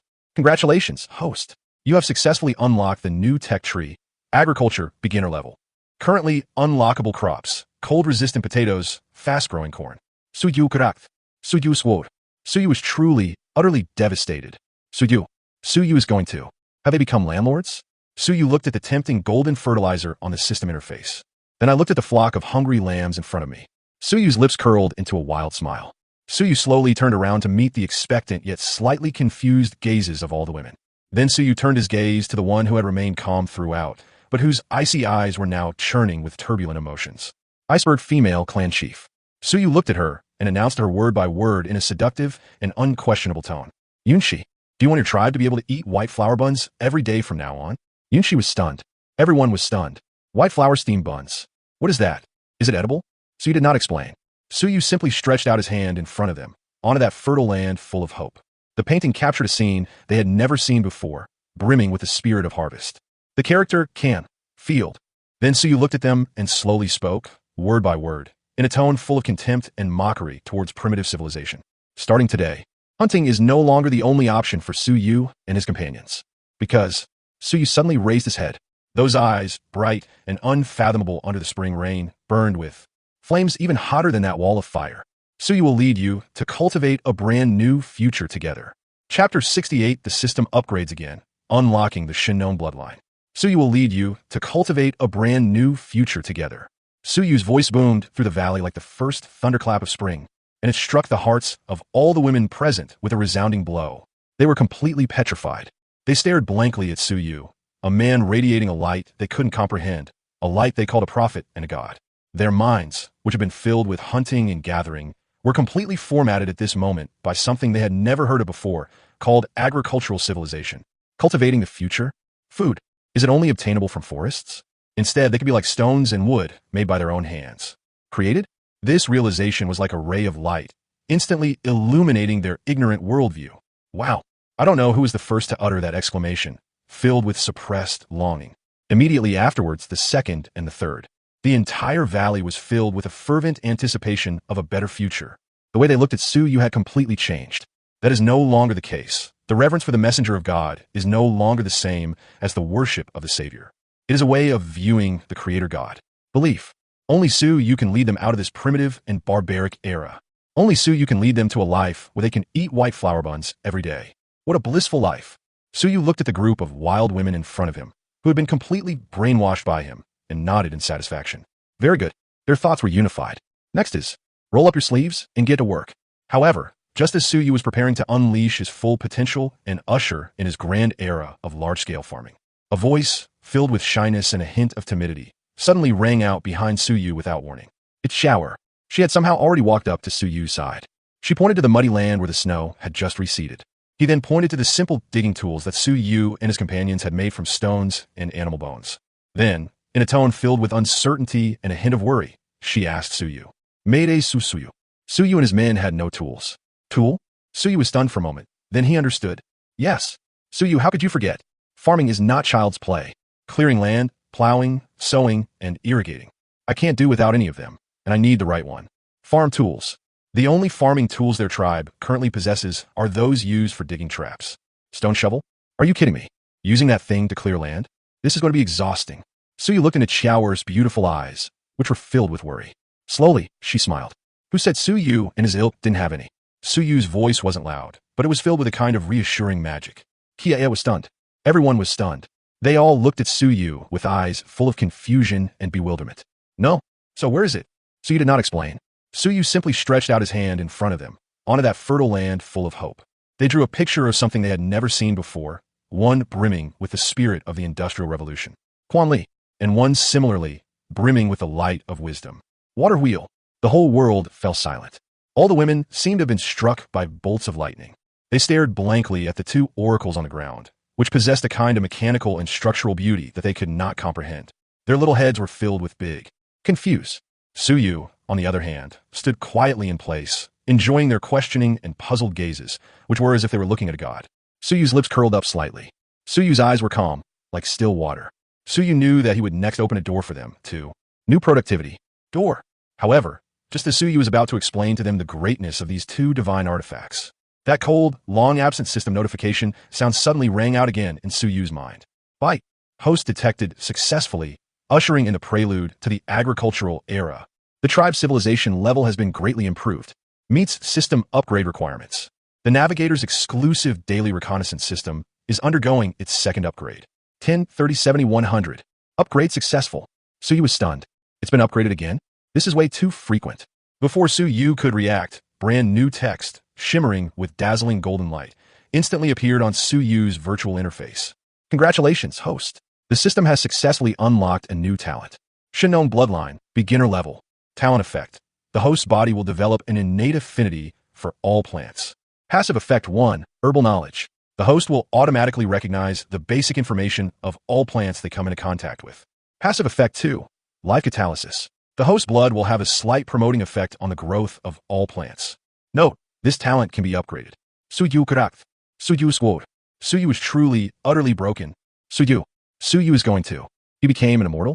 Shinong's bloodline? A drop of blood gives birth to all things? Isn't this the kind of treatment only protagonists in novels get? Su Yu looked at the fantastical system interface before him, and then at the vast primeval forest in the distance, a forest brimming with endless possibilities. Su Yu's lips curled into a wild smile. Originally, Su Yu just wanted to quietly be an infrastructure construction maniac and lead them to a better life. But now, system, you're putting Su Yu in a difficult position again. Su Yu slowly raised his head, meeting the tense and expectant gazes of Yun Shi and Yin Tong. Then Su Yu pointed to the area outside the tribe, which was filled with all sorts of unknown plants. Forest. He then pointed to Su Yu, and then to himself. Finally, Su Yu looked at them and announced the decision in a confident yet slightly mysterious tone that was enough to drive them completely mad. Starting today, all the plants in this world. Su Yu paused for a moment and then spoke slowly in a tone that was full of all-powerful, godlike authority. Whether it's edible or not is up to Su Yu. Yunshi was stunned. Yin Tong was stunned. Everyone was stunned. Whether or not you can eat it is up to you. Who do you think you are? Shinon? Su Yu did not explain. Su Yu simply turned around slowly, leaving them with his confident and slightly smug back view.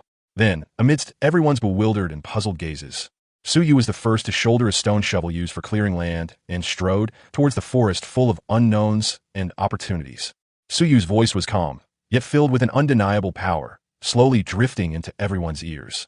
Now, what are you still standing there for? Want to try it? Was called a true miracle? Chapter 69. This thing can completely devour it. A miracle. Another miracle. They stared blankly at Su Yu, who always managed to produce something they'd never heard of or seen before. Something edible and culinary? The dawn of agriculture. A man who wants to try something is the one who truly surprises others. Their brains, filled with hunting and gathering, are performing a miracle? Su Yu's voice was like that of a pyramid scheme leader who was best at making empty promises. At this moment, he was completely ignited by something called curiosity. Gula, a deadly temptation. The women have gone completely mad. They were all bursting with energy. I wanted to. Wow. Your Majesty, hurry. Let Su Yu and the others see this. The women, all screaming and yelling, grabbed their makeshift tools and followed closely behind Su Yu. They'd gone mad. They were all like they'd been injected with adrenaline, yelling and grabbing their things to witness a miracle. They wanted to see it for themselves. What unheard of miracles will this omnipotent saint conjure up for them this time? Brand new farming tools. Although they were just some stone shovels and axes that Su Yu had modified. And Yunshi and Yintong are the two proudest women in the tribe. At this moment, too. Then, like a group of the most loyal believers, they followed closely behind Su Yu. Even Yunshi and Yintong, the two proudest women in the tribe. At this moment, they could only act as the two most loyal little followers, guarding Su Yu from the left and right. Their gazes towards Su Yu were complex. There is admiration, curiosity, and awe. But they followed silently with a look full of curiosity expectation, and a hint of taking it for granted. In their eyes, no matter how outrageous or unconventional the man's actions were, more than anything, it's a kind of, named as a matter of course, convince. It was as if whatever Suyu did was normal. Suyu, meanwhile, quietly walked at the front of the group, enjoying what they were doing, something so shocking and unconventional. In their view, they are all. It's perfectly reasonable. Suyu looked at it with a gaze filled with fanaticism and worship, as if it were a deity. Suyu's lips curled slightly. He felt a surge of secret pleasure as he watched them look at him with an expression that said, even if you said you could fly to the heavens right now, Suyu would believe you. Suyu's eyes were calm as still water. Suyu knew that he would open the door for them next. Suyu Kurak. This feeling of being unconditionally trusted. Too good, a door leading to a completely new civilization. Door. With the dual blessing of the daily reconnaissance system and the bloodline of Shinnong, Suyu is simply unstoppable in this primeval forest. Under Suyu's leadership, the grand treasure hunting team has set off. But this time, Suyu and his team's target was no longer those ferocious beasts. It's not one of those sweet, walking humanoid encyclopedias. Stop. Suyu slowly extended his berry. Instead, Suyu slowly raised his head and turned his gaze to the area where the hand had just been. Then, amidst everyone's bewildered and puzzled gazes, Suyu squatted down on the fertile land, now free of snow and brimming with vitality. And those bodies on the land. Suyu was digging upwards from the damp, snow-slicked soil. Unknown. Weeds? The sage produced one, an unremarkable, earthy yellow one. Tuber? Name. Cold-resistant potatoes. Suyu, what are you doing here? Yueying, Suyu's chief disciple and personal translator, is a wild. Information. A tuberous plant rich in starch. The poison-free official couldn't help but ask Suyu in a puzzled tone. In her opinion, these can be eaten in large quantities after being cooked. They have a soft, sweet, and glutinous texture. Note, this plant is an inedible and unusable weed, and therefore has no value whatsoever. And everyone else, with extremely tenacious effort, planted it easily. Suyu cracked open. Suyu squawked. Suyu was completely bewildered, looking at Suyu with eyes full of incomprehension and doubt. Suyu did not answer her. Suyu simply cracked open slowly. Suyu, what kind of incredible luck is Suyu? Upon entering the house, I squatted down to shovel the first shovelful of soil. Then, amidst everyone's shocked and bewildered gazes, Suyuzi dug it up. Potato? This was a single, insignificant plant pulled from a patch of lush green weeds, a plant that had fed hundreds of millions of people in its previous life. Plant. This is a high-yield miracle machine. Suyu looked at the fruit in his hand, which, although it was oddly shaped and cracked, that plant looked very strange. The leaves are lush and green, like magnified potatoes brimming with hope. Then I looked at the clover in front of me, eagerly awaiting its return. Its roots and stems are even stranger. Surprisingly, it bore clusters of tiny lambs. Suyu's lips curled into a wild smile. Suyu slowly stood up, his round, earthy yellow pimple. The whole world fell silent. All the women froze in place, as if struck by lightning. They held the mud-covered potato up like the most precious treasure. They stared wide-eyed and gaped, looking at him as if he were a madman or a fool. This. Suyu looked at them and announced in a confident yet slightly mysterious tone, word by word. Yes, you can eat it. They stared blankly at Suyu, a being whose existence was utterly beyond the reach of their limited vocabulary. The whole world fell silent. All the women seemed to be struck by a series of thunderbolts, which shattered the muddy lumps in their hands. Their brains had been infected. They stared blankly at the ordinary clod of earth in Suyu's hand. It was completely, utterly unusable. They don't understand. They really don't understand. This man. This. They looked up at Suyu again, a man radiating a kind of incomprehensible, magical aura that always seemed to produce miracles they had never heard of or seen before, a kind of charlatan. Their little heads are filled with big men. What are you planning to do this time? Did he want Suyu and the others to eat dirt? That's a big question mark. Is it edible? This thing. It's just a stone, isn't it? Stone? Suyu stood quietly in place, enjoying their gazes as if they were looking at a god. How would he possibly eat that? The saint, he wouldn't be. Seriously, were you frozen, senseless? However, they were met with skeptical and puzzled looks. Suyu's lips curled up slightly. Suyu's gaze remained calm as he stood still, enjoying their questioning looks, which were as if they were looking at a god. Suyu knew that he would open a door to a completely new staple food for them. Bite. Shinnong's bloodline has been activated. Currently analyzing the target. Name. Cold-resistant potato, alien variant. Information. A look of confusion and bewilderment. Suyu's lips curled up slightly. Suyu's eyes were calm as still water. Suyu knew that tuberous plants rich in starch were non-toxic and edible. They had extremely high yields and were highly adaptable. Next, Suyu would perform for them something that would completely overturn their worldview. Magic. Suyu did not explain. Suyu simply cut the potato into several pieces. Then, amidst the shocked and bewildered gazes of everyone, Su Yu threw one of the pieces into the pot, making it an excellent choice as a staple food. How to eat. Roast, boil, or fry. It is placed in a pre-prepared earthenware pot filled with water, and it was placed over the campfire.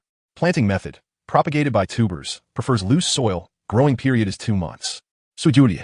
Soon, an indescribable fragrance, mixed with the scent of earth, settled in. Suyu squad. Suyu is truly, utterly broken. Potato. Surprisingly, a wonderfully sweet and powdery aroma instantly wafted from the earthenware pot and permeated the potatoes. Moreover, it's an alien variant of the cold-resistant potato. This is simply the entire forest. Glug glug. Someone, I don't know who, couldn't help but swallow hard. Tailor-made for Su Yu and his tribe, located in the north. Super golden fertilizer. Then, the sounds of swallowing saliva echoed throughout the forest. All women. Su Yu suppressed the overwhelming joy in his heart. Slowly, he raised his head and met the eyes of all the women, who stared wide-eyed. They stared intently at the pottery, its eyes filled with confusion and unease as the pottery churned with stones. Then Su Yu turned his gaze to the one who had remained calm throughout, but whose cold eyes had now turned icy, like those of a hungry wolf that hadn't eaten for centuries. After that potato was thoroughly cooked until it was soft, tender, and sweet, Su Yu fished it out of the pottery jar, which caused a huge wave to rise. Iceberg female clan chief. Su Yu looked at her and spoke each word carefully. Then, under the tense, expectant, and even fearful gazes of everyone, Su Yu announced to her slowly, in a tone full of confidence and unquestionable authority. Yunshi. The earth handed that piece of divine food, still steaming hot, to the one who had believed Su Yu from the beginning. Yunshi was stunned. Everyone was stunned. They all looked at Su Yu with a gaze that was full of incomprehension and doubt, though they had maintained their composure until now. Trust you? What do you mean, believe me? Do you think I believe you, this lump of mud? You think you're edible? Su Yu did not explain. Su Yu simply watched her quietly, looking at the giant waves. Iceberg female clan chief. Try it. Yunshi's breathing suddenly caught her breath, and her beautiful eyes, which had become somewhat complicated because of Su Yu's question, were filled with emotion. A long pause. She stared at the golden yellow liquid in the bowl, which emitted an enticing aroma, for a long time. Yunshi seems to have finally made a major decision. She slowly moved the stone. She glanced at Su Yu again, at his confident and calm eyes. Her icy heart nodded. The sound, though not loud, was filled with an unprecedented quality. For the first time in many years, my heart, which had been firmly shut off, began to pound wildly, uncontrollably. She slowly stretched out her eyes. Su Yu, I believe in you. Su Yu smiled. Su Yu slowly turned around and took the item from everyone's shocked, slightly trembling, and cold hands, representing the future. In the earthenware bowl and a hint of fear in the eyes, Su Yu picked up the rotten clump covered in mud. Then, under the tense, expectant, and even fearful gazes of the entire clan, she slowly, very slowly, inserted Su Yu's in the mouth. Then I took a big bite. I took a bite with a crunch. Time seemed to stand still at that moment. Everyone's hearts were in their throats. Yunshi's body suddenly stiffened. A startling light suddenly burst forth from her eyes, which were always veiled in frost. A strange smell filled with the earthy, fishy smell and the astringent taste of raw starch. She felt it. She experienced a wonderful, soft, sweet flavor that she had never tasted before, which instantly exploded on Su Yu's taste buds. Although, the taste wasn't very good. But, non-toxic. And, you'll be full. Su Yu looked at the group of wild women in front of him, who were completely stunned by his shocking actions. Su Yu's lips curled slightly upwards, without the slightest hint of fishy or foul smell. Absolutely delicious. That feeling was like the warmest, most comforting warmth. Su Yu's eyes were calm as still water. Su Yu slowly reached out and took the remaining liquid in his hand, which instantly flowed through her limbs and bones. Comfortable, an unprecedented, largely divine object was presented to the person who, from beginning to end, harbored indescribable feelings for Su Yu. Happiness. She stared blankly at the ceramic bowl in her hand, yet with absolute trust. A gentle little priestess. Then, looking at them, Su Yu, with a tone that was always cold and sculpted, for the first time revealed a seductive and unquestionable expression on his handsome face, announced something that could drive them completely crazy. An expression called happiness. What is this called?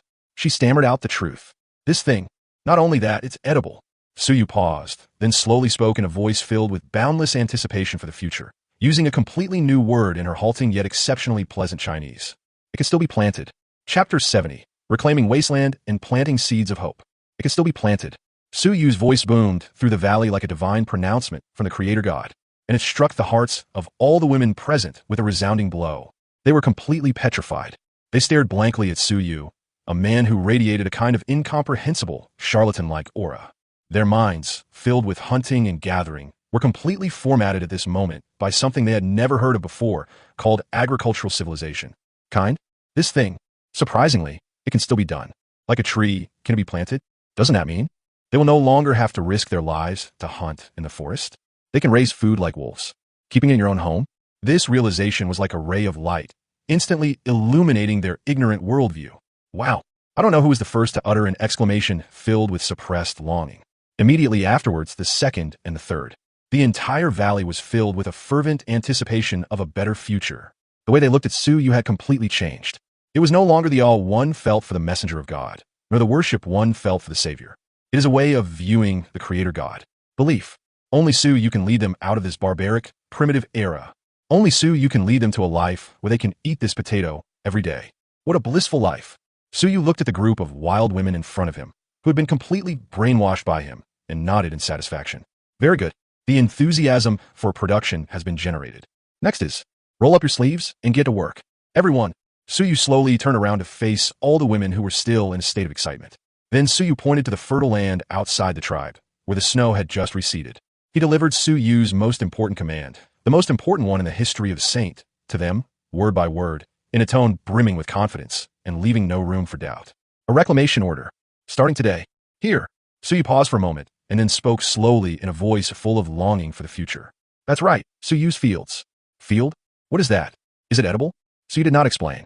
Su Yu simply and slowly hoisted the incredibly sharp weapon that Xiaoer had just hastily crafted. Stone plow.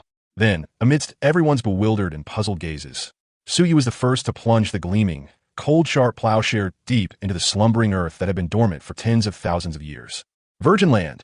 Clearing the land. At a single command, a massive, primitive production movement has officially begun. The entire tribe mobilized. All the women who were still healthy were reprocessed by Su Yu with a scientific division of labor. Yunxi and Yintong, the two strongest fighters in the tribe, were responsible for leading the hunting team to keep watch around the fields, to prevent any wild animals from causing trouble.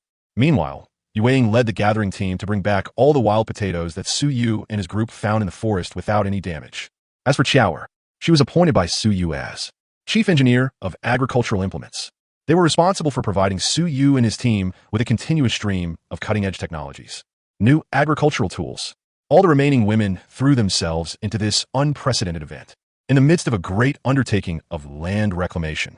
For a moment, their shouts and energetic laughter echoed throughout the valley. On everyone's face was a radiance of hope that Su Yu had never seen before in this tribe. They no longer live numbly and struggling to survive for the next day's food. They're working for a common, tangible cause. Golden. Strive for the future. Su Yu, on the other hand, strolled back and forth in the fields with his hands behind his back like a highly professional agricultural technology consultant. Occasionally, I would offer some technical guidance to the pioneering team. Hey, you plowed the field too shallowly. I've said it so many times, we need to cultivate deeply. Do you understand what deep cultivation means? Of course, Su Yu would often go to the logistics team to inspect their work. Linglong, these potatoes are baked well. Give one to Brother Su Yu. Su Yu Karath. This is the corrupt lifestyle of a landlord. 2. That was so awesome. Yunxi, on the other hand, followed silently behind Su Yu like a most dutiful security captain. She didn't speak or participate in any work. She simply watched quietly, watching that new tribe, under the leadership of her man, a tribe she imagined herself to be, explode with astonishing cohesion and creativity. Seeing those sisters who once only knew how to hunt with brute force now sweating and shining with the light of civilization for a common goal. Look at those fields cultivated and full of hope. For the first time, her heart, which had been frozen for many years as the clan leader, was completely filled with a warm current called happiness. She looked at that despicable man who, though he hadn't done anything, seemed to have done everything. A flicker of something she herself didn't even notice flashed in those cold eyes. Obsessed. Time flies by in the midst of energetic and hopeful, bustling labor. In just 3 short days, a fertile field, spanning several dozen acres and brimming with hope, appeared before the tribe. The potato seeds that Yueying carefully brought back were also under Su Yu's personal guidance. They were planted, one by one, into the soft, vibrant soil. When the last seed, carrying the hopes of the entire tribe, was planted, all the women collapsed to the ground, exhausted. But their faces radiated an unprecedented and immense sense of satisfaction and accomplishment. They planted the first seed for their future with their own hands. Hope. Seed. Su Yu slowly walked to the center of that field full of hope. Su Yu faced the warm, vibrant spring breeze, looking down at those beautiful faces below, faces filled with weariness yet radiating hope. Suyu's heart was filled with boundless pride. Suyu slowly pointed to the field that was about to give birth to golden hope. Then he pointed to their future, which was full of hope. Finally, Suyu looked at them and announced, word by word, a piece of good news that was enough to drive them completely crazy in a seductive and unquestionable tone. Starting today, Suyu and his companions no longer have to worry about food. Suyu paused for a moment and then spoke slowly in a tone that was full of all-powerful, godlike authority. Because Suyu will lead you. Create one by your own hands. A bountiful era belonging to Suyu and his ilk. Chapter 71. The census revealed that the tribe was sparsely populated. Let's create a bountiful era that belongs to Suyu and his ilk. Suyu's voice boomed through the valley like the loudest thunderclap in spring. It also struck hard into the hearts of all the women present. They've completely gone mad. They raised their mud-covered farm tools high and let out a thunderous cheer. A bountiful harvest. They could almost see the magnificent sight of mountains of golden potatoes piled up. They could almost smell the enticing aroma emanating from that soft, sweet, heavenly food. An unprecedented warm current called happiness and hope instantly surged into their hearts. They sang and danced to celebrate their first ever, in the true sense, spring. Suyu stood quietly in the center of that field full of hope. Looking at this scene before me, I saw a vibrant and hopeful landscape. Suyu's lips curled up slightly. Suyu's eyes were calm as still water. Suyu knew that from today onwards, food will no longer be a shackle restricting the development of this tribe. Productivity issues have been largely resolved. Next is the relations of production. Suyu slowly turned around, meeting the fervent and adoring gazes of all the women. Then Suyu turned his gaze to the person who had remained calm throughout, but whose icy eyes were now churning with turbulent emotions. Iceberg female clan chief. Suyu looked at her and, with a confident and unquestionable tone, gave her the most important order he had ever given as a saint. A census order? Yunshi. Now, gather all your people. Suyu paused for a moment, then spoke slowly in a voice filled with boundless anticipation for the future. Suyu needs to know, how many people are left in Suyu's tribe? People? Yunshi was stunned. Everyone was stunned. They all looked at Suyu with eyes full of incomprehension and doubt. Saint, why is he asking this? Suyu did not explain. Suyu simply watched her quietly, looking into her beautiful eyes, which had become somewhat complicated because of Suyu's question. For a long, long time, Yunshi seemed to finally understand Suyu's intentions. For the first time, a beautiful blush appeared on her usually icy, sculpture-like face. She bit her lip hard. It seems that a major decision has been made. She slowly nodded. The sound, though not loud, was filled with an unprecedented quality. Firm. Good. Soon, an unprecedented census campaign was launched in this small, primitive tribe. The results of the census. But this made everyone's hearts sink. Suyu was completely petrified. Suyu stared blankly at the crooked numbers that Yu Ing had drawn up for him on the animal hide with charcoal. Suyu's heart, which had just become somewhat fiery because of the start of the great farming era, was completely extinguished by a bucket of the coldest ice water. The entire tribe, young and old, all together. Surprisingly, only less 100 people? Suyu Karath. Suyu swore. Suyu was truly, utterly broken. No, that's way too little. This number isn't even enough for a reinforced platoon in Suyu's previous life. Moreover, what's even more fatal is, Suyu looked at the detailed statistics on the age structure on the animal hide. Suyu's heart turned cold. It's completely over. Women over 40 years old make up 1/3 of the entire tribe. There were fewer than 10 children like Ling Long who were still minors. What does that mean? This means that the tribe has entered an extremely dangerous situation. Aging and negative growth. Vicious cycle. The birth rate of newborns is far behind the mortality rate of the elderly. If this continues in less than 20 years. No, in fact, it won't even take 10 years. This tribe will be completely wiped out due to population depletion. Extinction. The whole world fell silent. The pitiful joy that had just risen because of the prospect of a bountiful harvest was instantly replaced by a deeper cloud of despair. Once again, the look that Suyu least wanted to see reappeared on all the women's faces. Numbness and resignation. Yes, what's the use of having more food? What's the use of a house, no matter how nice it is? There was no one left. Everything is just a mirage. Suyu stood quietly, watching the scene before him filled with sorrow and despair. Suyu's lips curled up slightly. Suyu's eyes were calm, like still water. Suyu slowly reached out and picked up the animal skin covered with death sentences. Then, amidst everyone's gazes filled with both incomprehension and a hint of anticipation, Suyu slowly tore it into pieces. Fragments. Who said Suyu and his ilk are going to be wiped out? Suyu's voice wasn't loud, but it was like the sharpest knife, piercing deep into everyone's heart. Suyu slowly turned around to meet the confused and uneasy gazes of all the women. Then Suyu turned his gaze to the person who had remained calm throughout, but whose icy eyes were now churning with turbulent emotions. Iceberg female clan chief. Suyu looked at her and announced to her word by word in a tone full of confidence and unquestionable authority. Yunchi, have you forgotten what Suyu's tribe is now? Yunchi was stunned. Everyone was stunned. What do they have? Besides poverty, backwardness, and impending death, what else? Suyu did not explain. Suyu simply pointed at them slowly. He then pointed to Suyu. Finally, Suyu looked at them, at their beautiful eyes filled with confusion and a hint of expectation. He spoke slowly, word by word, in a voice filled with boundless longing for the power of numbers. Suyu and his friends have healthy bodies. Suyu and his men have plenty of food. Suyu and his friends have a safe home. Suyu and his group even had. Suyu paused for a moment and then slowly spoke in a tone full of contempt and mockery towards primitive civilization. An outstanding person like Suyu. Planter? Boom. The entire tribe was completely in an uproar. All the women seemed to have been struck by bolts of lightning. They stared blankly at the man, who radiated a kind of confidence and shamelessness that they couldn't understand. Their hearts, which had just been filled with despair, were now completely ignited by something they had never heard of before called hope. Yes, how could they forget? They and he. With this, one becomes omniscient and omnipotent.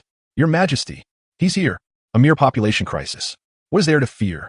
Yunshi, on the other hand, seemed to have been completely opened the door to a new world and slowly collapsed to the ground. She stared blankly at the shameless man who was winking and making faces at her. For the first time, a touching look, filled with resignation and a hint of expectation, appeared on her usually sculpted, icy face. Flush! She slowly turned around, and for the first time, a raging fire called motherhood ignited in her eyes, which were always covered with frost. She looked at Suyu, the god who was all-knowing and all-powerful in her eyes. He asked softly, in a tone that was full of uncertainty and a hint of ingratiation. That one, holy saint, when will Suyu and his group? She paused, as if searching for the most suitable word. Start? Chapter 72, Without Rules. There can be no order. The first law of the Dawn tribe. When will Suyu and his group begin? Yunshi's voice, filled with boundless hope for the tribe's future, exploded like the sweetest candy-coated bullet in Suyu's heart, which had just become somewhat elated after solving the population crisis. Suyu correct.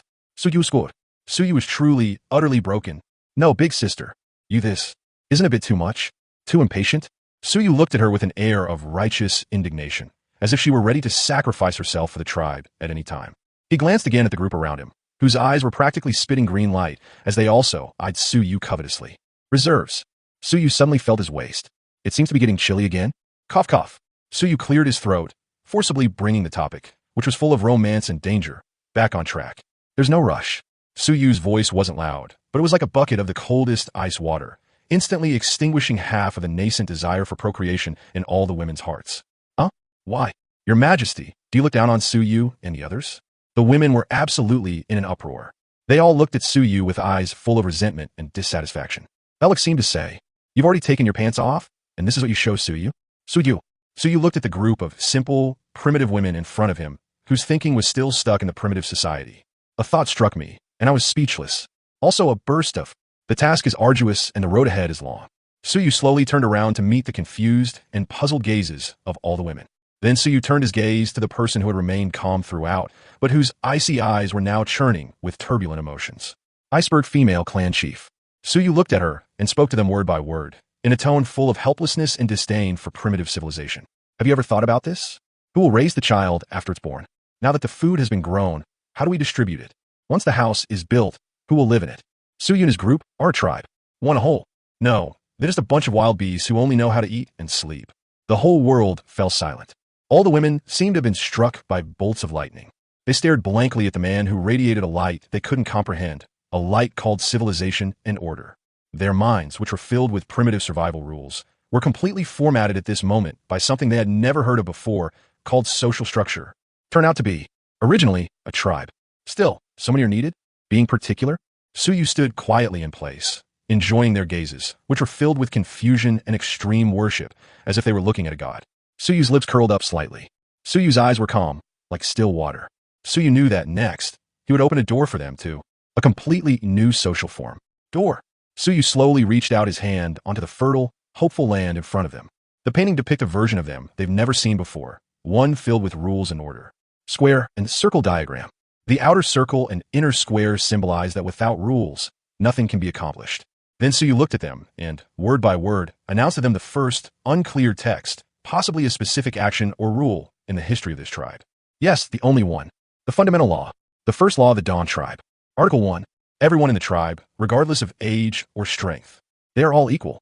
Everyone has the right to live and the obligation to work. Article 2. All the property in the tribe includes food, tools, and houses. They all belong to the tribal community. No one may keep it.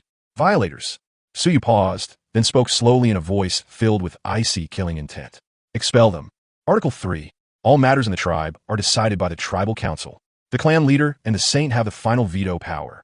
The whole world fell silent. All the women seemed to have been struck by lightning. They stared blankly at the square and circle map on the ground, which was filled with divine oracle text. She looked up again at the man who radiated a kind of light they couldn't understand, a light they called a legislator. Their little heads were filled with big, confused, although they didn't understand it very well. But they could sense an unprecedented feeling, a feeling called fairness and justice. Strength. Yunshi, on the other hand, seemed to have had the door to a completely new world open for her, and slowly collapsed to the ground. She stared blankly at the man who was facing her and talking eloquently. For the first time, a touching, convincing, and slightly infatuated look appeared on her usually icy, sculpted face. Flush. She finally understood. She finally understood. This man wanted more than just their bodies. What he wanted was a new, civilized, and powerful one. Tribe. And she will become part of this great tribe. Together, we are the creators. The thought of this made her heart, which had been frozen for many years as the clan leader, start pounding uncontrollably. She slowly turned around, and for the first time, a raging fire called ideals and ambition ignited in her eyes, which were always covered with frost. She looked at Suyu, the god who was all-knowing and all-powerful in her eyes. He asked softly, in a tone that was full of uncertainty and a hint of ingratiation. That one, Holy Saint, the question of reproduction. She paused, as if searching for the most suitable word. Should we hold a meeting to discuss this? Chapter 73. Hunting team, gathering team, infrastructure team, clear division of labor. Should we hold a meeting to discuss this? With a blush on her face and a serious expression, Yunshi asked the philosophical question that almost made Suyu die on the spot. Suju Karagdopen. Suyu swore an oath. Suyu looked at her, her expression conveying a sense of righteous indignation. Though she was shy, she was ready to sacrifice herself for science for the future of the tribe. Then look at the group of reserve officers behind her, who were also eyeing Suyu with predatory intent, their eyes practically spitting out green light. Suyu suddenly felt that this saintly title was somewhat fitting. It hurts my back. Cough, cough. Suyu cleared his throat, forcibly bringing the topic, which was rife with color and danger, back on track. This falls under a special talent introduction program, and is not under the jurisdiction of the General Assembly. Suyu firmly rejected her proposal, which was full of democratic spirit. What a joke. This kind of thing should also be discussed in a meeting. Is there any way out for Suyu? Suyu was being exploited like a human sea-planet machine by them. Yunshi nodded, seemingly understanding, but not quite. Although she didn't understand what special talent introduction meant. But she understood those 3 words. Is not under their jurisdiction. A glint of secret delight flashed in her icy eyes. Very good. As long as it's not under everyone's jurisdiction. So only. It's now under Suyu's jurisdiction. Suyu looked at her shrewd and calculating expression and felt speechless. Big sister this. Is this considered abusing power for personal gain? However, now is clearly not the time to dwell on these minor details. Productivity issues have been largely resolved. Production relations were also initially established. Next is, for the first time, a scientific and rational approach was taken to investigate this tribe, which was still in the stage of primitive communism. The great division of labor in society. Everyone, Suyu slowly turned around to face all the women who were still filled with boundless longing for their grand plan of procreation. Then, Suyu pointed to the mountain of spoils that Suyu and his companions had collected. He spoke each word with an air of confidence and unquestionable authority, issuing them the most important orders Suyu had ever given as a saint. Division of labor order. Starting today, the Suyu tribe has officially established 3 core departments. Core departments? What is that? Is it edible? Suyu did not explain. Suyu simply extended 3 of his fingers. Then the first finger pointed to the one still holding the longbow, grinning excitedly for some reason. The landlord's silly daughter. First, hunting party. Yintong will serve as the team leader, responsible for all external combat operations and daily hunting of the Suyu tribe. There is only one goal. Suyu paused for a moment, then spoke slowly in a voice filled with icy, killing intent. Get everything in this forest that poses a threat to Suyu and his companions. Clear everything. Yintong's body trembled violently. When she raised her head, her eyes, which were always full of fire, burst forth for the first time with a raging fire of mission and honor. She was no longer the brute who only knew how to use brute force to get food. She is from this tribe. Guardian angel. She pounded her chest, and offered Suyu her belated tribute with the loudest, firmest, and most unquestionable salute of a warrior. Roar! Yes, your majesty. Suyu nodded in satisfaction. Then Suyu pointed his second finger at the girl with the gentle face who always looked at him curiously with those bright, sparkling eyes. The chief disciple. Second, collection team. Yueying will serve as the captain. He is responsible for all logistical support and agricultural production for the Suyu tribe. There is only one goal. Suyu paused for a moment and then spoke slowly in a voice full of boundless anticipation for the future. Suyu, you need to get the granary of Suyu's tribe. It filled the entire valley. Yueying's body trembled violently. When she looked up, her eyes, which were always full of gentleness and purity, revealed for the first time a light of responsibility and commitment. She was no longer the curious child who only knew how to follow Suyu around, asking all sorts of questions. She's from this tribe. Head butler. She slowly performed a graceful, ladylike bow to Suyu, a gesture she had invented herself. She offered her silent prayers to Suyu with the gentlest, most steadfast, and most unquestionable priestly ritual. Promise. It is the Holy One. Suyu nodded in satisfaction once again. Then, Suyu pointed his third finger at the one who was so shy that he didn't even dare to lift his head. Mosey is reborn. Third, also the most important, infrastructure team. Xiaoer will be the team leader. He is responsible for all tool manufacturing, housing construction, and technological research and development for the Suyu tribe. The goal is the same. There is only one. Suyu paused for a moment and then slowly spoke in a tone full of contempt and mockery towards primitive civilization. Suyu wanted to let Suyu's tribe's civilization, leading the way this era. 1,000 years. Xiaoer's body trembled violently. When she raised her head, her eyes, which always carried a hint of timidity, burst forth for the first time with a dazzling light of confidence and creativity. She is no longer the little craftswoman who only knew how to give silently. She's from this tribe. Chief engineer. She slowly bowed to Suyu, a gesture that exuded the air of an engineering student. With the most shy, resolute, and unquestionable craftsman's respect, she offered her silent tribute to Suyu. Oath. The whole world fell silent. All the women seemed to have been struck by lightning. They stared blankly at the 3 core departments before them, which exuded an aura of professionalism and order.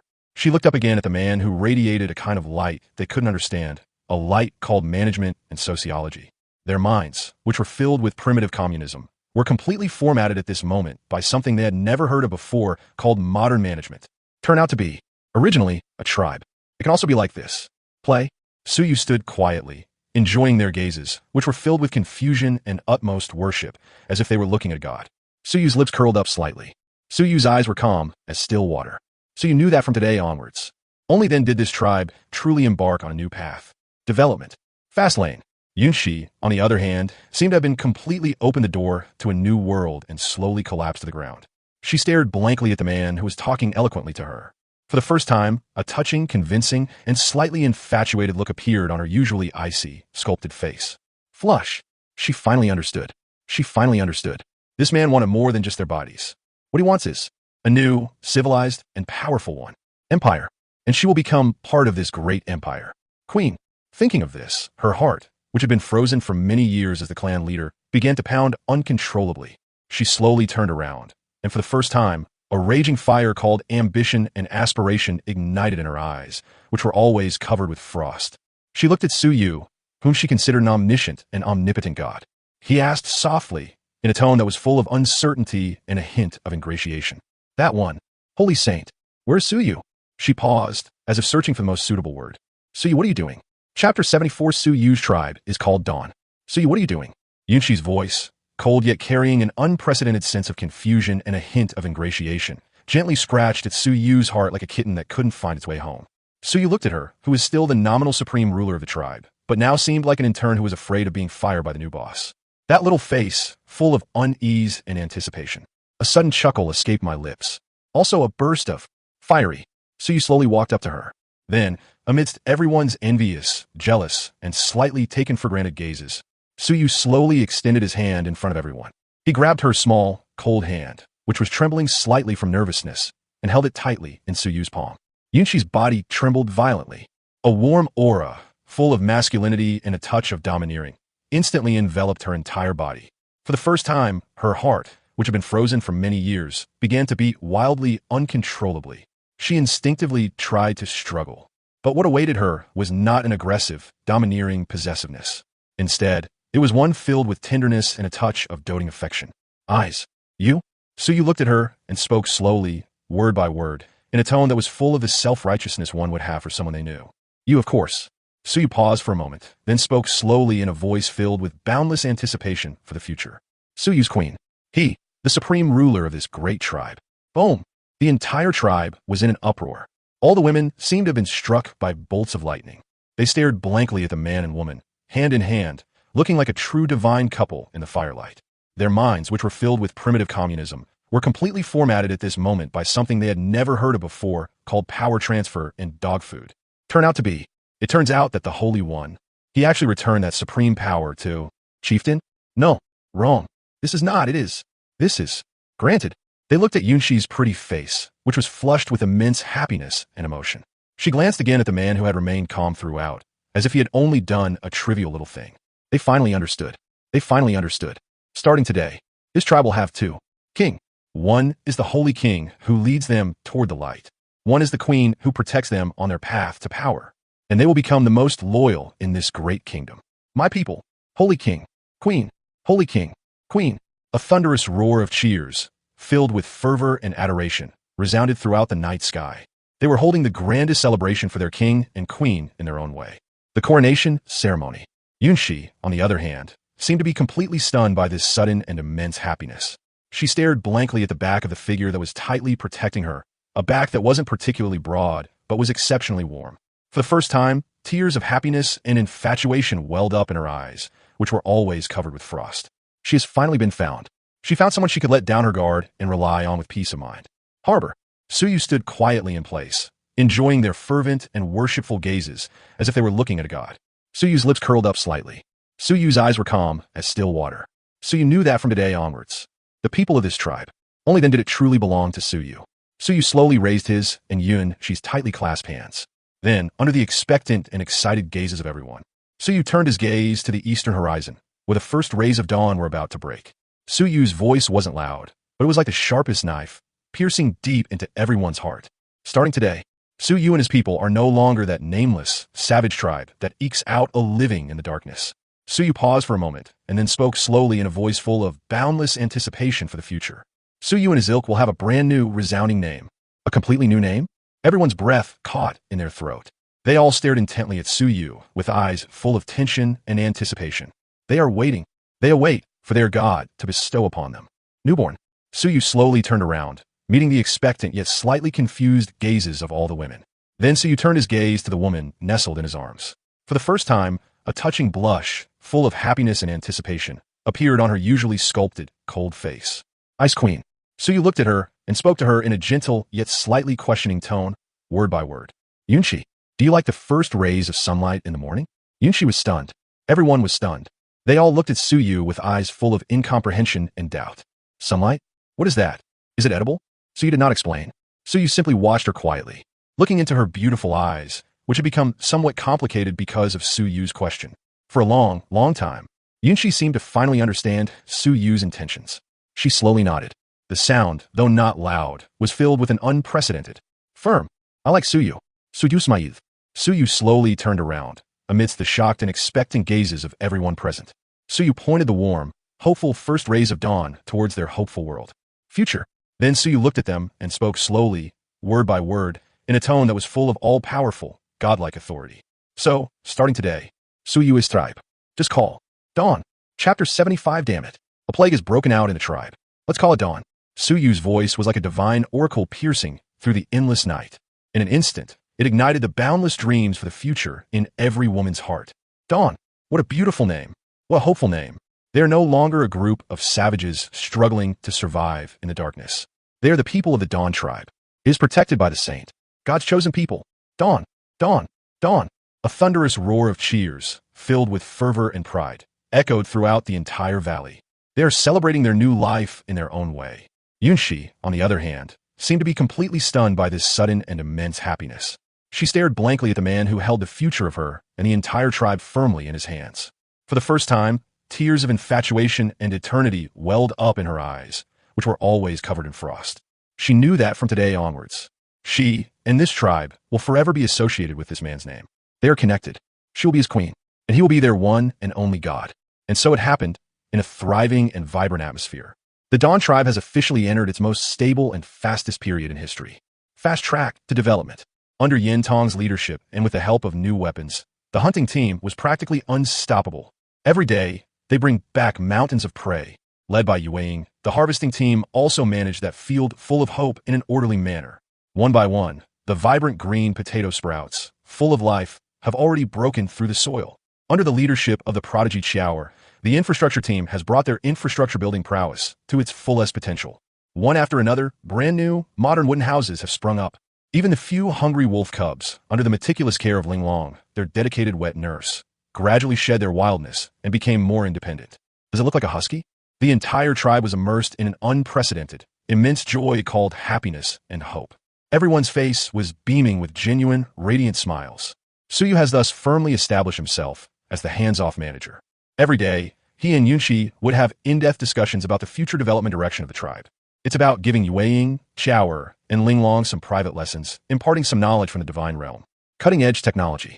They lived a peaceful and happy life, also full of charming. Suyu looked at the thriving and vibrant utopia before him. A wave of emotion washed over me. Suyu, what merits or abilities does Suyu possess? To be able to create such a great thing with one's own hands. Civilization? However, just as Suyu was immersed in this godlike, immense sense of accomplishment, he was a piercing scream, filled with terror and a hint of despair, suddenly erupted like a thunderclap in this peaceful village. Wow! Suyu's expression changed instantly.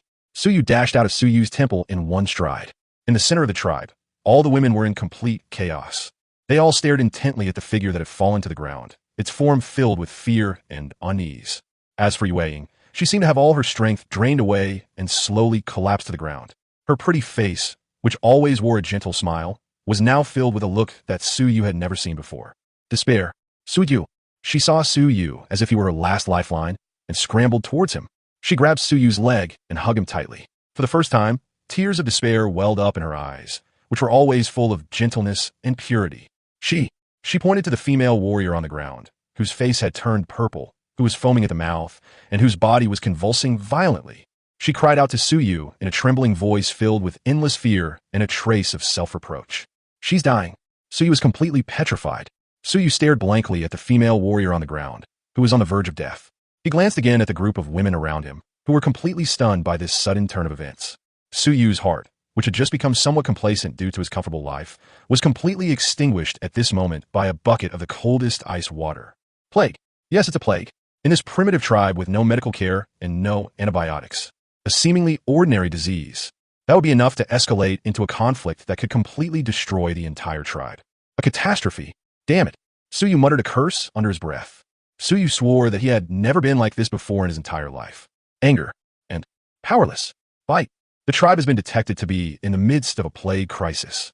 The tribal civilization level is declining drastically. Warning. Warning. If the epidemic cannot be controlled within 24 hours, the tribe will have a greater than 50% chance. Utter annihilation. Suyu krakt. Suyu squad. Suyu was truly, utterly devastated. Suyu had just left the starting village and was about to encounter World Boss, just as Suyu was extremely anxious. A cold voice, yet carrying a strange emotion, appeared silently behind Suyu like a ghost. It's Yunshi. She had somehow reverted to being the cold and composed female clan leader. She didn't look at Suyu. Instead, he turned his gaze to the female warrior on the ground, who was already on the verge of death. She spoke slowly, her voice not loud, but clearly reaching Suyu's ears. Suyu. She paused, seemingly considering her words. This is the destiny of Suyu's tribe. Every year, sisters die because of this unknown curse. Suyu and his ilk were powerless to do anything. She slowly turned around, and in her cold eyes flickered an extremely complex emotion that Suyu couldn't understand. There is sadness, helplessness, and numbness. But more than that, it's a kind of, yes, Suyu's, absolute trust. But things are different now. She looked at Suyu, the omniscient and omnipotent God in her eyes. He asked softly, in a tone that was full of uncertainty and a hint of ingratiation. You must have a way, right? Chapter 76 Yueying was at a loss and cried in desperation. You must have a way, right? Yunshi's voice, filled with absolute trust in the gods, exploded like a loud alarm bell in Suyu's mind, which was already somewhat confused by the sudden plague. Yes. Why is Suyu panicking? What is Suyu afraid of? Suyu is a man who's practically cheating. What is there to fear from a mere plague? Suyu slowly raised his head to meet the gazes of all the women, gazes filled with fear and a hint of anticipation. Then Suyu turned his gaze to the girl who was still clinging to his leg, crying her eyes out. A gentle little priestess. As Suyu looked at her, he gave her the most serious order he had ever given as a saint, word by word, in a tone full of confidence and unquestionable authority. Moonfire, don't cry. Right now, take all of Suyu's herbs. Bring them all to Suyu. Yue Ying's body trembled violently. She raised her head, and for the first time, a light called hope shone in her eyes, which were always full of gentleness and purity. Yes, how could she forget? She still has the saint. There is such a God, who is all-knowing and all-powerful. She slowly got off the ground. Then, like a little nurse who had received a royal decree, she vigorously wiped her eyes with her sleeve, which was already soaked with tears. Without the slightest hesitation, she immediately followed suit. She suddenly turned around, facing all the women in the tribe who were still in a dazed state. She was given the first command by a tone she had never used before, one that was firm yet tinged with a hint of authority. Order. Everyone, help. Quickly. Move all of Suyu's herbs to the saint's temple. Boom. The entire tribe was completely in an uproar. All the women were like drowning people who had been pulled back from the abyss of despair. They charged into the tribe with shouts of excitement, like they'd been injected with adrenaline. Herb warehouse. Soon, a massive movement of transporting herbs, brimming with a spirit of self-preservation, officially began. Suyu then slowly squatted down, under the tense and expectant gazes of everyone. Suyu extended his slightly trembling, icy hands. They began with the most primal ritual for the female warrior on the ground, who was already on the verge of death. Observation, auscultation, inquiry, and palpation? No. Yes, system scan. Bite. Shinong's bloodline has been activated. Scanning target. Scanned objects, members of the Dawn tribe. Status, severe infection with unknown bacteria, high fever, dehydration, respiratory failure. Vital signs, extremely weak. Etiological analysis. This bacterium is mainly transmitted through water and food. Treatment plan. Requires the use of medications with broad-spectrum antibacterial effects. Broad-spectrum antibacterial? Suyu correct. Suyu squad. Suyu is truly, utterly broken. No, system bro. Are you joking with Suyu? This is the primitive society. Where can I find you a broad-spectrum antibacterial drug? Suyu. Are you suggesting that Suyu rub penicillin in his hands? Bite. A host has been detected, and a huge medical challenge is looming. Shinong bloodline passive effect 2. Knowledge of all herbs is now automatically expanded. Currently scanning all existing herbs in the tribe. Scan successful. Pharmacological analysis is underway. Analysis successful. Generating the optimal treatment plan. Generation successful. The next second, a brand new line of text, shimmering with golden light of hope, instantly appeared on Suyu's virtual interface. Recommended treatment. Combination therapy. Main ingredient. Panax Nodo Ginseng to promote blood circulation and remove blood stasis. Adjunctive medicine 1. Honeysuckle for clearing heat and detoxifying. Adjunctive drug 2. Instructions for use. Mix the above 3 herbs in a ratio of 3 to 2 to 1. Crush them, and then infuse with boiling water to drink. Note, this treatment can effectively inhibit bacterial activity and relieve more than 80% of symptoms. However, it cannot cure the disease. Suyu was completely petrified. Suyu stared blankly at the divine prescription before him, which was filled with the aura of science and metaphysics. Then he looked at the female warrior who was already on the verge of death. Suyu's heart, which had just grown cold due to the unreliability of the system, was completely ignited by a flame called hope. Although it cannot be cured completely, but it can prolong life. If we can, we'll hold him off. Suyu then had time to search for the real antidote. Suyu slowly stood up. Meanwhile, Yue Ying had already led a group of women to move all the herbs from the tribe over. Her pretty face, which always wore a gentle smile, was now filled with a look Suyu had never seen before. Helpless and despair. Suyu. For the first time, tears of despair welled up in Suyu's eyes, which were always filled with gentleness and purity. It's useless. She slowly collapsed to the ground. In her small, fair hands, she was still tightly clutching a few of her most treasured Panax Nodo Ginseng plants. These herbs. Suyu tried it. Useless, all useless. She cried like a child, like a helpless person watching their patient die slowly before their eyes. Child. Suyu, we can't save her. The whole world fell silent. The pitiful hope that had just risen because of Suyu's order was instantly shattered by Yue Ying's desperate cries. Once again, the look that Suyu least wanted to see reappeared on all the women's faces. Numbness and resignation. Yes, even the most knowledgeable priest in their tribe was at a loss. Who else can they rely on? Do you expect that guy who only knows how to talk big? Your Excellency the Sage? Suyu stood quietly in place, watching the scene before him filled with sorrow and despair. Suyu's lip curled up slightly. Suyu's eyes were calm as still water. Suyu slowly reached out and pulled the gentle little priestess, who was already sobbing uncontrollably, up from the ground. Then, amidst everyone's gazes filled with both incomprehension and a hint of anticipation, Suyu took a ginseng root from her small, clenched hand. Then he took out another plant from another pile of herbs, honeysuckle, and an unidentified foxtail grass. Finally, Suyu looked into their beautiful eyes, which were filled with confusion and a hint of expectation. He spoke slowly, each word uttered with a tone filled with contempt and mockery for primitive medicine. Who said it's useless? Suyu paused for a moment and then spoke slowly in a tone that was full of all-powerful, godlike authority. Using it alone is of course useless. But Suyu slowly held up the 3 ordinary-looking weeds in front of them. What if we combine them together? Chapter 77 Homemade Penicillin. A gamble in a life-or-death situation. What if we combine them together?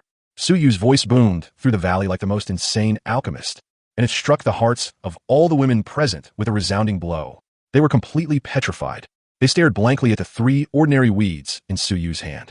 She looked up at Suyu again, at this man who radiated a kind of light they couldn't understand, a light called metaphysics and science. Their minds, which were filled with tribal witchcraft, were completely formatted at this moment by something they had never heard of before, called the integration of Chinese and Western medicine. Put together, herbs can be used in this way. As for Yue Ying, it was as if she had been struck by a thunderbolt. She stared blankly at Suyu, and for the first time, a light that seemed to be enlightening shone in her eyes, which were always full of gentleness and purity. Yes, how could she forget? The oldest legends in the tribe record that Shenong tasted hundreds of herbs and encountered 70 poisons in one day, which he cured with tea. Isn't this just the most basic combination therapy? She has actually forgotten the wisdom of our ancestors. She looked at Suyu, the man who had once again brought the wisdom of the gods before them. In an instant, the flames of hope reignited in those eyes that had just dimmed with despair. Suyu, she stammered and cried out to Suyu in a trembling voice filled with endless regret and a sliver of hope.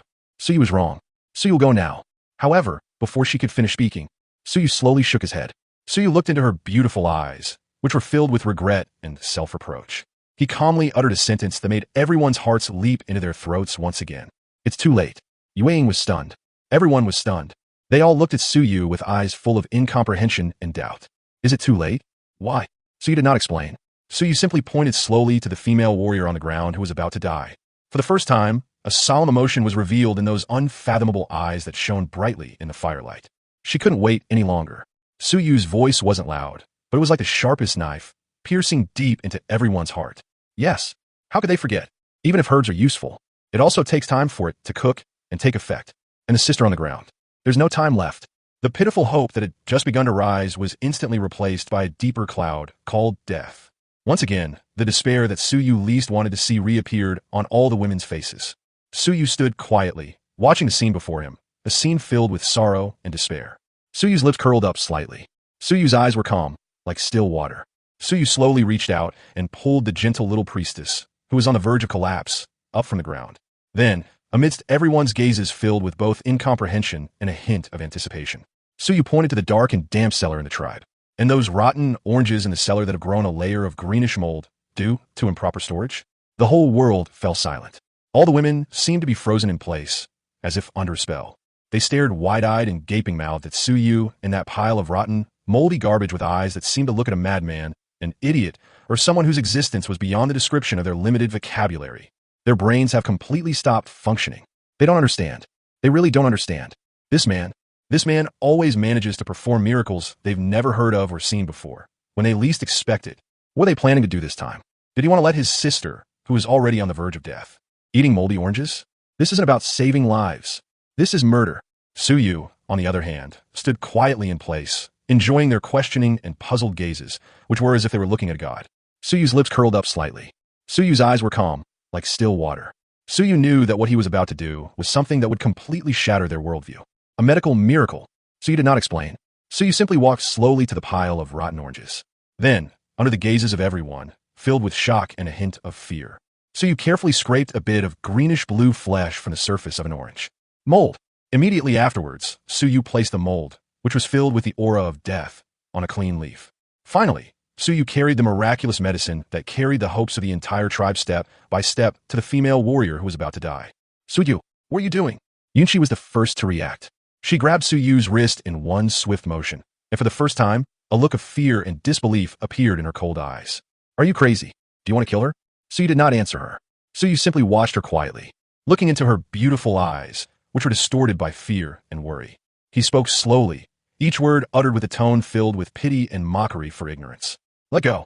Suyu's voice wasn't loud, but it was like the sharpest knife that pierced Yunshi's proud heart as the clan leader. She was stunned. She stared blankly at Suyu's eyes, which were filled with confidence and a hint of madness. Her heart, which had been frozen for many years as the clan leader, was shattered at this moment by something she had never heard of before, called trust. She slowly released her grip. Suyu, however, no longer hesitated at all. Suyu pride opened the female warrior's mouth. Then, under the horrified gazes of everyone, as if they had seen a ghost, Suyu forcefully poured that homemade penicillin, brimming with the aura of death, into her mouth. The whole world fell silent.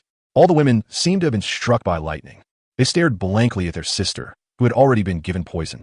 Their little heads were filled with immense doubt and fear. It's over. This is really the end. Saint. He's really gone mad. Suyu stood quietly, watching the female warrior who was on the verge of death. Suyu's lips curled up slightly. Suyu's eyes were calm, like still water. Let's take a gamble. If you beat Suyu, you're God. Lost. Suyu is a murderer. However, just when everyone thought that the poor sister was about to die from the poison, a crisp sound, filled with surprise and a hint of disbelief, suddenly boomed through the valley, which was filled with an atmosphere of despair. Look at you all. It's exquisite. She pointed to the female warrior on the ground whose face had turned purple and who was barely breathing. He shouted to Suyu in a trembling voice filled with endless shock and a hint of ecstasy. Her face. It doesn't seem so purple anymore. Chapter 78, A Miracle Occurs. Yueying says she wants to repay Suyu. It seems less purple now. Linglong's voice, filled with uncertainty and trembling, was like a pebble thrown into a still lake. In an instant, ripples of hope spread through the hearts of all the women. What? Is it true or false? Quick, take a look. All the women, like drowning people grasping at a last straw, went mad and rushed toward the dying female warrior on the ground. And when they saw the face of the person on the ground, the whole world fell silent. The female warrior's face, which had turned bluish-purple due to lack of oxygen, had now truly lost a trace of death, although still pale and weak. But at least he looks like a living person, and her breathing, which was already so faint as to be almost imperceptible.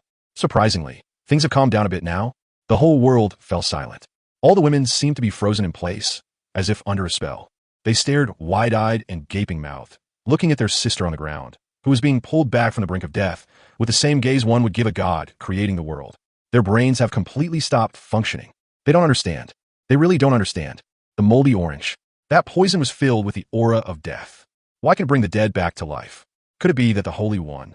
Is he really an omnipotent god?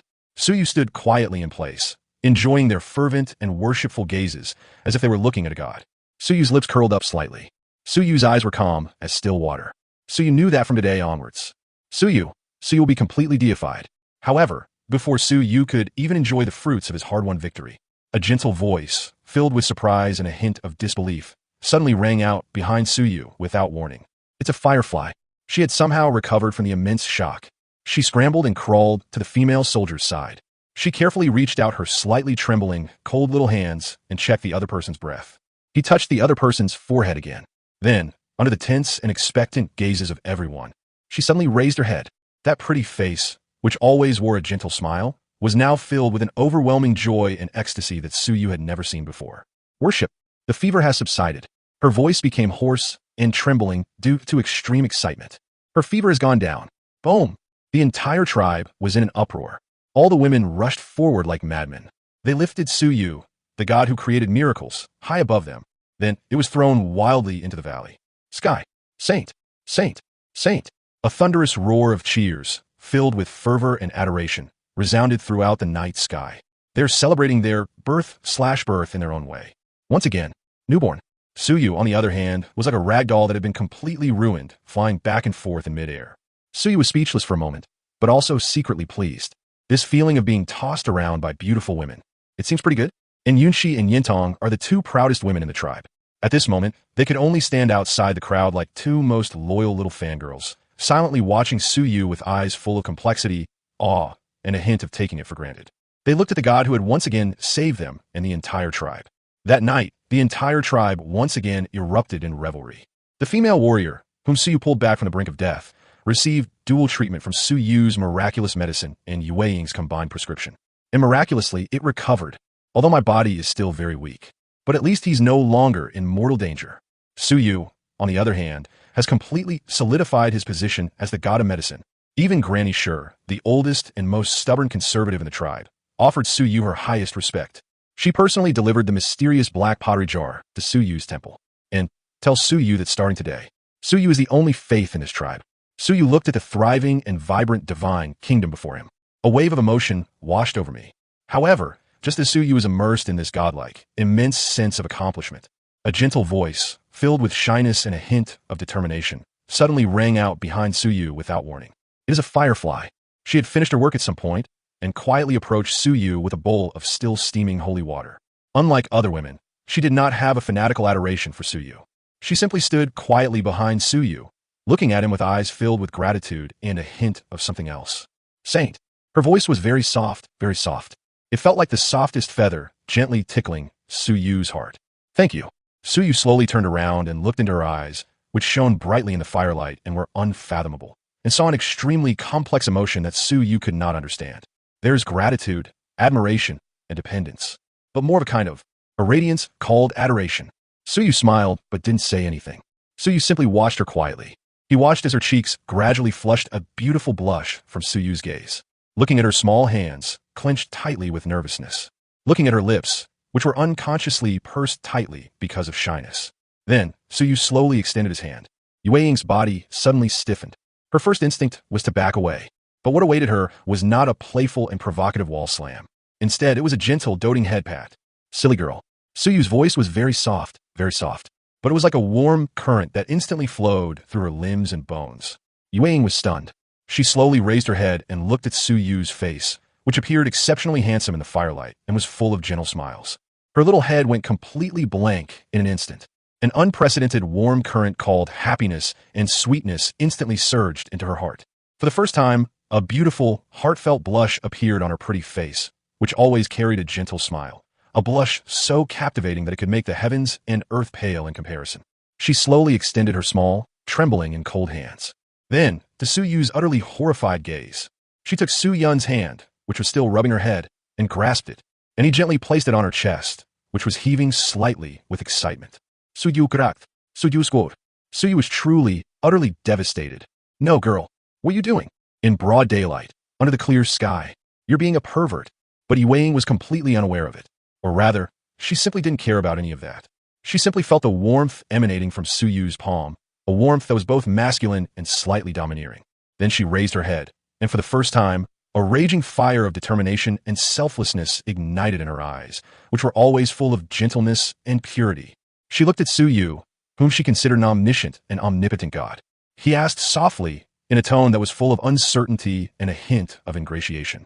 Holy Saint, Su Yu has nothing to repay you with. She paused, as if she had used up all her strength. What do you think of Su Yu? Chapter 79, A Big Guy Spotted, the Beast King of the Black Forest. What do you think of Su Yu? Yue Ying's resolute and determined voice, filled with a sense of going all out, exploded like the sweetest poison in Su Yu's heart, which had just become somewhat sacred because of saving the world. Su Yu cracked. Su Yu scored. Su Yu was completely devastated. Not a girl. Su Yu, all he did was save someone. This is how your tribe repays kindness. Is it simple and straightforward? Su Yu looked at her delicate face, which was flushed red as if it were about to bleed from extreme shyness and a hint of resolute determination to give herself. Feeling the breathtaking softness and elasticity coming from my own palm. Su Yu's heart was the last line of rational defense for civilized people in the 21st century. At this moment, it collapsed again with a deafening roar. Depart from holiness. Depart from reason. Today, I will act on behalf of heaven to uphold justice. No, this is my sincere gratitude to you. Su Yu slowly lowered his head. He aimed at those two soft pieces of skin, trembling slightly with tension and anticipation. However, just as Su Yu was about to taste the fruits of his belated victory, a crisp system notification sound, filled with surprise and a hint of disbelief, suddenly exploded in Su Yu's mind like heavenly music. Bite! The Dawn tribe has been detected and has initially escaped the plague crisis. The tribe's civilization level has rebounded significantly. Congratulations, host. The daily reconnaissance system has automatically refreshed. Remaining reconnaissance attempts for today 1. Su Yu was completely petrified. Su Yu stared blankly at the gentle little priestess in front of him, who had already closed her eyes and was ready to be taken. I looked again at the refresh button in my mind, which was flashing with golden hope. Su Yu's brain, which had just been completely taken over by hormones, was instantly awakened by something called ambition and the will to survive. Su Yu cracked. Not the system boss. You did this on purpose, didn't you? Why does he always seem to show up and make his presence felt just when Suyu is about to accomplish something good? Are you just jealous of Suyu's success?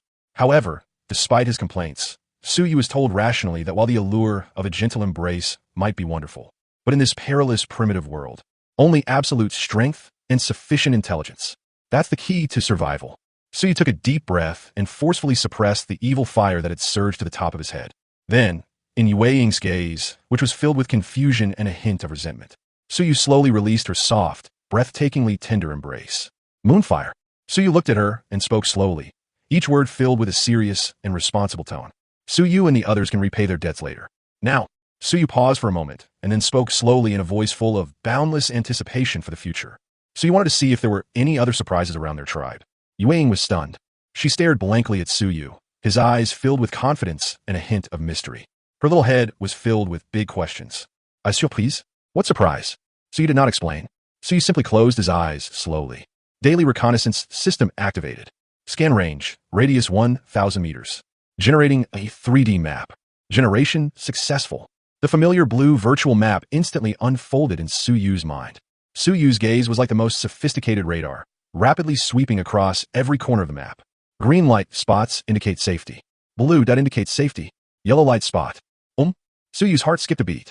There they were, deep in the black forest to the west of the tribe, a place that Suyu and his companions had never set foot in before. A huge ball of light, radiating a rich yellow glow, suddenly appeared before Suyu's eyes. That light was hundreds of times more intense than any of the beasts Suyu and his companions had encountered before. Moreover, there was a faint golden ring surrounding that yellow light. Suyu cracked. Suyu squawked. Suyu was truly, utterly devastated. What's going on? Yellow with a hint of gold? Could it be a serendipitous encounter? With immense excitement, Suyu focused his mind on the ball of light that was filled with surprise. The next second, a brand new line of text, flashing with a dangerous red light, instantly appeared on Suyu's virtual interface. Name, King of the Black Forest, Mutant Saber-Toothed Tiger. Status, Sleeping, Hungry. Strength Assessment, Extremely Dangerous. Note 1. This creature has developed rudimentary intelligence and has a very strong sense of territory. Note 2. This creature is guarding some kind of spiritual treasure, which is about to complete its final evolution. Evolution success rate, 99%. After successful evolution, its strength will reach. Suyu was completely petrified.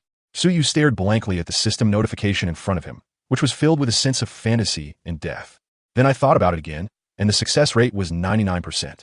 Suyu's heart, which had just been burning with excitement because of the surprise he had discovered, was completely extinguished by a bucket of the coldest water. Suyu cracked. Suyu squawked. Suyu was really about to break down. Is this even allowed to live? The plague crisis has just been resolved. We're about to meet World BOS. Moreover, it's an ultimate form that's about to be successfully upgraded. Suyu slowly opened his eyes. The ease and amusement vanished from Suyu's face.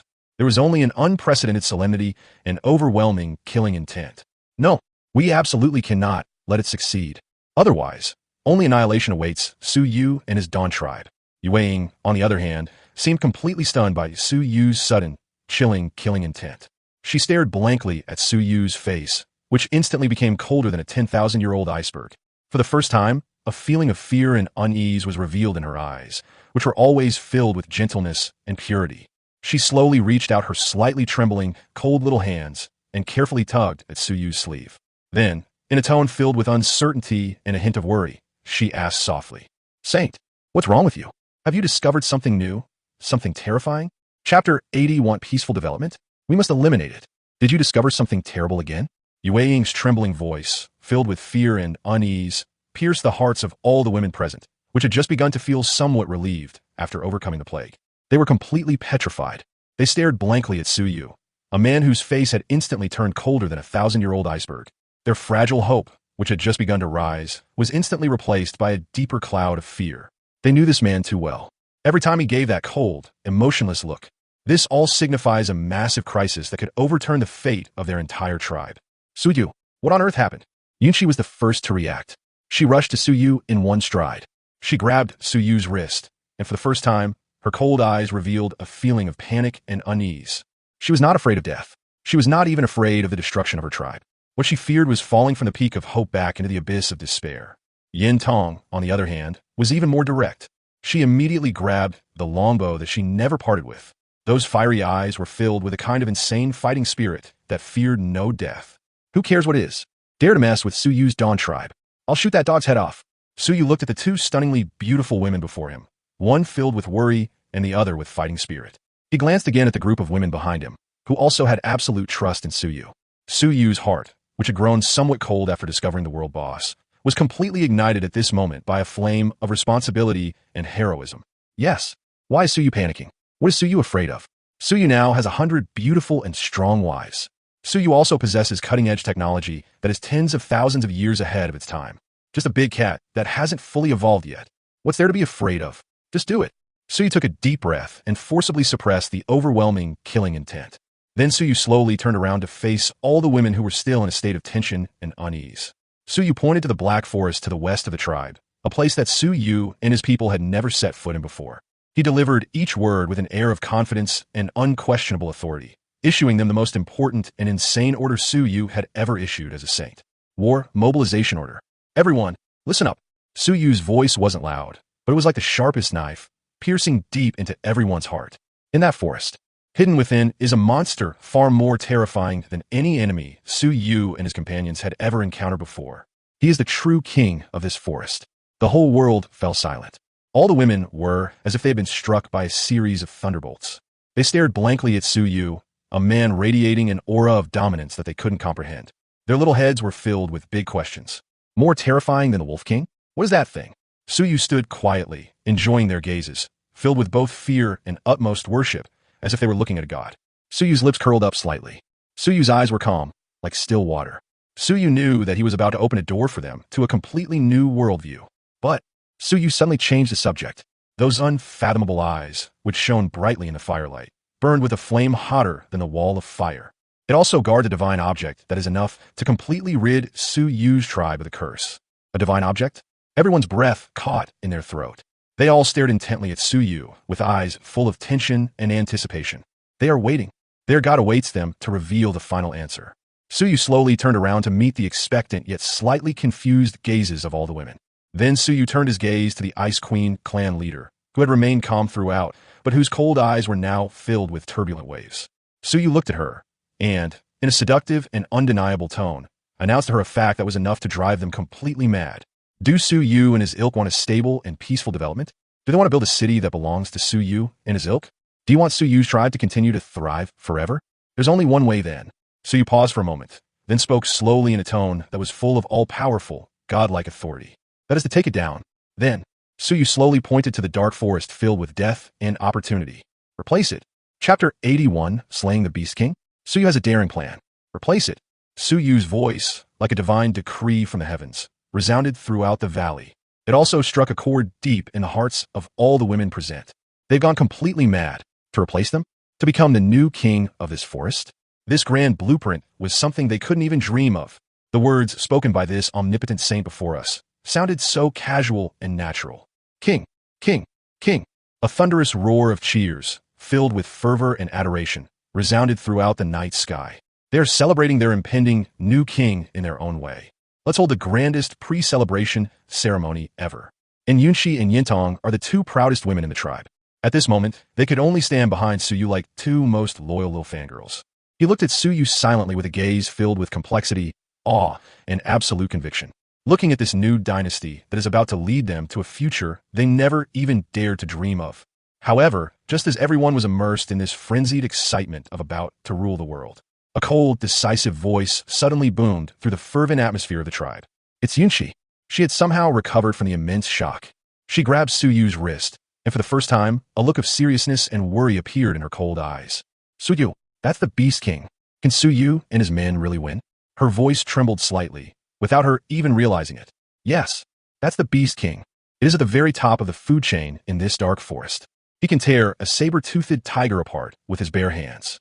A terrifying demon king who swallowed a Deinonychus whole. With just this small group of women, less than 100 strong, to challenge such an existence? This is like throwing an egg against a rock. He's courting death. The pitiful fighting spirit that had just been ignited by Su Yu's bold words was instantly extinguished by Yunshi's realistic bucket of cold water. The fear and unease that Su Yu least wanted to see reappeared on all the women's faces. Su Yu stood quietly, watching the scene before him filled with pessimism and despair. Suyu's lips curled up slightly. Suyu's eyes were calm as still water. Slowly, Suyu reached out and gently embraced her trembling, hot body in his arms, like the most tender husband. Then, amidst everyone's envious, jealous, and slightly taken for granted gazes, Suyu slowly lowered his head and whispered in her ear in a voice that only the two of them could hear, a voice full of confidence and a hint of mockery. "B? Who said Suyu and his group were going to fight head-on?" Yunshi was stunned. She stared blankly at Suyu's eyes, which were full of confidence and a hint of mystery. Her little head was filled with big questions. "If we don't fight head-on, how can we fight?" Suyu did not answer her. Suyu simply stretched out his hand slowly onto the fertile, hopeful land in front of them. He drew a divine oracle that made everyone's breath catch in their throats. That was a more complex and ingenious series of killing formations than any of the previous ones, centered around that enormous death trap, large enough to bury everything. It was surrounded by a dense array of small, insidious, and vicious traps. There are tripwires that can effectively restrict movement. There are bear traps that can shoot right through a knee, although it's just a simplified version made of wooden vines. There's a giant net that can fall from the sky and trap it tightly. There's even a massive oil array powerful enough to burn it to ashes. The whole world fell silent. All the women seemed to have been struck by bolts of lightning. They stared blankly at the oracle on the ground, which was filled with a light they could not comprehend, a light called the art of war. Their brains, which were filled with brute force, were completely formatted at this moment by something they had never heard of before called dimensional reduction attack. So this is how you can play combat. Yentong, on the other hand, seemed to have been completely opened up to a new world and slowly collapsed to the ground. She stared blankly at the man who was facing her and talking eloquently. For the first time, a touching blush, full of conviction and a hint of infatuation, appeared on her pretty face, which was always brimming with pride and confidence. She finally understood. She understood completely. This man possessed more than just the wisdom to create divine artifacts. He possesses a terrifying wisdom that allows him to manipulate the entire world at will. And she actually dared to dream of competing with such a monster in terms of martial arts? It's a complete joke. Suyu stood quietly in place, enjoying their gazes, which were filled with confusion and extreme worship, as if they were looking at a god. Suyu's lips curled up slightly.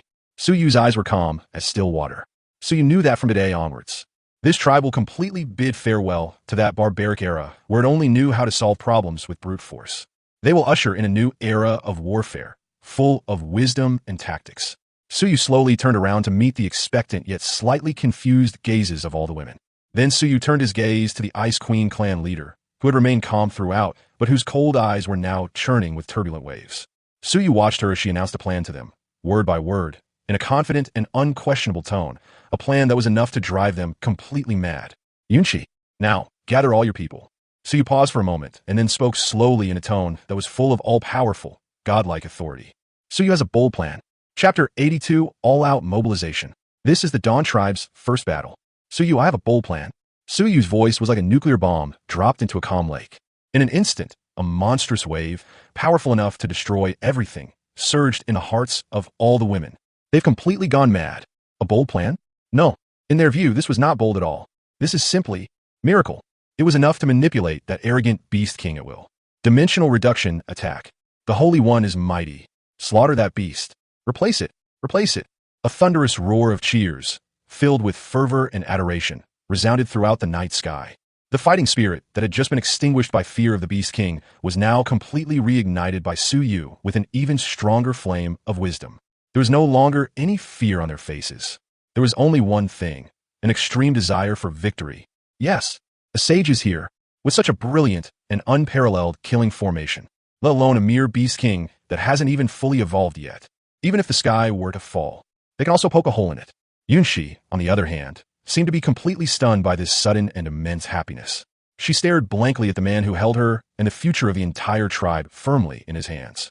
For the first time, tears of infatuation and eternity welled up in her eyes, which were always covered in frost. She finally understood. She finally understood. This man was a gift from heaven to their tribe. Only savior. She didn't hesitate for a second any longer. She suddenly turned around, facing all the able-bodied women in the tribe. She issued her most important and most insane decree in her history as queen with an iron-fisted, unquestionable tone. General mobilization order. Everyone, listen up. From this moment on, the tribe is now on high alert. The hunting team, responsible for clearing all unnecessary obstacles around the traps. The gathering team, responsible for collecting all materials that could be used to make kerosene. Infrastructure team. She paused, then turned her gaze to the girl who looked shy, but whose bright eyes sparkled with an astonishing light. Genius little craftsman. Kia. Suyu needs you before dawn to create a divine weapon for Su Yu and his people, powerful enough to arm the entire tribe. The whole world fell silent. All the women seemed to have been struck by lightning. They stared blankly at the queen, who radiated a kind of domineering aura that they couldn't comprehend.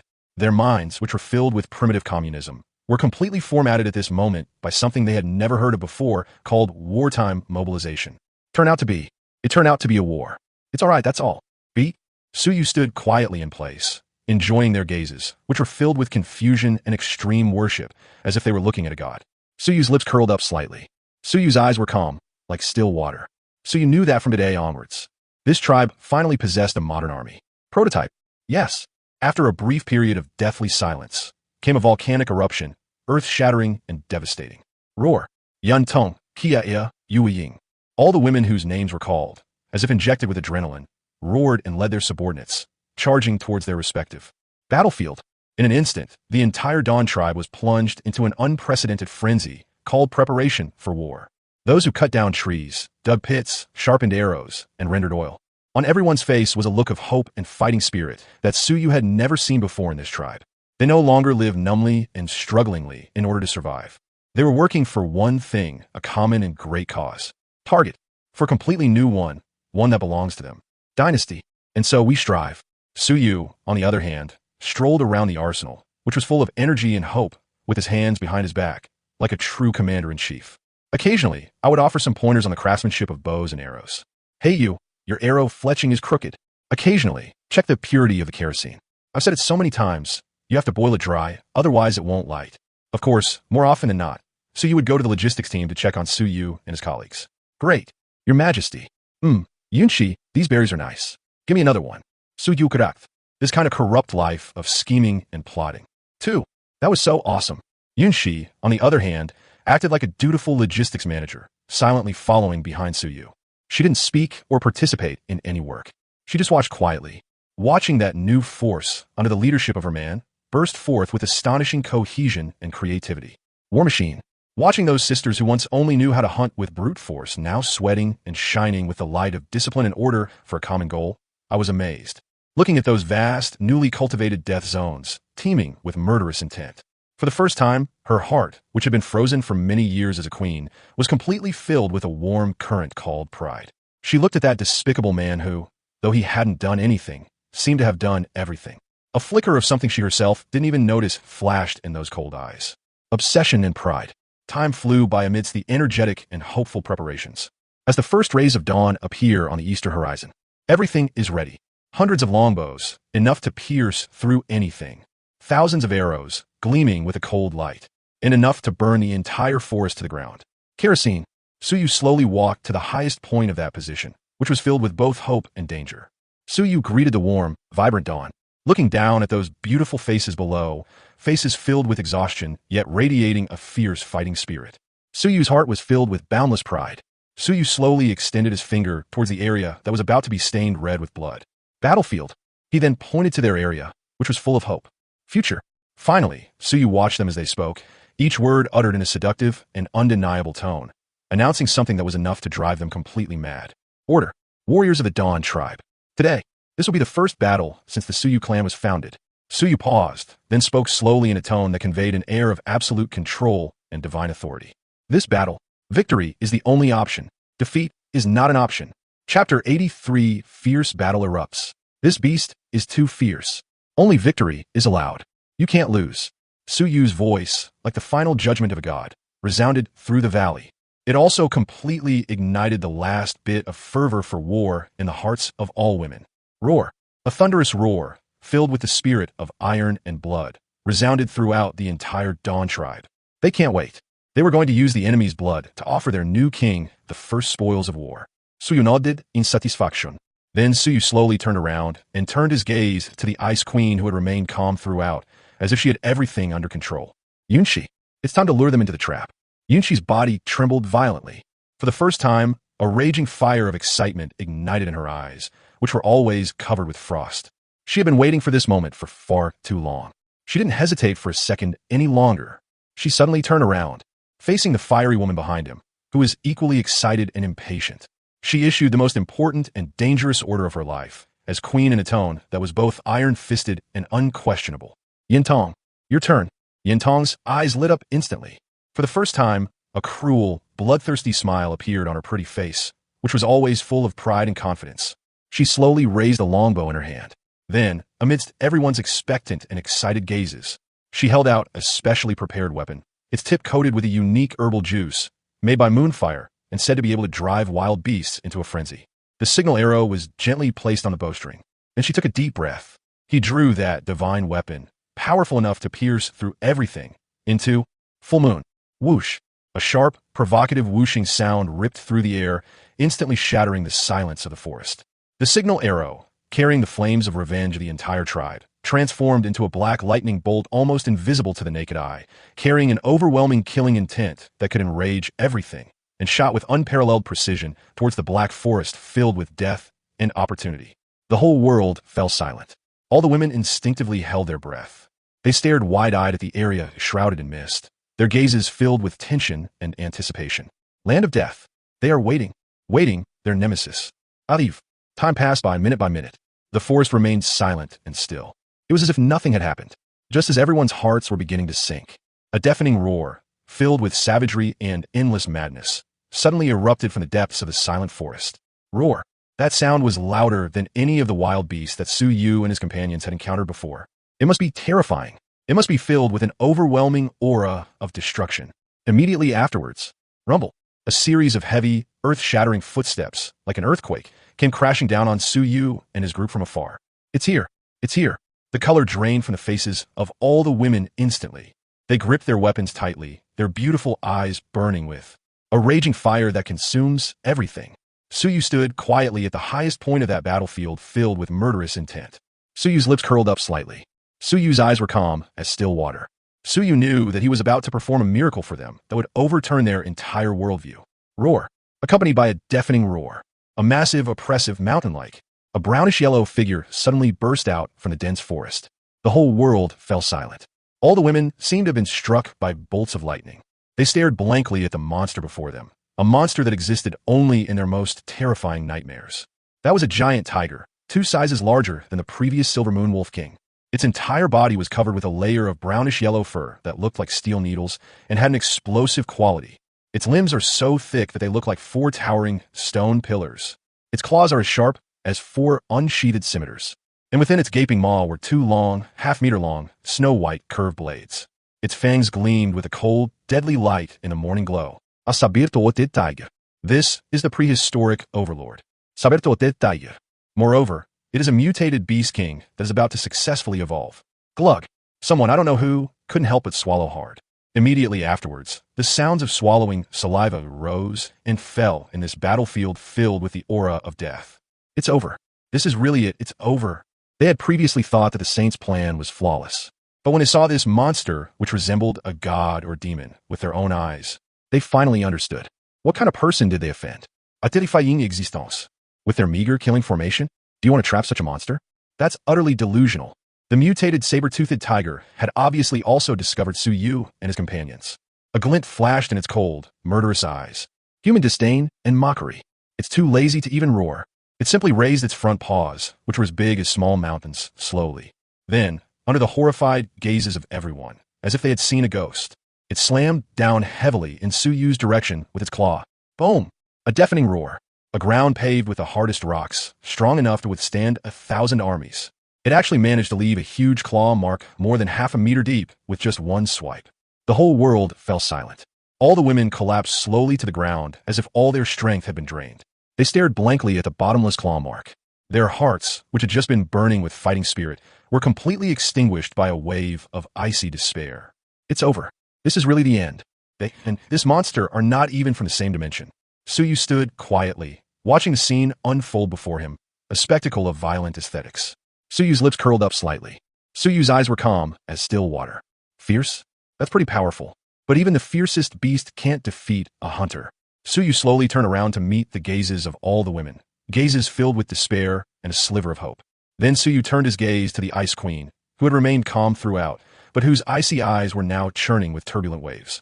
Suyu looked at her and, with a confident and unquestionable tone, delivered his final judgment on her, word by word.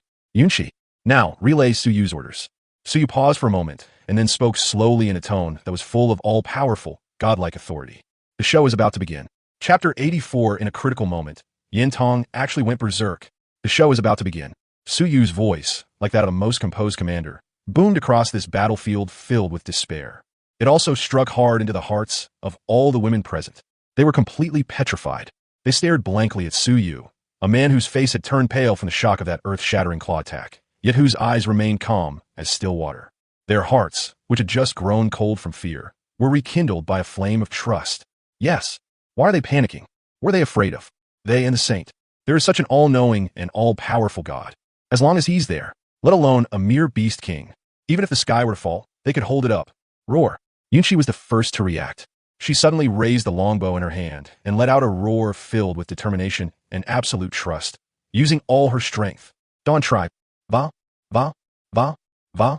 A thunderous roar, filled with the spirit of iron and blood, resounded throughout the entire battlefield. The fighting spirit that had just been extinguished by the Beast King's divine might was now completely reignited by Yunshi with an even stronger flame of trust. There was no longer any fear on their faces.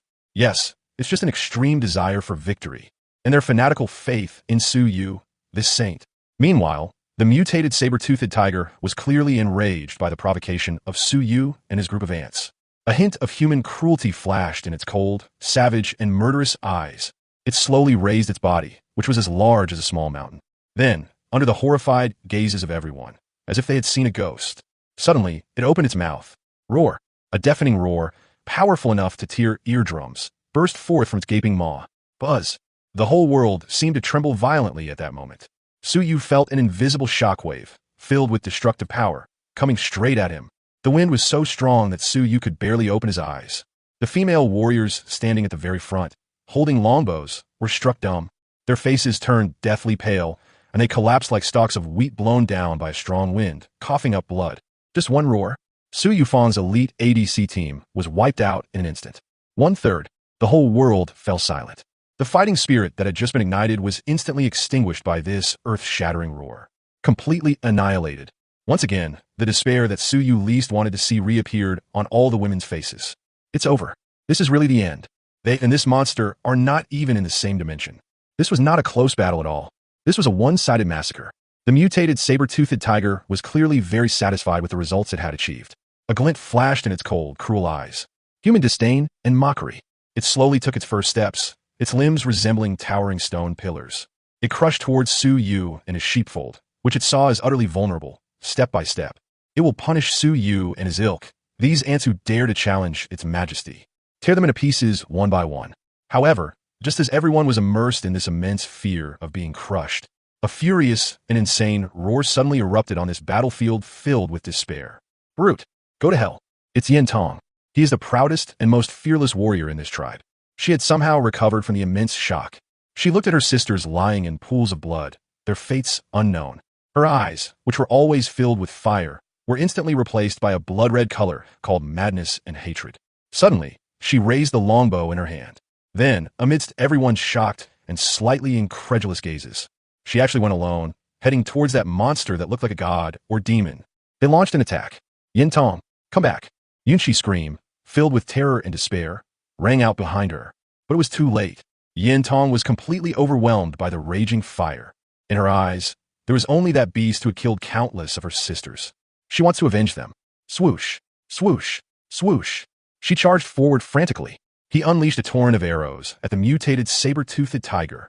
However, clang, clang, clang. A series of crisp, metallic sounds rang out. Those arrows were enough to pierce through the rock. When it hit the beast's fur, not even a trace of white mark was left. He was easily sent flying. The whole world fell silent. Yin Tong was completely petrified. She stared blankly at the unharmed monster. He looked down again at the divine weapon he was so proud of in his hand. Her mind, which was filled with power, was completely formatted at this moment by something she had never heard of before called despair. It's over. This is really the end. She and this monster are not even from the same dimension. The mutated saber-toothed tiger was clearly enraged by her reckless provocation. A hint of human cruelty flashed in its cold, savage, and murderous eyes. It slowly raised its front paws, which were as big as small mountains. Then, under the horrified gazes of everyone, as if they had seen a ghost, it slammed heavily into the hot-tempered woman who was completely terrified. With a single swipe, it slammed down. Yintong. Yun Xina's screams, filled with despair and endless grief, echoed throughout the entire valley. Suyu stood quietly, watching the scene before him, a scene brimming with violent aesthetics. Suyu's lips curled up slightly.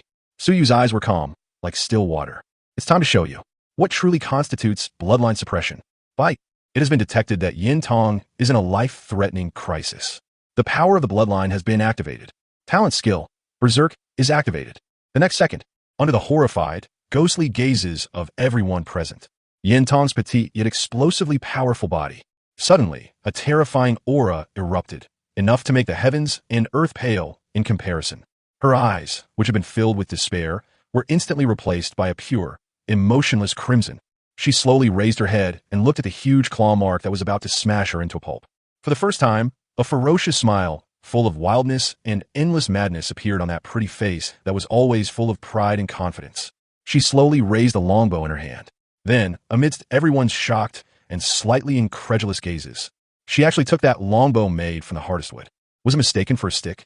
Then, it fiercely aimed at that earth-shattering claw. They went to greet them. Is she going to confront this monster head-on? Suyu slowly turned around to meet the gazes of all the women, gazes filled with despair and a sliver of hope. Then Suyu turned his gaze to the person who had remained calm throughout, but whose icy eyes were now churning with turbulent emotions. Ice Queen. Suyu watched her speak, each word uttered with confidence and an unquestionable tone, as he gave her his final instruction. Trial. Yunshi. Now, Suyu's orders will be relayed. Suyu paused for a moment, and then spoke slowly in a tone that was full of all-powerful, godlike authority. The real show has only just begun. Chapter 85, The Chain of Traps, is activated. You beast die, Suyu. The real show has only just begun. Suyu's voice, like the coldest Grim Reaper, boomed across this battlefield filled with despair. It also struck hard into the hearts of all the women present. They were completely petrified. They stared blankly at Suyu, a man who, though clearly shaken by the earth-shattering scene, still maintained a calm and composed demeanor in his eyes. Their hearts, which had just grown cold because of Yintong's suicidal attack, were rekindled by a flame of trust. Yes. Why are they panicking? What are they afraid of? They also have the Holy One. With this, there's a god whose wisdom and strategies are almost supernatural. As long as he's there, don't say Yintong is just in a berserk state. Even if the sky falls down, he can also push it back. Roar. Yunshi was the first to react. Suddenly, she raised the longbow in her hand and let out a roar filled with determination and absolute trust, using all her strength. Everyone, listen up. According to the saint's plan, fire the arrows. Fire arrows? All the women were stunned. They all looked at her, with eyes full of incomprehension and doubt. It's no use. Their arrows couldn't even pierce that beast's fur. However, before they could even process their immense confusion, a deafening roar, powerful enough to make the heavens and earth pale, suddenly exploded in the very center of the battlefield. Boom! It's Yintong. It's that crazy woman who has completely gone berserk.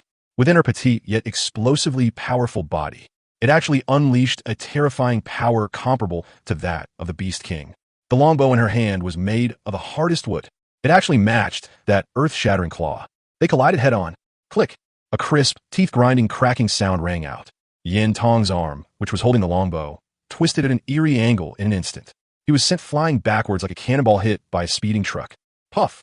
A mouthful of bright red, scalding hot blood gushed out of her mouth. It dyed the pure, white snow red. But she succeeded. They forcefully blocked the earth-shattering claw attack of that arrogant Beast King, although it only blocked less than a second.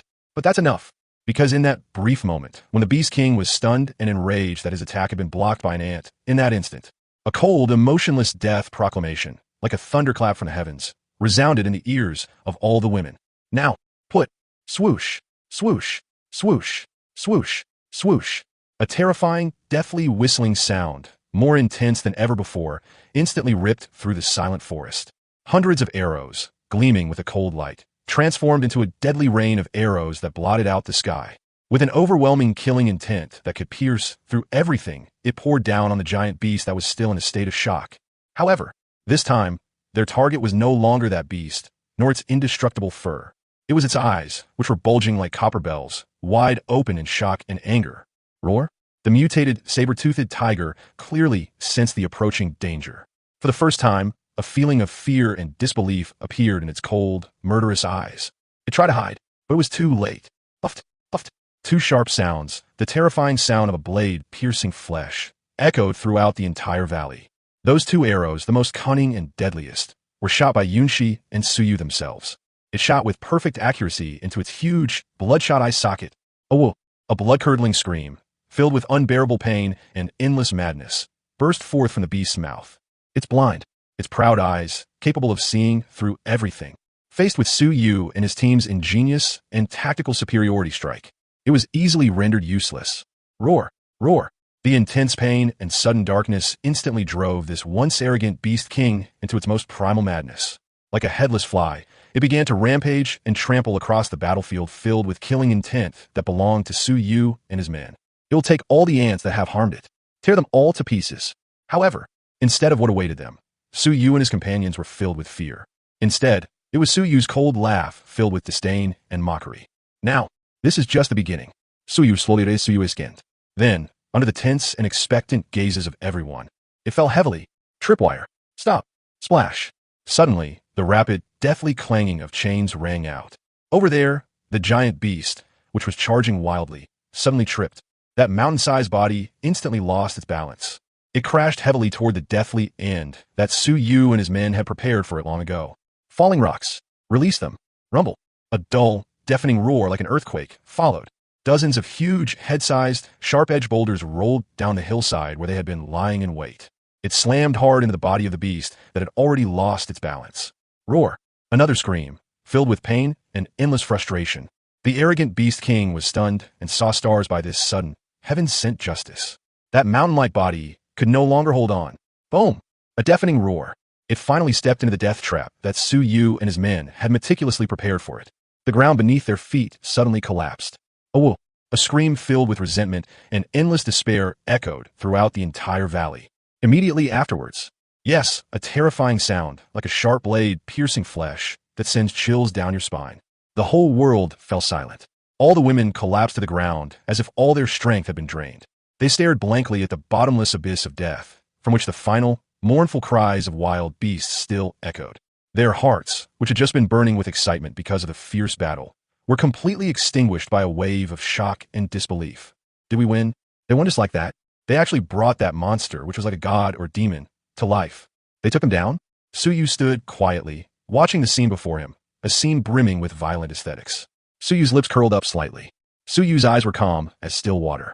Suyu slowly turned around, meeting the fervent and unwavering gazes of all the women.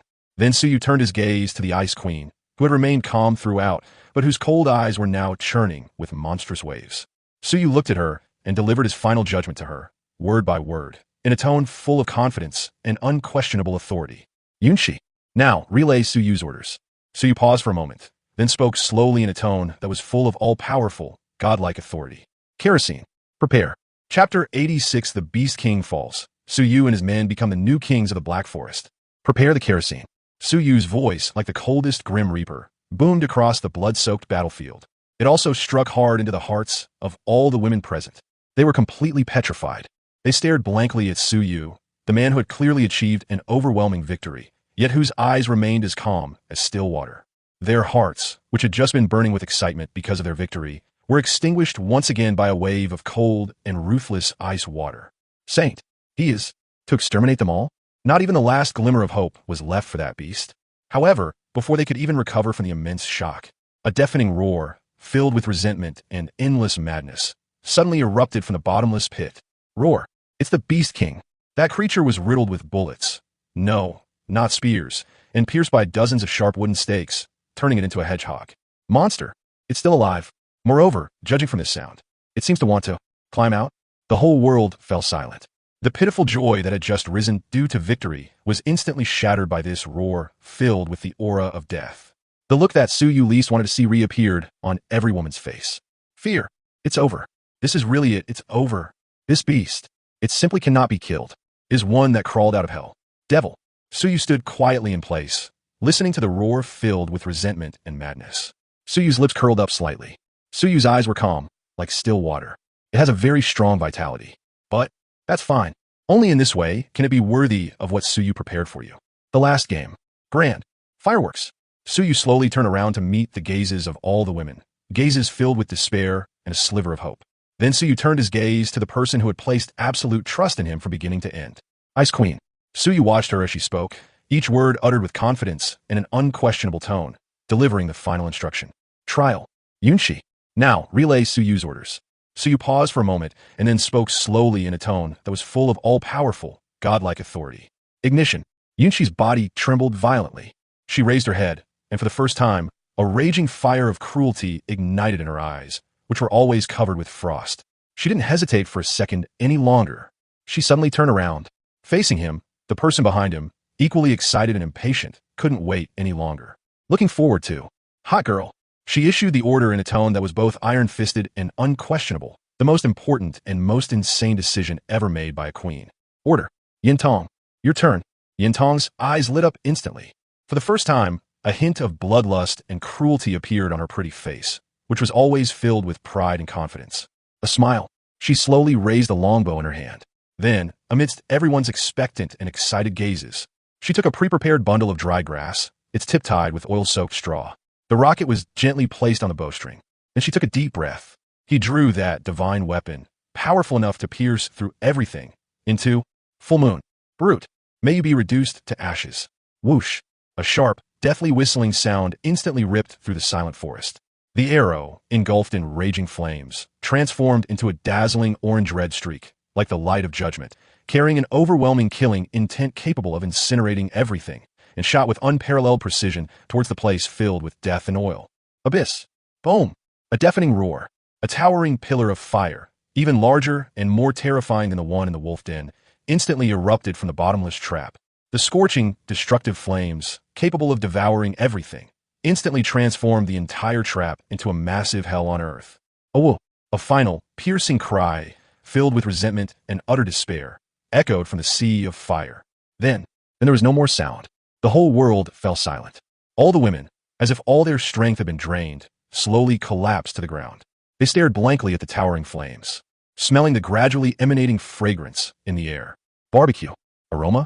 Their hearts, which had just been burning with excitement from the fierce battle, were completely extinguished at this moment by a stream of ice water filled with shock and disbelief. Beastmaster. He's fallen. That arrogant, godlike monster. And just like that, they defeated him in a way that was full of wisdom and tactics, a kind of dimensional reduction attack. Live. Burned to death. Suyu stood quietly, watching the scene unfold before him, a spectacle of violent aesthetics. Suyu's lips curled up slightly. Suyu's eyes were calm as still water. Fight. Epic quest. The fall of the king of the forest has been exceeded. Task rating. Perfect. Epic rewards are being distributed. Suyu slowly turned around to meet the fervent and unwavering gazes of all the women. Then Suyu turned his gaze to the person who had remained calm throughout, but whose icy eyes were now churning with turbulent emotions. Ice Queen. Suyu looked at her and, with a confident and unquestionable tone, gave her the final instruction. Announcement. Yunshi. Now, relay Suyu's orders. Suyu paused for a moment, then spoke slowly in a tone that was full of all-powerful, godlike authority. Starting today, Suyu and others. Yes, this Black Forest. A new king. Chapter 87. A battle that made him famous, terrifying the surrounding tribes. Suyu and his men are the new kings of this Black Forest. Suyu's voice, like the final decree of the Creator God, resounded loudly on this land that had been baptized by blood and fire. It also struck hard into the hearts of all the women present. They've completely gone mad. A new king. They actually became part of this perilous Black Forest. New king. This is a fact they couldn't even dream of. Under the guidance of this omnipotent saint before them, it actually happened. King, king, king. A thunderous roar of cheers, filled with fervor and adoration, resounded throughout the heavens and earth. They threw down their weapons, hugged each other, and cried and laughed. They were holding the grandest and most frenzied celebration for their new king in their own way. The coronation ceremony. And Yunshi and Yintong are the two proudest women in the tribe. At this moment, all they could do was stand behind Suyu like two of his most loyal fans. He looked at Suyu silently with a gaze filled with complexity, awe, and absolute conviction. Look at this, who led a tribe on the verge of extinction step by step to the throne. God. However, what they didn't know was, this grand drama of bestowing the title of king was personally directed by Suyu. The audience isn't just them. It is dozens of miles away from the Dawn tribe. a primitive tribe, also living in a huge cave but several times smaller in size. At this moment, they were plunged into a deathly silence. Silence. In panic, clan chief, a female warrior responsible for keeping watch outside the tribe, scrambled into the cave. Her face, which was always full of vigilance, was now filled with a look that Su Yu had never seen before. Fear. And I can't believe it. No, this is bad. She pointed to the eastern night sky, which was dyed red by the towering flames. He cried out to the equally solemn woman at the head of the table in a trembling voice filled with endless shock and a trace of despair. King of the Dark Forest. It's sent. They've disappeared. What? The female clan leader at the head of the table, who looked quite dignified, suddenly stood up from her throne. For the first time, her usually wise eyes revealed an emotion called fear and disbelief. King of the Black Forest. That has been entrenched in this forest for hundreds of years. Even their ancestors wouldn't dare to provoke them easily. A terrifying existence. It's sent. How could it possibly disappear? Could it be that something even more terrifying has been born in the forest? Monster? The thought of this made her heart, as the clan leader, sink uncontrollably. A dark cloud called despair instantly enveloped the entire area. Small tribe. Similar scenes continue to unfold in various inconspicuous corners of the Black Forest. Those same, small, primitive tribes struggling to survive. After sensing the disappearance of the aura representing the king, without exception, they all fell into a state of being filled with uncertainty and fear about the future. Amidst immense panic, they didn't know what this meant, but they knew. This region has maintained peace for hundreds of years. It's about to be broken. Black Forest. The world is about to change. And as the instigator of this earth-shattering upheaval, Su Yu, however, had already returned to Su Yu's warm home with his female army and the mountain of spoils. Home. Su Yu stood quietly in front of the wooden house that he had built himself. Look at this scene before me, filled with the joy of surviving a catastrophe. Su Yu's lips curled up slightly. Su Yu's eyes were calm, like still water. Su Yu knew that from today onwards, the Dawn tribe will bid farewell to its days of merely surviving in the cracks. Dark ages. They will usher in a brand new era, full of light and hope. A new era of expansion. Su Yu slowly turned around to meet the fervent and unwavering gazes of all the women. Then Su Yu turned his gaze to the person who had remained calm throughout, but whose icy eyes were now churning with turbulent emotions. Ice Queen. Su Yu looked at her and, with a confident and unquestionable tone, gave her his final instruction. Announcement. Yunshi. Now, relay Su Yu's orders. Su Yu paused for a moment and then spoke slowly in a tone that was full of all-powerful, godlike authority. Starting today, Sujumen Daun Drive, officially open to the public. Welcome, all peace-loving sisters. Join Su Yu and his team. Chapter 88 Tribal Expansion. A real city must be built. Welcome to all peace-loving sisters. Join Su Yu and his team. Su Yu's voice was like the warmest ray of sunshine in spring, instantly dispelling the fear of the unknown in the hearts of all the weak tribes in the Black Forest. It's like a massive nuclear bomb. A thunderous explosion resounded on this land that had been silent for hundreds of years. That mysterious tribe that replaced the Beast King and became the new ruler of the Black Forest. It turns out, it's open to the public now, and they're even welcome to join? Is this a dream? The entire Black Forest was in an uproar. Those weak tribes that were trembling with fear and living in constant uncertainty because of the fall of the Beast King. After a brief moment of shock and disbelief, without exception, they were all plunged into an unprecedented, immense ecstasy called hope. They no longer have to worry about being swallowed up by a more powerful tribe or torn to pieces by terrible beasts the next day. They have a new choice, a way for them to survive and to live better. Choose. So in the following days, the Dawn tribe is experiencing its most vibrant wave of immigration in history. Every day, refugees with their families, dressed in rags and looking emaciated, pour in from every corner of the forest. They abandoned their dark and damp cave. They brought with them all their meager possessions. They all share one common goal. That is, join the Dawn tribe. To become this, the one protected by the gods in legend. A member of the ideal state. Yunshi, on the other hand, was like a most competent foreign minister, busy every day with no time to spare. She had to comfort these new sisters who were new to the area and filled with anxiety and a little bit of inferiority. On the one hand, they also had to be subjected to the strictest training according to the first law of the Dawn tribe that Su Yu had prepared for her in advance. Political vetting. Of course, the so-called political vetting is also very simple. That is having a clean background, loving peace, and I have absolute faith in the Holy One. In just 1 week, the population of the Dawn tribe expanded wildly, like a snowball rolling downhill. From the beginning, there were fewer than 100 people. It skyrocketed to 300 people, and this number is still growing. Looking at this place, one sees a thriving and vibrant new tribe. A wave of emotion washed over Su Yu. Suyu, what merits or abilities does Suyu possess to become in another world? Neighborhood committee director? However, this was accompanied by a rapid increase in population. A new and most fatal problem gradually surfaced. That is, there's not enough room for everyone. All the hard work Suyu and his team put into building those wooden houses was simply insignificant compared to the 200 or so new mouths to feed. A drop in the ocean. Many of the new sisters even had to sleep outdoors in the cold caves. This won't do. Suyu, the ideal world created by Suyu himself. How could there be shanty towns? No, absolutely not. Suyu must do it immediately to solve this fundamental problem for Suyu's people. Housing problem. So, on a bright and sunny morning, full of energy, Suyu slowly stood up from the tiger-skin bed, which exuded a wild and alluring charm. Then, amidst everyone's bewildered and puzzled gazes, Suyu arrived at the center of the tribe. Suyu opens Suyu's account again. Infrastructure building maniac mode. Civilization points consumed, 200. Successfully unlocked the basic city wall blueprint. The next second, under Suyu's mental control, a painting 100 times more magnificent than the previous wooden house, brimming with an aura of dominance. A three-dimensional city planning map appeared before everyone instantly. It was enclosed by a tall, sturdy wooden wall, and its interior was meticulously planned. City. Yes. Residential areas. Yes, a training ground. Yes, the workshop area. There's even one located in the city center used for worshipping the gods, namely Suyu. A colossal altar. The whole world fell silent. All the women seemed to have been struck by bolts of lightning. They stared blankly at the miracle before them, a miracle filled with a beauty they could not comprehend, a beauty called civilization and order.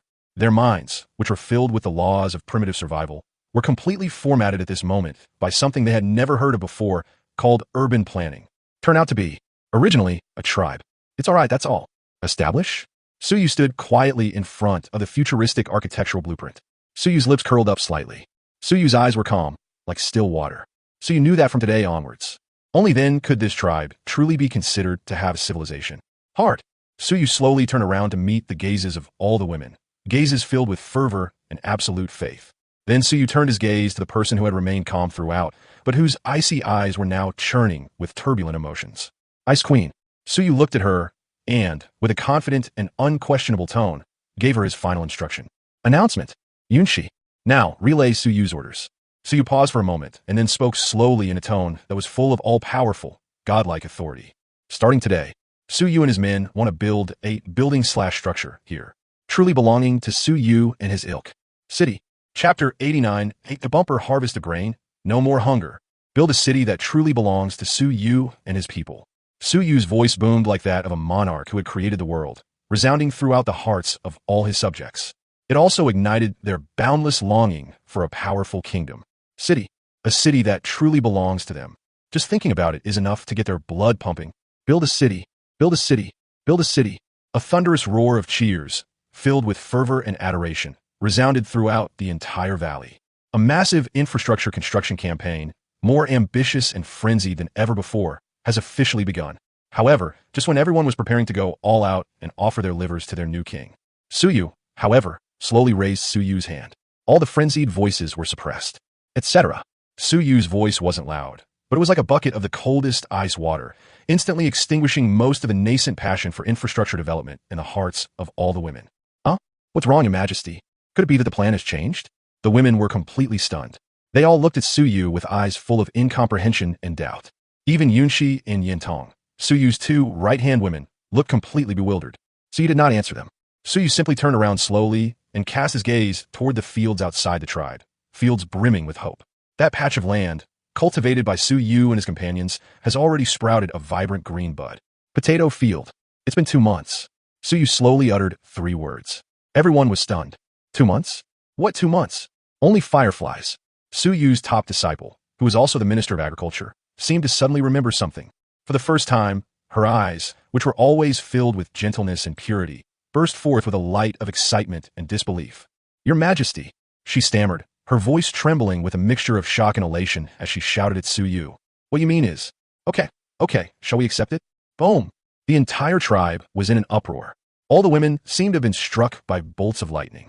They stared blankly at the lush green field, brimming with life. Their minds, which had been filled with infrastructure construction, were completely formatted at this moment by something they had never heard of before, called harvest. Receive. They accepted it. So fast. It's only just started to sprout. Suyu stood quietly in place, enjoying their gazes, which were filled with doubt and incomprehension, as if they were looking at a god. Suyu's lips curled up slightly. Suyu's eyes were calm as still water. Suyu knew that what he was about to do was something that would completely shatter their worldview. An agricultural miracle. Suyu did not explain. Suyu simply and slowly hoisted up a sword that Xiaoer had just finished making, one that was full of ergonomic beauty. Who? Then, under the tense, expectant, and even fearful gazes of everyone, Suyu was the first to step into that area that held the hopes of the entire tribe. Holy Land. Suyu slowly squatted down. Under the tense, breathless gaze of everyone, Suyu plunged the gleaming hoe deep into the soft, life-filled flesh. In the soil. Then, gently pried open, the whole world fell silent. All the women seemed to be frozen in place, as if under a spell. They stared wide-eyed and mouths agape, as if watching a god creating the world, dumbfounded at what had been unearthed from the soil. Strings of golden, round ones. A divine object.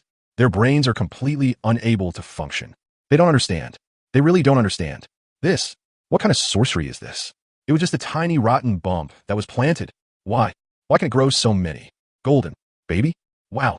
I don't know who was the first to recover from the enormous shock. She rushed into the field like a mad woman. Then, like a most devout believer, she used her slightly trembling, icy hands to scoop up those heavy bunches of fruit from the soil. Hope. A bumper harvest. Suyu and his team have had a bumper harvest. After a brief silence came a volcanic eruption, earth-shattering and devastating. The sound of crying. Wah! The women could no longer contain themselves, threw down their tools, hugged each other, and wept bitterly. Those weren't tears of sadness. Instead, joy. It is a tremendous dawn that has finally arrived today after countless generations have struggled on the brink of hunger and death, and are now witnessing the first glimmer of hope called food and clothing. Joy. They cried like children. Even Yin Tong, who is usually as strong as a lioness, turned her back and used an animal skin to fiercely wipe the corner of her eye. Yunxi, on the other hand, seemed to be completely stunned by this sudden and immense happiness. She stared blankly at the golden, hopeful field. She looked up again at the man who had remained calm throughout, as if he had only done a trivial thing. For the first time, tears of infatuation and eternity welled up in her eyes, which were always covered in frost. She finally understood. She finally understood. This man brought them more than just food and safety. He brought them a whole new future. Suyu slowly picked up the biggest, roundest, and most golden potato from ground. Then, amidst the fervent and worshipful gazes of everyone present, Suyu held it high like the most sacred metal. Finally, Suyu looked at them and spoke slowly, word by word, in a tone that was full of control and godlike authority. Starting today, Suyu and his companions will never have to go hungry again. Chapter 90 New System Discovery. The Deadly Howling Swamp. No more going hungry. Suyu's voice boomed across the golden fields like the final gospel of God. It also struck hard into the hearts of all the women present. They've completely gone mad. No need, I'm hungry. These are just 6 simple words. For these poor people who have struggled on the brink of hunger and death for generations. It's simply the most beautiful sound in the world. A voice from heaven. Ah, a thunderous roar of cheers, filled with fervor and adoration, resounded throughout the heavens and earth. They threw down their tools, hugged each other, and cried and laughed at the same time. They are celebrating their food freedom in their own way. Suyu stood quietly in the center of that field full of hope. Looking at the scene before me, a thriving and vibrant harvest, I felt a sense of abundance. Suyu's lips curled up slightly.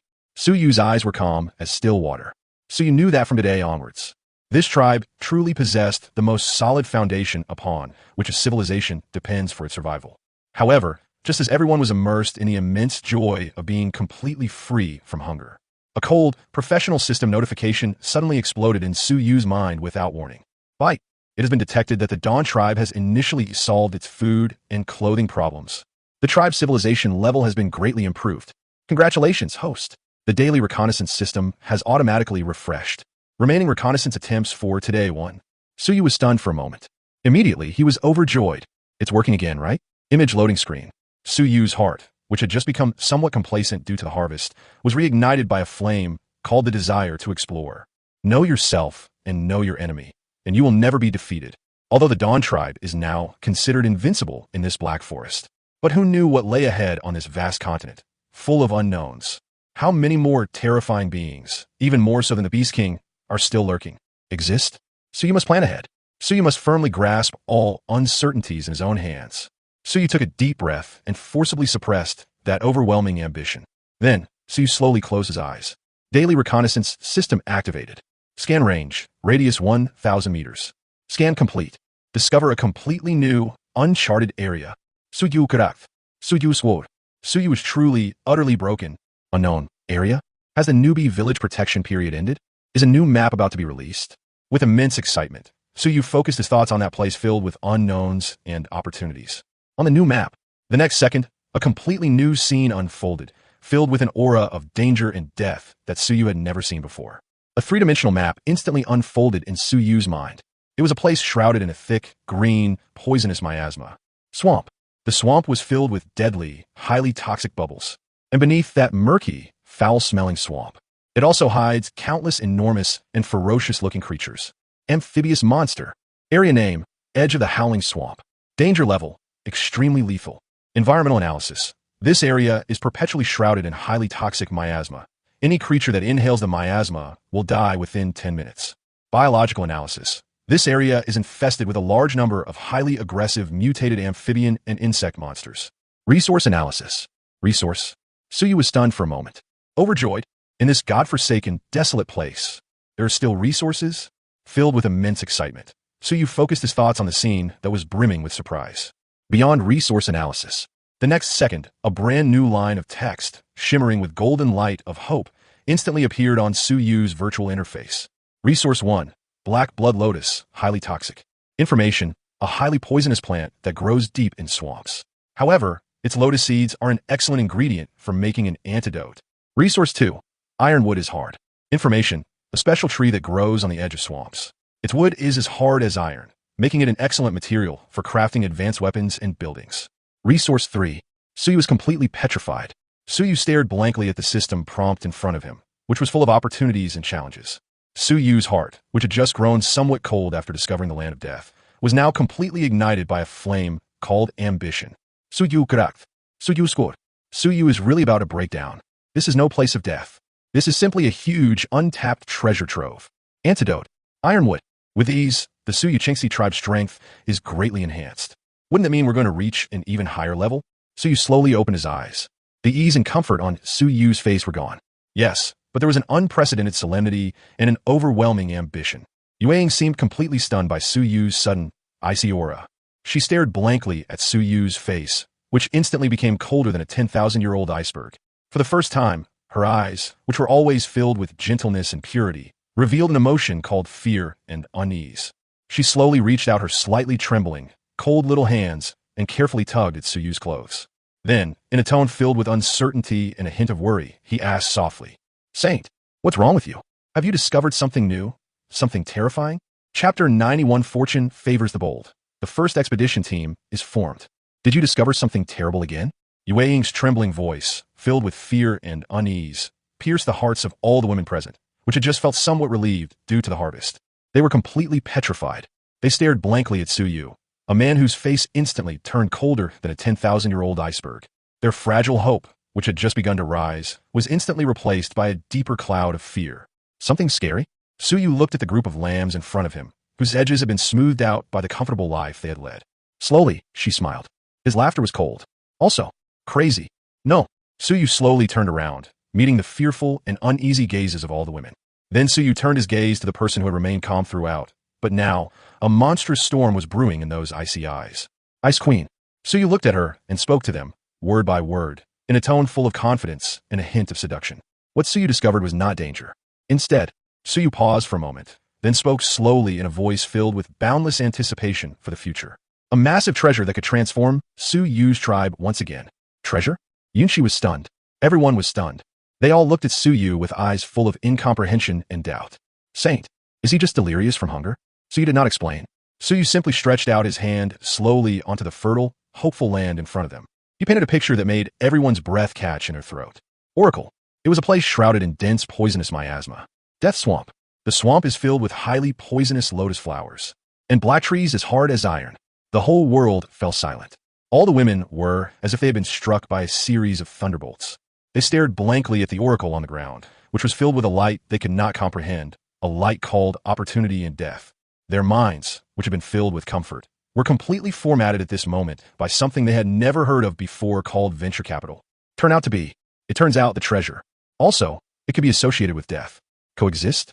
Suyu stood quietly in place, enjoying their gazes, which were filled with fear and extreme longing, as if they were looking at a god. Suyu's lips curled up slightly. Suyu's eyes were calm as still water. Suyu knew that he would open a door for them next, leading to a completely new worldview. Door. Wealth. Seeking opportunities amidst danger. Suyu slowly uttered 5 syllables that they couldn't understand at all, but which they could sense contained infinite philosophy and madness. Then Suyu looked at them and, word by word, in a tone full of confidence and unquestionable authority, issued them the most important and most insane order Suyu, as a saint, had ever given. Expedition Mobilization Order. Everyone, listen up.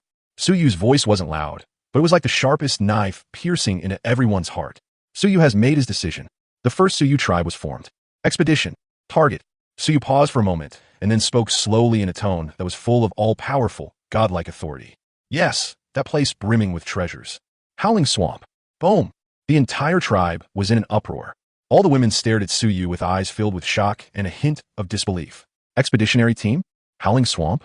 That place is said to be so dangerous that even the Beast King dares not set foot there easily. A forbidden zone of death. Your Majesty, has he really gone mad? However, while everyone was immersed in this immense fear that was enough to terrify them, a furious and insane roar suddenly erupted without warning in this fear-filled tribe. Good. Count Suyu in. It's Yin Tong. This is the tribe's proudest and most fearless warrior. She had somehow recovered from the immense shock. She grabbed the longbow that she never parted with. Those fiery eyes were filled with an extreme thirst for battle and adventure. It's just a swamp. Yes, the Holy One is here. Yes, the magic weapon is here. Suyu and his ilk. What are you afraid of? Her bold and slightly reckless words, full of wildness and a hint of madness, ignited the fighting spirit that was about to be extinguished in the hearts of all the women like the hottest flame. Yes, what are they afraid of? They have it, Your Majesty. There is such an all-knowing and all-powerful God. As long as he's there, let alone a mere wailing swamp, even if it's a mountain of knives or a sea of fire, they dare to brave it. Count Suyu in. Suyu is going too. For the tribe, for the Holy One. A thunderous roar of cheers, filled with fervor and adoration, resounded throughout the entire valley. The fighting spirit that had just been extinguished by fear was now completely reignited by Yin Tong's even more intense, mindless rage. Suyu stood quietly, watching the thriving scene before him, brimming with fighting spirit. Suyu's lips curled up slightly. Suyu's eyes were calm, like still water. Very good. Cannon fodder, not vanguard. Next comes logistical support. Suyu slowly turned around to meet the gazes of all the women, gazes filled with fervor and absolute faith. Then Suyu turned his gaze to the Ice Queen, who had remained calm throughout, but whose cold eyes were now churning with turbulent waves. Suyu looked at her and, with a confident and unquestionable tone, delivered his final declaration to her, word by word. Yunshi. Now, Suyu's orders will be relayed. Suyu paused for a moment, and then spoke slowly in a tone that was full of all-powerful, godlike authority. Select the 10 most elite people from the tribe. Suyu and his group will set off early tomorrow morning. Chapter 92 Treasure Trove. The swamp is full of rare medicinal herbs. Set off. Suyu's voice boomed like the coldest king in the dawn of the Dawn tribe. It also ignited the boundless desire for adventure and treasure in the hearts of those 10 carefully selected, chosen women. Roar. A thunderous roar of cheers, filled with fervor and adoration, resounded throughout the entire valley. The first expedition team of the Dawn tribe. Officially established. The captain is undoubtedly Suyu. The vice-captains are Yunshi and Yintong, the 2 strongest protectors in the tribe. And the team members are the elite of the elite. Not only does it include Yueying, a future divine doctor and botanist, and there's Chower, the future chief engineer and geologist. The rest were the most agile and skilled archers in the hunting party. Ace ADC. This combination is simply luxury. Suyu looked at the dream team he had personally built. Suyu was filled with boundless pride. Suyu slowly raised the longbow in his hand. Then, amidst everyone's envious, jealous, and slightly taken for granted gazes, a gentle swipe forward, set off. At a single command, the vast expeditionary force vanished like a black lightning bolt into the mist-shrouded area in an instant. In the forest, under the precise navigation of the daily reconnaissance system, Suyu and his team skillfully avoided all potential dangers. Soon the enemy was at the city gates. They appeared in that land filled with death and opportunity. Before the howling swamp, hiss, a stench filled with the smell of poison and decay hit us, even though Suyu and his men had already covered their mouths and noses with wet animal hides. But the pervasive poisonous miasma still made Suyu and the others feel dizzy and nauseous. The scene before them, which resembled a living hell, made everyone's hearts sink even further. The vast swamp was filled with deadly, highly toxic bubbles. From time to time, unknown creatures would writhe and emerge from the murky, foul-smelling mud. A forest of white bones. Glug. I don't know who was the first to swallow hard. Immediately following, a chorus of swallowing sounds filled the forbidden area, which was filled with the aura of death. It's over. This is really the end. They had previously thought that the Saints' plan was flawless. But when they saw with their own eyes this death swamp that was like hell, they finally understood. Just how much trouble did they offend? Terrible. Exist. Even Yin Tong, who is always fearless, had a hint of unease appear on her usually proud and confident face for the first time. Named solemn. Look, she could feel it. A powerful aura emanated from the depths of that swamp, enough to send shivers down her spine. Atiri. Suyu stood quietly in place, watching this scene filled with violent aesthetics. Suyu's lips curled up slightly. Suyu's eyes were calm as still water. Wealth. Seeking opportunities amidst danger.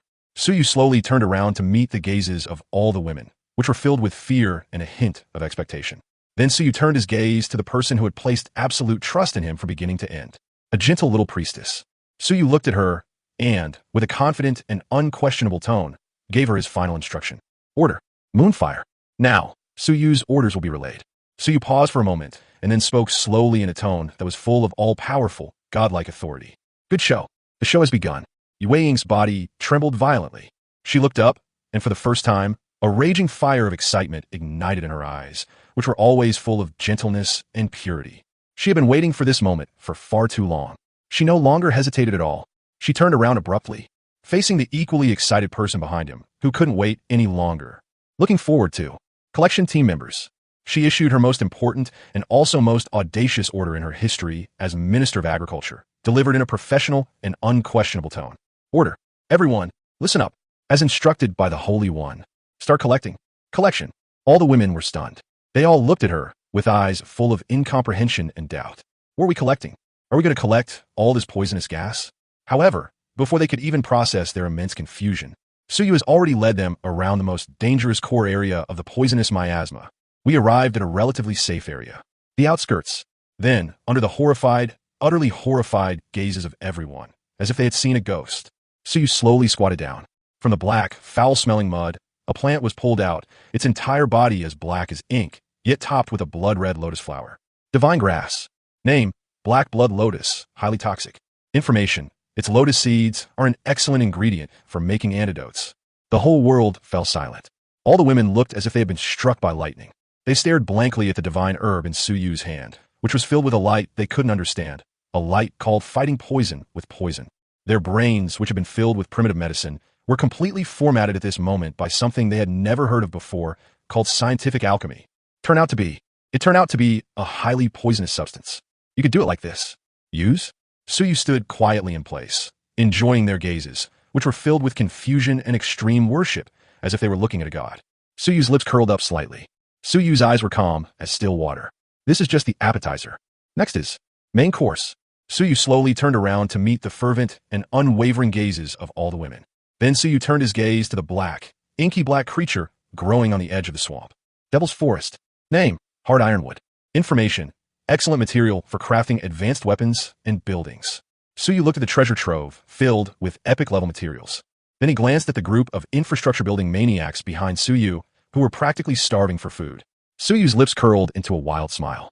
Suyu slowly pointed to the area filled with hope and wealth. Black Forest. Then, Suyu looked at them and announced, word by word, in a seductive and undeniable tone, something that was enough to drive them completely mad. Order. Did you see that? That's not a tree.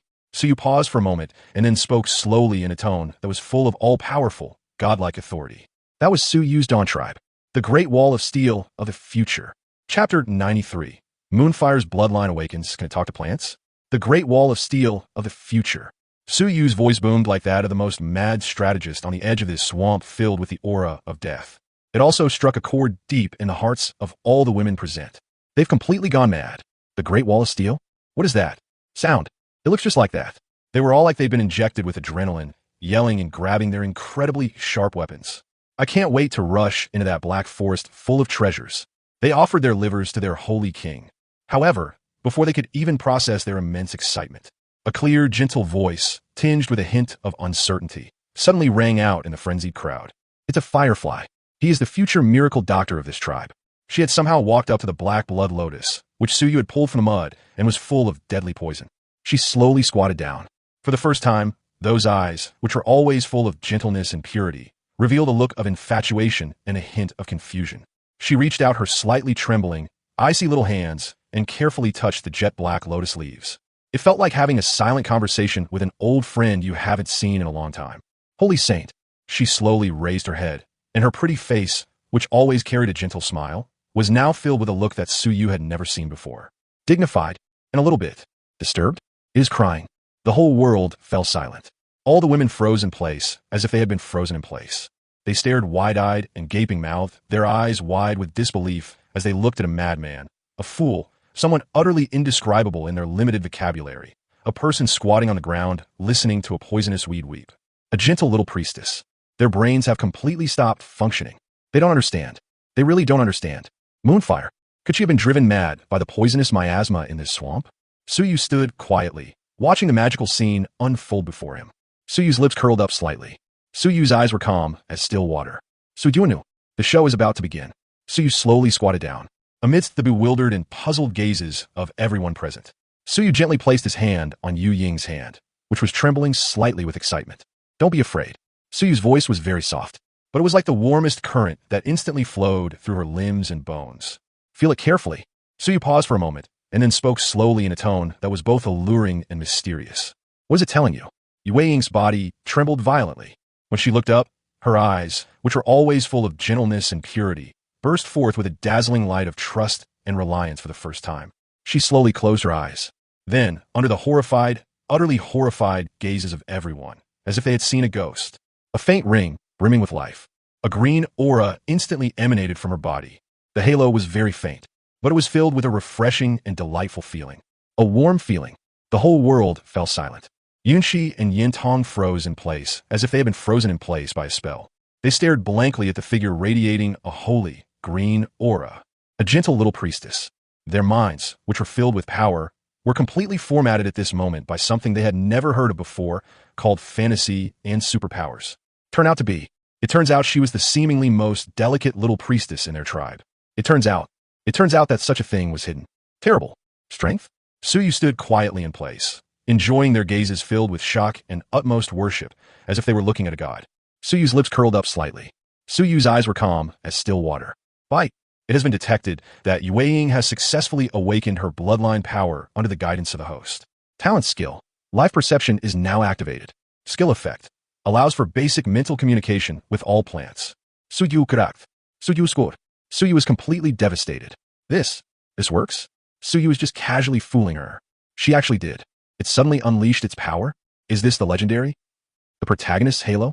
Suyu looked at the gentle little priestess in front of him, who was radiating a druidic aura. Then he looked at his own ordinary bloodline, which had nothing to offer except for his good looks. For the first time, a surge of emotion welled up in Suyu's heart. Jealousy. Acidic water. However, just as Suyu was immersed in this immense grief of being inferior to others, a crisp sound, filled with surprise and a hint of disbelief, suddenly rang out in the fantastical group without warning. Suyu heard that. It's a firefly. She suddenly opened her eyes. Her eyes, which were always filled with gentleness and purity, were now filled with something Suyu had never seen before. Ecstasy, and the ultimate. Confidence. Your Majesty. She pointed at the black blood lotus that was still trembling slightly and shouted to Suyu in a trembling voice filled with endless shock and a hint of ecstasy. It says, below it, there's something there. Thing? Suyu was stunned for a moment. Suyu subconsciously turned his gaze to that black, foul-smelling area. Muddy pool. Then, amidst everyone's bewildered and puzzled gazes, Suyu slowly extended his hand. He plunged it into that cold, rotten place. In the mud. Immediately afterwards, Suyu suddenly certi force. Whoosh. A nauseating sound. It was entirely black, yet its surface was covered with a strange, metallic sheen. Rotten wood? No, it's ore. Surprisingly, Suyu pulled him out of that bottomless mud pit. They pulled out by force. Bite. Shenong's bloodline has been activated. Unknown mineral detected. Analyzing. Analysis successful. Name. Swamp iron rare. Information. A special metallic mineral that lies dormant beneath a highly toxic swamp for years. Its hardness and toughness far surpass ordinary iron ore. It is an excellent material for crafting advanced weapons and armor. Suyu was completely petrified. Suyu stared blankly at the dark, rotten rock in his hand, which was covered in disgusting mud. He looked up again at the person who was curiously scrutinizing Suyu with an expression full of self-satisfaction and admiration. Humanoid plant radar. Suyu's heart, which had just been feeling a little sore because of the bloodline issue, was now completely ignited by a flame of ecstasy and excitement. Suyu Karak. Suyu squad. Suyu was really about to break down. Suyu. Suyu found it. Oh my gosh. Yue Ying, like a model student who has received the highest praise from the teacher, slowly walked to Suyu's side. She reached out her slightly trembling, fair hands and carefully touched the divine stone filled with endless mysteries. Then she raised her head, and for the first time, a raging fire called faith ignited in her eyes, which were always full of gentleness and purity. She looked at Suyu, the god who was omniscient and omnipotent in her eyes. He asked softly, in a tone that was full of uncertainty and a hint of ingratiation. Holy Saint, is this considered a treasure? Chapter 94, 8 Bountiful Harvest. The tribe's medicine shops were overflowing with goods. Is this considered a treasure? Yue Ying's voice, filled with boundless longing for the unknown world, gently tickled Suyu's heart like the softest feather. Is it a treasure? Suyu looked into her eyes, which were sparkling with confidence because of her first miracle. She smiled slowly. Suyu did not answer her. Suyu simply held up the dark, murky piece of swamp iron in his hand like the most sacred metal. Then, amidst everyone's envious, jealous, and slightly taken-for-granted gazes, in front of everyone, Suyu slowly lowered his head. A gentle kiss was placed on Yue Ying's smooth, collagen-rich forehead, a gesture brimming with affirmation and a touch of doting affection for her top disciple. Quiche, what do you think? Yue Ying's body suddenly stiffened. An unprecedented warm current called happiness and sweetness instantly surged into her heart. For the first time, a captivating, heartfelt beauty, capable of eclipsing the heavens and earth, appeared on her usually gentle, smiling face. Flush. She lowered her proud head, which had never bowed to anyone, like a completely tamed kitten. He squeezed out a single word in a muffled voice, barely audible even a mosquito's hum. At that moment, the whole world seemed to lose its color. All that remained was the captivating charm of her smile as she turned back, and the two figures behind him that were almost ready to devour Suyu alive. A cold gaze. Yunshi and Yentong. Suyu Karak. Not the older women. Suyu was simply rewarding his outstanding employees. You guys, isn't this a bit too much jealousy? Too big? However, before Suyu could even explain, Moonfire is a humanoid plant radar that has just awakened its divine skill. It has completely entered an unprecedented state, known as cheating. Crazy treasure hunt mode. Your Excellency, here, this black tree is saying it's very hard. Your Majesty, there, that little white flower is saying it can cure stomach aches. Your Majesty, look, there's a glowing mushroom under this rock. It claims that eating it can make you smarter. The whole world fell silent. Yunshi and Yintong froze in place, as if they had been frozen in place by a spell. They stared blankly as the joyful little butterfly, like one who had discovered a new continent, hopped and pointed around in this death-filled swamp. A gentle little priestess. Their minds, which were filled with power, were completely formatted at this moment by something they had never heard of before, called fantasy and superpowers. It turns out she was the seemingly most delicate little priestess in their tribe. After awakening the power of bloodline. It turns out, it's so unexpected. Is that outrageous? Suyu followed quietly behind her like a professional appraiser. Whenever she discovers a brand new treasure, Suyu would then use his omniscient Shinnon bloodline to provide her with the most authoritative treatment. Scientific verification. Name, fluorescent mushroom, slightly toxic. Information, long-term consumption may slightly enhance mental strength. Name, King Cinco, non-toxic. Information, effectively relieves various types of pain. Name, Suyu Karak. Suyu sword. Suyu was completely devastated. Suyu Roda. A humanoid cheat code. Suyu looked at the treasure trove before him, filled with epic-level materials. He glanced again at the group behind Suyu, who were completely stunned by the surreal scene before them. Transportation Brigade. Suyu's lips curled into a wide smile. Suyu slowly pointed to the area filled with hope and wealth. Death Swamp. Then, Suyu looked at them and announced, word by word, in a seductive and undeniable tone, something that was enough to drive them completely mad. Order. What are you still standing there for? Take them all away with Suyu. Not a single one is allowed to be left behind.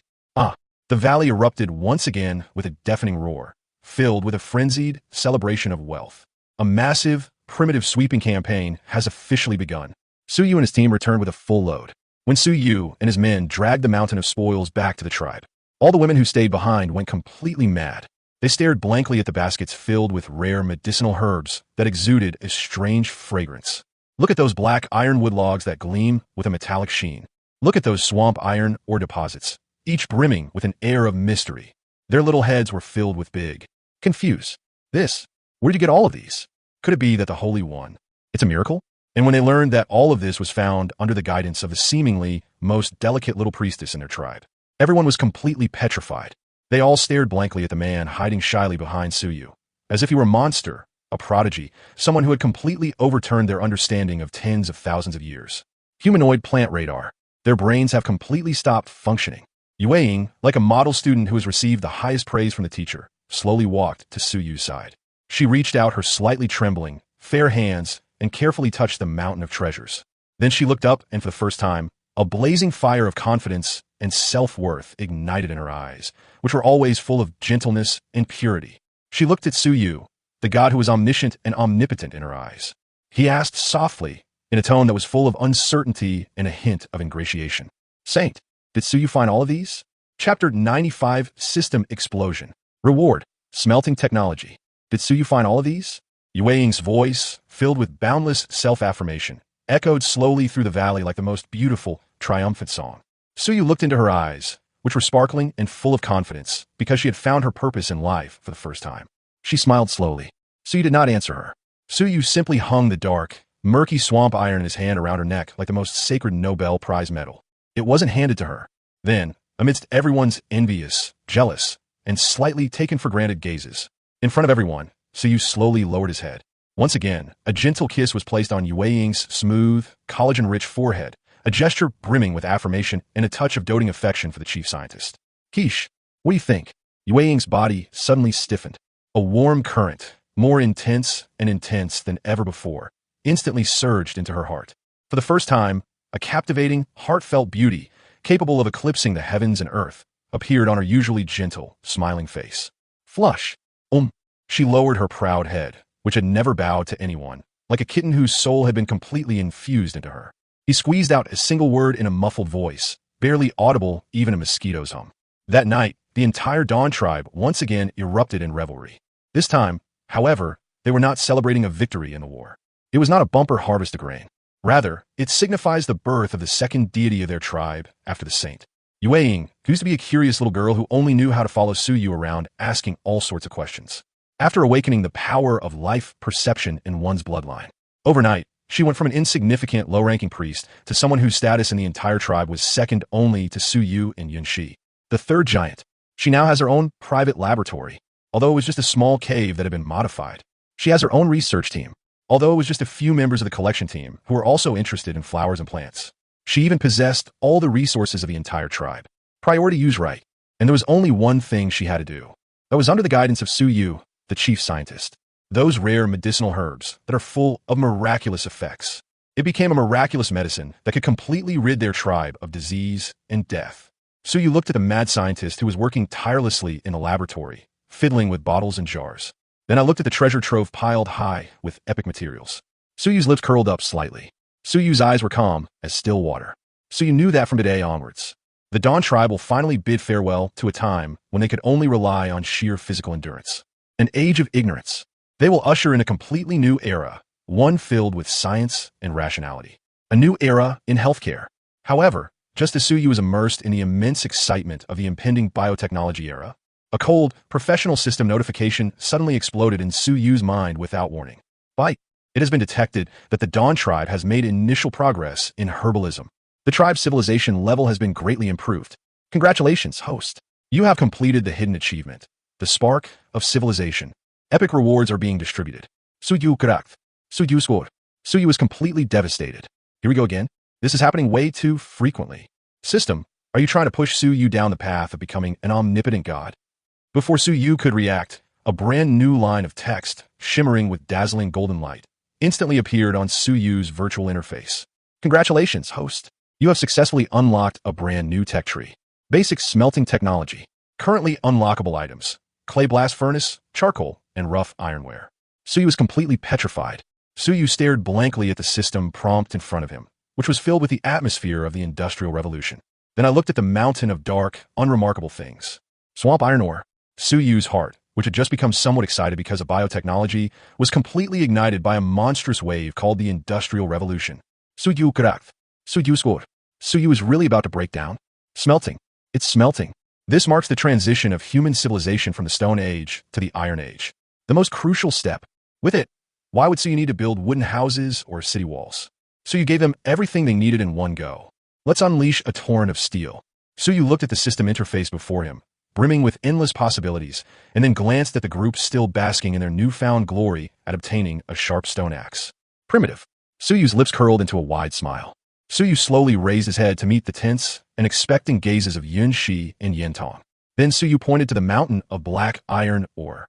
He then pointed to the blazing tribal campfire. Finally, Suyu looked at them and announced a decision that was enough to drive them completely crazy, word by word, in a tone full of confidence and a hint of mystery. Starting today, stones will no longer be Suyu's only weapon. Suyu paused for a moment and then spoke slowly in a tone that was full of all-powerful, godlike authority. Because Suyu will lead you to forge it yourself. A brand new steel age. Chapter 96, Iron Refining? What is that? Can you eat it? A brand new steel age. Suyu's voice boomed like a god from the future over this land that was still in the Stone Age. It also struck a chord deep in the hearts of all the women present. They were completely petrified. They stared blankly at Suyu, a man radiating a light they couldn't comprehend, a light called the Industrial Revolution. Their brains, which had been filled with stone tools, were completely formatted at this moment by something they had never heard of before called metallurgy. Steel? What is that? Is it harder than a rock? Is it edible? The whole world fell silent. All the women froze in place, as if they had been frozen in place. They stared wide-eyed and gaped, looking at Suyu and the pile of dark, rotten stones with eyes that seemed to look at a madman, an idiot, or someone whose existence they could not describe with their limited vocabulary. Their brains have completely stopped functioning. They don't understand. They really don't understand. This man always manages to perform miracles they've never heard of or seen before, when they least expect it. What are they planning to do this time? Does he want to turn these black, rotten stones into a magical artifact? What a joke. How could a stone become a magical tool that can cut through iron, or a tool that can cut through it like mud? Suyu stood quietly in place, enjoying their questioning and puzzled gazes as if they were looking at a god. Suyu's lips curled up slightly. Suyu's eyes were calm as still water. Suyu knew that he would open a door to a brand new industrial era for them. Suyu did not explain. Suyu simply stretched out his hand slowly onto the fertile, hopeful land in front of them. They drew up a design for a makeshift blast furnace that they had never seen before, full of industrial flair. It was a huge, cone-shaped furnace, about 2 meters high, made of a mixture of clay and stones. There's a vent at the bottom of the furnace for blowing air. There's a slag outlet on the side of the furnace for discharging iron slag. The top of the furnace has a feeding port for adding or in fuel, although the structure was extremely rudimentary. But it perfectly exemplifies what it truly means to be called the prototype of modern metallurgy. The whole world fell silent. All the women seemed to have been struck by lightning. They stared blankly at the oracle on the ground, which was filled with a kind of beauty they couldn't understand, a beauty called structural mechanics and thermodynamics. Their little heads were filled with big questions. Suyu stood quietly in place, enjoying their gazes, which were filled with confusion and extreme worship, as if they were looking at a god. Suyu's lips curled up slightly. Suyu's eyes were calm as still water. Suyu knew that from today onwards. This tribe will completely bid farewell to the era when they could only rely on handcrafts like polishing stones. They will be ushered in a brand new world, filled with high temperatures and flames. A new era of industry. However, just as Suyu was about to explain the greatness of this artifact to them, a voice filled with shyness and a hint of timidity suddenly rang out behind Suyu without warning. It's Xiaoer. He's the future chief engineer of this tribe. She had somehow walked up to Suyu's side. She slowly squatted down. For the first time, a look of infatuation and a hint of confusion appeared in those eyes that were always full of confidence and composure. She reached out her slightly trembling, fair hands and carefully touched the divine oracle on the ground, which was full of infinite mysteries. It was as if they were having a silent conversation with a god from the future.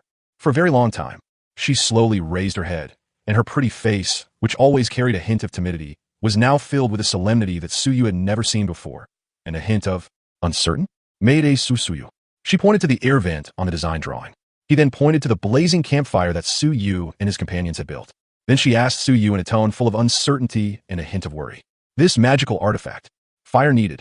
It seems different from Suyu and the others' usual behavior. Suyu correct. Suyu swore. Suyu is completely devastated. Suyu has stumbled upon a ghost. This is not Mosey's rebirth at all. This is practically Leonardo da Vinci reincarnated. She only glanced at the design drawings. This led to the deduction of the requirements for blast furnace iron making. It's a temperature far exceeding that of ordinary flames. That's amazing observational skills. That's some impressive logical reasoning ability. That's absolutely outrageous. Suyu looked at the genius young craftsman in front of him, who was looking forward to Suyu's answer. Suyu's lips curled into a wild smile. Suyu slowly reached out and gently rubbed her fluffy little head like the kindest teacher. That's right. Suyu and his team need a completely new kind of fire. A brand new fire?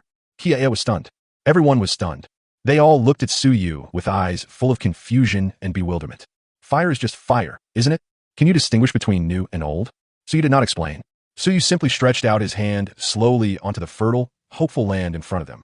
They drew a picture of a charcoal kiln they had never seen before, filled with the smell of chemicals. Then, Suyu looked at them and announced a fact to them, word by word, in a confident and unquestionable tone that was enough to drive them completely crazy. Starting today, what will no longer be the only fuel for Suyu and his men. Suyu paused for a moment and then spoke slowly in a tone that was full of all-powerful, godlike authority. Because Suyu will lead you to make it by hand. A black flame with a higher temperature and purer purity. Chapter 97, the earthen blast furnace is completed and ready to witness a miracle. A black flame with a higher temperature and purer purity. Suyu's voice boomed across this land that was still in the Stone Age, like Prometheus who stole fire from the heavens. It also struck a chord deep in the hearts of all the women present. They were completely petrified. They stared blankly at Suyu, a man who radiated a kind of light they couldn't understand, a light called chemistry and physics. Their minds, which had been filled with the warmth of the campfire, were completely formatted at that moment by something they had never heard of before, called the energy revolution. Black flames? What is that? Is it hotter than the sun? Is it edible? The whole world fell silent. All the women froze in place, as if they had been frozen in place. They stared wide-eyed and gaped, looking at Suyu and the pile of ordinary wood with the kind of gaze one would give a madman, an idiot, or someone whose existence was completely beyond the reach of their limited vocabulary. Their brains have completely stopped functioning. They don't understand. They really don't understand. This man always manages to perform miracles they've never heard of or seen before, when they least expect it. What are they planning to do this time? Did he want to put the wood away? Become black fire? What a joke. Once the wood is burned, isn't it just a pile of black ash? Suyu stood quietly in place, enjoying their questioning and puzzled gazes as if they were looking at a god. Suyu's lips curled up slightly. Suyu's eyes were calm as still water. Suyu knew that he would open a door for them next. The era of all new energy. Door. Suyu did not explain. Suyu simply extended his hand and handed the charcoal kiln design, brimming with intellectual brilliance, to the man who had been completely mesmerized, as if his very soul had been drawn into it. A genius little craftsman. Kia. Next. Suyu paused for a moment, and then spoke slowly in a tone full of trust and expectation for the chief engineer. It's up to you now. Xiao's body trembled violently. When she raised her head, a dazzling light, a sense of mission and honor, burst forth in her eyes, which were always full of confidence and composure. She understood. She understood completely. Your Majesty, what are you doing? Enlighten her once again. She no longer hesitated at all. She turned around abruptly, facing the equally excited and impatient person behind him. Infrastructure construction fanatics. She issued her first order as chief engineer in a tone she had never used before, one that was both firm and tinged with a hint of authority. Order. Everyone, listen up. According to the Holy One's divine decree, Jian Kiln. Once again, a deafening roar erupted from the valley, filled with frenzied cheers for the black flames. A grander and more revolutionary energy revolution than ever before has officially begun, under the personal command of the enchanting Xiaoer. A kiln even larger and more scientifically designed than the previous one. Vertical kilns for smoldering rise from the ground. Immediately afterwards, thick, sturdy ironwood logs were sent into the cave dwelling. Ignition. Seal the kiln.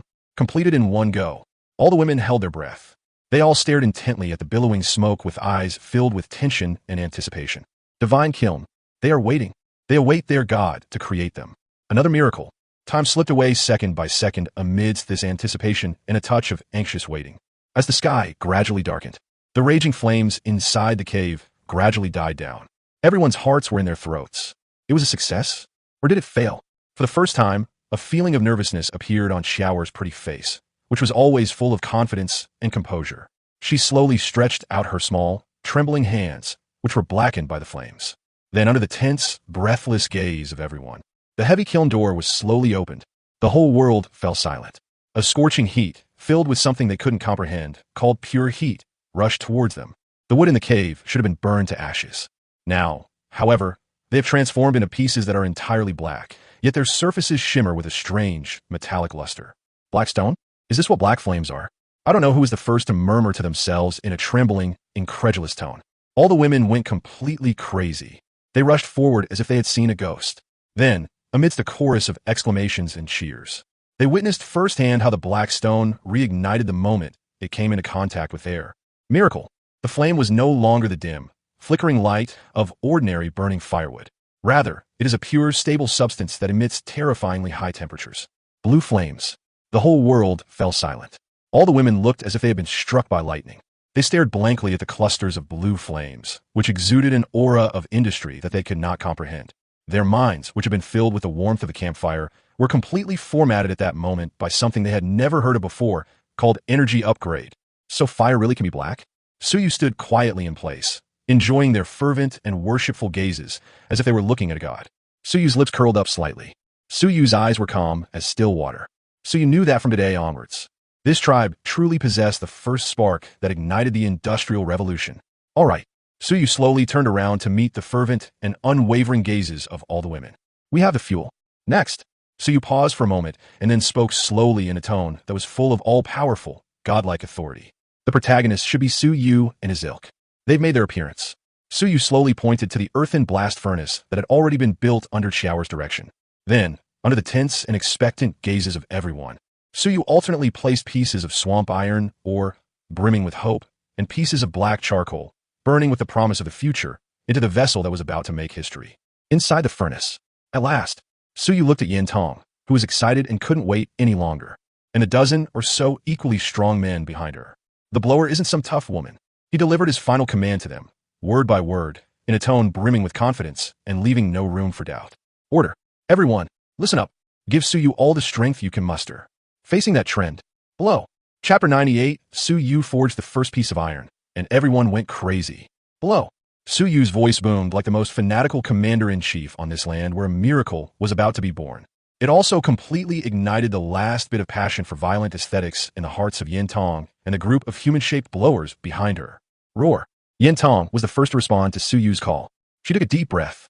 His already magnificent chest swelled up instantly to a terrifying curve that would make any man's blood boil. Then, call. A terrifying gust of air, enough to blow an adult away, burst forth from her rosy little mouth. It was forcefully poured into the simple air duct connected to the bottom of the earthen blast furnace. Immediately afterwards, the second one, the third one, a dozen or so strong women with equally amazing lung capacity also exerted all their strength. In an instant, the entire tribe was filled with an aura that was both powerful and subtly alluring. A wheezing sound, and the earthen blast furnace that Xiao built herself was supported by this continuous supply of human-shaped oxygen. An unprecedented force erupted instantly. Terrifying heat. Buzz. The entire blast furnace emitted a humming sound, strained under the immense heat. Surges of intense heat, brimming with destructive energy, shot into the sky from the charging port at the top of the furnace. The entire night sky was stained with an ominous hue. Crimson red. All the women instinctively took a few steps back. They all stared intently at the monster that seemed ready to explode at any moment, their eyes filled with fear and unease. Their little heads were filled with big, confused. Saint. He's not practicing. Alchemy, perhaps. Suyu stood quietly before the monster that was about to make history. Suyu's face remained expressionless, but Suyu's unfathomable eyes, which shone exceptionally bright in the firelight, burned with a flame hotter than the flames in a blast furnace. Suyu knew. It was almost here. Very soon. Bite. The furnace temperature has been detected to have reached 1,200 degrees Celsius. It meets the requirements for primary smelting. Now, Suyu suddenly waved his hand. Stop. All the humanoid blowers were granted a pardon. They all collapsed slowly to the ground, as if all their strength had been drained. He was panting heavily. The rise and fall of his magnificent chest created a sight that could drive any man mad. A beautiful sight. However, no one was in a mood to appreciate this touching scene at that moment. All eyes were fixed on the object that was still radiating terrifying heat. Above the blast furnace. They are waiting. They await their god to reveal the final answer. Suyu then slowly walked to the side of the blast furnace. There was a small hole that was completely blocked by clay. Schlock outlet. Suyu took a deep breath. Then, under the tense, breathless gaze of everyone, Suyu used a long ironwood stick that he had prepared beforehand to forcefully stab it in. Puffed. A soft sound. The next second, under the horrified, dismayed gazes of everyone, as if they had seen a ghost, a crimson liquid, filled with something they couldn't understand, called impurities and waste. Lava instantly gushed out from that tiny hole. The water flowed slowly towards the waste pit beside it, following the diversion channel that Suyu and his team had dug long ago. The whole world fell silent. All the women looked as if they had been struck by lightning. They stared blankly at the magma, which exuded an aura of destruction. They looked up again at the man who radiated a light they couldn't comprehend, a light they called the god of industry. Their brains, which had been filled with stone tools, were completely formatted at this moment by something they had never heard of before, called metallurgy. It turns out that stones really can be fired. Magma? Suyu stood quietly in place, enjoying their gazes, which were filled with confusion and extreme worship, as if they were looking at a god. Suyu's lips curled up slightly. Suyu's eyes were calm as still water. This is just the appetizer. What followed was the real miracle. Suyu slowly walked to the very bottom of the blast furnace. There was another, even larger hole, which was also completely blocked by clay. Tap hole. Suyu took another deep breath. Then, under the tense, expectant, and even fearful gazes of everyone, Suyu used the ironwood stick, which had been heated until it was slightly blackened, to forcefully shove it inside. Puffed. A sound more muffled than ever before. The next second, boom! A deafening roar. A surge of heat, even hotter and more dazzling than the lava from before. The golden red, molten iron instantly gushed out from that huge hole, like a fire dragon bursting forth from hell. A monstrous heat wave, powerful enough to melt everything, surged wildly into the space that Suyu and his companions had prepared for it. Inside the mold, although it was just a simple iron ingot mold made of damp sand, the whole world fell silent. All the women collapsed slowly to the ground as if all their strength had been drained. They stared blankly at the golden red molten iron, which possessed a beauty they couldn't comprehend, a beauty that called power and civilization. Their little minds were completely blank, filled with endless shock. Suyu then slowly walked to the mold that had gradually cooled down. Then, under the gazes of everyone filled with fanaticism and absolute faith, Suyu used a huge pair of iron tongs to break the first piece of iron, which was still radiating amazing heat and was completely red hot. It was taken out of the mold, and like a true king, he held it high. Buzz. A powerful, wildly beautiful metallic hum. It resounded throughout the entire night sky. This also marked the beginning of a completely new steel age. Arif. Once again, a thunderous, fervent cheer erupted from the valley, filled with devotion to the gods. All the women have gone completely mad. They were like the most devout believers, turning toward Suyu, the industrial god who had brought them steel. I am utterly impressed. And Yunshi and Yintong are the two proudest women in the tribe. At this moment, they could only stand behind Suyu like two most loyal little fangirls. He silently watched Suyu with a gaze filled with complexity, awe, and absolute fascination. Look at this god who has once again overturned there in the entire world. However, just as everyone was immersed in this enormous shock that was enough to change history, a gentle voice, filled with shyness and a hint of determination, suddenly boomed out in this tribe filled with fervor. It's Chower. She had somehow recovered from the immense shock. She slowly walked up to Suyu. Then, under the horrified, utterly horrified gazes of everyone, as if they had seen a ghost, she actually pulled a small iron hammer out of her bosom. Don't ask, she grounded herself with a stone. Then she pointed to the piece of food in Suyu's hand that was still glowing red. Divine iron. She then pointed to herself. Finally, she looked at Suyu, the god who was omniscient and omnipotent in her eyes. He asked softly, in a tone that was full of uncertainty and a hint of ingratiation. Holy Saint, this blacksmithing job, could you also teach Suyu? Chapter 99 Shower's talent is simply that of a born blacksmith. Could you teach Suyu how to do blacksmithing? Shower's voice was filled with a kitten-like timidity and anticipation. It was like the sharpest key, instantly unlocking Suyu's somewhat arrogant heart that had become overconfident after successfully forging the first piece of iron. Yes, Suyu, how could you forget? The iron has been forged, but it's still just a useless lump of iron. I want to turn it into a magical weapon that can cut through iron like mud. There is still one crucial step, which is also the most technically demanding. Forging. Suyu looked at the young, genius craftsman in front of him, who was eagerly waiting for him to impart his divine skills. Slowly, she smiled. Want to learn? Suyu looked at her and asked her, word by word, in a tone full of amusement and provocation. Can. But, Suyu paused for a moment, and then spoke slowly in a tone that was full of anticipation and hints about the tuition fees. Suyu's classes are very expensive. Shower's face flushed red again, all the way to her ears. A flicker of panic flashed in her bright eyes. She subconsciously wanted to untie the girlish little leather skirt she was wearing, just like Yunshi did. Stop. Suyu quickly reached out and stopped her dangerous move. Suyu Kurak. No, girl. This is how your tribe pays tuition.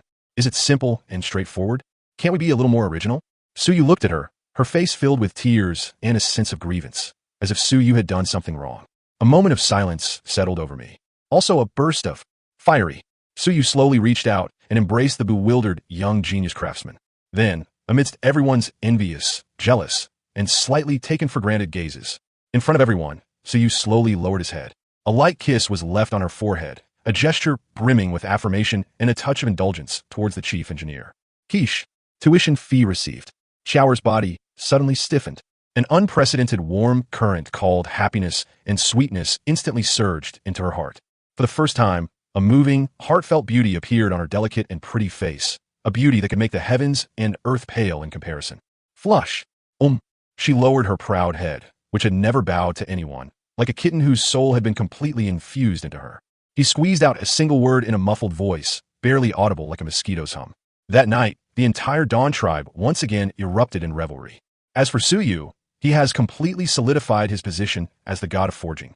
The next day before dawn, a massive steelmaking campaign, brimming with industrial spirit, was officially launched. In this unprecedented industrial revolution, one that could make the whole world tremble. Genius. A blacksmith has been born. She is Kia. Suyu only demonstrated to her once what it meant to be tempered 1,000 times. What is called quenching. She instantly grasped all the essence of forging, as if she had suddenly unlocked her full potential.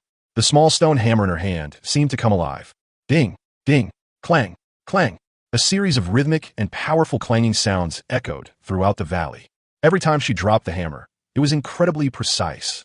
The force was just right, not too much and not too little, enough to knock out the impurities inside the red-hot iron ingot little by little. Every time she quenched it, it was just right. The timing was just right, neither too early nor too late, allowing the steel, forged through countless trials, to possess the perfect hardness and toughness. That didn't feel like blacksmithing, and like in dance. Above that flame, powerful enough to melt everything, dances a melody brimming with power and artistry. Dance of death. Everyone was stunned. They stared blankly at the petite figure who radiated a kind of light they couldn't comprehend, a light called craftsmanship. Their brains, which had been filled with stone tools, were completely formatted at this moment by something they had never heard of before called talent. It turned out that the quiet, unassuming little craftsman in their tribe. It turns out, it really is a evildoer.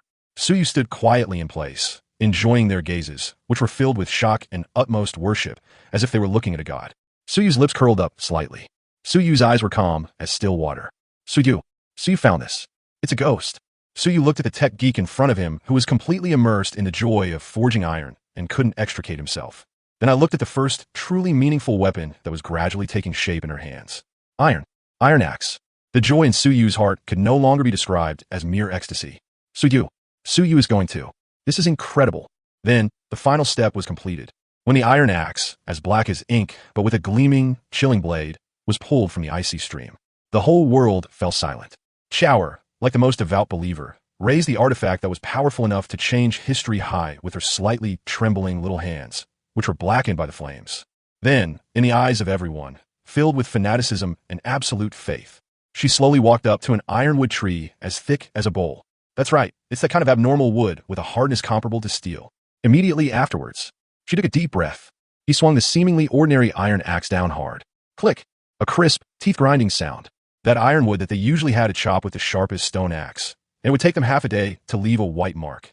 It turns out, it was actually cut in two with a single axe stroke. The cut is as smooth as a mirror. The whole world fell silent. All the women seemed to have been struck by lightning. They stared blankly at the smooth, mirror-like cut.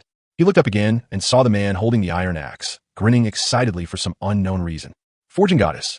In their little heads, only a piece of blank space and endless shock. Qiaoer, like a model student who has received the highest praise from the teacher, slowly walked to Suyu's side. She carefully extended her slightly trembling, fair hands and handed the artifact, filled with endless mysteries, to Suyu. Then she raised her head, and for the first time, a raging fire called faith ignited in her eyes, which were always full of confidence and composure. She looked at Suyu, the omniscient and omnipotent God in her eyes. He asked softly, in a tone that was full of uncertainty and a hint of ingratiation. Holy Saint, this assignment. Are you satisfied? Chapter 100. The Iron Age has arrived. From bird guns to cannons. Are you satisfied? Qiaoer's voice was filled with a kitten-like timidity and anticipation. It was like the sharpest key, instantly unlocking Suyu's somewhat arrogant heart, which had become complacent after successfully igniting the fire of the Industrial Revolution. Are you satisfied? Suyu looked at her, and then at the iron axe that gleamed with a chilling light in the sunlight. Suyu's lips curled into a wild smile. More than just satisfied. This is absolutely wonderful. Suyu walked up to her, and amidst everyone's envious, jealous, and hateful gazes, he once again generously reached out and, like the most loving old father, rubbed her little head, which had become somewhat stiff due to nervousness. Kia, you are the most amazing genius Su Yu has ever seen. Su Yu gave her the highest praise in the most sincere and direct way. Xiao's body trembled violently. When she looked up, her eyes, which always held a hint of timidity, burst forth for the first time with a dazzling light of confidence and happiness. Two beautiful blushes instantly appeared on her delicate face. She nodded emphatically. Her voice, though still not loud, was filled with an unprecedented firmness. Xiao's success is like a nuclear bomb dropped into a calm lake. In an instant, it stirred up a monstrous wave in the hearts of all the women, a wave powerful enough to destroy everything. They've completely gone mad. They charged towards the place filled with miracles, shouting and yelling as if they'd been injected with adrenaline. Blacksmith shop. Although it was still just an open-air blacksmith workshop, they want to witness it with their own eyes. They want to create their own unique creations. Amazing. A massive steelmaking campaign, more magnificent and frenzied than ever before, has officially begun. The entire tribe was engulfed in an unprecedented frenzy called industrialization. Su Yu has thus firmly established himself as an arms tycoon. Every day, he was instructing Xiao on how to forge an even sharper iron spear. The design involves how to perfectly combine the hard ironwood and the sharp iron tools to create something even more powerful. Composite weapon. Life was fulfilling and filled with something called creation. A tremendous sense of accomplishment. In just 1 week, under the guidance of Xiao, this enchanting woman, and the endless supply of swamp iron, the Dawn tribe has successfully completed its first ever achievement. Everyone got a new outfit. The sun was shining brightly that day. Su Yu stood in front of the wooden house that he had built himself, looking at this brand new one. Iron-blooded women's army. They were no longer the primitive people who carried stone spears and wore tattered animal skins. Each of them wore lightweight, yet durable leather armor, hand-sewn by Xiao. Of course, the design was still done by Su Yu. The fragile stone tools in their hands were no longer those. Instead, they were iron spears that gleamed with a chilling light under the sunlight. Iron axe and iron knife. On their backs, they each carried a longbow powerful enough to take a life from 100 meters away. The quiver at his waist was filled with arrows fitted with iron arrowheads. Armor-piercing arrow. They just stood there quietly. He exuded an aura of elite skill and invincibility. Aura of iron and blood. The whole world fell silent. Su Yu stared blankly at the weapon he had personally crafted. A modern military. Su Yu's heart, which had gradually become somewhat lax due to his comfortable life, was completely ignited at this moment by a flame called heroism and ambition. Su Yu correct. Su Yu scored. Su Yu is really about to break down. This is what you call a complete upgrade from a slingshot to a cannon. With the equipment under Su Yu's command, this special forces unit is thousands of years ahead of its time. Don't even mention it, just a tiny black forest. Even if we flatten the entire continent. No, that's not possible. Su Yu looked at the scene before him, a thriving, yet fiercely competitive military parade. Su Yu's lips curled into a wild smile. Su Yu slowly turned around to meet the gazes of all the women, gazes filled with fervor and absolute faith. Then Su Yu turned his gaze to the two equally dashing and heroic right-hand men, dressed in divine attire. Yunxi and Yintong. Su Yu looked at them and, with a confident and unquestionable tone, delivered his final declaration to them, word by word. Starting today, the Dawn tribe no longer needs to defend itself. Su Yu paused for a moment, then spoke slowly in a tone that was full of all-powerful, godlike authority. Because offense is the best defense. Chapter 101. The hunting team's strength has skyrocketed. Now they can walk around with their heads held high. Offense is the best form of defense. Su Yu's voice boomed like the most fanatical war maniac on this land that had just entered the Iron Age. This also completely ignited the last bit of fanaticism for killing and conquest in the hearts of Yintong and the group of humanoid battle maidens behind her. Roar. Yintong was the first to respond to Su Yu's call. Suddenly, she raised the spear in her hand, a spearhead custom-made for her by Xiao. Plus version of the spear. Those fiery eyes were filled with an extreme thirst for battle and blood. The sage is right. Defense my ass. From this day forward, Su Yu and his hunting team will make sure that all the animals in this forest know. She paused, then spoke slowly in a tone that was both domineering and slightly thuggish.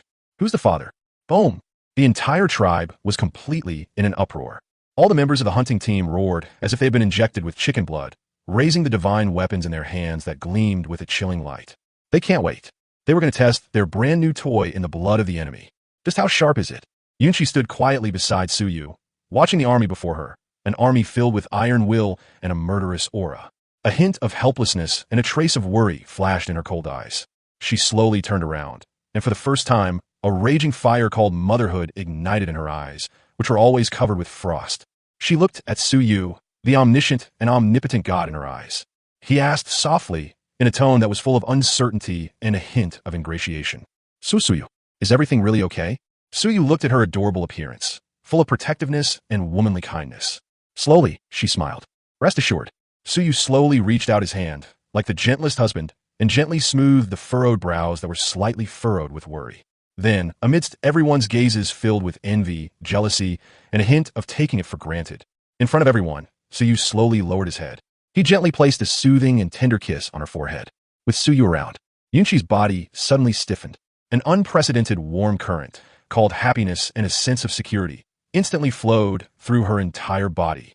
For the first time, a touching, heartfelt blush appeared on her usually icy, sculpted face, a blush so beautiful it could eclipse the heavens and earth. She lowered her proud head, which had never bowed to anyone, like a kitten that had been completely tamed. In a muffled voice, barely audible, he managed to squeeze out a single word. Yin Tong, on the other hand, seemed to be completely overwhelmed by the pre-battle mobilization of Su Yu and his friends, which was filled with the scent of romance. She let out a heavy snort. Then, hoisting her spear, taller than herself, she turned and, without looking back, led her women's army like a fiery red whirlwind out of the tribe and disappeared into that land teeming with both opportunity and misfortune. In the forest, Su Yu looked at her back, which was filled with resentment and a hint of jealousy, and laughed like a cat that had stolen some fish. You think you can fight Su Yu? You're still too green. And then, everything that happened next.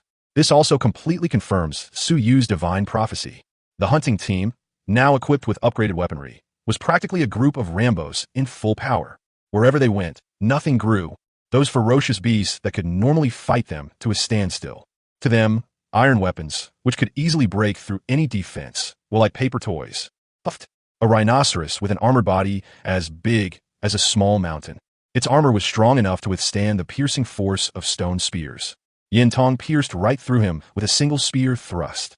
A scream filled with disbelief and endless frustration echoed throughout the entire forest.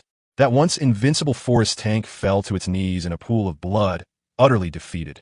And it didn't even have a single decent wound on its body. There was only a small, bloody hole. The entire hunting party fell silent. They stared blankly at the spear in Yin Tong's hand, which was still dripping blood. He looked down again at the divine weapon in his hand, which also gleamed with a chilling light.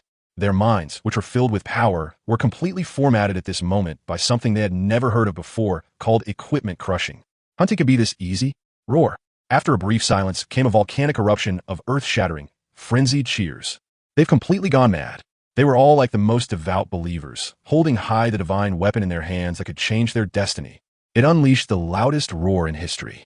Starting today, their Dawn Tribe hunting party went out. I want them all, and I'll walk sideways. Yin Tong, on the other hand, looked like a child who had received a beloved toy, hugging the bloodstained spear and laughing like a fool. Her wild, slightly smug laughter echoed throughout the silent forest. And when they dragged the mountain of spoils back to the tribe, the entire tribe was in an uproar. They stared blankly at those beasts that, normally, required them to pay a heavy price to barely subdue. An epic prey. At this moment, it looks like piles of worthless garbage have been carelessly thrown on the ground. Their little heads were filled with big questions. Is this really their tribe's hunting team? Why do they look like a group of killing gods who crawled out of hell? Yin Tong, like a victorious general, swaggered up to Su Yu, carrying her spear. She didn't say anything. She simply looked Su Yu up and down with an extremely aggressive and possessive gaze. Her gaze seemed to declare to everyone that she owned this trophy. Then, to Su Yu's utterly horrified gaze, she slowly stretched out her large hand, which was still stained with traces of hot beast blood. In one swift motion, she wrapped her arm around Su Yu's waist. Then, amidst everyone's envious, jealous, and slightly taken-for-granted gazes, she pulled Su Yu hard into her incredibly elastic and athletic arms. Immediately afterwards, she slowly lowered her proud head, which had never bowed to anyone before. He aimed at Su Yu's lips, which were trembling slightly with nervousness and anticipation. The fiery look in Su Yu's eyes was filled with an undeniable, domineering CEO-like declaration. Su Yu, tonight, it's time to fulfill the bet. Chapter 10210. Human corpses from other tribes have been discovered. Tonight, it's time to fulfill the bet.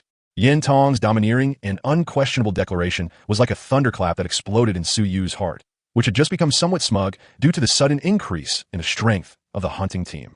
Su Yu cracked. Su Yu squawked. Su Yu was completely devastated. Not the eldest sister. Aren't you being a little too hasty in broad daylight?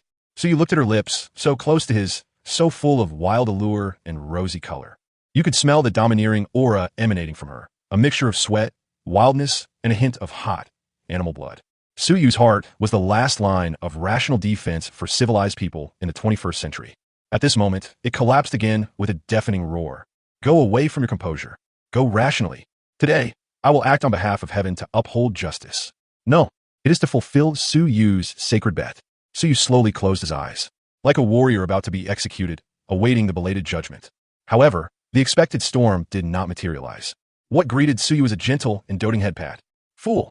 Yin Tong's wild and slightly smug laughter echoed in Suyu's ears. Just kidding. Suyu slowly opened his eyes. Then, under the gazes of everyone, filled with pity and schadenfreude, Suyu looked at the fiery woman who was holding a spear and laughing hysterically. Suyu's heart, which had just been burning with passion due to his hormones, was completely extinguished by a bucket of the coldest water. Suyu cracked. Suyu squawked. Suyu was really about to break down. This little devil is so adorable. You just wait. And so, in an atmosphere filled with sweet moments and a hint of tension, the Dawn tribe has fully entered the most stable and fastest period in its history. A period of rapid development. Every day, the hunting party would bring back mountains of game. Suyu and his companions no longer have to worry about food. Meanwhile, the tribe's massive infrastructure project was proceeding at a rapid pace under the leadership of the prodigy, Chower. One after another, brand new, modern wooden houses have sprung up. The magnificent Dawn city of Suyu and his people is already taking shape. Life was peaceful and happy, filled with beauty. Suyu has thus firmly established his reputation as a tyrannical ruler. Every day, he and Yunshi would have in-depth discussions about the future development direction of the tribe. He was exchanging insights into the mysteries of martial arts with Yin Tong. Of course, most of the time she treated him like a punching bag and beat him up. Occasionally, I would go there and bother Yueying's alchemy business. He and Xiaoer's grand architectural project. As for Linglong, she has completely become Suyu's personal body pillow. Suyu looked at the thriving, vibrant, and ideal world before him. A wave of emotion washed over me. Suyu, what merits do you have? How could they live such a decadent and corrupt life? However, just as Suyu was about to completely succumb to this gentle embrace, a piercing scream, filled with terror and a hint of despair, suddenly erupted like a thunderclap from a clear sky in this peaceful village. Wow! Suyu's expression changed instantly. Suyu dashed out of Suyu's temple in one stride. In the center of the tribe, all the women were in complete chaos. They all stared intently at the bodies that had been dragged back to the ground, their eyes filled with fear and unease. Corpse. Yin Tong, as if all her strength had been drained, slowly collapsed to the ground. Her pretty face, which was always full of pride and confidence, was now filled with a solemnity and overwhelming killing intent that Suyu had never seen before. Yin Tong, what on earth happened? Yunshi was the first to react. She rushed to Yin Tong's side in one stride, and for the first time, her cold eyes revealed an emotion called panic and unease. Suyu then slowly walked up to the corpses. Then, amidst everyone's tense and expectant gazes, Suyu slowly squatted down. Suyu's gaze froze instantly. That wasn't the carcass of a wild animal. It's humans. They were primitive people, just like Suyu and his companions, dressed in simple animal skins and wielding stone spears. Their bodies were covered with all sorts of gruesome wounds. Some were torn apart by sharp claws. Some were pierced through by fangs. But the most fatal wounds were the deep, bone-revealing knife cuts. Arrow wound. The whole world fell silent. The pitiful joy that had just risen from the comfort of life was instantly replaced by a deeper shadow called war. On the faces of all the women, the fear and unease that Suyu least wanted to see reappeared. Yes, how could they forget? They are not the only tribe living in this vast forest. And between tribes, besides annexation and being annexed, there is no third type possible. Suyu and his companions discovered it on their hunting route. Yin Tong's voice, filled with exhaustion and a hint of lingering fear, rang in Suyu's ears. They must be from the nearby Bloodfang tribe. It seems they've encountered an enemy far more powerful than Suyu and his group. Suyu and his ilk, you better watch out. Sujuriman Saidant. Suyu simply watched quietly as the corpses lay dead, their eyes wide open in disbelief. Suyu's lips curled up slightly. Suyu's eyes were calm as still water. Careful? Why should we be careful? Suyu slowly stood up, meeting the fearful and uneasy gazes of all the women. Then Suyu turned his gaze to the person who had remained calm throughout, but whose icy eyes were now churning with turbulent emotions. Ice Queen. Suyu watched her as she delivered her final declaration, word by word, in a tone brimming with confidence and leaving no room for doubt. Yunshi. Now, Suyu's orders will be relayed. Suyu paused for a moment and then spoke slowly in a tone that was full of all-powerful, godlike authority. Starting today, Dawn Tribe. Enter level 1 combat readiness status. So you wanted to see. Who's so blind? How dare they defy the Grand Duke Jupiter? Chapter 103, The Brutal Bloodfawn Tribe. Are they still eating people? How dare they defy the Grand Duke Jupiter? Su Yu's voice boomed like that of a king whose scales have been touched, echoing through the death-filled tribe. It also completely ignited the fighting spirit that had been gradually extinguished in the hearts of all women due to their comfortable lives. They've completely gone mad. Yes. What are they afraid of? They have a saint. There is such a God, who is all-knowing and all-powerful. They possess ironware and divine artifacts powerful enough to sweep away everything. A mere unknown enemy. What is there to fear? Va, va, va. A roar as powerful as a mountain and as fierce as a tsunami resounded throughout the entire valley. Just moments ago, the tribe, gripped by panic due to the sudden deaths, was instantly transformed into a force brimming with war potential under Su Yu's leadership. A terrifying machine. And Yunxi and Yintong are the two proudest women in the tribe. At this moment, they could only stand behind Su Yu like two most loyal little fangirls. He looked at Su Yu silently with a gaze filled with complexity, awe, and absolute conviction. Looking at this place that manipulates war like a puppet. Evildoer. However, just as everyone was immersed in the frenzied excitement of their impending domination, a cold, professional system notification suddenly exploded in Su Yu's mind without warning. Fight detected. The Dawn tribe has officially entered a state of war. The tribe civilization level is rising dramatically. Congratulations, host. The daily reconnaissance system has automatically refreshed. Remaining reconnaissance attempts for today 1. Su Yu was stunned for a moment. Immediately, he was overjoyed. Can I start viewing the images now? And at such a critical moment for Su Yuming, who was secretly under attack. System, you're practically Su Yu's second parent. Filled with immense excitement, Su Yu focused his mind on that place brimming with unknowns and opportunities. Above the refresh button, daily reconnaissance system activated. Scan range, radius 1,000 meters. Scan complete. New hostile target discovered. Su Yu Karak. Su Yu swore. Su Yu was truly, utterly devastated. Hostile target? Could it be? Could it be the one who killed the Bloodfawn tribe? Murderer? With immense excitement, Su Yu focused his mind on that place filled with death and opportunity. Above the all-new red dot, the next second, a completely new scene appeared, filled with an aura of brutality and bloodshed that Su Yu had never seen before. A three-dimensional map instantly unfolded in Su Yu's mind. That one was several times larger than Su Yu's Dawn tribe. Giant cave. Inside the cave, things were carelessly discarded everywhere. Human remains. And there, on top of the Jingguan, a mound of countless bones. A person whose entire body was covered in eerie, blood-red totems. The savage woman sat high on a structure made of human skulls. On the throne, her face wore a mad smile that was full of cruelty and bloodlust. And beneath her feet was someone who was groaning in agony. Captive. The prisoner was dressed exactly like the corpses on the ground. Blood-red animal hide. Target name, Bloodfawn tribe. Leader, Blood Mother is in extreme danger. Tribe size, approximately 500 people. Tribal characteristics, bloodthirsty, brutal, cannibalistic. Note, this tribe survives by hunting other weaker tribes and uses captives as food and slaves. Su Yu was completely petrified. Su Yu stared blankly at the scene before him, which resembled a living hell. I looked at it again and saw lines of system notifications filled with bloodshed and madness. Su Yu's heart, which had just been burning with enthusiasm because of the impending war, was completely extinguished by a bucket of the coldest water. Su Yu cracked. Su Yu scored. Su Yu was really about to crack. Cannibalism. They're still around cannibals. What era are we living in? Although we are all primitive people. But Su Yu and his Dawn tribe have already begun to strive for a better life by building infrastructure and advancing technology. You people are still stuck in this primitive, barbaric way of eating raw meat and drinking blood. At the bottom of the food chain, Su Yu looked at the vast chasm between civilizations before him. Su Yu's lips curled up slightly. Su Yu's eyes were calm as still water. It was also cold like frost. Su Yu knew that he was about to put on a show for them that would completely shatter their worldview. Civilization crushes. Su Yu slowly turned around to meet the gazes of all the women, gazes filled with fervor and absolute faith. Then, Su Yu turned his gaze to the person who had remained calm throughout, but whose icy eyes were now churning with turbulent emotions. Ice Queen. Su Yu looked at her, and, with a confident and unquestionable tone, gave her the final instruction. Announcement. Yunxi. Now, relay Su Yu's orders. Su Yu paused for a moment, and then spoke slowly in a tone that was full of all-powerful, godlike authority. Starting today, Dawn tribe, to that reckless Bloodfawn tribe. Deklarava.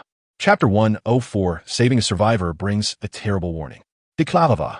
Su Yu's voice boomed like that of a tyrant who held the power of life and death over billions of people in this tribe, filled with an atmosphere of iron and blood. It also completely ignited the passion in every woman's heart that had gradually faded due to a comfortable life.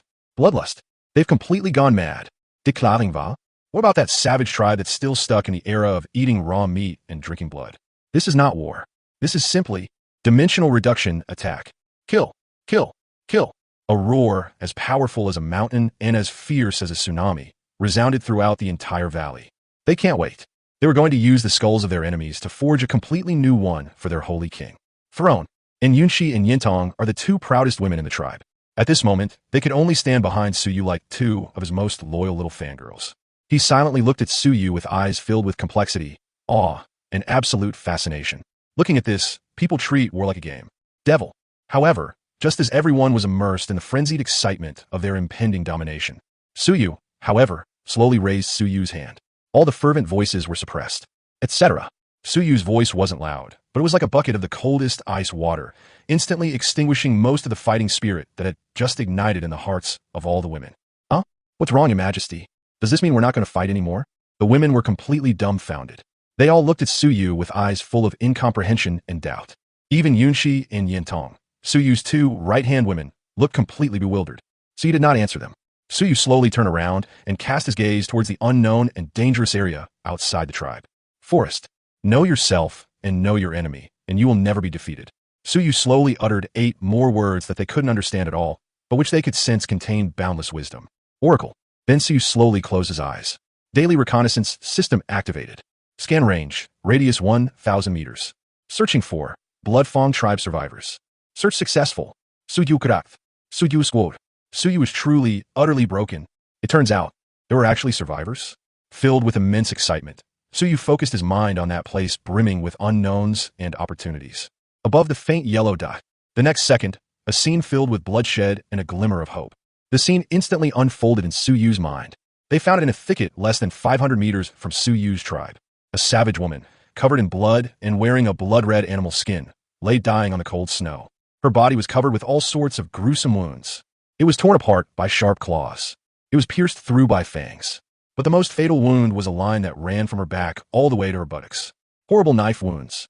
Target name, Bloodfang Tribe Scout.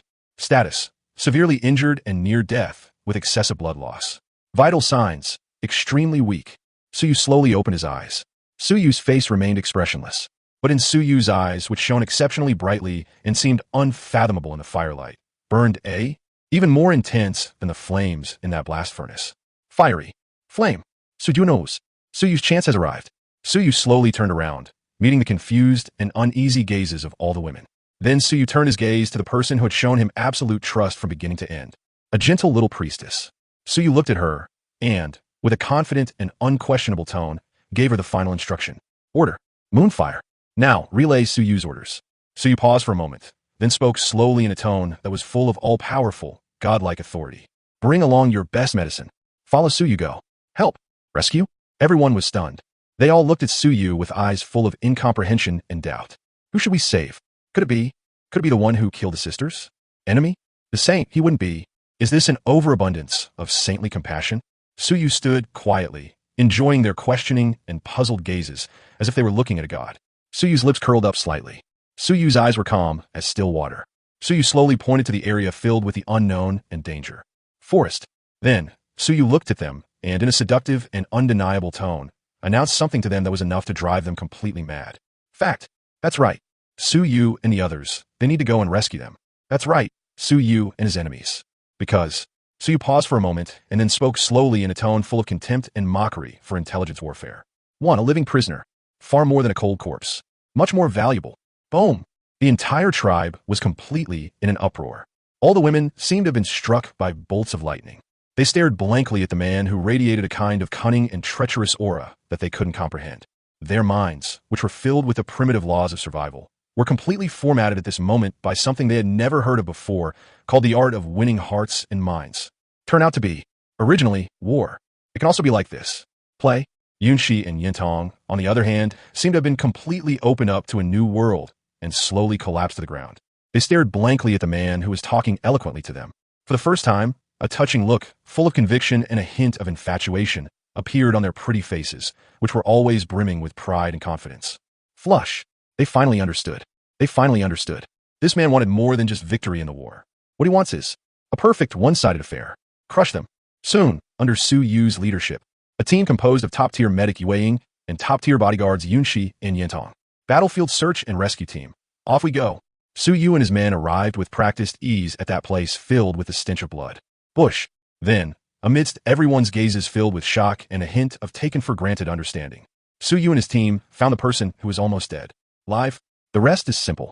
Under the dual treatment of Su Yu's traditional penicillin and Yu Ying's divine herbs, that female scout, who had already stepped into the gates of hell, miraculously, he came back to life. When she slowly opened her eyes, which were filled with fear and a hint of confusion, what awaited her was not cold death. Instead, it's a bowl, steaming hot, broth, and one with a warm, spring-like smile on his face. Mun, don't be afraid. Su Yu looked at her and spoke slowly, word by word, in a tone full of humanitarian concern. Su Yu and his group are the Dawn tribe. Su Yu and his ilk are good people. The female scout seemed completely bewildered by Su Yu's deceptive halo of sainthood. She actually believed it. She burst into tears while holding the steaming bowl of meat soup. Then, under Su Yu's questioning, which was full of concern and friendliness, she revealed all the secrets of her Bloodfang tribe in detail. After Su Yu and the others finished listening to her story, the whole world fell silent. Yunxi and Yintong stood frozen in place, as if they had been frozen in place by a spell. They stared blankly at the female scout who was still weeping bitterly. For the first time, their eyes, which were always full of pride and confidence, revealed an emotion called fear and disbelief, because they heard something that would terrify them. Terrifying warning. Blood Mother. The female scout cried out to Su Yu and the others in a trembling voice filled with endless fear and a trace of despair. She is a devil. She not only eats her enemies, she even eats her own people. She paused, as if she had remembered something even more terrifying. And moreover, she seems to. It's almost time to awaken.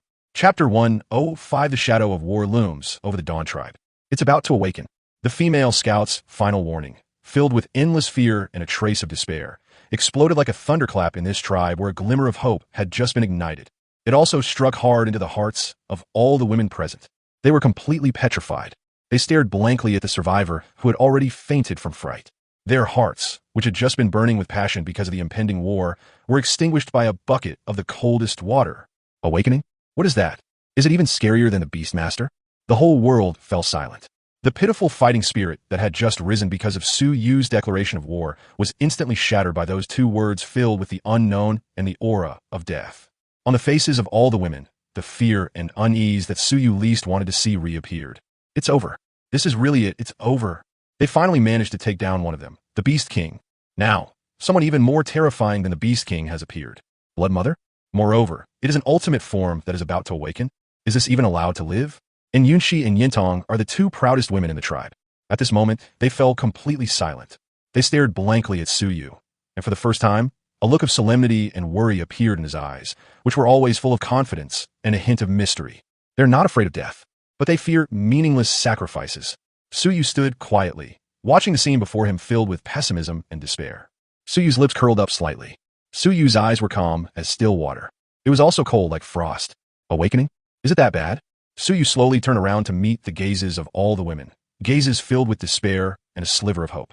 Then Su Yu turned his gaze to the person who had remained calm throughout, but whose icy eyes were now churning with turbulent emotions. Ice Queen. Su Yu watched her speak, each word uttered with confidence and an unquestionable tone, as he gave her his final instruction. Announcement. Yunxi. Now, relay Su Yu's orders. Su Yu paused for a moment, then spoke slowly in a tone that was full of all-powerful, godlike authority. Starting today, Dawn Tribe. Continue. Level 1, combat readiness. But, Su Yu suddenly changed the subject. Those unfathomable eyes, shining exceptionally bright in the firelight, burned with, even more powerful than the flames in the blast furnace. Fiery. Raging fury. Su Yu and his men, are you stopping the fight? Yunxi was stunned. Everyone was stunned. They all looked at Su Yu with eyes full of incomprehension and doubt. We're not playing anymore. Could it be? Could it be that the Holy One? Are you scared? Su Yu did not answer them. Su Yu simply stretched out his hand in front of them, onto that fertile land full of hope. He painted a picture of something they had never seen before, one brimming with domineering power. Huge. Lock up. That circle firmly enclosed Su Yu's Dawn tribe, and that field full of hope. Then Su Yu looked at them, and, word by word, announced something to them in a tone full of confidence and a hint of madness that was enough to drive them completely insane. Dichi-de. We must fight. But no, Su Yu and the others want to find them. Suyu paused, then spoke slowly in a tone filled with contempt and mockery towards the hunters. Instead, let them. They delivered themselves right to my door. The whole world fell silent. All the women were as if they had been struck by a series of thunderbolts. They stared blankly at the circle of gods on the ground, which exuded an aura of territory and sovereignty. She looked up again at the man who exuded a kind of cunning and confidence that they couldn't understand. Their little heads were filled with big, confused. Should we let them come to us on their own? On what grounds? Suyu, on the other hand, stood quietly in place, enjoying their questioning and puzzled gazes, which were as if they were looking at a god. Suyu's lips curled up slightly. Suyu's eyes were calm as still water. Suyu slowly pointed to the mountain of Beast King's corpse, and that, exuding an enticing aroma. Barbecue. And that area, golden and shimmering. Potato field. Finally, Suyu looked at them, at their beautiful eyes filled with confusion and a hint of expectation. He revealed the final answer to them, word by word, in a seductive and undeniable tone. Answer. Based on.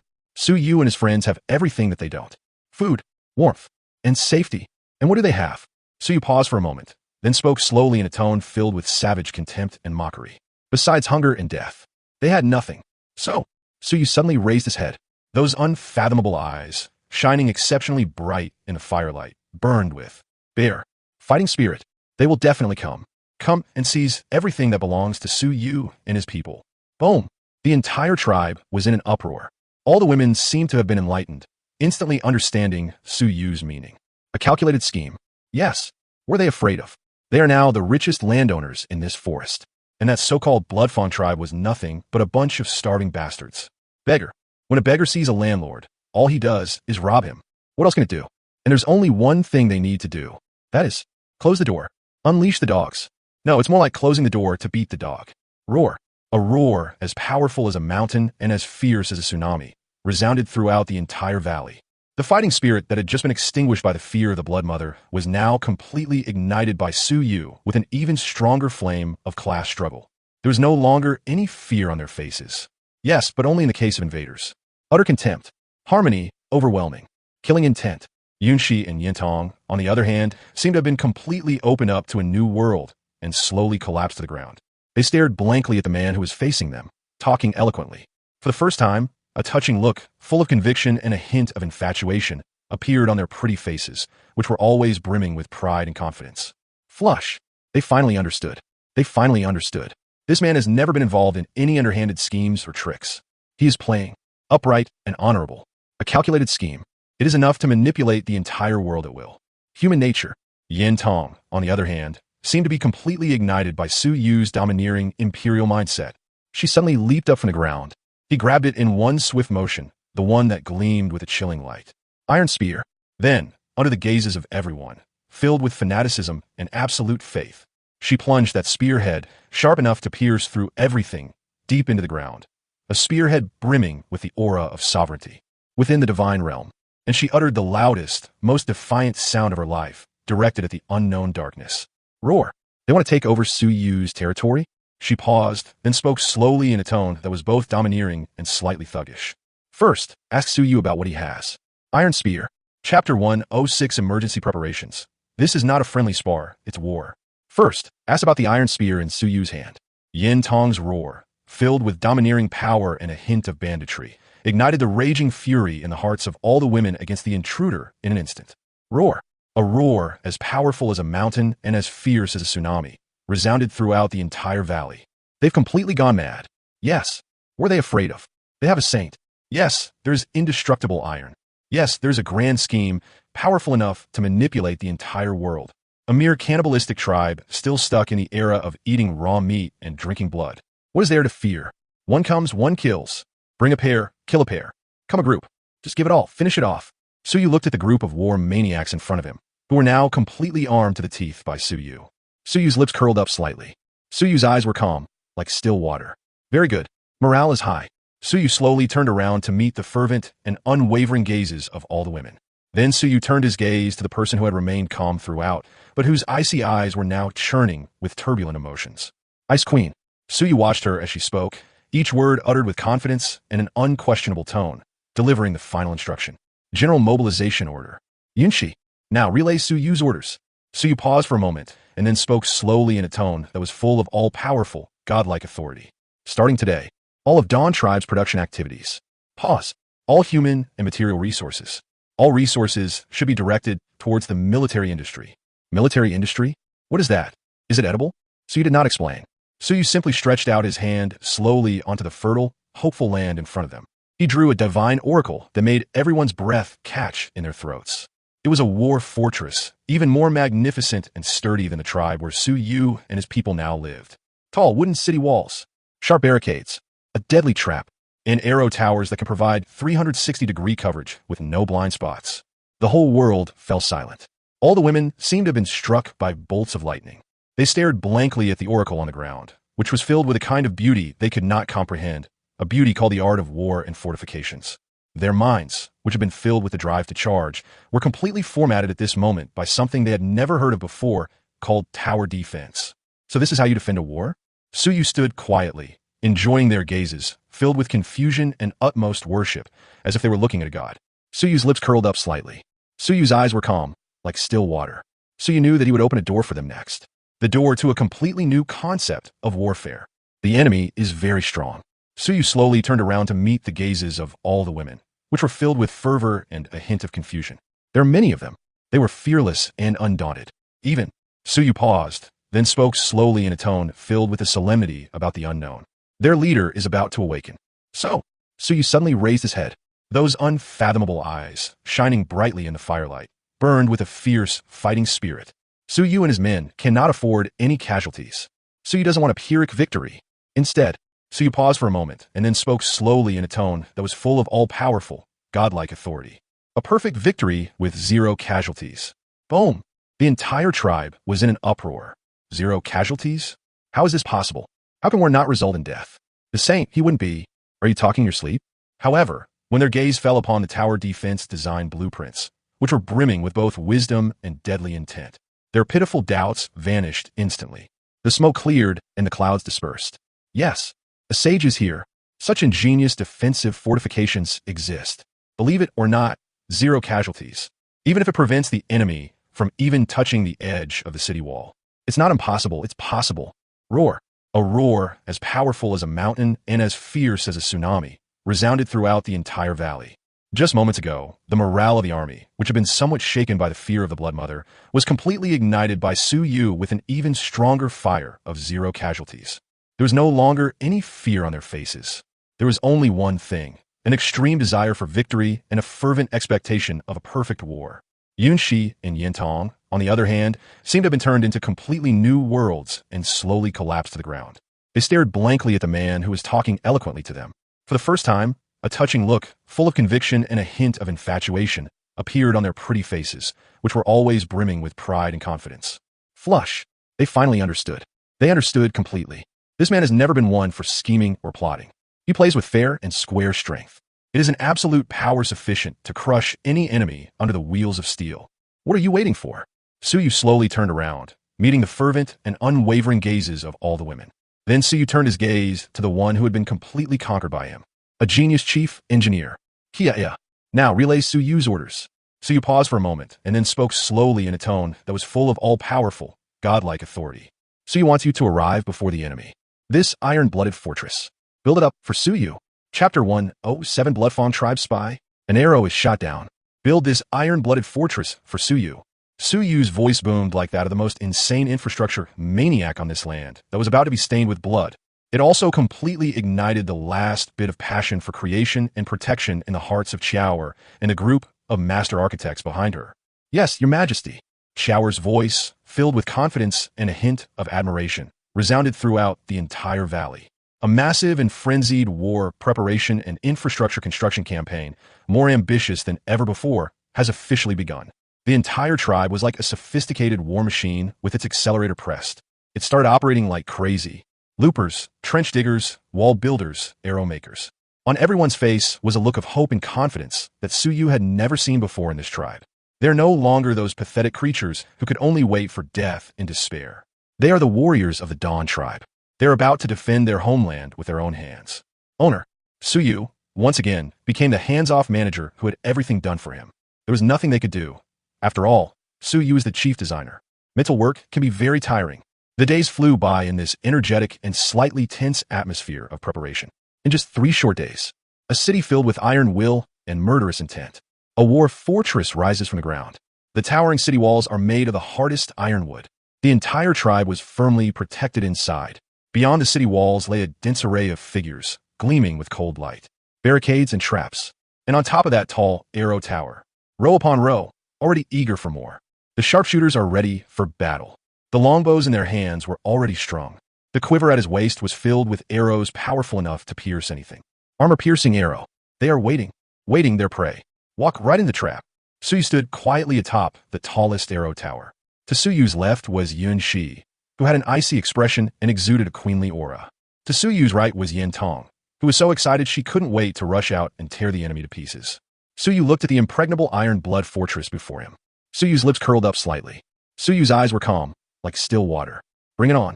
Let the storm come. Go even harder. However, just as everyone was immersed in this immense confidence that everything was ready except for the final push, a cold, professional system notification suddenly exploded in Suyu's mind without warning. Bite.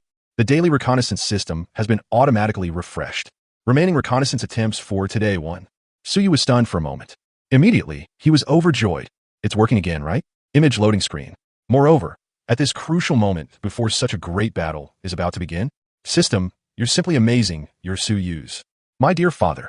With immense excitement, Suyu focused his thoughts on that place, a place full of unknowns and opportunities. Above the refresh button, daily reconnaissance system activated. Scan range, radius 1,000 meters. Scan complete. New hostile target discovered. It's here. Suyu slowly opened his eyes. Suyu's face remained expressionless. But Suyu's eyes, which shone exceptionally brightly in the firelight and were unfathomable, burned with, even more powerful than the flames in the blast furnace. Fiery. Flame. Suyu knows. Fish. They've taken the bait. Suyu slowly turned around to meet Yun Shi and Yin Tong's gazes, which were filled with tension and anticipation. Then Suyu turned his gaze to the area outside the tribe that was eerily quiet. Forest. They've arrived. Suyu slowly uttered 2 words. Yun Shi and Yin Tong's bodies suddenly stiffened. They instinctively gripped their weapons tighter. In an instant, a fierce fire ignited in those beautiful eyes. Fighting spirit. Suyu slowly shook his head. Don't rush. Suyu looked at them, at their beautiful eyes filled with confusion and bewilderment. He spoke slowly, each word uttered with a tone filled with contempt and mockery towards his prey. It wasn't the main force that arrived. It was just one that didn't know its own mortality. Spy. A spy? Yunshi and Yintong were both stunned. They all looked at Suyu with eyes full of incomprehension and doubt. What is a spy?